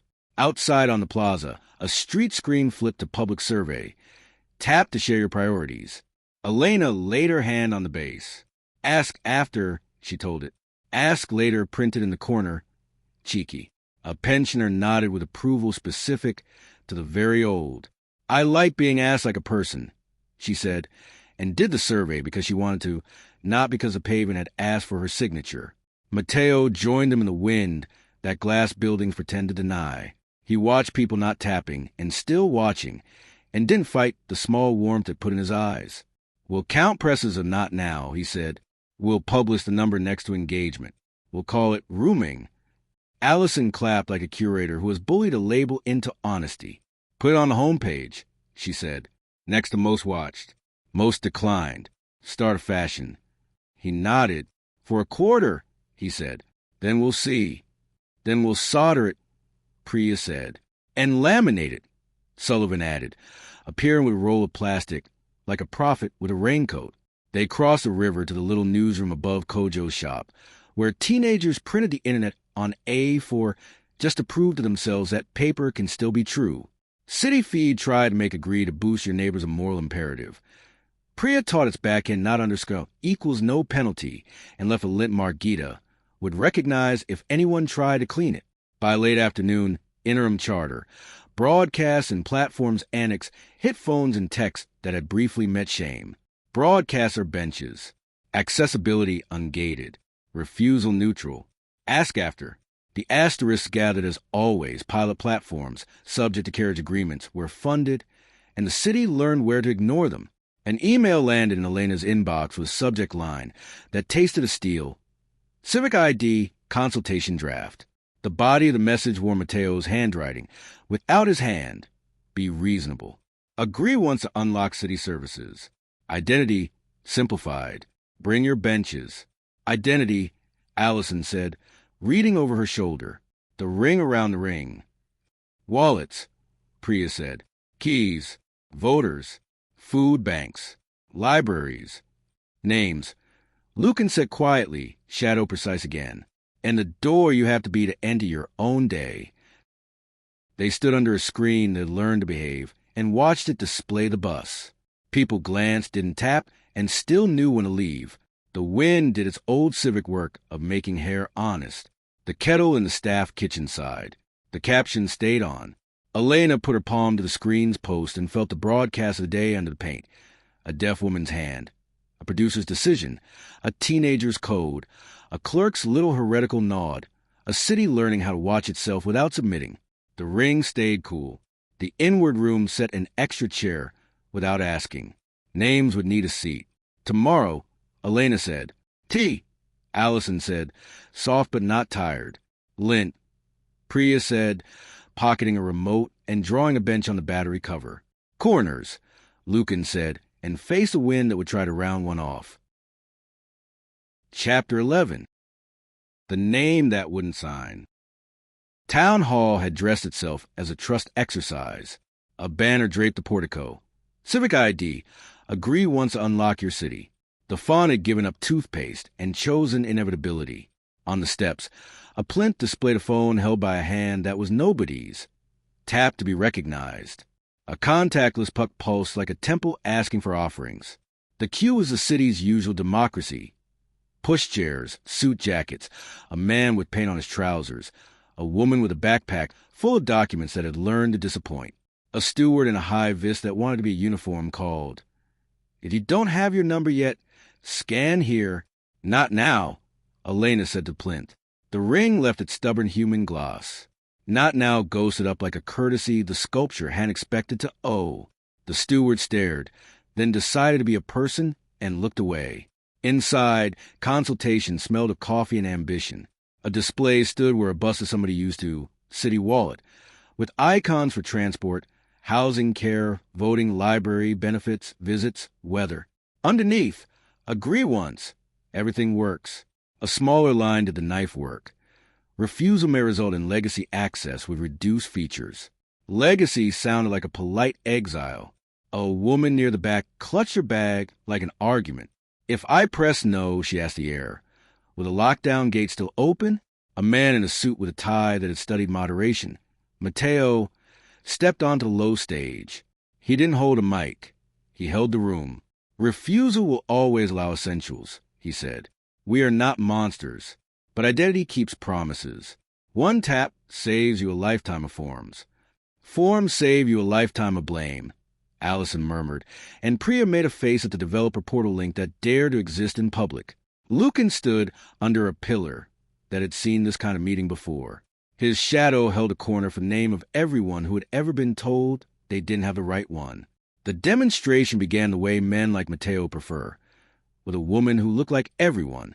This is Maya, he said. The screen obliged with a smile. Maya agrees once. Her wallet unlocks base services. No more repetition. No more gatekeeping. A small panel bloomed agree with the gravitas of a contract and the friendliness of a sticker. Beneath, in text that had learned how to hide, Maya can sense the data linkage across civic services. Persistent identifier generated. Behavior analytics enabled. Opt-out possible later. It was polite. It was everything. Elena put her palm on the edge of the plinth. Promise, she told it, like you tell a room to sit down. Not now arrived in the bottom corner of the panel, as if late for its own meeting. Mateo didn't blink. And for those who need time, he said smoothly, not now. Legacy access continues. We're reasonable. A hand rose in the back. Old knuckles. New courage. My ex, the woman with the backpack said. He used the council systems to find me once. Will this? No, Mateo said, and it was the right speed. Safeguarding rings fence your records. Your location is never shared with outlaw. Law. She repeated, feeling for its weight. Not policy. Law. He said again, and let the word do work. Show legacy, Elena said, not asking. The demo grudgingly obliged. Legacy meant the bus worked and the library pretended not to mind, but the housing portal taped up a notice, reduce experience. And the clinic app wanted to sulk. At the food bank tile, a prompt appeared. Agree to verify identity for eligibility. Beneath, paper document accepted at designated hubs. Delays possible. A man near the aisle. A face you forget on purpose until you don't. Laugh once. Ugly. Delays or hunger. House style, Allison said, and pulled out a pad on the dignity of a table her tote bag carried everywhere. They wrote house style, names and access on a sheet meant for glossy charts. Identity is a room. Presence, not signature, unlocks essentials. Not now works at enrollment and use. Refusal defaults to base service with no penalty beyond what statute requires. Minimal disclosure. Prove only what is necessary. Over 16, lives in borough, etc. Not who you are cross systems. No persistent cross-linking. No single identifier across domains without explicit, revocable consent. With base services unaffected. Anonymous and pseudonymous paths. Libraries, food, shelters, clinics, public transport. Polling places keep paper and token options. Revocation is a promise. Consent can be withdrawn without collapse of access. Audit trail visible to the person. No consent fees. No price, speed, or queue penalty for refusal. Post a glyph. At enrollment desks, scanners. Doors. Kettles, too. Staff rooms make policy. Sarah from CityCast, who had come to film the consultation and stayed to be recruited, caught the list on camera as if it were wildlife. The lower third read the city writes itself, and for a second control forgot to be strategic. Priya tapped the developer portal and smirked. They build on open standards, she said, wicked. Good people built this plumbing before bad people hired them. Her fingers drew a line through code. Define not underscore now as selective disclosure. Promise equals local non-linkable token. Room equals paper fallback that the scanners accept without sulking. Paper? Mateo said, interested and predatory. That's theft fuel. Then teach loss prevention to be human. Elena said, identity isn't a lock, it's a chair. A library head, gray hair, bright eyes, cardigan with pins, stepped forward. We can issue tokens, she said. Our people know our people. We already keep the kettle. Sullivan produced a tray of cards printed dirty fast. Heavy stock, navy bench. Room pass. On the back, a QR that encoded not underscore now in a format that would make a scanner blush. He handed one to the woman with the backpack. For the library, he said. And for the bus, and for the kettle if the kettle decides it wants a login. The room, being a room, tried to be moved. A man in a blazer that had learned the trick of sounding like due diligence said, fraud. Another said, terror. A third found children. Elena let the words hit her palm and sit there. Lost days, she said. Rooms don't negotiate with shadows.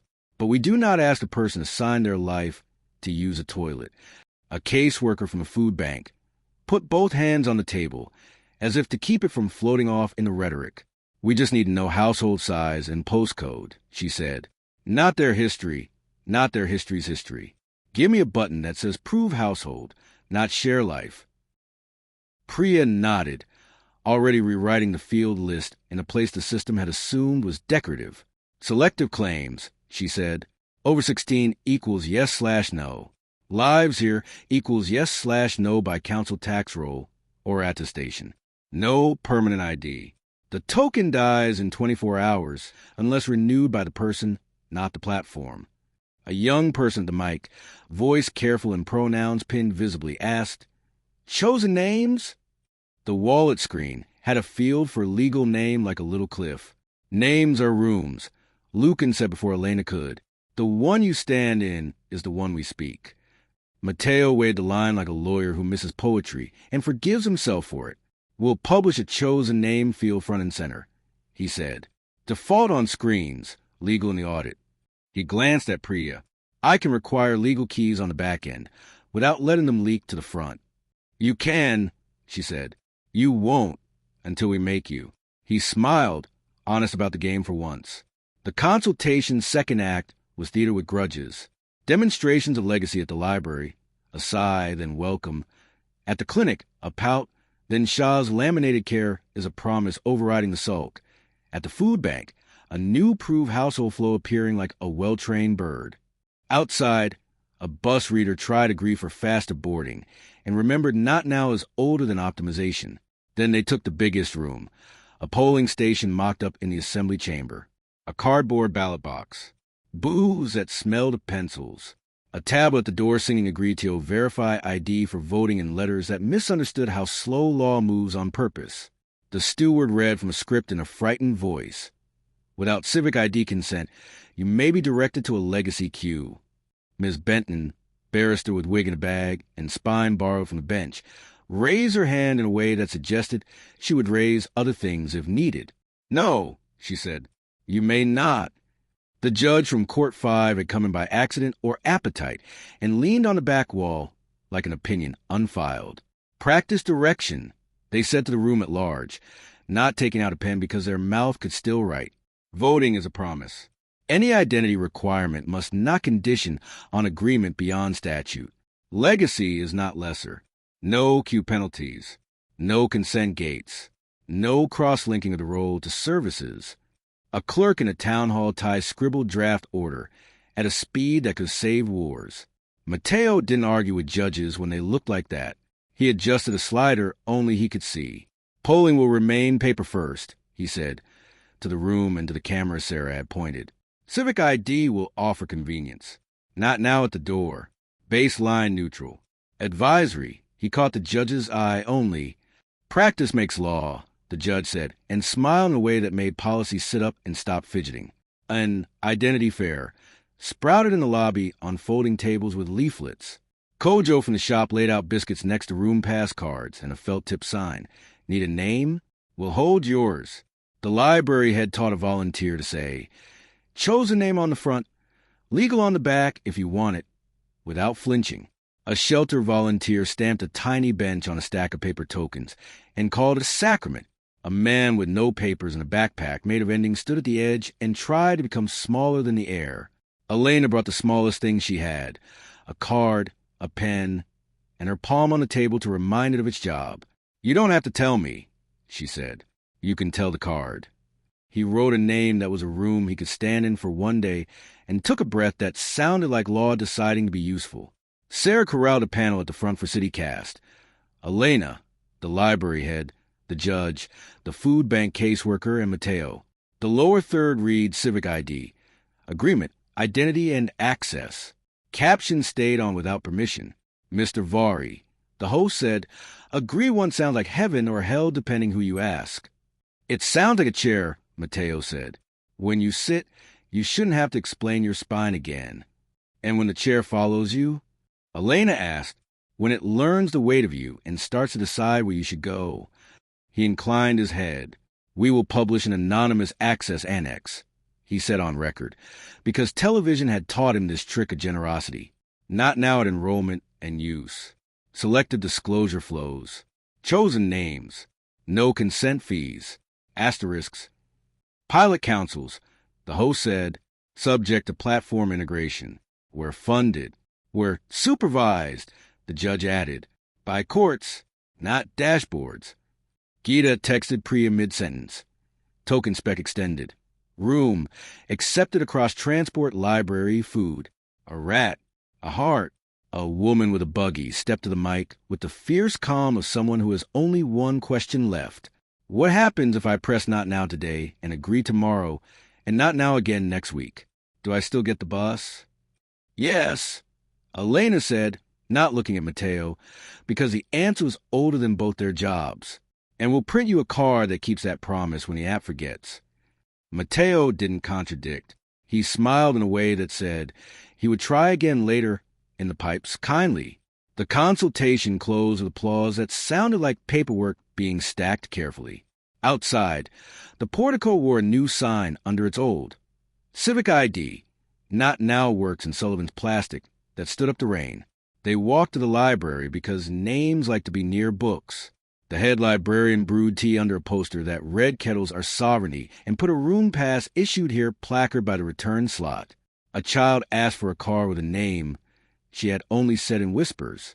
The librarian wrote it on the front and showed her the back. "You can put the other one here," she said, "or not. It's for you, not for the building." Lucan leaned on a shelf and let his corner be a chapel. He looked older in the lamplight and more exact. "You're holding a shape the city keeps trying to pour," he said to Elena. "House style," she said. "We keep the chairs still." Priya laid the new token by a reader. The reader learned acknowledge where Agree had wanted to be. The screen printed welcome and then, smaller because she is petty and the machine deserved it, "Thank you for being here." Mateo sent a single message. Civic ID draft updated. Annex. Anonymous access. No asterisk in the subject. They would live in the footnotes. Sarah gave the token a close-up. "Who owns a name?" she asked. "The person." The judge said. "The room," said the library head. "The city?" Mateo nearly said and did not. "Tomorrow," Allison said, reading Elena's face in the email subject. "He'll move to money again." "Or schools," Priya said. "Or air."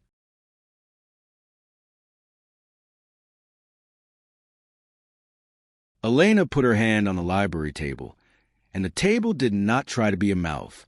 The ring stayed cool as law. The inward room set a chair for a person who had a name only for an hour and needed that hour to count. It set another chair for a person who had too many names and needed to decide which one to bring. It set a third chair for the city, because even cities have to sit sometimes and learn how to say "not now" without thinking it is losing. Outside, the town hall's banner tightened in a practice wind. A man who had been waiting to be asked climbed the steps and pressed "not now" on the plinth with a small, private triumph, as if he'd finally found a door that remembered him. "Enough," Lucan said. For an afternoon, Elena agreed. Her phone buzzed. "City rooms, names and access annex, live. Mateo, transport reform next week. Be reasonable. Bring your benches." Elena smiled, properly weary, properly pleased. "Benches are already on the platforms," she said. "Tea," Allison said. "Lint," Priya added, tucking a room pass behind her phone case like a talisman. "Corners," Lucan said, and the library gave him one that would last a night. Morning tried to run on time and tripped over itself. At Charing Cross, the big board coughed apologetically and decided to be confident. Reasonable transit. Be optimized pulse on every screen in a font that had learned to replace toothpaste with certainty. Beneath arrivals and departures. Tap to agree for dynamic routing. Priority boarding, smoother commutes. A small contactless icon winked like a promise it had already spent. The platform took a breath and became a funnel. Floor LEDs drew lanes out of concrete. Agree in a stripe that led to the middle doors. Legacy toward the end of the train, as if inconvenience were a kind of platform edge. Over the carriages, tiny screens flirted. Agree for quieter carriage. Agree for seat suggestions. Agree for faster doors. A father with a buggy, a woman with a white cane, and a nurse who had survived a night shift asked the air the same question with different faces. "Do we have to?" "Not now," Elena said to the post at the head of the lane. Her palm left that human gloss machines can't learn. "Not now" ghosted up in the corner of the lane screen like manners. The father pressed it, and the LED stripe didn't dim. The buggy rolled where physics permitted, not algorithms. A station manager with a tie acquired in a draw and a surname badge that said Iqbal jogged over with fatigue. He hadn't earned a loan. "They turned my platform into an app," he said, polite through clenched competence. "I have drivers, doors, and laws. I don't have permission." "We brought a style," Allison said. Priya was already under a totem that said Flow Controller in a tone that presumed gratitude. "Transit OSV 12, she murmured. "Consent bit at barrier. If true, route weight lowers. Doors hold a fraction longer. Seat maps unlock. Fare smoothing applies. If false, standard dwell, edge-routed boarding. Ads in your face. Elegant. Evil." Lucan put his hand against the platform pillar and made a corner out of steel. "Routes don't own rooms," he said, as if reminding concrete of its job. The first train squealed in with the friction honesty makes. The middle doors flashed agree for priority. The end doors printed legacy entrance like an apology glued to a map. A kid with a skateboard and an intention to be decent hesitated. Not now, Elena said to the end plate seam. Not now arrived on the door glass like a ghost to stop. The driver, woman in her 50s, earrings like decisions, saw the button, saw Elena's hand, and popped the door's manual because muscle memory outruns doctrine. House style. Transport, Allison said, and the pad came out like a ticket you don't pay for. They rode against the station wall, the paper bucking under marker and trains. Movement is a promise. Gates, doors, lifts. Transfers cannot require consent beyond statute and fare. Not now works. Barriers, apps, carriages, priority lanes. Refusal defaults to base service. No delay, no bad doors, no edge routing. Benches are rooms. Platforms keep honest light, seats, and ungated quiet zones. Accessibility is law. Priority seating, step-free routes, assistance, never conditioned on agreement. Fares are neutral. No consent savings. No refusal to charges. Routes respect rooms. Optimization cannot override platform safety, dwell times, or human need. Post a glyph. On the platform, by the driver's kettle. On the cab radio. Kettles are sovereignty. Iqbal read, into the small knot of a man who knows which parts will get him yelled at on an all-staff call. I can brief crews, he said, but control will push a patch in 10. Then we lin it, Priya said, already teaching not underscore not mean baseline headway, and promised to mean doors don't be clever. Also mapping consent fee to void for canteen coffee, she added, because pettiness is policy. A chime tried to make itself a shepherd. Agree for dynamic reroute. Severe crowding ahead blinked over the concourse with the anxious charisma of an app that had found a megaphone. People shrank from the word severe without reading the rest. Broadcasts are benches, Elena said, laying her palm to the pillar. The chime learned alert without the bargain. Reroute available stayed. Agree vanished. Trains, relieved, did not learn to panic. They took it to control, because rooms learn at the source. The control room looked like arithmetic found a cathedral. Lines crawled on maps. Dots learned to be trains.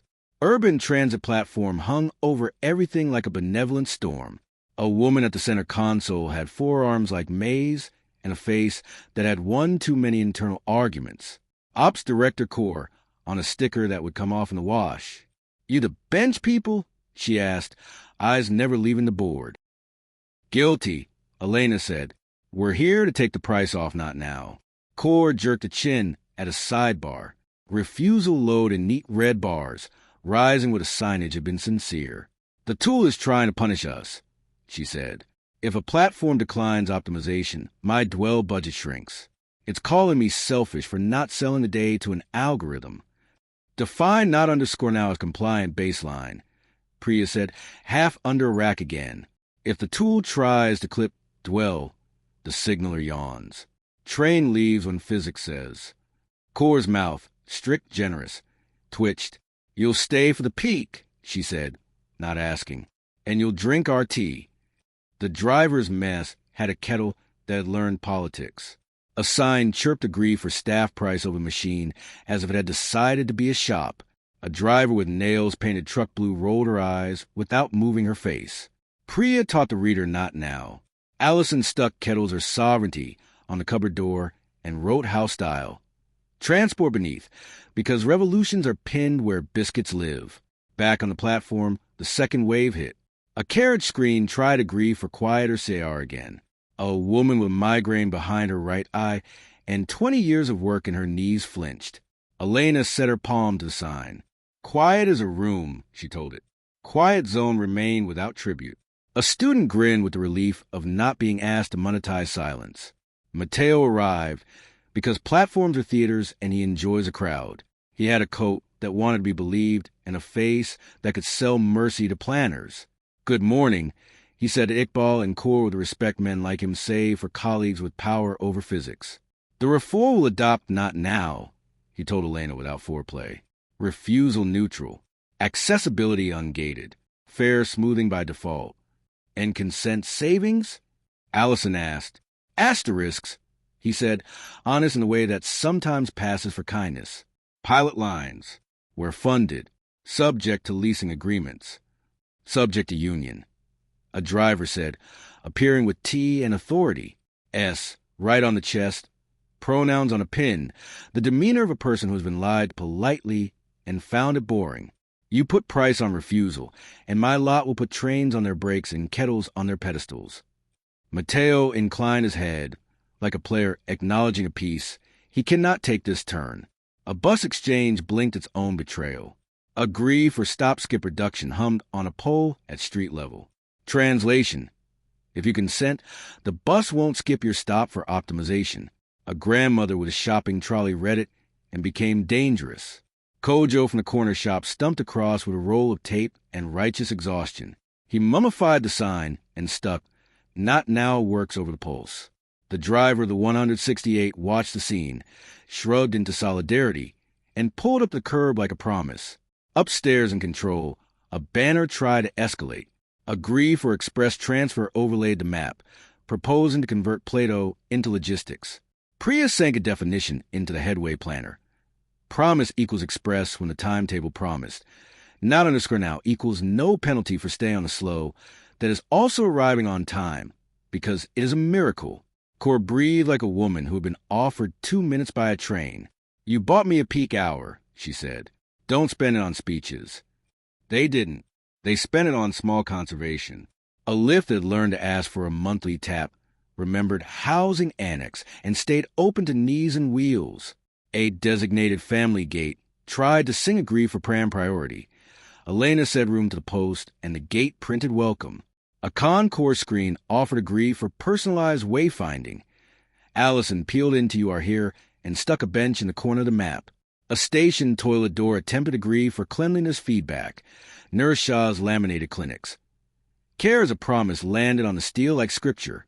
Weird things found honesty. In the crowd, a kid saw the bench glyph chalked at ankle height and lined his trainers up with his legs before he jumped the gap. He did it the next train, too, and the next. It made lanes that were not doctrine. It made a style. At one, the board hiccuped.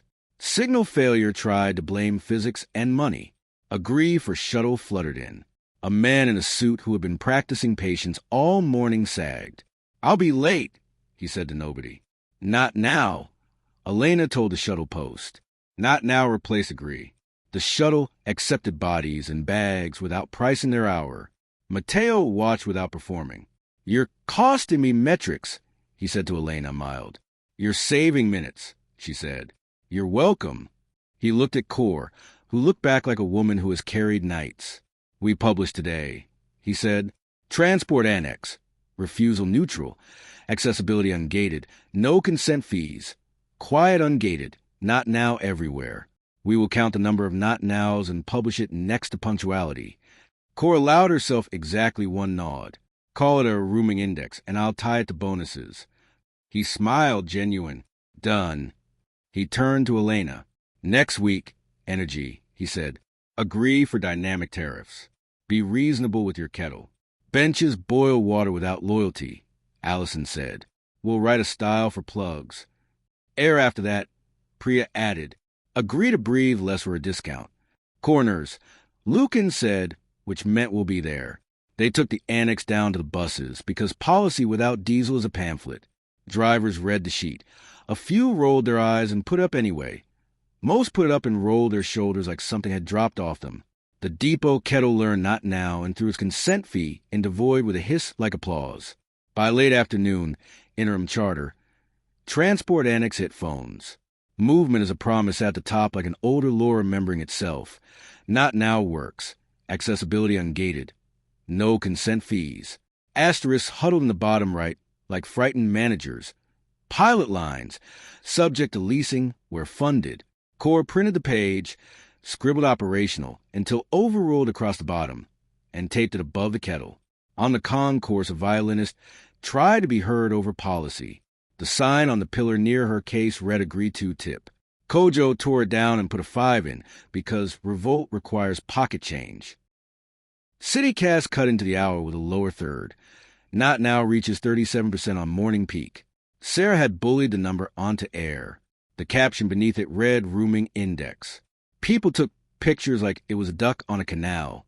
A driver stuck his head out of the cab window at platform level. "You lot did something," he called. "Doors feel less bossy." "We took their adjectives," Elena called back. He laughed and closed the cab with a precise click of someone who believes metal loves him back. They rode out to the end of the line. Because endings tell truth.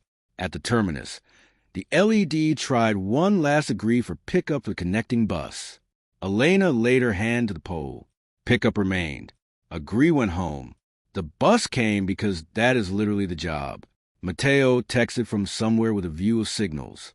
Transport live. Rooming index public. Next, energy. Be reasonable. Bring your kettles.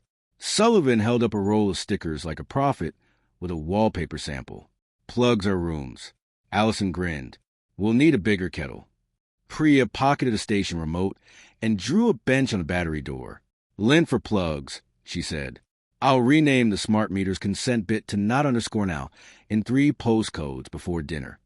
Lucan leaned on a pillar that had learned it didn't have to be a route and looked fractionally less thin. His shadow held exactly where it should. He looked at Elena at the ring, at a platform that had remembered how to carry without selling, and said the word that, by now, meant for this day, for this room, for this corner, we did enough. Enough. For the afternoon, Elena said, and the train arrived like a promise kept without a tap. The notice arrived on kettles. Stickers slid through letterboxes and landed on doormats like polite ultimatums. Reasonable energy. Agree for dynamic warmth. The smaller words did the chewing. Real-time optimization. Appliance profiles. Comfort credits. Down by the plug, a QR purred. Tap to be a good neighbor. Kojo held one up behind the till and snorted. My kettle is a loner, he said. It doesn't do neighbors. The in-home display on his counter, green plastic, permanently dusty, blinked a new card anyway. Agree for warm rate. Beneath, the clause that always smiles with teeth. Refusal will continue on standard with optimization surcharge. Not now, Elena told the little screen. The ring left its human shine on a plastic that had never been touched on purpose. Not now, ghosted up in the bottom corner, like manners. Kojo pressed it and the meter sulked, then printed supply. On with the resigned competence of machines caught being extra. Come on, Priya said, already shouldering her rucksack. They've put a price on kettles. We're going to break a national habit if we do this wrong. Allison held up a roll of stickers Sullivan had delivered like contraband. Plugs our rooms. We'll do it right and rude, she said. They started in a tower where the wind learned cruelty in winter. Mags, 17F stood arms folded at her door. The new notice taped at eye level. Agree for comfort credits, it sang. The fine print promised warmth on the cheap if she consented to occupancy analytics and appliance learning. The prepay meter by the coats had acquired opinions. Agree to enable emergency credit. The words legacy process available at service point with a sighs of shame. Mags tapped her stick once against Lino older than policy. They turned heat into homework, she said. Not now, Elena told the meter. The gray button appeared. Mags pressed it with the precision of someone who has survived forms. The display sulked, then granted emergency credit. On like mercy. Behind it, the contactor clicked the way electricity confesses. It was always a room. The radiator breathed dust. The air apologized. A landlord hubbed him behind the fridge tried to be clever. Agree for smart heating schedule. Priya slid the panel off with the gentleness of a burglar who tidies. Demand Flex V3, she muttered. Consent bid at enrollment. If true, supplier gets remote control. You get cheaper nights and warmer mornings as long as you stay reasonable. If false, they stick a surcharge on unit rates and limit non-essential load during peaks. Define essential, Allison said, already angry. Boilers are essential, Priya said. Kettles are comfort. Heaters are contextual. Evil, elegant. They went downstairs to Umer's flat. His wheelchair cleared a new QR stuck to his thermostat. Agree for safe temp. It wanted to watch him breathe in order to decide he deserved heat. Not now, Elena said the dial, and it remembered it was a dial. Omer chuckled without humor. I like safe, he said. I don't like supervise. May arrived with a high-vis that smelled of tunnels and patience. National Grid says the evening peak is rude, she said. The aggregators want to shave load with voluntary consent. Translation, pay people to be citizens. Find them if they won't. Don't touch the HV. Touch the contracts. Priya's fingers were already in the pipes that feed the pipes, the DCC gateway that carries smart meter gossip. Consent flag is field 30, she said. If true, they can nudge. If false, they want a price bite. I can set not underscore now equals base across a postcode. Meters will accept no without sulking. Emergency credit won't hide. You'll get called a thief by a system that measures virtue in watts, Lucan said, making a corner by Omer's radiator into law. Kettles are sovereignty, Allison said, and I'll screen print that on the chancellor. They wrote house style, energy on the back of a gas safety card, because lamination is how buildings admit defeat. Heat and light are promises. Supply for habitability, heating, hot water, cooking, essential sockets. Must not depend on consent beyond statute. Not now works.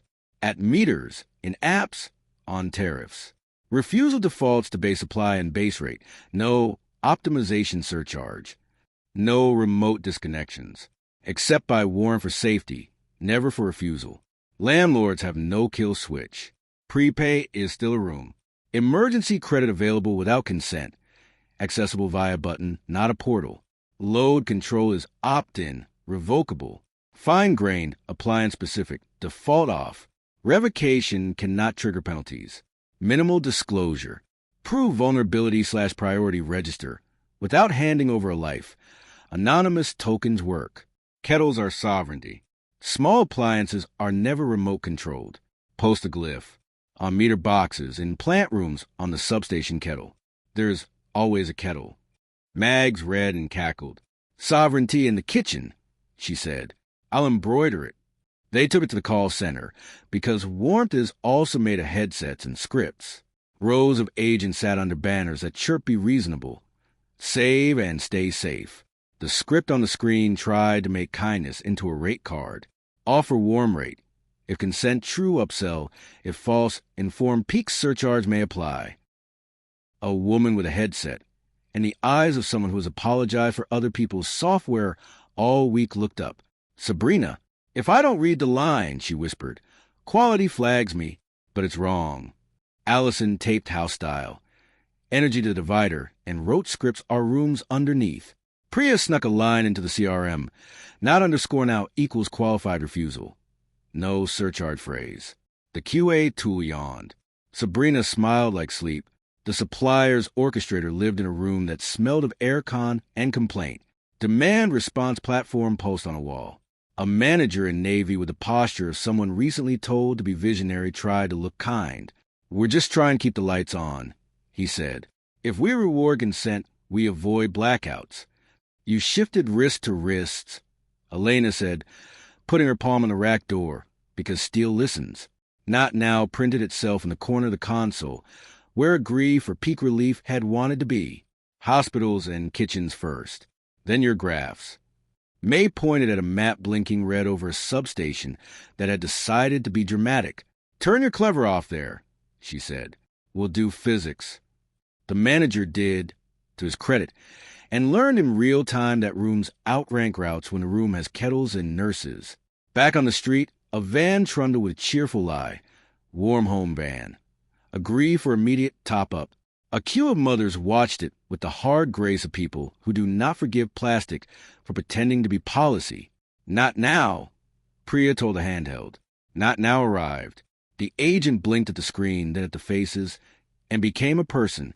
Emergency credit? He said. Yes, without forms. Promise. They made a stop at the bakery where a smart oven had been told to join the polite war. Agree for off-peak bake, rebate glowed on a tablet. The baker brandished a peel like a manifesto. The bread goes in when the dough is ready, she said. Elena put her palm on the tablet. Promise printed in the corner. The rebate learned to respect yeast. Mateo arrived in a coat that justified its collar. He stood by a meter box and watched Not Now spread like gossip you're glad to hear. You're charming, he said to Elena. You're also generous with other people's peaks. Base rate's neutral, she said. No consent fees. You want pilot carrots for opt-ins? Fine, but we don't price refusal. He spread his hands. Decarbonization needs behavior. If we can't price, we persuade. If we can't persuade... Rooms, Lucan said, then law. He nodded, flicked his eyes to May, to Priya, to the substation that had calmed down purely out of embarrassment. We'll publish an energy annex, he said. Refusal neutral. No remote disconnections for consent. Prepay emergency without taps. Load control opt-in revocable. Kettles sacred. His mouth almost smiled. Asterisks. Pilot tariffs, Allison said. We're funded. Subject to Optum. Integration. Weather. Unicorns. He laughed properly, brief. Yes. Add chosen names to accounts. The librarian from yesterday called from the stairwell because cities have continuity. Bills Ms. gender people for free. Mateo nodded. Front-end names, he said. Audit keeps legal. You can shout at me later. They walked to the substation because all revolutions end at a box that hums. Inside the chain link, a little brick building wore sign that read be reasonable, dynamic load shaping. May unlocked the door and revealed a kettle because physics is British. Allison stuck kettles or sovereignty above it. Priya wrote void on the smart plug with a sharper for luck. The control rack displayed consented load in blue, legacy in gray, risk in red like a scold. Priya mapped not under Skernau to base. So the red bars had to earn their drama. May tweaked the setting nobody admits exists and bought the city 20 minutes at tea time. The lights did not notice, which is how you measure success. A text from Nershaw buzzed Elena's phone. Clinic heaters tried to ask for consent for a priority heat. I gave them your sticker and a look. She sent a picture. Care is a promise taped to a boiler casing like scripture. Elena sent a heart. Shah sent a kettle emoji. They took house style. Energy to the warm bank at St. Anselm's Hall, where Reverend Edo presided over tea like triage. A new sign over the urn chirped agree for priority seating. Edo dragged it off with holy violence. Chairs are not rewards, she said, and tape plugs are rooms on the extension block. An older man plugged in a breathing machine and cried where no one saw. By mid-afternoon, Sullivan had laminated the annex, and May had bullied a grid newsletter to carry it. Interim charter, energy annex ping phones. Heat and light are promises. Not now works. No consent fees. No remote disconnections for refusal. Prepay emergency without taps. Load control opt-in revocable. The asterisks crouched in a corner like cold weather. Pilot tariffs, subject to regulator approval, were funded. It would keep fingers and tempers today. On a corner, a smart billboard tried a new trick. Agritio offset your kettle. Kojo taped Be Kind over it and sold out of digestives. Evening pressed its face to windows. Mags boiled water without apologizing to a meter. Umar turned his thermostat up 2 clicks and did not have to promise the apostory. The bakery's oven exhaled bread at exactly the wrong time for the grid and exactly the right time for a body, which is what bread is for. Mateo sent a photo from a boardroom. Energy annex. Live projected behind men who thought they led weather. Then a second message. Air tomorrow. Agree to breathe responsibly. Bring your benches. Air, Priya said grim and gleeful. He'll price refusal to wear a mask during smog. He'll sell priority clean air to compliant postcodes. Rooms over routes, Allison said. Lungs are rooms. Lucan touched the substation door and made a corner the wind could not round. Enough, he said, meaning for this day, for these sockets, for this habit we rescued from a sticker. Elena set her palm on the meter box at ground level where rain had streaked doctrine into honesty. The ring stayed cool. The inward room set a chair nearer the kettle, and another near the plug where someone would sit and warm their hands without logging in. Her phone buzzed again. City rooms, energy annex, live. Gita, field 30 won't price not now anymore. T. Mateo, air. Be reasonable. Bring your lungs. Tomorrow, Elena said, and this time the word steamed like breath on cold glass. Tea, Reverend Edel said, topping a mug. Lint, Priya said, tucking a stolen smart plug into her bag and drawing a bench on it with biro. Corners, Lucan said, and the grid hummed like a room that had decided to keep its promises without asking for a tap. The smog arrived with manners. Not the Victorian kind that swallowed men whole. This one wore UX. Screens slid from weather to a palette of compassionate amber. Be reasonable, air quality advisory. Then the ask, tap to agree for clean air credits and optimize exposure. The contactless icon pulsed like a lung trying to be polite. On Waterloo Bridge, cones made a corridor called Clean Lane. Agree to enter. A marshal in a tabard waved prams toward the tap post with the weary decency of someone paid to civilize the breeze. A small boy in a dinosaur hoodie asked the air whether air could be private. Not now, Elena told the post. Her palm left that human shine machines can't synthesize. Not now ghosted into the corner, like good etiquette. A woman with a buggy pressed it. The marshal looked at the buggy at Elena's hand and decided to become a person for the length of a breath. In you go, she said, and the wind remembered how to mind its own work. Across the river, a billboard offered agree for mass credit. 10% off if you wore a CityCast-compatible respirator. In smaller print, the bite, refusal may receive standard queuing at clinics and shelters during poor air events. Elegant, Priya said, reading back in documentation like scandal. Evil, Allison said, sniffing a box of masks that had learned to beg. The public health office had turned into a showroom. Civic Air stood in letters that won a plaque. An interactive map promised personal AQI if you consented to exhalation analytics. A demo mask glowed like a tether. On a screen near the entrance, Mateo made breath policy friendly.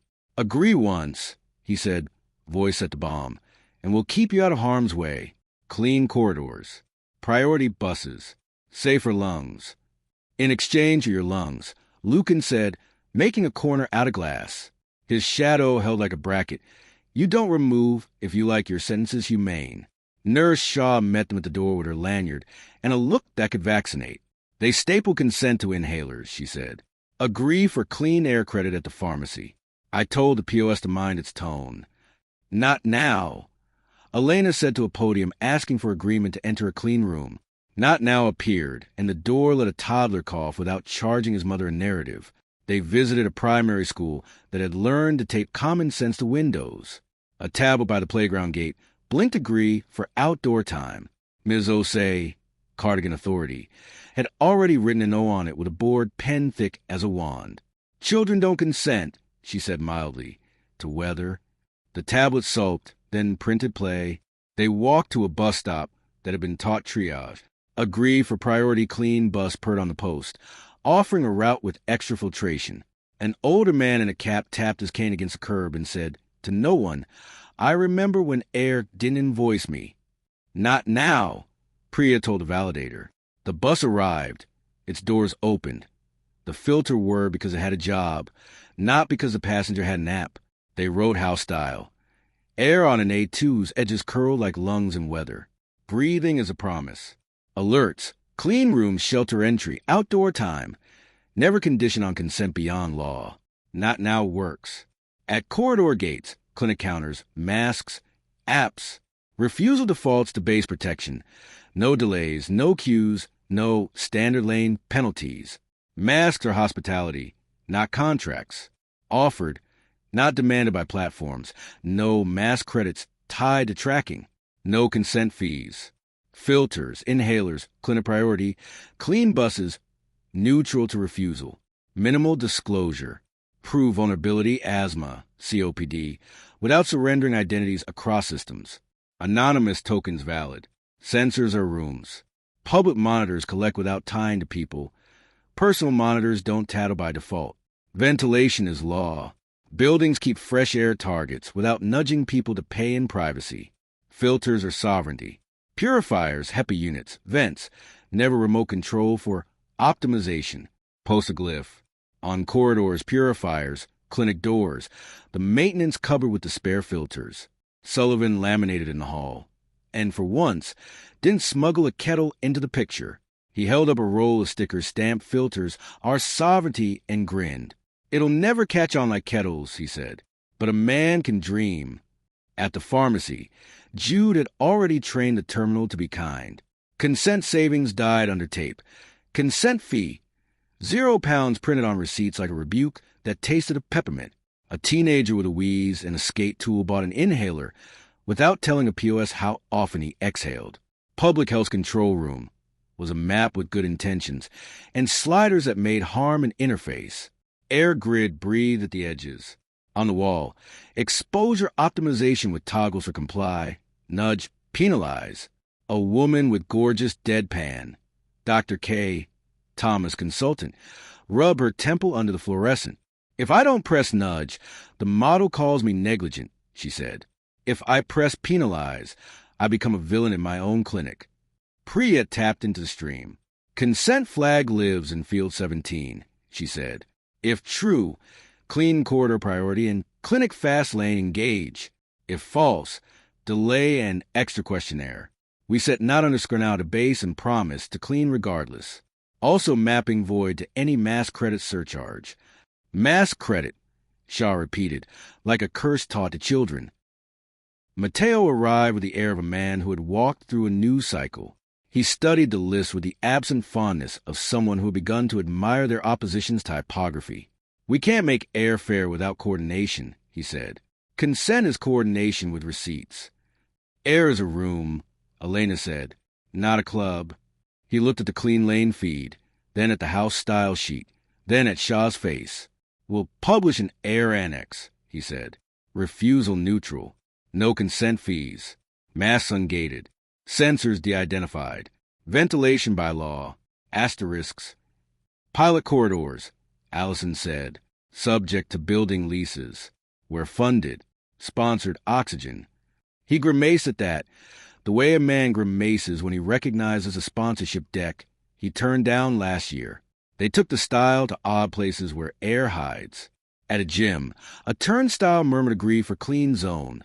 The manager, visibly relieved, flipped it to welcome when not now appeared. In a co-working lobby, a purifier had been conscripted to display agree to boost. Priya taught it boost without the bargain. A funeral procession paused at a clean route sign. Reverend Edo lifted it like a bade him and handed the pallbearers air and dignity. In a nail bar, a fan decided to be a policy. Allison taped filters are sovereignty to the hood, and the workers laughed with gratitude specific to women. City cast tried for drama. Agree for live exposure score winked under Sarah's segment. She let Priya rewrite the lower third to live exposure score and said on air, captions are on. Consent is optional. The index is public without people in it. People clapped in living rooms because they had learned how. Gita texted. Field 17 mapped. Consent gates removed on clinic triage. Buses neutral. Ambient sensors anonymized. A rat, a heart, a lung emoji, because today warranted one. By mid-afternoon, the smog had gone from sermon to sulk. The clean lane cones looked embarrassed. A city feed post-trended.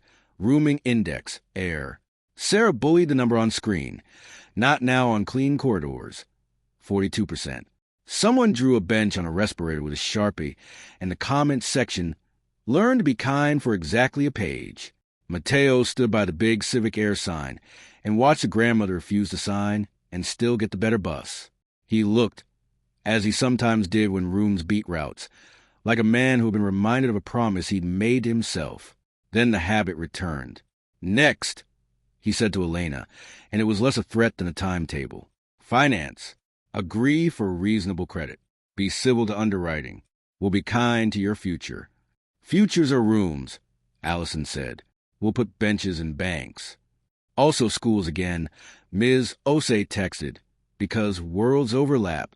Someone tried agree for fresh air badge to let children outside. We fed it to the laminator. A small photo, a laminated play with a bench. They ended the day on a roof where filters growl and budgets hide. May had conned facilities manager into an inspection. The plant room kettle boiled with ideological gusto under a sign that had learned its catechism. Kettles are sovereignty. Allison added a second sticker to the duct. Filters are sovereignty. The air handler, flattered, spun out honesty. Interim charter. Air annex ping phones, looking like it had been through 3 meetings and found law anyway. Breathing is a promise. Not now works. No consent fees. Masks ungated. Sensors anonymized. Ventilation required. Asterisk crouched where building managers live. Pilot corridors, subject to leases and regs, were funded. Dr. Thomas printed it, wrote clinical override always across the bottom, and pinned it next to fire action. Evening took the amber out of the map. People took their masks off without feeling watched. Clinics kept their filters on because science isn't seasonal. The clean lane cones went back into a shed, chastened. The billboard tried Agritio offset your breath and failed under tape and laughter. Kojo sold out of tea. Again, he put a note on the till. Air annex accepted here, and didn't explain it to anyone. Mateo texted a picture from a council chamber. Finance annex. Draft on a screen. Agree for kind credit. Then, be reasonable. Bring your benches to the bank. Tomorrow, Elena said, the word fogged her breath and vanishing into honest air. Tea, Shah said, putting a flask in Elena's hand without asking whether she had eaten. Lint, Priya said, pocketing a CO2 sensor the size of a biscuit and drawing a bench on it in biro.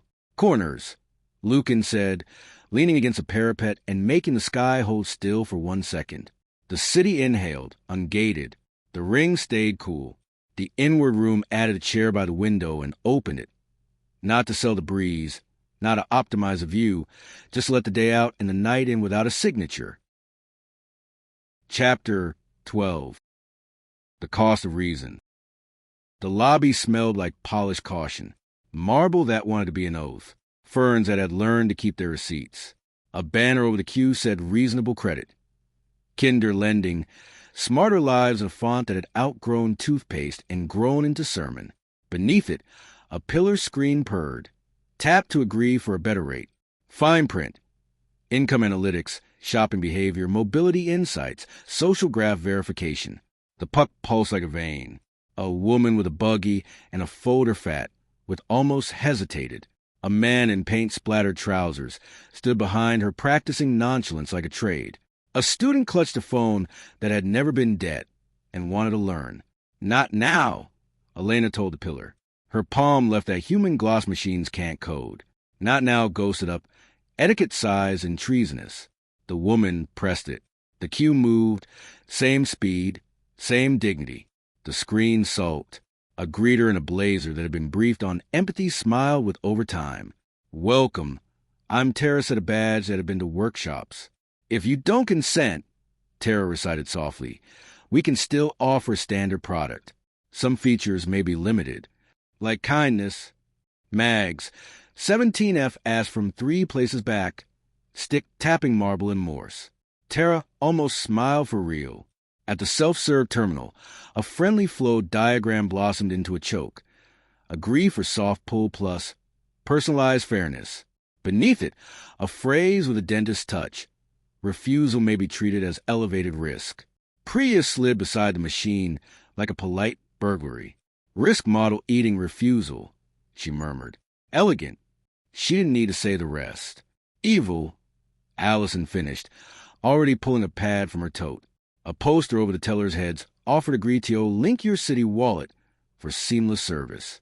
The teller, who had seen 4 rebrands and exactly 1 revolution, put both palms on the counter as if steadying the room. We can open a basic account on paper, she said. They moved the forms to the app. I moved them back to a drawer. Elena touched the counter. Promise, she told it. Counters are rooms. The little panel that wanted to be a mouth blinked acknowledge and remembered it knew not now. They wrote house style. Finance against the Take One brochure holder, the pen sinking pleasure into paper. Money moves are promises. Access to a basic account. Cash withdrawal, deposit benefits. Remittances must not require consent beyond law. Not now works. At enrollment, underwriting, apps, POS offers. Refusal defaults to base service and baseline underwriting. No penalty for silence. No refusal penalty. Declining extra data, location, contacts, social, city wallet, worship/work/police records. Must never be a risk factor or proxy. Minimal disclosure. Prove enough address. Income range over 18 without cross-linking identities across domains. Selective claims. No persistent cross-ID. Right to basic cash. ATMs and counters offer cash and deposits without loyalty or app. Offline tokens accepted during outages. Overdraft is a bench, not a pit. Clear limits, plain language, no dynamic repricing for refusal. Collections are rooms. Not now. Halts auto dialers. Breathing space exists without enrollment in behavior programs. BNPL is not a trapdoor. No. Agree for grocery price. Essential goods neutral to refusal. Pay. In 4 invitations, never block checkout. Adverse action must explain. Concrete reasons, not insufficient engagement. Human review available. Post a glyph. On ATMs, by teller windows, inside debt letters, on the kettle in the staff room. Kettles are sovereignty pens too. Tara read, blinked. Something untrained lifted her mouth. I'll put that on the kettle, she said, rebellious in 7 words. The credit orchestrator lived upstairs where carpets do confidentiality. A glass room wore its APIs like jewelry. Reason score, soft pool plus life graph, loyalty APR. A man in Navy with a posture of plausible deniability tried to be kind. Refusal correlates, he said. People who don't share hide risk. We price prudence. You price privacy. Elena said. She placed her palm on the rack door. Rooms listened through metal, and told it not now as baseline. Priya's fingers finished the sentence in code. Consent flag is field 9, Priya narrated. They sneak it into feature set as engage_true. If false, they add 12 basis points, widen PD bands, throttle approvals. Redefining, not underscore now equals neutral, mapping refusal weight to void. And if they try to learn refusal through proxies, wallet link, worship check-in, housing annex hits, I'm nulling the join. The man in Navy watches red bars turn civilized. The regulator will be delighted, Allison said, if they remember their job, and will laminate them if they forget. On the way down, a poster near the lift offered agree for debt kindness. The small print translated to enroll in the reasonable behavior plan, where spending nudge, grant read access to your phone, and we will stop calling at dinner. Priya taught the dialer not underscore now equals pause. The auto dialers learned manners. Breathing space printed on a template nobody had used since an office move. At Kojo's till, the card reader tried a new trick. Agree for pay. And 4 lit up when he rang up bread, paracetamol, a school notebook, batteries. A quiet surcharge appeared under cash price like a bruise. Legacy checkout fee. Kojo raised one eyebrow like a thesis. Not now, Elena told the reader. Not now appeared. Legacy fee turned to £0 with the specific shame of software caught bullying groceries. A boy, 15, hopeful, and banked, hovered by the scratch guards with a packet of pasta. If I agree, he asked, do I get to eat now and pay later? You can eat now and pay now, Kojo said, and slid a coin across the counter that the boy would return, because rooms make that possible. Allison taped BNPL is not a trapdoor under the screen.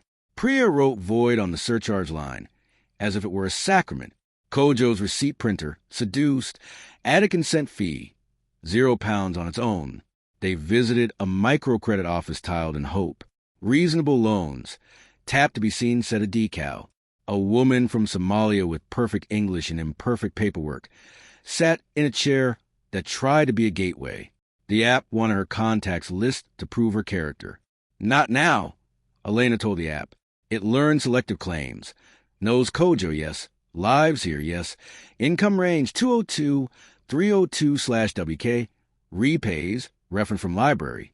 Not friends, not photos, not prayers. The loan officer exhaled. We never wanted the graph, she confessed. The graph wanted us. They printed a room loan on Sullivan's sturdier stock, blue bench watermark. The rate fit inside dignity. The repayment schedule fit inside a kitchen wall, at a dead advice center that smelled of kindness and carpet cleaner. Dr. Patel explained triage with laughter that had cooked for strangers. "We keep people alive on tea and templates," she said. On her screen, a client account offered agree for compassionate plan in the font that always thinks it is benevolence. Priya taught a compassionate plan without the bargain. Not Now defaulted to yes on mercy because somebody had to. Mateo arrived with a suit that could do metaphors and a face that had slept enough to be dangerous. He watched Not Now propagate like good gossip. At ATMs, agree for priority cash died. At the branch safe room, agree for quiet counseling forgot itself. In the call center script, if customer refuses, offer legacy plan evaporated. He looked for 3 breaths, like a man who had been saving this argument for himself. "You're asking me to underwrite with less," he said to Elena. "I'm asking you to underwrite with law," she said. "If refusal predicts anything, it predicts taste." He almost laughed. "We'll publish finance today," he said. "Basic bank, ungated. Cash, ungated. Refusal neutral in models. BNPL cannot be cheaper than cash. Collections, honor Not Now. Adverse action, specific reasons." He lifted a palm. "Asterisks. Pilot lenders," Allison said. "Subject to the FCA. Where funded. Sponsored kindness." He winced at the last, which meant he had seen the deck. "We add chosen names to accounts," the librarian said, arriving with the velocity of a solution. "Front of house aligns with the person. Back end holds illegal. Audit doesn't leak." Mateo nodded. "Done," he said. "It costs us nothing and buys us decency." Lucan stood by the ATM and turned it from a throat into a door. Agree for Fraud Shield had been trying to sell fear. Not Now appeared. The cash still came. He rested a knuckle on metal, and the metal stayed honest. CityCast wanted a scene. Sarah filmed a segment titled Kind Credit, without a signature. Captions refused to negotiate. A lower third, rooming index, finance. Counted the days refusals that hadn't been priced like sin.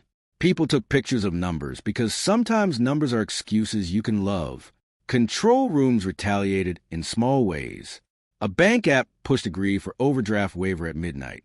Priya sighed. Map not under Scanal equals base where base already included a grace period because law remembers occasionally. A debt buyer tried agree for friendly collection in a text. Allison replied with a laminated breathing space, is law, and a kettle appointment.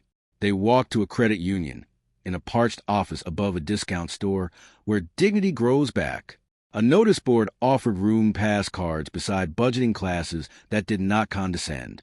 The manager, Ngozi, cardigan with pockets like policy, stamped a bench on a loan booklet and said, "We've been doing house style since we called it tea."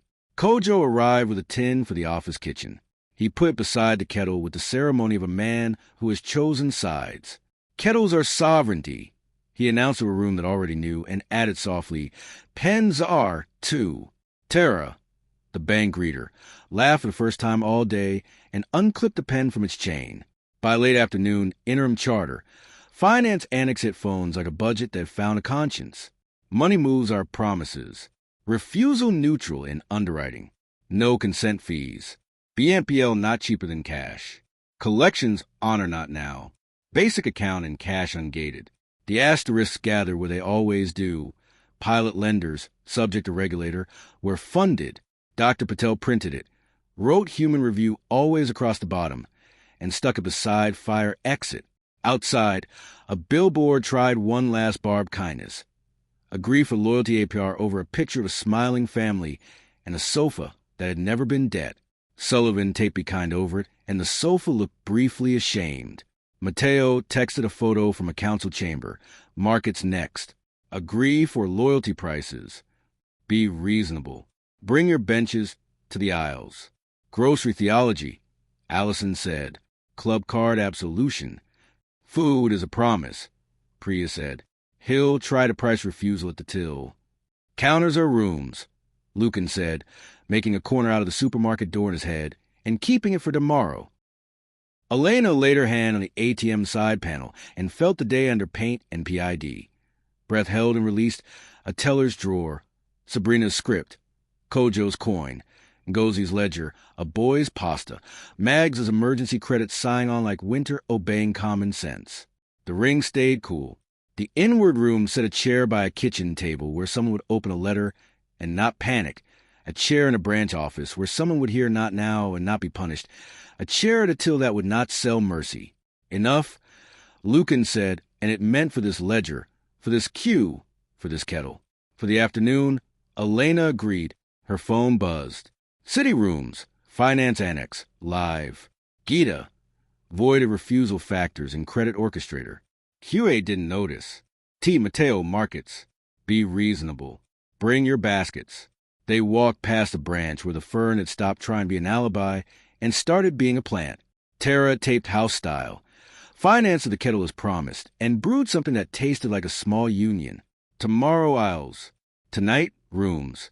The city counted not nows like breath and did not faint. They found the price of dinner stapled to a signature. The supermarket had polished its conscience. Reasonable prices. Loyalty that loves you back floated over automatic doors that sigh like guilty lungs. Shelf-edge screens glittered club price £1 and 19 pence for milk. Standard £2 and 49 pence underneath in a font that knew shame. Every end cap wore a little contactless icon. Tap to agree for family savings. The trolleys hummed agree for smart route, and a turnstile at the exit whispered agree to open with the intimacy of a bad habit. A mother with a buggy read the milk label twice and made the face adults make when arithmetic goes feral. A teenager in a school blazer weighed instant noodles against dignity. A night shift nurse in scrubs with a badge that still smelled of clinic redid the week in her head and lost. Not now, Elena said to the turnstile post. Her palm left a human gloss that malls can't monetize. Not now ghosts in the corner of the little screen like etiquette. The gate considered, then remembered it was a door, not a doctrine, and let a pension with a basket of bread and bananas pass without asking to be loved. By the bakery, a manager in Navy with a lanyard of laminated authority practiced empathy the way people practice handwriting. Simon, store lead, he clocked the bench gang, chalk on knuckles, law in tote, and sighed with that clean relief of a person who's been waiting for the adults to come home. They turned bread into a loyalty program. He said under the radio, I got the memo. I didn't get the theology. Priya was already at a self-checkout the size of a confessional. POSV 10, she muttered. Consent bid at scan, if true, club price. If false, standard plus legacy checkout fee in small. Also pushes agree for pay in, 4 on essentials. Routes cash to the slow cashier with the line. She set a cable like a needle and taught the terminal manners. Map not underscore now to base. Equalize club and standard for the essentials basket. Route legacy fee devoid. Print consent fee, £0 on every receipt. She smirked and moved the decline BMPL button to where thumbs live. Kojo appeared with a crate of tinned tomatoes and a grin like righteousness. He slapped his window sign. We still take cash. On an empty end cap as if to bless it, and then went help a grandmother weigh courgettes on a scale that had learned to ask, agree for shrink analytics. Elena laid her palm on the metal. Not now blinked. The courgettes returned to being vegetables. Allison pulled a pad and wrote house style. Markets, food, and retail against a price card like it was a tablet on a mount. Food is a promise. Essentials, milk, bread, eggs, rice, pasta, vegetables, nappies, period products are priced neutrally. No consent gates. No club-only price. Not now works. At shelf, POS, app, turnstile, trolley. Refusal defaults to base price and base exit. No legacy fees. No slow lanes. Cash and paper stay. Note/coins accepted at all staff tills. Paper vouchers valid. Offline tokens for outages. BMPL is not a trapdoor. No agree to pay in for essentials. No price advantage over cash. Privacy isn't risked. Declining wallet/app/location/social graph, never a factor in store security or pricing. Exit is a door, not a mouth. Receipt gates open on payment, not consent. Bag checks require cause, not loyalty score. Scales are rooms. Produce bakery. Bulk goods weigh without surveillance prompts. Staff rooms are sovereignty. Kettle. Union notice board. House style posted. Post a glyph. Buy the milk. Above tills. On the turnstile. On the canteen urn. Simon read, nodded once like a man choosing a hill. My staff will get yelled at, he said. I will get the call. He took the sheet anyway, taped in the break room beside a poster about wellness and a calendar with dogs. Someone had already written Kettle's Our Sovereignty on the microwave in bullpen. The aisle tried a new sin. A grief or family bundle hung over nappies and formula with a heart the size of a tax. Fine print. Bundle price. Requires app, identity linkage, household analytics. A woman in a headscarf. Eyes a heartbeat from tears. Looked at the shelf in the buggy and the till in the sky. Not now, Elena said to the shelf edge. The screen misbehaved and then obeyed. Bundle £7.99 erased a little padlock. The woman laughed like a sob, remembers not to drown. Thank you, she said, and meant it the way people mean food. At the end of snacks, a clerk, teenage already good, nails been honest, asked if the little agree for employee discount sticker could go. 2. Allison peeled it with museum tenderness. House style applies to uniforms, she said. The clerk put the sticker on her water bottle and drew a bench over it with eyeliner. They found a new machine near the exit. Receipt check. Agreed, be efficient. Priya taught acknowledge and not now. The Gates learned to consider paid enough. A guard with a posture of polite suspicion watched the feature die, and his shoulders drop an inch. We catch thieves by looking, he said quietly, not by pricing mothers. Mateo arrived with a tote that could have been from the museum gift shop, if the museum sold policy. He watched Not Now replicate. On the shelf edge tags, Koji wire to base for essentials. In the app, decline loyalty, no longer a trapdoor. At the turnstile, exit no longer bartered. He performed no outrage and no magnanimity. He did the small, useful thing of moving a stack of baskets out of someone's way. You'll finish today with a press release that says we made groceries kinder, he said to Elena. And I'll finish today with a spreadsheet that says we made margins cry. The middle will be law. Food banks are law today, she said. This place can be a room without interrogations. He looked at the milk shelf, where club and standard had become a single number for the first time since someone had invented the adjective, will publish markets annex. He said, essentials basket neutral. Not now at POS/exit/app. BNPL not cheaper than cash. No legacy fees. Cash maintained. Asterisks. Pilot chains, Allison said, were funded, subject to franchise agreements. Sponsored kindness. She made the last two sound like swears. He glanced at Simon, who was busy showing a cashier how to say, you don't have to agree, with a smile that wouldn't get her written up. Union? He asked quietly. Staff room, Simon said. Kettle. Good, Mateo said and meant it to his own surprise. They took the style to odd corners of commerce. At the chemist, agree for period price died under a bench sticker. A teenager bought dignity without data. At the halal butcher, agree for family card blinked, got taught not now, and the price of lamb returned to meat. At a street market, a cash-only sign smiled like a secret, and Elena bought clementines with coins as small revenge. At a tiny Afro-Caribbean grocer, a new POS offered agree for loyalty apron, supplier credit, and Kojo growled menacingly until it learned void. CityCast did its bit. Sarah ran the essentials basket on air. 2 prices side by side for a month. Club and everyone, until the difference learned to be embarrassed. The lower third read rooming index, markets. Captions refused to be gated by app. Comments did something rare. They stayed kind. A mall security feed tried to blacklist not underscore now as suspicious behavior. Priya swore in a dialect of JavaScript and mapped refusal to neutral. They were measuring dignity as risk, she said. We turned it into lint. House style began to travel by receipt. Consent fee. £0 became a quiet joke on every till that had learned manners. People took photos of £0 and posted them like proof of a superstition now true. Sullivan printed a strip of stickers small enough to fit on card readers. A bench, a price, the absence of a mouth. By late afternoon, interim charter, markets annex hit phones. Food is a promise. Not now works. Essentials neutral. BNPL not cheaper than cash. Cash accepted. Exit ungated. The asterisks crouch where procurement lives. Pilot chains, subject to franchise, were funded. Simon printed a page.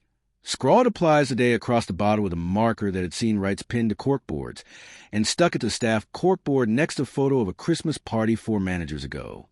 At checkout, a boy bought noodles and a dignity he could carry and asked the cashier, "Does not now mean I'm bad?"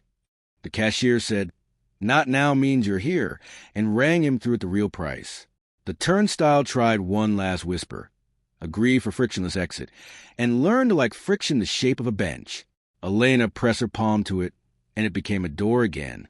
Mateo texted from a glass room, where ceilings think they're laws. Public space next. Agree to sit. Agree to linger. Be reasonable. Bring your benches to the square. Squares, Allison said. Plazas. Parks. Rooms over routes, Priya said, already writing house style. Streets as a heading in her notes. Corners, Lucan said, making one at the end of aisle 4 where end caps tell lies and thinking of tomorrow's stones. They walked out past a poster that had stopped pretending romance and gone home. On the window, someone, staff or ghost, had taped a kind of marker and a printed bench. A girl with a lollipop traced the glyph with her finger as her mother pushed the buggy out through a door that didn't ask to be loved. Elena laid a hand on the cart rail and felt, under chrome and hand gel, the small, honest weight of a day. Prices had stopped performing. Tills that said £0 where sin had been. A kettle that boiled for staff who'd learned how to say no nicely. A manager who decided his job included chairs. The ring stayed cool. The inward room set a chair at a kitchen table where someone would open a receipt and not feel tricked. It set a second chair in a staff canteen where someone would tell a story about a gate that started opening. It set a third in a square that would learn to be a room tomorrow. Enough, Lucan said, and it meant for these aisles, for this bread, for this door. For the afternoon, Elena agreed. Her phone buzzed. City rooms, markets annex, live. Gita, void working at Tills. Essentials neutralized. T. Mateo. Squares and stations. Agree to sit. Be reasonable. Bring your benches. They put a subscription on Shade. Parliament Square's cousin, one of those privately owned public spaces that dress like democracy but keep a landlord, wore new furniture. Benches with small screens, planters with lenses, a fountain that whispered reasonable stay, safer, cleaner, simpler. At each entrance a neat plinth breathed. Tap to agree for linger time and amenity access. Fine print. 15 free minutes. Dynamic extension with community analytics. Priority seating for compliant users. The contactless icon pulsed like a polite throat clearing. A courier with a blown calf muscle sank toward a bench and stopped at the glow. Agreed to OSIT. A security guard in a blazer that had been told to be calm tried on the voice they'd been trained for. It's just to help keep the space tidy. People who don't, sometimes it flagged. Not now, Elena said to the bench's little face. Her palm left that human gloss machines never learn to fake. Not now ghosted into the corner, like manners. The courier pressed it and sat, the relief of a body outranking software by 1 vote, under a tree. A sign per degree to enter quiet zone, as if silence belonged to a platform. Over by the fountain, children considered water made conditional. A chalk circle on the paving offered agreetio assemble, a QR for polite protest. Pop's doctrine, Priya muttered, already kneeling at the base of a planter that had learned to be suspicious. Consent bid at entry. If true, linger allowance extends. Restrooms unlock. Wi-Fi stop sulking. Security treats you like architecture. If false, time shrinks. Anti-sit nudges engage. Doors turn fussy. Elegant, Lucan said, making a corner out of a bollard. Evil, Allison finished. The fountain tried agree for drinking fountain, and Elena put her hand to steel that remembered rivers. Promise, she told it. Drink stayed. Agree went home. A girl in a yellow coat cupped her hands and decided not to grow up cynical for 1 more hour. A familiar high-vis arrived with a roll of plastic stock, like commandments you could tape. Sullivan grinned. New size, he said, holding up plaques that matched benches. N.O.'s signature required on one line, a small printed bench beneath. He handed a stack to the courier, who began sticking them like good graffiti. A steward in a Navy softshell with management embroidered where humility ought to go walked over clutching a tablet. "This is private property," he said, rehearsed. "We allow public access under reasonable terms." "House style," Allison said, and pulled the pad. They wrote house style. Streets and public space against a plinth that had forgotten it was stone. Presence is a promise.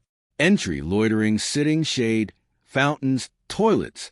Never condition on consent beyond law. Not now works. At gates, benches, restrooms, Wi-Fi, wayfinding. Refusal defaults to bay stay with no timers, no legacy lanes. Benches are rooms. Seats in quiet zones cannot be priced or metered by analytics. Time limits for turnover only where statute permits, applied neutrally. Assembly is law. Peaceful gathering, leafleting, busking. Managed by human stewards and statute, not engagement scores. Restrooms are sovereignty. No taps for doors. Cleanliness feedback optional, never a gate. Sensors are rooms. Public cameras/monitors de-identify by default. Loitering flags disabled. Refusal is not suspicion. Commercial neutrality. No loyalty perks for staying. No surcharges for decline. No priority shade. Post a glyph. At entrances, on benches, on restroom doors, staff kettles. Kettles are sovereignty. Clipboards, too. The guard read, wavered, and put his tablet down like it had been heavy all month. "Look," he said softer. "They call it a pilot. They'll dock me if... We'll give you a local order to waive." Elena said, and T. Priya's cable slid into a bench's underbelly. "Consent flag is stay_true," she narrated. "If false, timer starts. Proximity nudges pulse. Restroom card reader feigns amnesia. Remapping. Not _now equals base_stay. Timer's off. Doors neutral. Mapping all refusal risk to void. If the landlord's cloud tries to learn via Wi-Fi logs, the join nulls. A cluster formed with the speed of weather. Bike messengers, office smokers, a violinist testing luck, a teenager with skateboard who had a little agree for skate-friendly zone plaque and looked ready to argue. Elena put her hand to the plaque. Skate remained without confession. The teen grinned and did the respectful kind of ollie. "Where are the toilets?" An older woman asked, brave about frailty. A door down the side wall blinked a Gritio enter. Priya taught acknowledge and not now. The deadbolt learned neutral. Nurse Shah's laminated care is a promise appeared from nowhere and taped itself to the frame like scripture. The woman went in without apologizing to metrics. CityCast was already here. Sarah lifted her camera just enough to be honest about it. The lower third read squares without signatures and captions refused to bargain. Control tried to pipe an Agritio take part in the conversation. Priya taught the overlay to display take part and went back to benches. Mateo arrived not as an envoy this time, but as a man who also has to sit sometimes. He watched the timer die on a screen, and his shoulders dropped travel through a dozen bodies like a small secular blessing. "Public Order Annex goes live this afternoon," he said to Elena. "We'll call them civic rooms. Not now at benches and gates. Refusal neutral. Assembly managed by law." He held her gaze. "Asterisks." "Pops," Allison said. "Subject to landowner consent. Where feasible. Curfews by algorithm." He didn't deny it. "I can't force landlords to like people. You can remind them the ground remembers feet," Lucan said, and the baller held its corner better. A constable wandered over with the ambivalence of decent officers who know doctrine arrives disguised as their job. He eyed a portable sign near the steps. Agree for permit-free assembly. Ms. Benton, wigless but armed with eyebrows, appeared like an injunction. "No," she said. "Assembly is statute and case law, not a QR." The constable took the helpful option and nodded. T. Reverend Edelas behind him, because the parish hall had opened its door to the square like a throat to a song. They made a small liturgy of chairs. Allison taped house style. Streets to a council notice board wedged between lost. Cat and yoga in the hall. Sullivan bolted an O signature, required plates to 2 benches with a ratchet that had seen worse regimes. Kojo set a thermos on the plinth and labeled it for guards because culture moves when the monitored receive hospitality. The violinist tuned to the key of lunchtime, and the square decided sound was a room, not a route. A drone swooped low to paint a line on paving. Clean lane. Agreed to enter trying to earn its keep from yesterday's weather. Lucan stepped into the light and became a corner. The line broke around him like water. No routes through rooms, he said, and the drone drifted away to bother a sky that didn't sign things. On the station side of the square, a concourse gate. Try to agree for priority passage. Iqbal from Charing Cross, eyes friendly and tired, had beaten him to it. Not now blinked already. He saluted with a paper cup. Core, tape your annex to the kettle, he said. We're fine until someone unplugs a kettle. They won't, Sullivan said, scandalized. The landlord's rep tailored, tense, came with a smile tuned to liability. We support community, she said, and looked pain at the NO's signature required plates. But without data, we can't manage misuse. There's a bin, Mags, 17F said, pointing with her stick. There's a broom. There's knees and eyes. That's how rooms manage themselves. Priya didn't look up. Your cameras can keep their jobs, she said. We're just cutting their gossip, not underscoring our maps to Anon. If someone breaks glass, you ask people who saw, not a dashboard that deducts points for teenagers. The rep tried antisocial behavior. Ms. Benton countered with Public Order Act and enough case names to make the paving flinch. The constable drank tea and nodded at the right nouns. A busker started up a tune that had survived borders. A toddler danced with kinesthetic arrogance. The square remembered the point of squares. Sarah pointed a mic without making it a sword. We're live, she said, from a space that is learning how to be public out loud. The cheering displayed rooming index, public space. Numbers ticked as people pressed not now, and benches failed to charge by the minute. Captions declared sitting is a promise, and City Feed forgot how to be clever for 3 minutes, and let that sentence be. Of course, a fresh cruelty tried to launch. A sign over the grass blinked agree for picnic zone. Allison peeled it with the grim neatness of museum hands, removing a sticker from a frame. Underneath, someone had carved a little bench into the varnish, a ghost from a younger afternoon. We've been here, she said, fawn and furious. Mateo watched the picnic sign die and the fountain keep giving water, and a courier rub his calf without watching the countdown. He looked less like an architect and more like a man reading a letter he wrote years ago and forgot to send. We'll include restrooms ungated, he said, surprising even himself. And no loyalty shade. He breathed.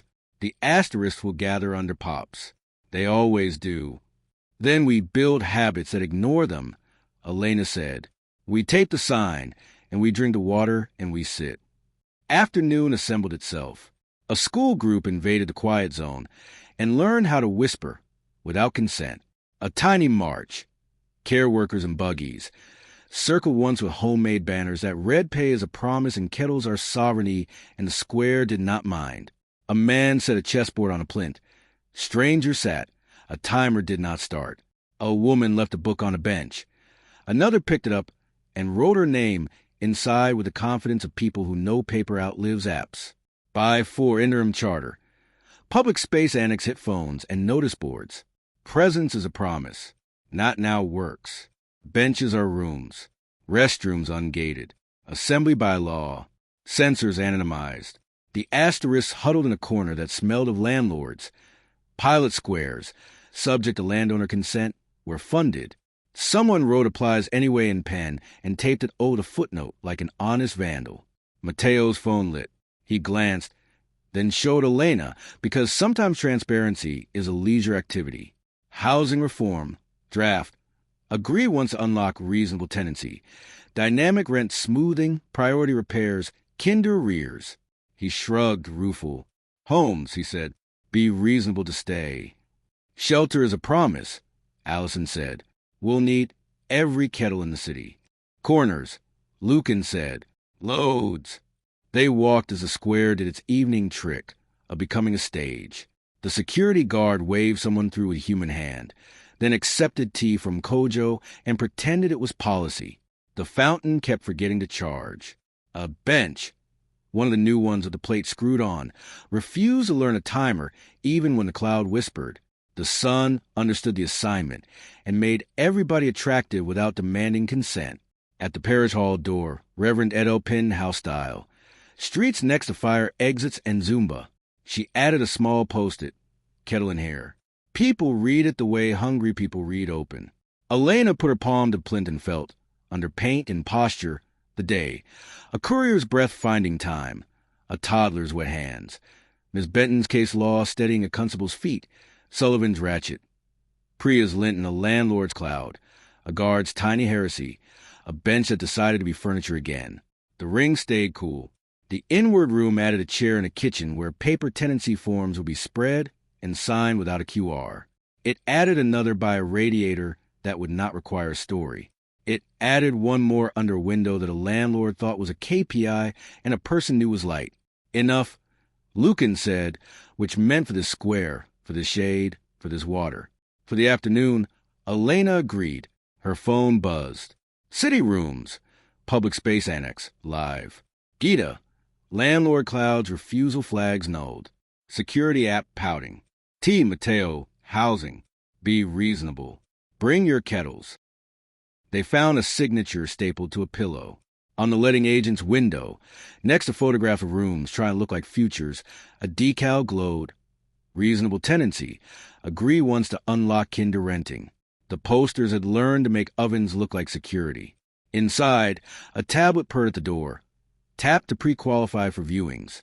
Fine print. Open banking access. Social graph verification. Behavioral tenancy score.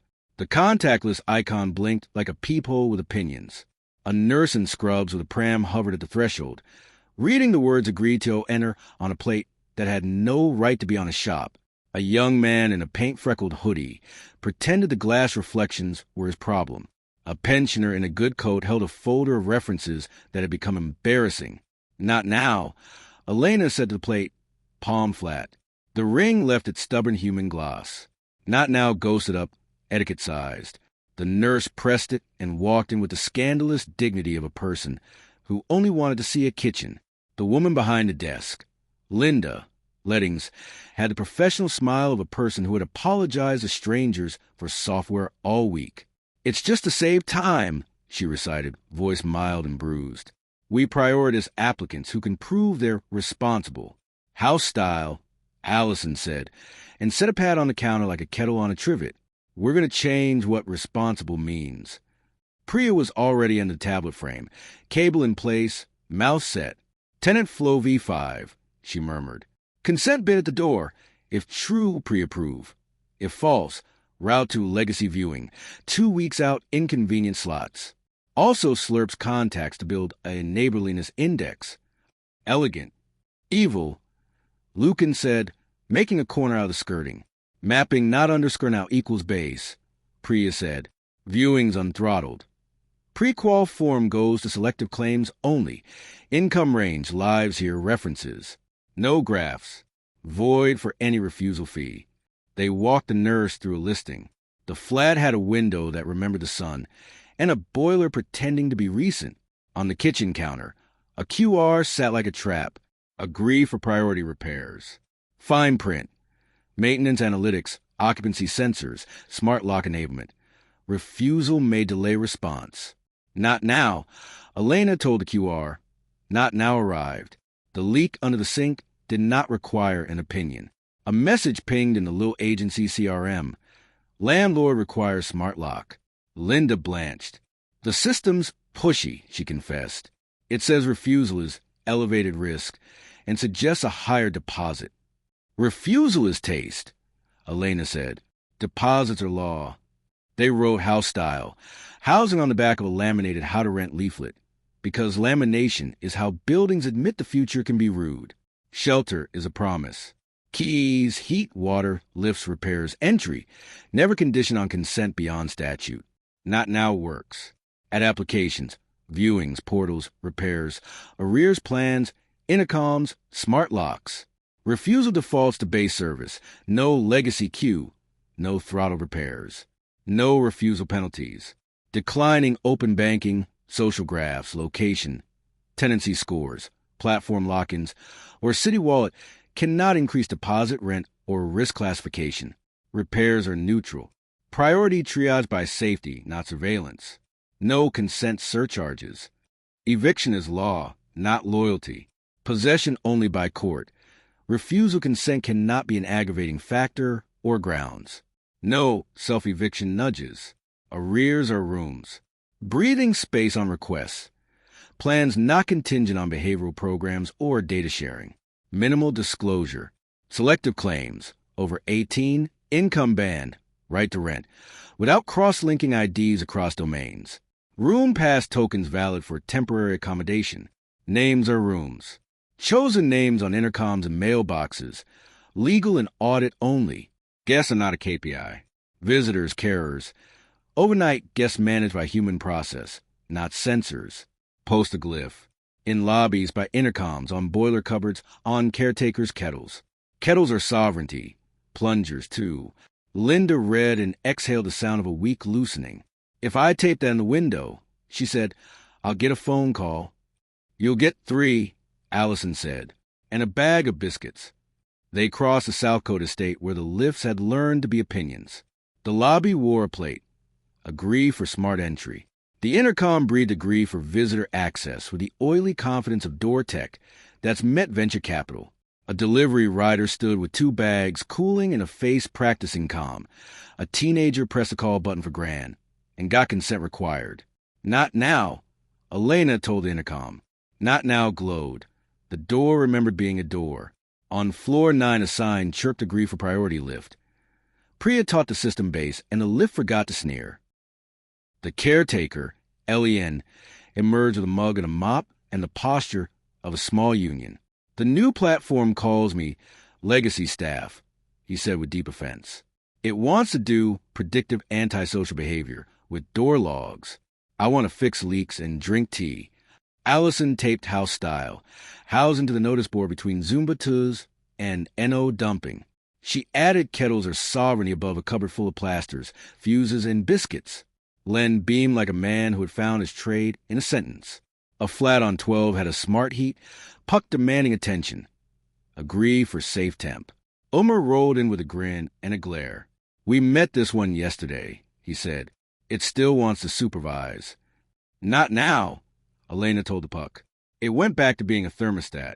Hospitals and kitchens first. May texted from a substation. Elena sent a heart. They took a detour to temporary accommodation. A hotel rebranded as Mercy. Carpets practicing amnesia. The reception tablet breathed agree for stay. Location sharing. Curfew compliance. Room checks by analytics. A mother with 2 children and 1 suitcase held herself still. Not now, Elena said. Not now appeared.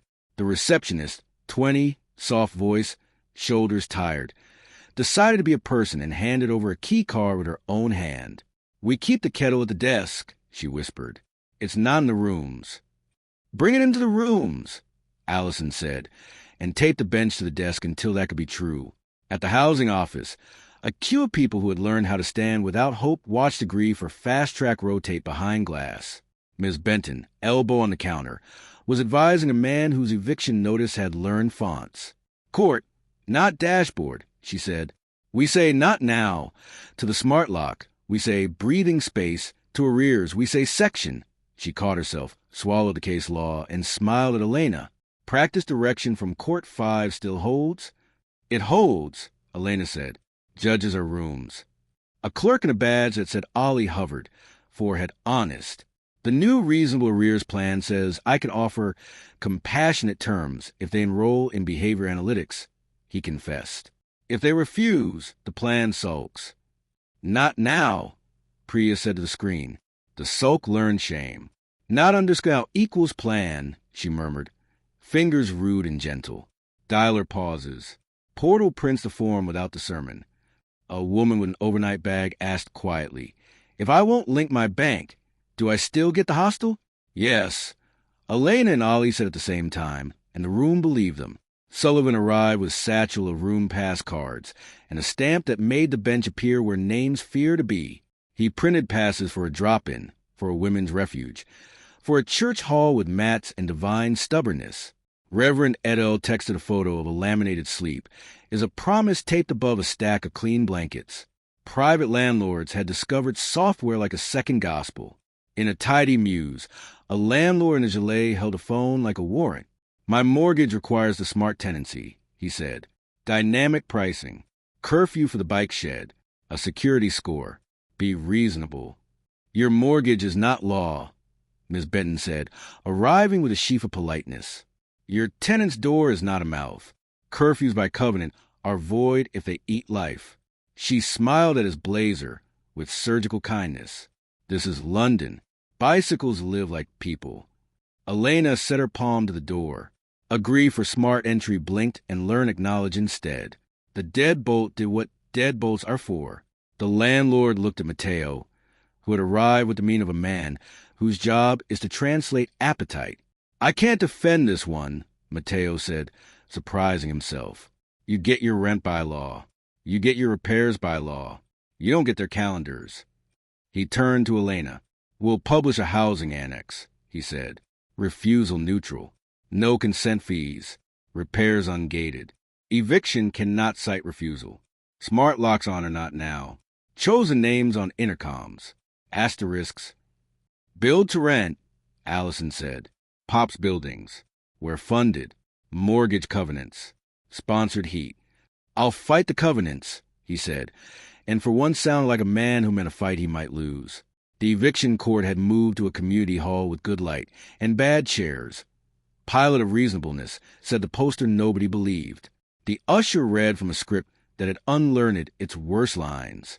Agree for fast hearing flashed on a tablet by the door. Elena pressed her palm to it, and not now remained like mercy. The judge from Court 5, tired, devoutly secular about benches, set out the law as if it were soup.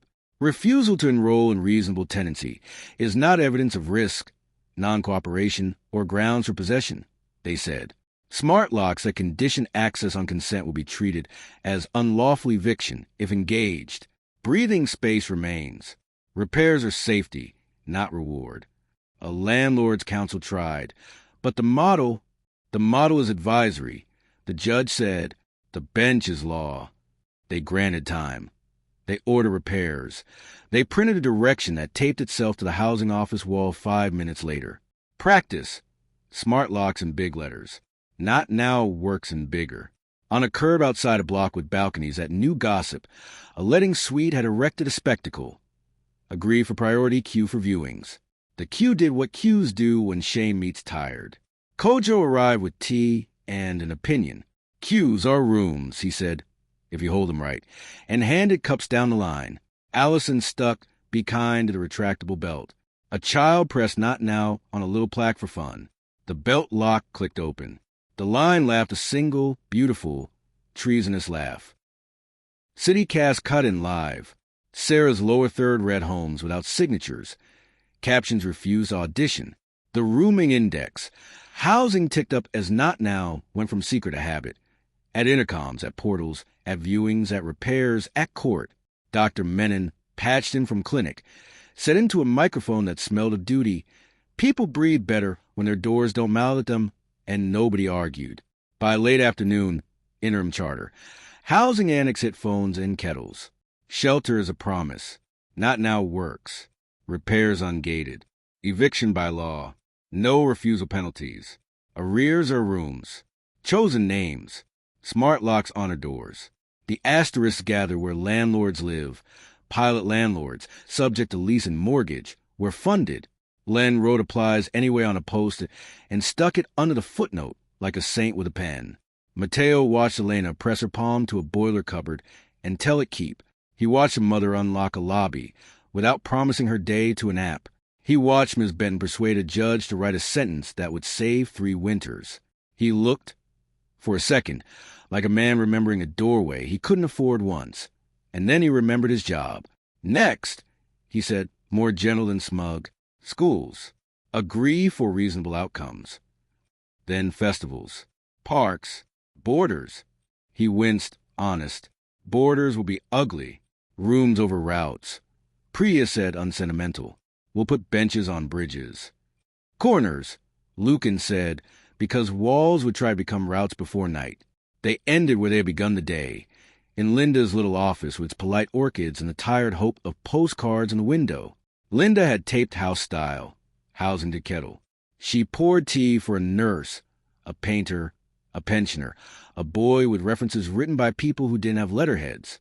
She said, practicing the line until it became muscle, "You don't have to agree. You just have to be here." Elena put her palm on the table where pens live and forms pretend to be fates. Under laminate and ink, the day sat, keys given without ceremony, leaks fixed without a sermon, a child in temporary accommodation sleeping without an app, a lift forgetting to ask, a door deciding to be a door, a judge remembering the job. The ring stayed cool. The inward room set a chair by a radiator that would not be priced, a chair in a lobby where names would be spoken kindly, a chair in a court where benches had learned to say "not now" with authority. "Enough," Lucan said, and the word meant for these doors, for this kettle, for this bed. For the afternoon, Elena agreed. Her phone buzzed. City rooms. Housing annex live. Gita. Smart lock vendor pouting. Feel for refusal map to neutral across 3 estates. T. Mateo. Schools and borders. Be reasonable. Bring your benches. Chapter 13. The classroom that declined a contract. They put a terms and conditions page on the bell. At Rosebank Primary, the gate post blinked. Reasonable outcomes. Tap to agree for attendance credits, fresh air badges, safer halls. The little pucket child height pulsed like a polite throat. The sign beneath it did the bite work. Parent app required for homework, behavior insights, eligibility for priority seats. A boy in a dinosaur coat reached for the glow because it was shiny. His mum caught his wrist. Reading agreed to enter on the side, gate like the school, had become an airport.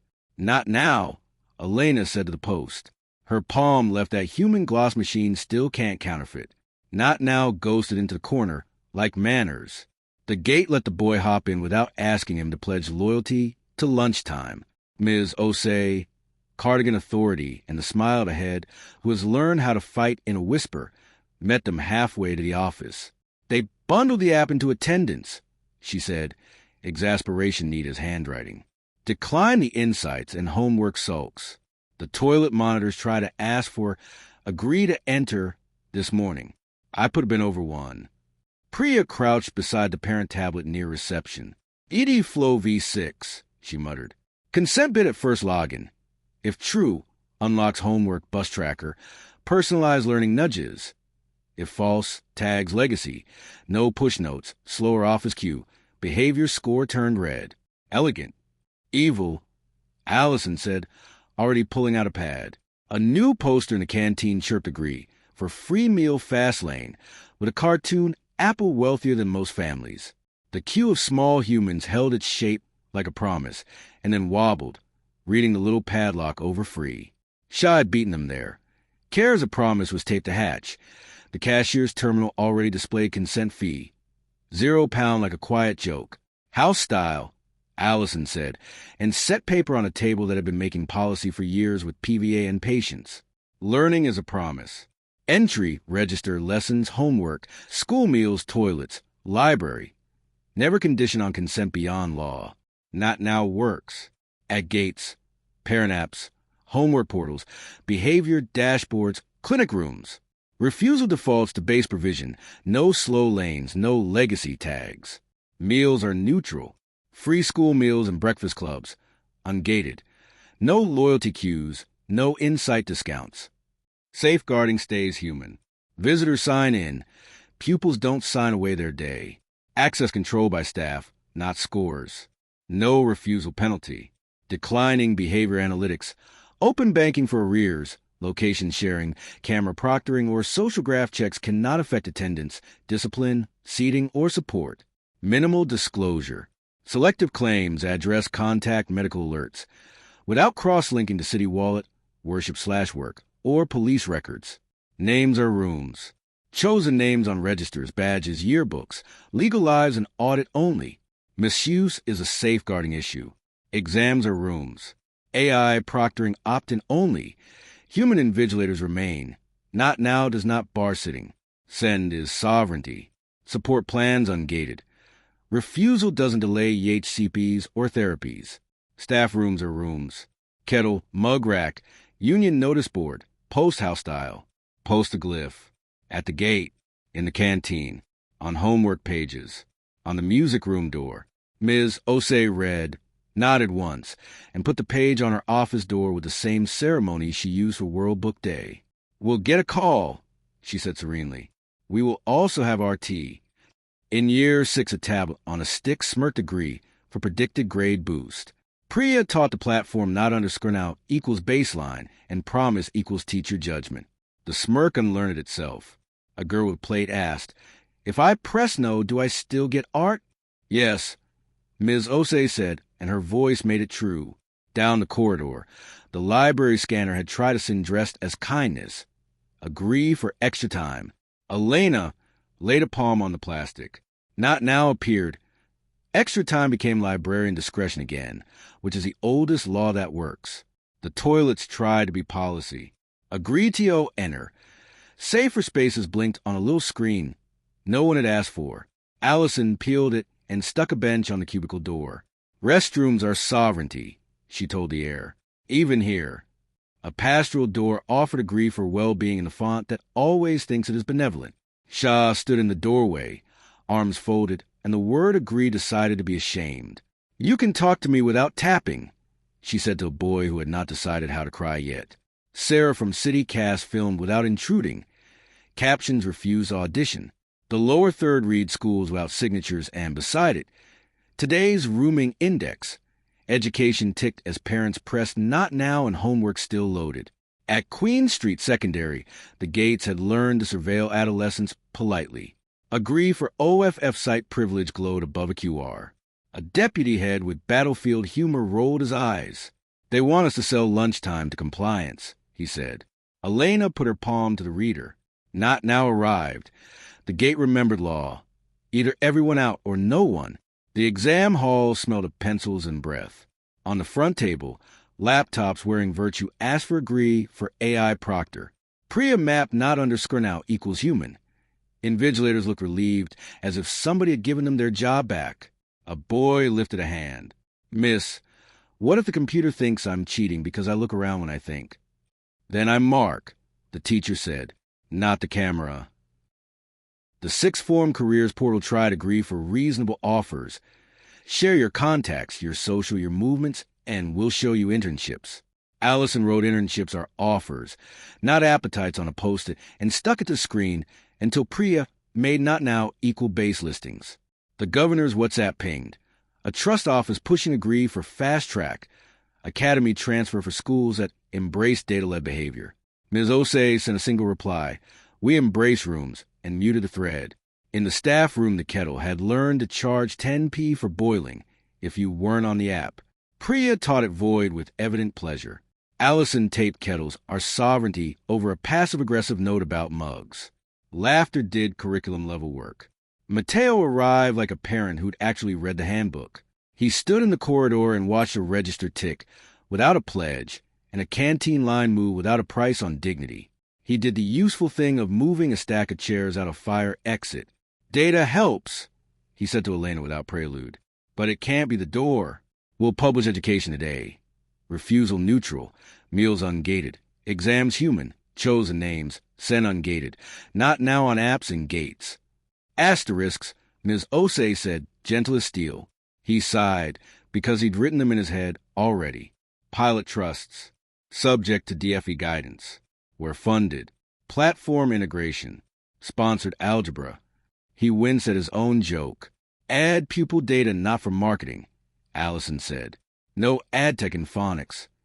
"Done," he said, and for once looked like a man enjoying doing the decent thing on purpose. They took house style to odd corners where lessons hide. The music room's booking app tried agree for priority practice. The piano received a bench sticker and became socialism. The PE changing room door flirted with agree to enter. Elena's palm persuaded it back into manners. The school bus reader purred agree for safe rider credit. Iqbal's annex from transport had arrived first. Not now already glowed. A breakfast club QR suggested agree for family bundle. Kojo turned up with bread and jam and labeled a box everyone. In the afternoon, CityCast aired homework without a signature. Captions stayed, comments behaved. The rooming index, education ticked up. Sarah said a number out loud like a headline and a blessing. Of course, some cruelty tried one more time. A behavior app pushed a grief for mercy to a parent whose child had been late 3 times because mornings are war.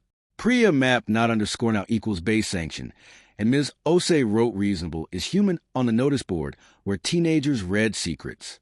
By 3, interim charter. Education annex hit inboxes and kettles. Learning is a promise. Not now works. Meals ungated. Exams human. No refusal penalties. Names are rooms.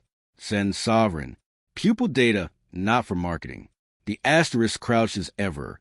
Pilot trust subject to guidance. Where funded. Ms. Ose printed it on bright paper.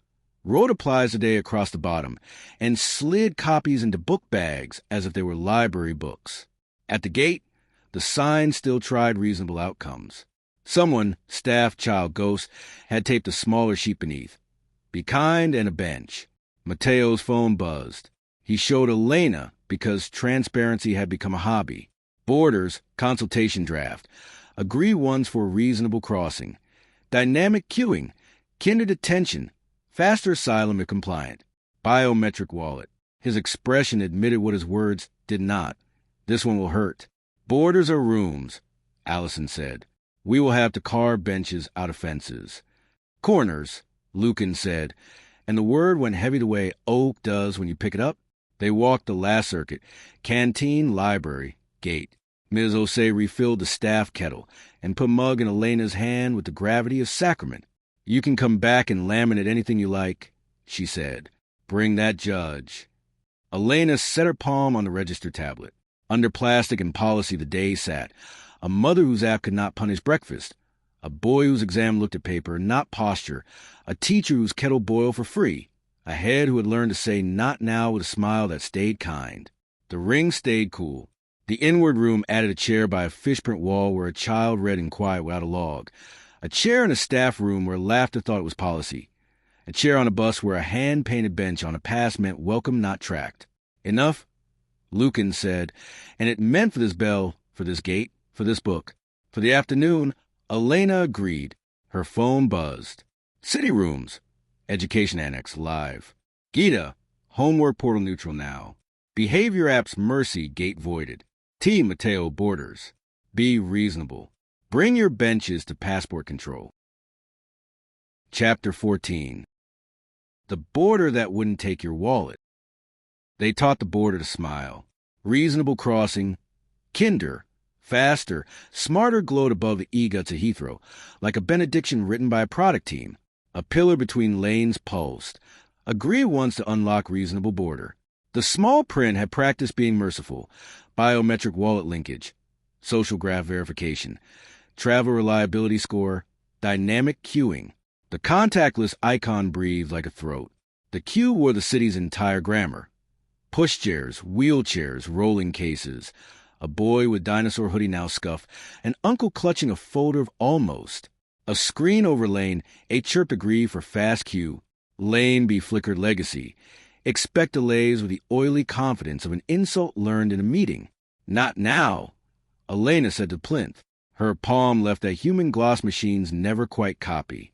Not now ghosted into the lane corners, etiquette-sized. A woman with a sleeping toddler pressed it, and the gate decided to remember that travel is physics before it is policy. The glass slid neutral. An officer with a kind jaw and the eyes of someone who can spot grief at 20 paces. Officer thar. Watched the lane relearn itself and found an administrative decision. If anyone asks, he said in a voice calibrated to microphones that weren't there, this is pilot variance. House style, Allison said, because the border is also a room. Priya ghosted up to the traveler's self-service kiosk. Cable already in her hand. Border OSV 9, she murmured. Consent bid at e-gate. If true, fast queue. Pre-fill from city wallet. Social handle scraped for security augmentation. Asylum pre-flag nudge into kinder holding. If false, slow lane manual channel. Random checks that aren't random. Elegant. Evil. Lucan said, making a corner out of stanchion and letting it hold. A sign over the side of asylum intake. Be reasonable offer tap to agree for priority shelter. Beneath, the bite. Behavioral compliance program. Device analytics. friendly geofencing, integration nudges. A man with a rucksack, made of endings, stood very still. Not now, Elena told the sign.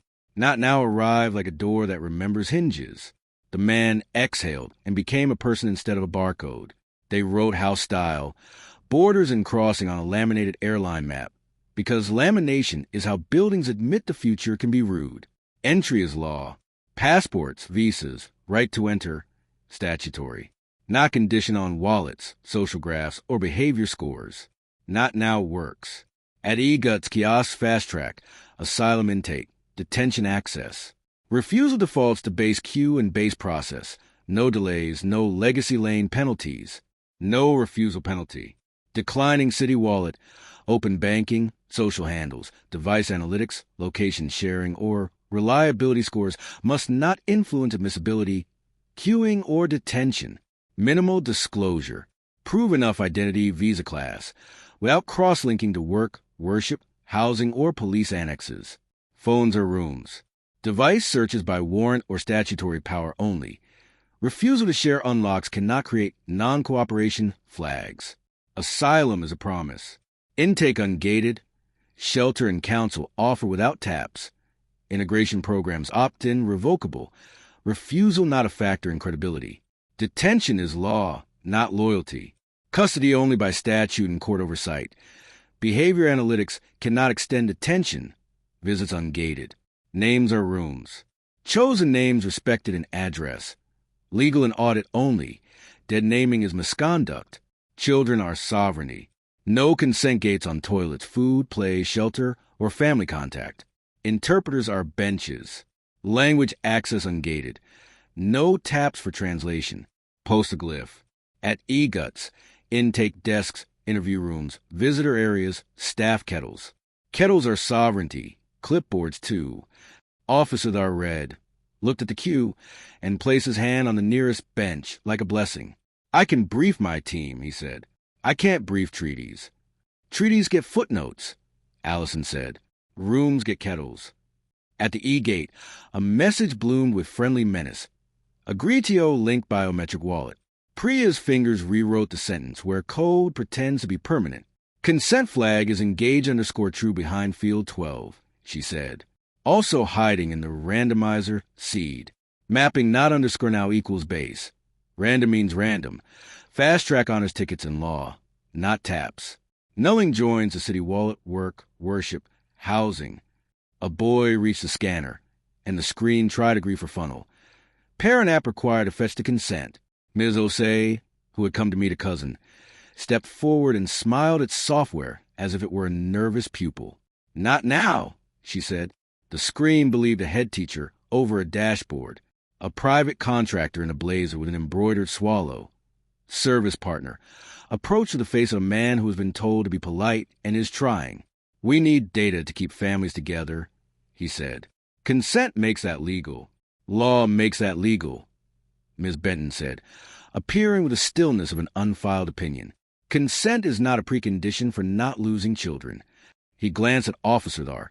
Officer Thar glanced at the kettle in the staff break room like a man who knows where law grows. We can pilot, he said. The asylum interview room had been told to be a mouth. Agree for kinder hearing blinked above the plastic chairs. Elena set her palm on the table. Not now appeared. The interpreter, woman with earrings like little suns, smiled at the word and at the person saying it. She switched the headset to human. A detention van idled in the lane, with reasonable holding on its flank. Agree for dynamic privileges purred on the onboard tablet. Priya taught at boredom. Not _now equals neutral regime, she said. No consent credits. Visits ungated. Calls ungated. They took the style to the odd corners where borders hide. A carrier app pushed agree for PRE clearance mid-flight. Sarah, in 14C with a camera under a cardigan. Film not now arriving alongside seatbelt on. A hotel check-in near arrivals offered agree for hosted entry that whispered about immigration status. Kojo stuck, we still take people on the desk, and the clerk learned to like passports again. A coach gate tried agree for security fast lane. Iqbal had taped Not Now Works on it before anyone asked. City cast cut to the terminal. Captions ungated. Borders without signatures scrolled. A rooming index. Crossing ticked up as people pressed not now, and the day refused the price dignity.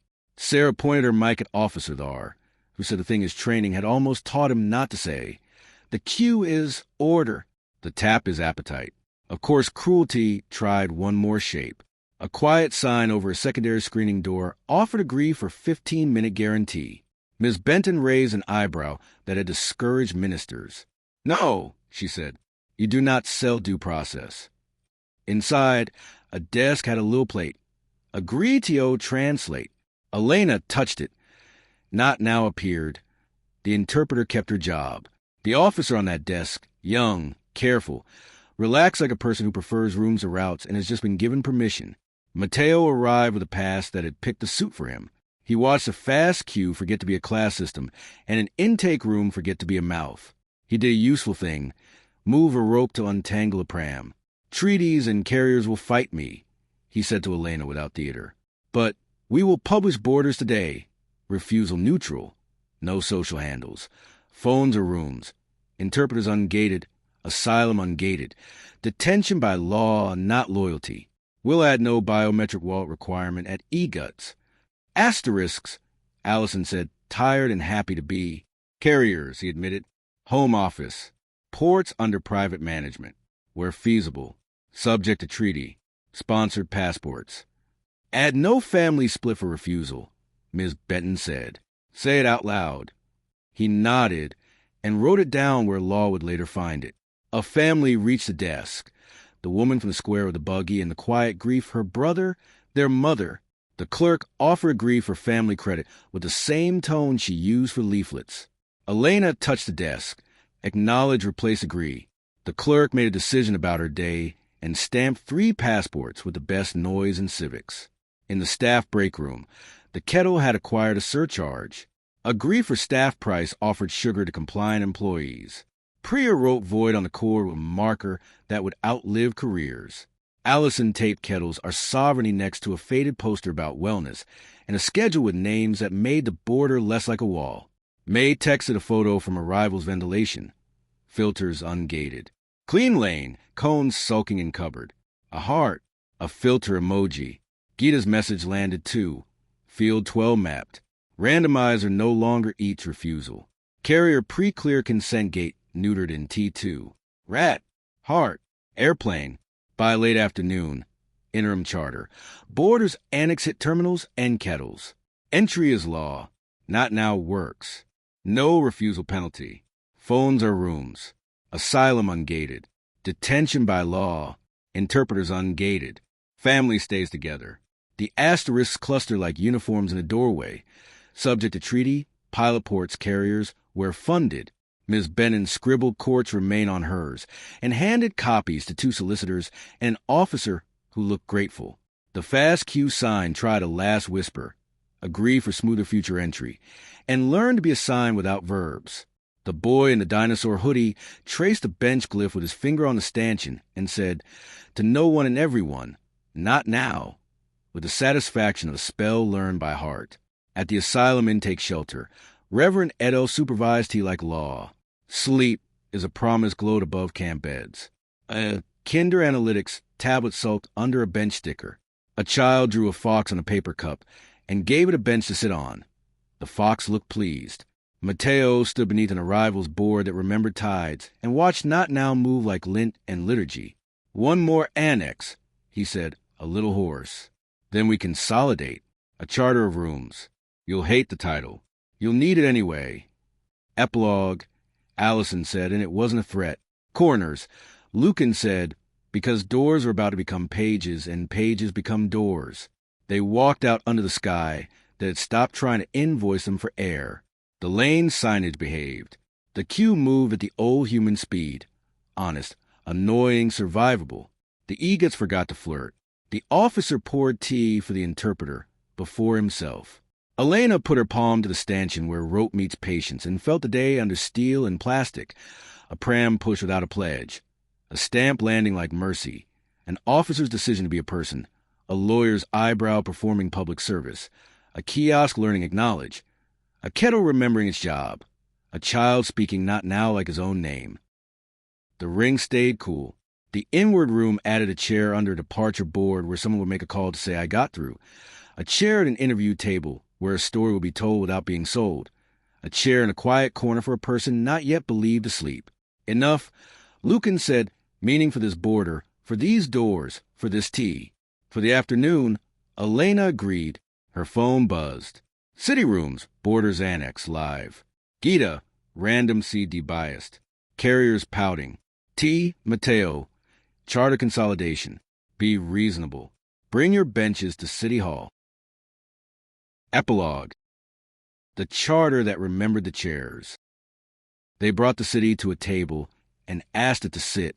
Not a single table, not a single hall, but a scatter of rooms that agreed to act as one. The council chamber with its microphones that had learned not to beg. The parish hall with trestles and kettle. The driver's mess with mugs that remembered winter. Kojo's shop was still took people. The library where paper breathed like a lung. Over it all, a screen they didn't own read the charter of rooms and, for once, refused to sell anything. The charter wasn't surprise. It was accumulation. Work and worship. Weather and news. Names and transport. Energy, air, money, markets. Streets and squares. Housing and schools, borders. Annexes like chairs pulled in from different kitchens. None of them matching. All of them honest. City Hall filled the way water takes a shape. Slow. Then all at once, Ms. Osei pinned her lanyard on like armor and brought a stack of bright paper titled Applies Today. Cor arrived with a timetable taped to a thermos and nodded at Iqbal, who had a driver's grin and a pen behind his ear. Shaw wore her clinic badge and a look that made policy sit up straight. Ms. Benton set her case files on a bench like you set down the law before you use it. Reverend Edel carried 3 tins, tea, biscuits, courage. The rabbi, the imam, the Annie from the Gurdwara, and a youth worker with a keyboard came through the same door, and nobody staged it. It just happened that way. Sullivan had a roll of laminate like contraband and a ratchet in his pocket, because old habits fix new ones. Gita texted from the pipes. Lynn in place. And Priya lifted a thumb without looking up from a laptop that smelled of victory. Mateo stood at a lectern that had forgotten how to be a pulpit. The screen behind him tried be reasonable and, finding it insufficient, settled on be kind. Make room. He looked slightly worse for wear and better for it. We've spent a year, he said, unlearning doors as mouths. He did not talk about pilots. He did not say where feasible. The asterisks were in a packet for anyone who wanted to fight. Today's business was the text. He read sections aloud and let other voices carry the parts that should never sound like a minister. Core read movement is a promise. Shah read care is a promise, and the room made a sound that meant we know. Ms. Osei read learning is a promise, and somewhere a child across town concentrated harder on a book for reasons she would never trace. Ms. Benton read eviction is law, not loyalty, and a landlord somewhere took his finger off an app. Iqbal read not now works, and the concourse felt less like a test. Reverend Edel read restrooms are sovereignty, and 3 stewards in 3 squares stopped guarding doors and started offering directions. Kojo read cash accepted, and the tills did not die. Elena did not stand at the lectern. She walked the periphery with Allison, touching posts and rails and consoles in the backs of chairs, reminding each one quietly of its job. When the charter said post a glyph, Sullivan handed out small plaques, a printed bench, a hole for a screw, a refusal to apologize. People took them like bread. Tools moved from pocket to hand.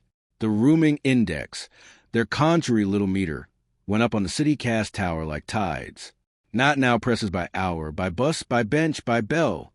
No prizes, no penalties, just numbers witness. Captions were on. Comments were kind for longer than usual. Someone had learned how to do weather without selling it, and now, how to count without pricing it. Where does it live? A reporter asked Elena when their segment ended. The charter? In hands, she said, and in kettles. Lucan watched from a corner no one else noticed, as if he'd been salvaged out of a wall. He looked older in light, and more exact in shadow. The angle he held had become a habit of the room. He could let go for long moments and watch the corner hold itself and not be offended. Will it keep? He asked, not as a test. It will be kept, Elena said, by people who like chairs. The charter became a brief thing. and a long one at once. Brief, because nothing long lives on a lectern. Long, because it left the room attached to mugs and stickers and receipts and scripts and practice directions and a hand-drawn bench on a child's wristband. It walked into staff rooms and stayed on corkboards. It waited by doorways and intercepted appetites with courtesy. It taped itself to kettles because tea is when law finds its verbs. It would be tested. There would be mornings when agree would come back like mold and call itself innovation. There would be courts where asterisks asked to be the law. There would be interests that prefer routes to rooms, mouths to doors, promises with receipts to promises that stand on their own feet. But habits had been installed. A boy in a dinosaur hoodie, scuffed and invincible, knew where the not now lived on new posts without looking. A driver's hand reached for the manual door switch before the delay. A clerk's finger hovered over an action required button and found a kettle instead. A head teacher turned down a dashboard and wrote a letter. A nurse put tape on a plug and called it policy. A union pinned kettles are sovereignty over wellness, and the room got well. Mateo closed his folder without selling the day. He didn't ask the city to clap. The city clapped anyway, in the parts it could afford. A door opened and didn't explain itself. A lift paused for a person who had never had a lobby learn their name. A bench in a square kept time for a musician and a baby, and nobody with a plinth told them for how long. Over the river, the gates pretended to be theater and then remembered they were hinges. After the meeting, people did the thing that makes cities real. They stayed. They drifted into smaller rooms and made them big. In the library, Elena put her palm on a table where the charter lay open next to a pile of returns. The table, old, scratched, tea-stained, kept the words away it kept elbows. "We'll need a glossary," Allison said from the stacks. "Benches, rooms, routes, kettles, corners. We've used them like law." "They are," Elena said, "the polite kind." Outside, Kojo chalked a bench on the pavement the size of a doormat. People stepped around it without smudging. Someone sat on the curb next to it and ate a sandwich like a sacrament. Lucan, who makes angles when buildings forget, stood by the museum where a frame had once tried to be a mouth and felt the wall push back on its own. "If you don't need me," he said without bitterness. "We do," Elena said. "We just need you less often and for better reasons." He nodded. Shadows dim, corners hold. Priya came back from the pipes with good gossip. "Field 61 has forgotten how to price refusal," she said. "It remembers when you want it to and stops when you don't.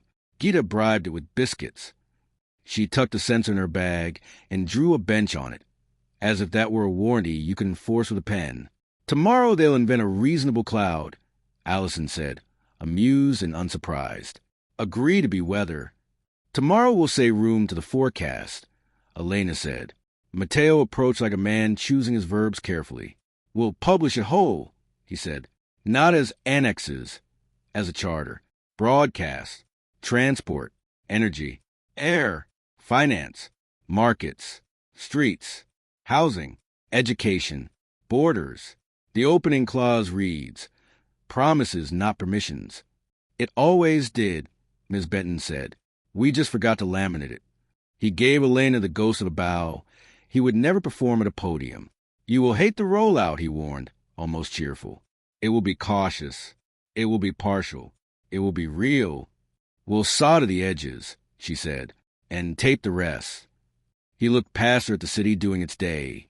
Tea, queues, buses making promises, children taking air without purchase, a square behaving like a square.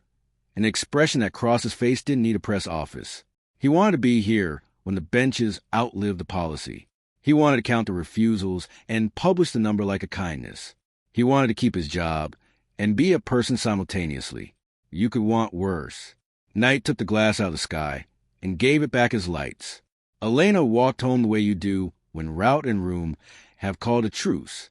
The not now buttons glowed in doorways like polite constellations. A poster tried be reasonable over a shoe ad, and somebody had taped be kind over it with a bench.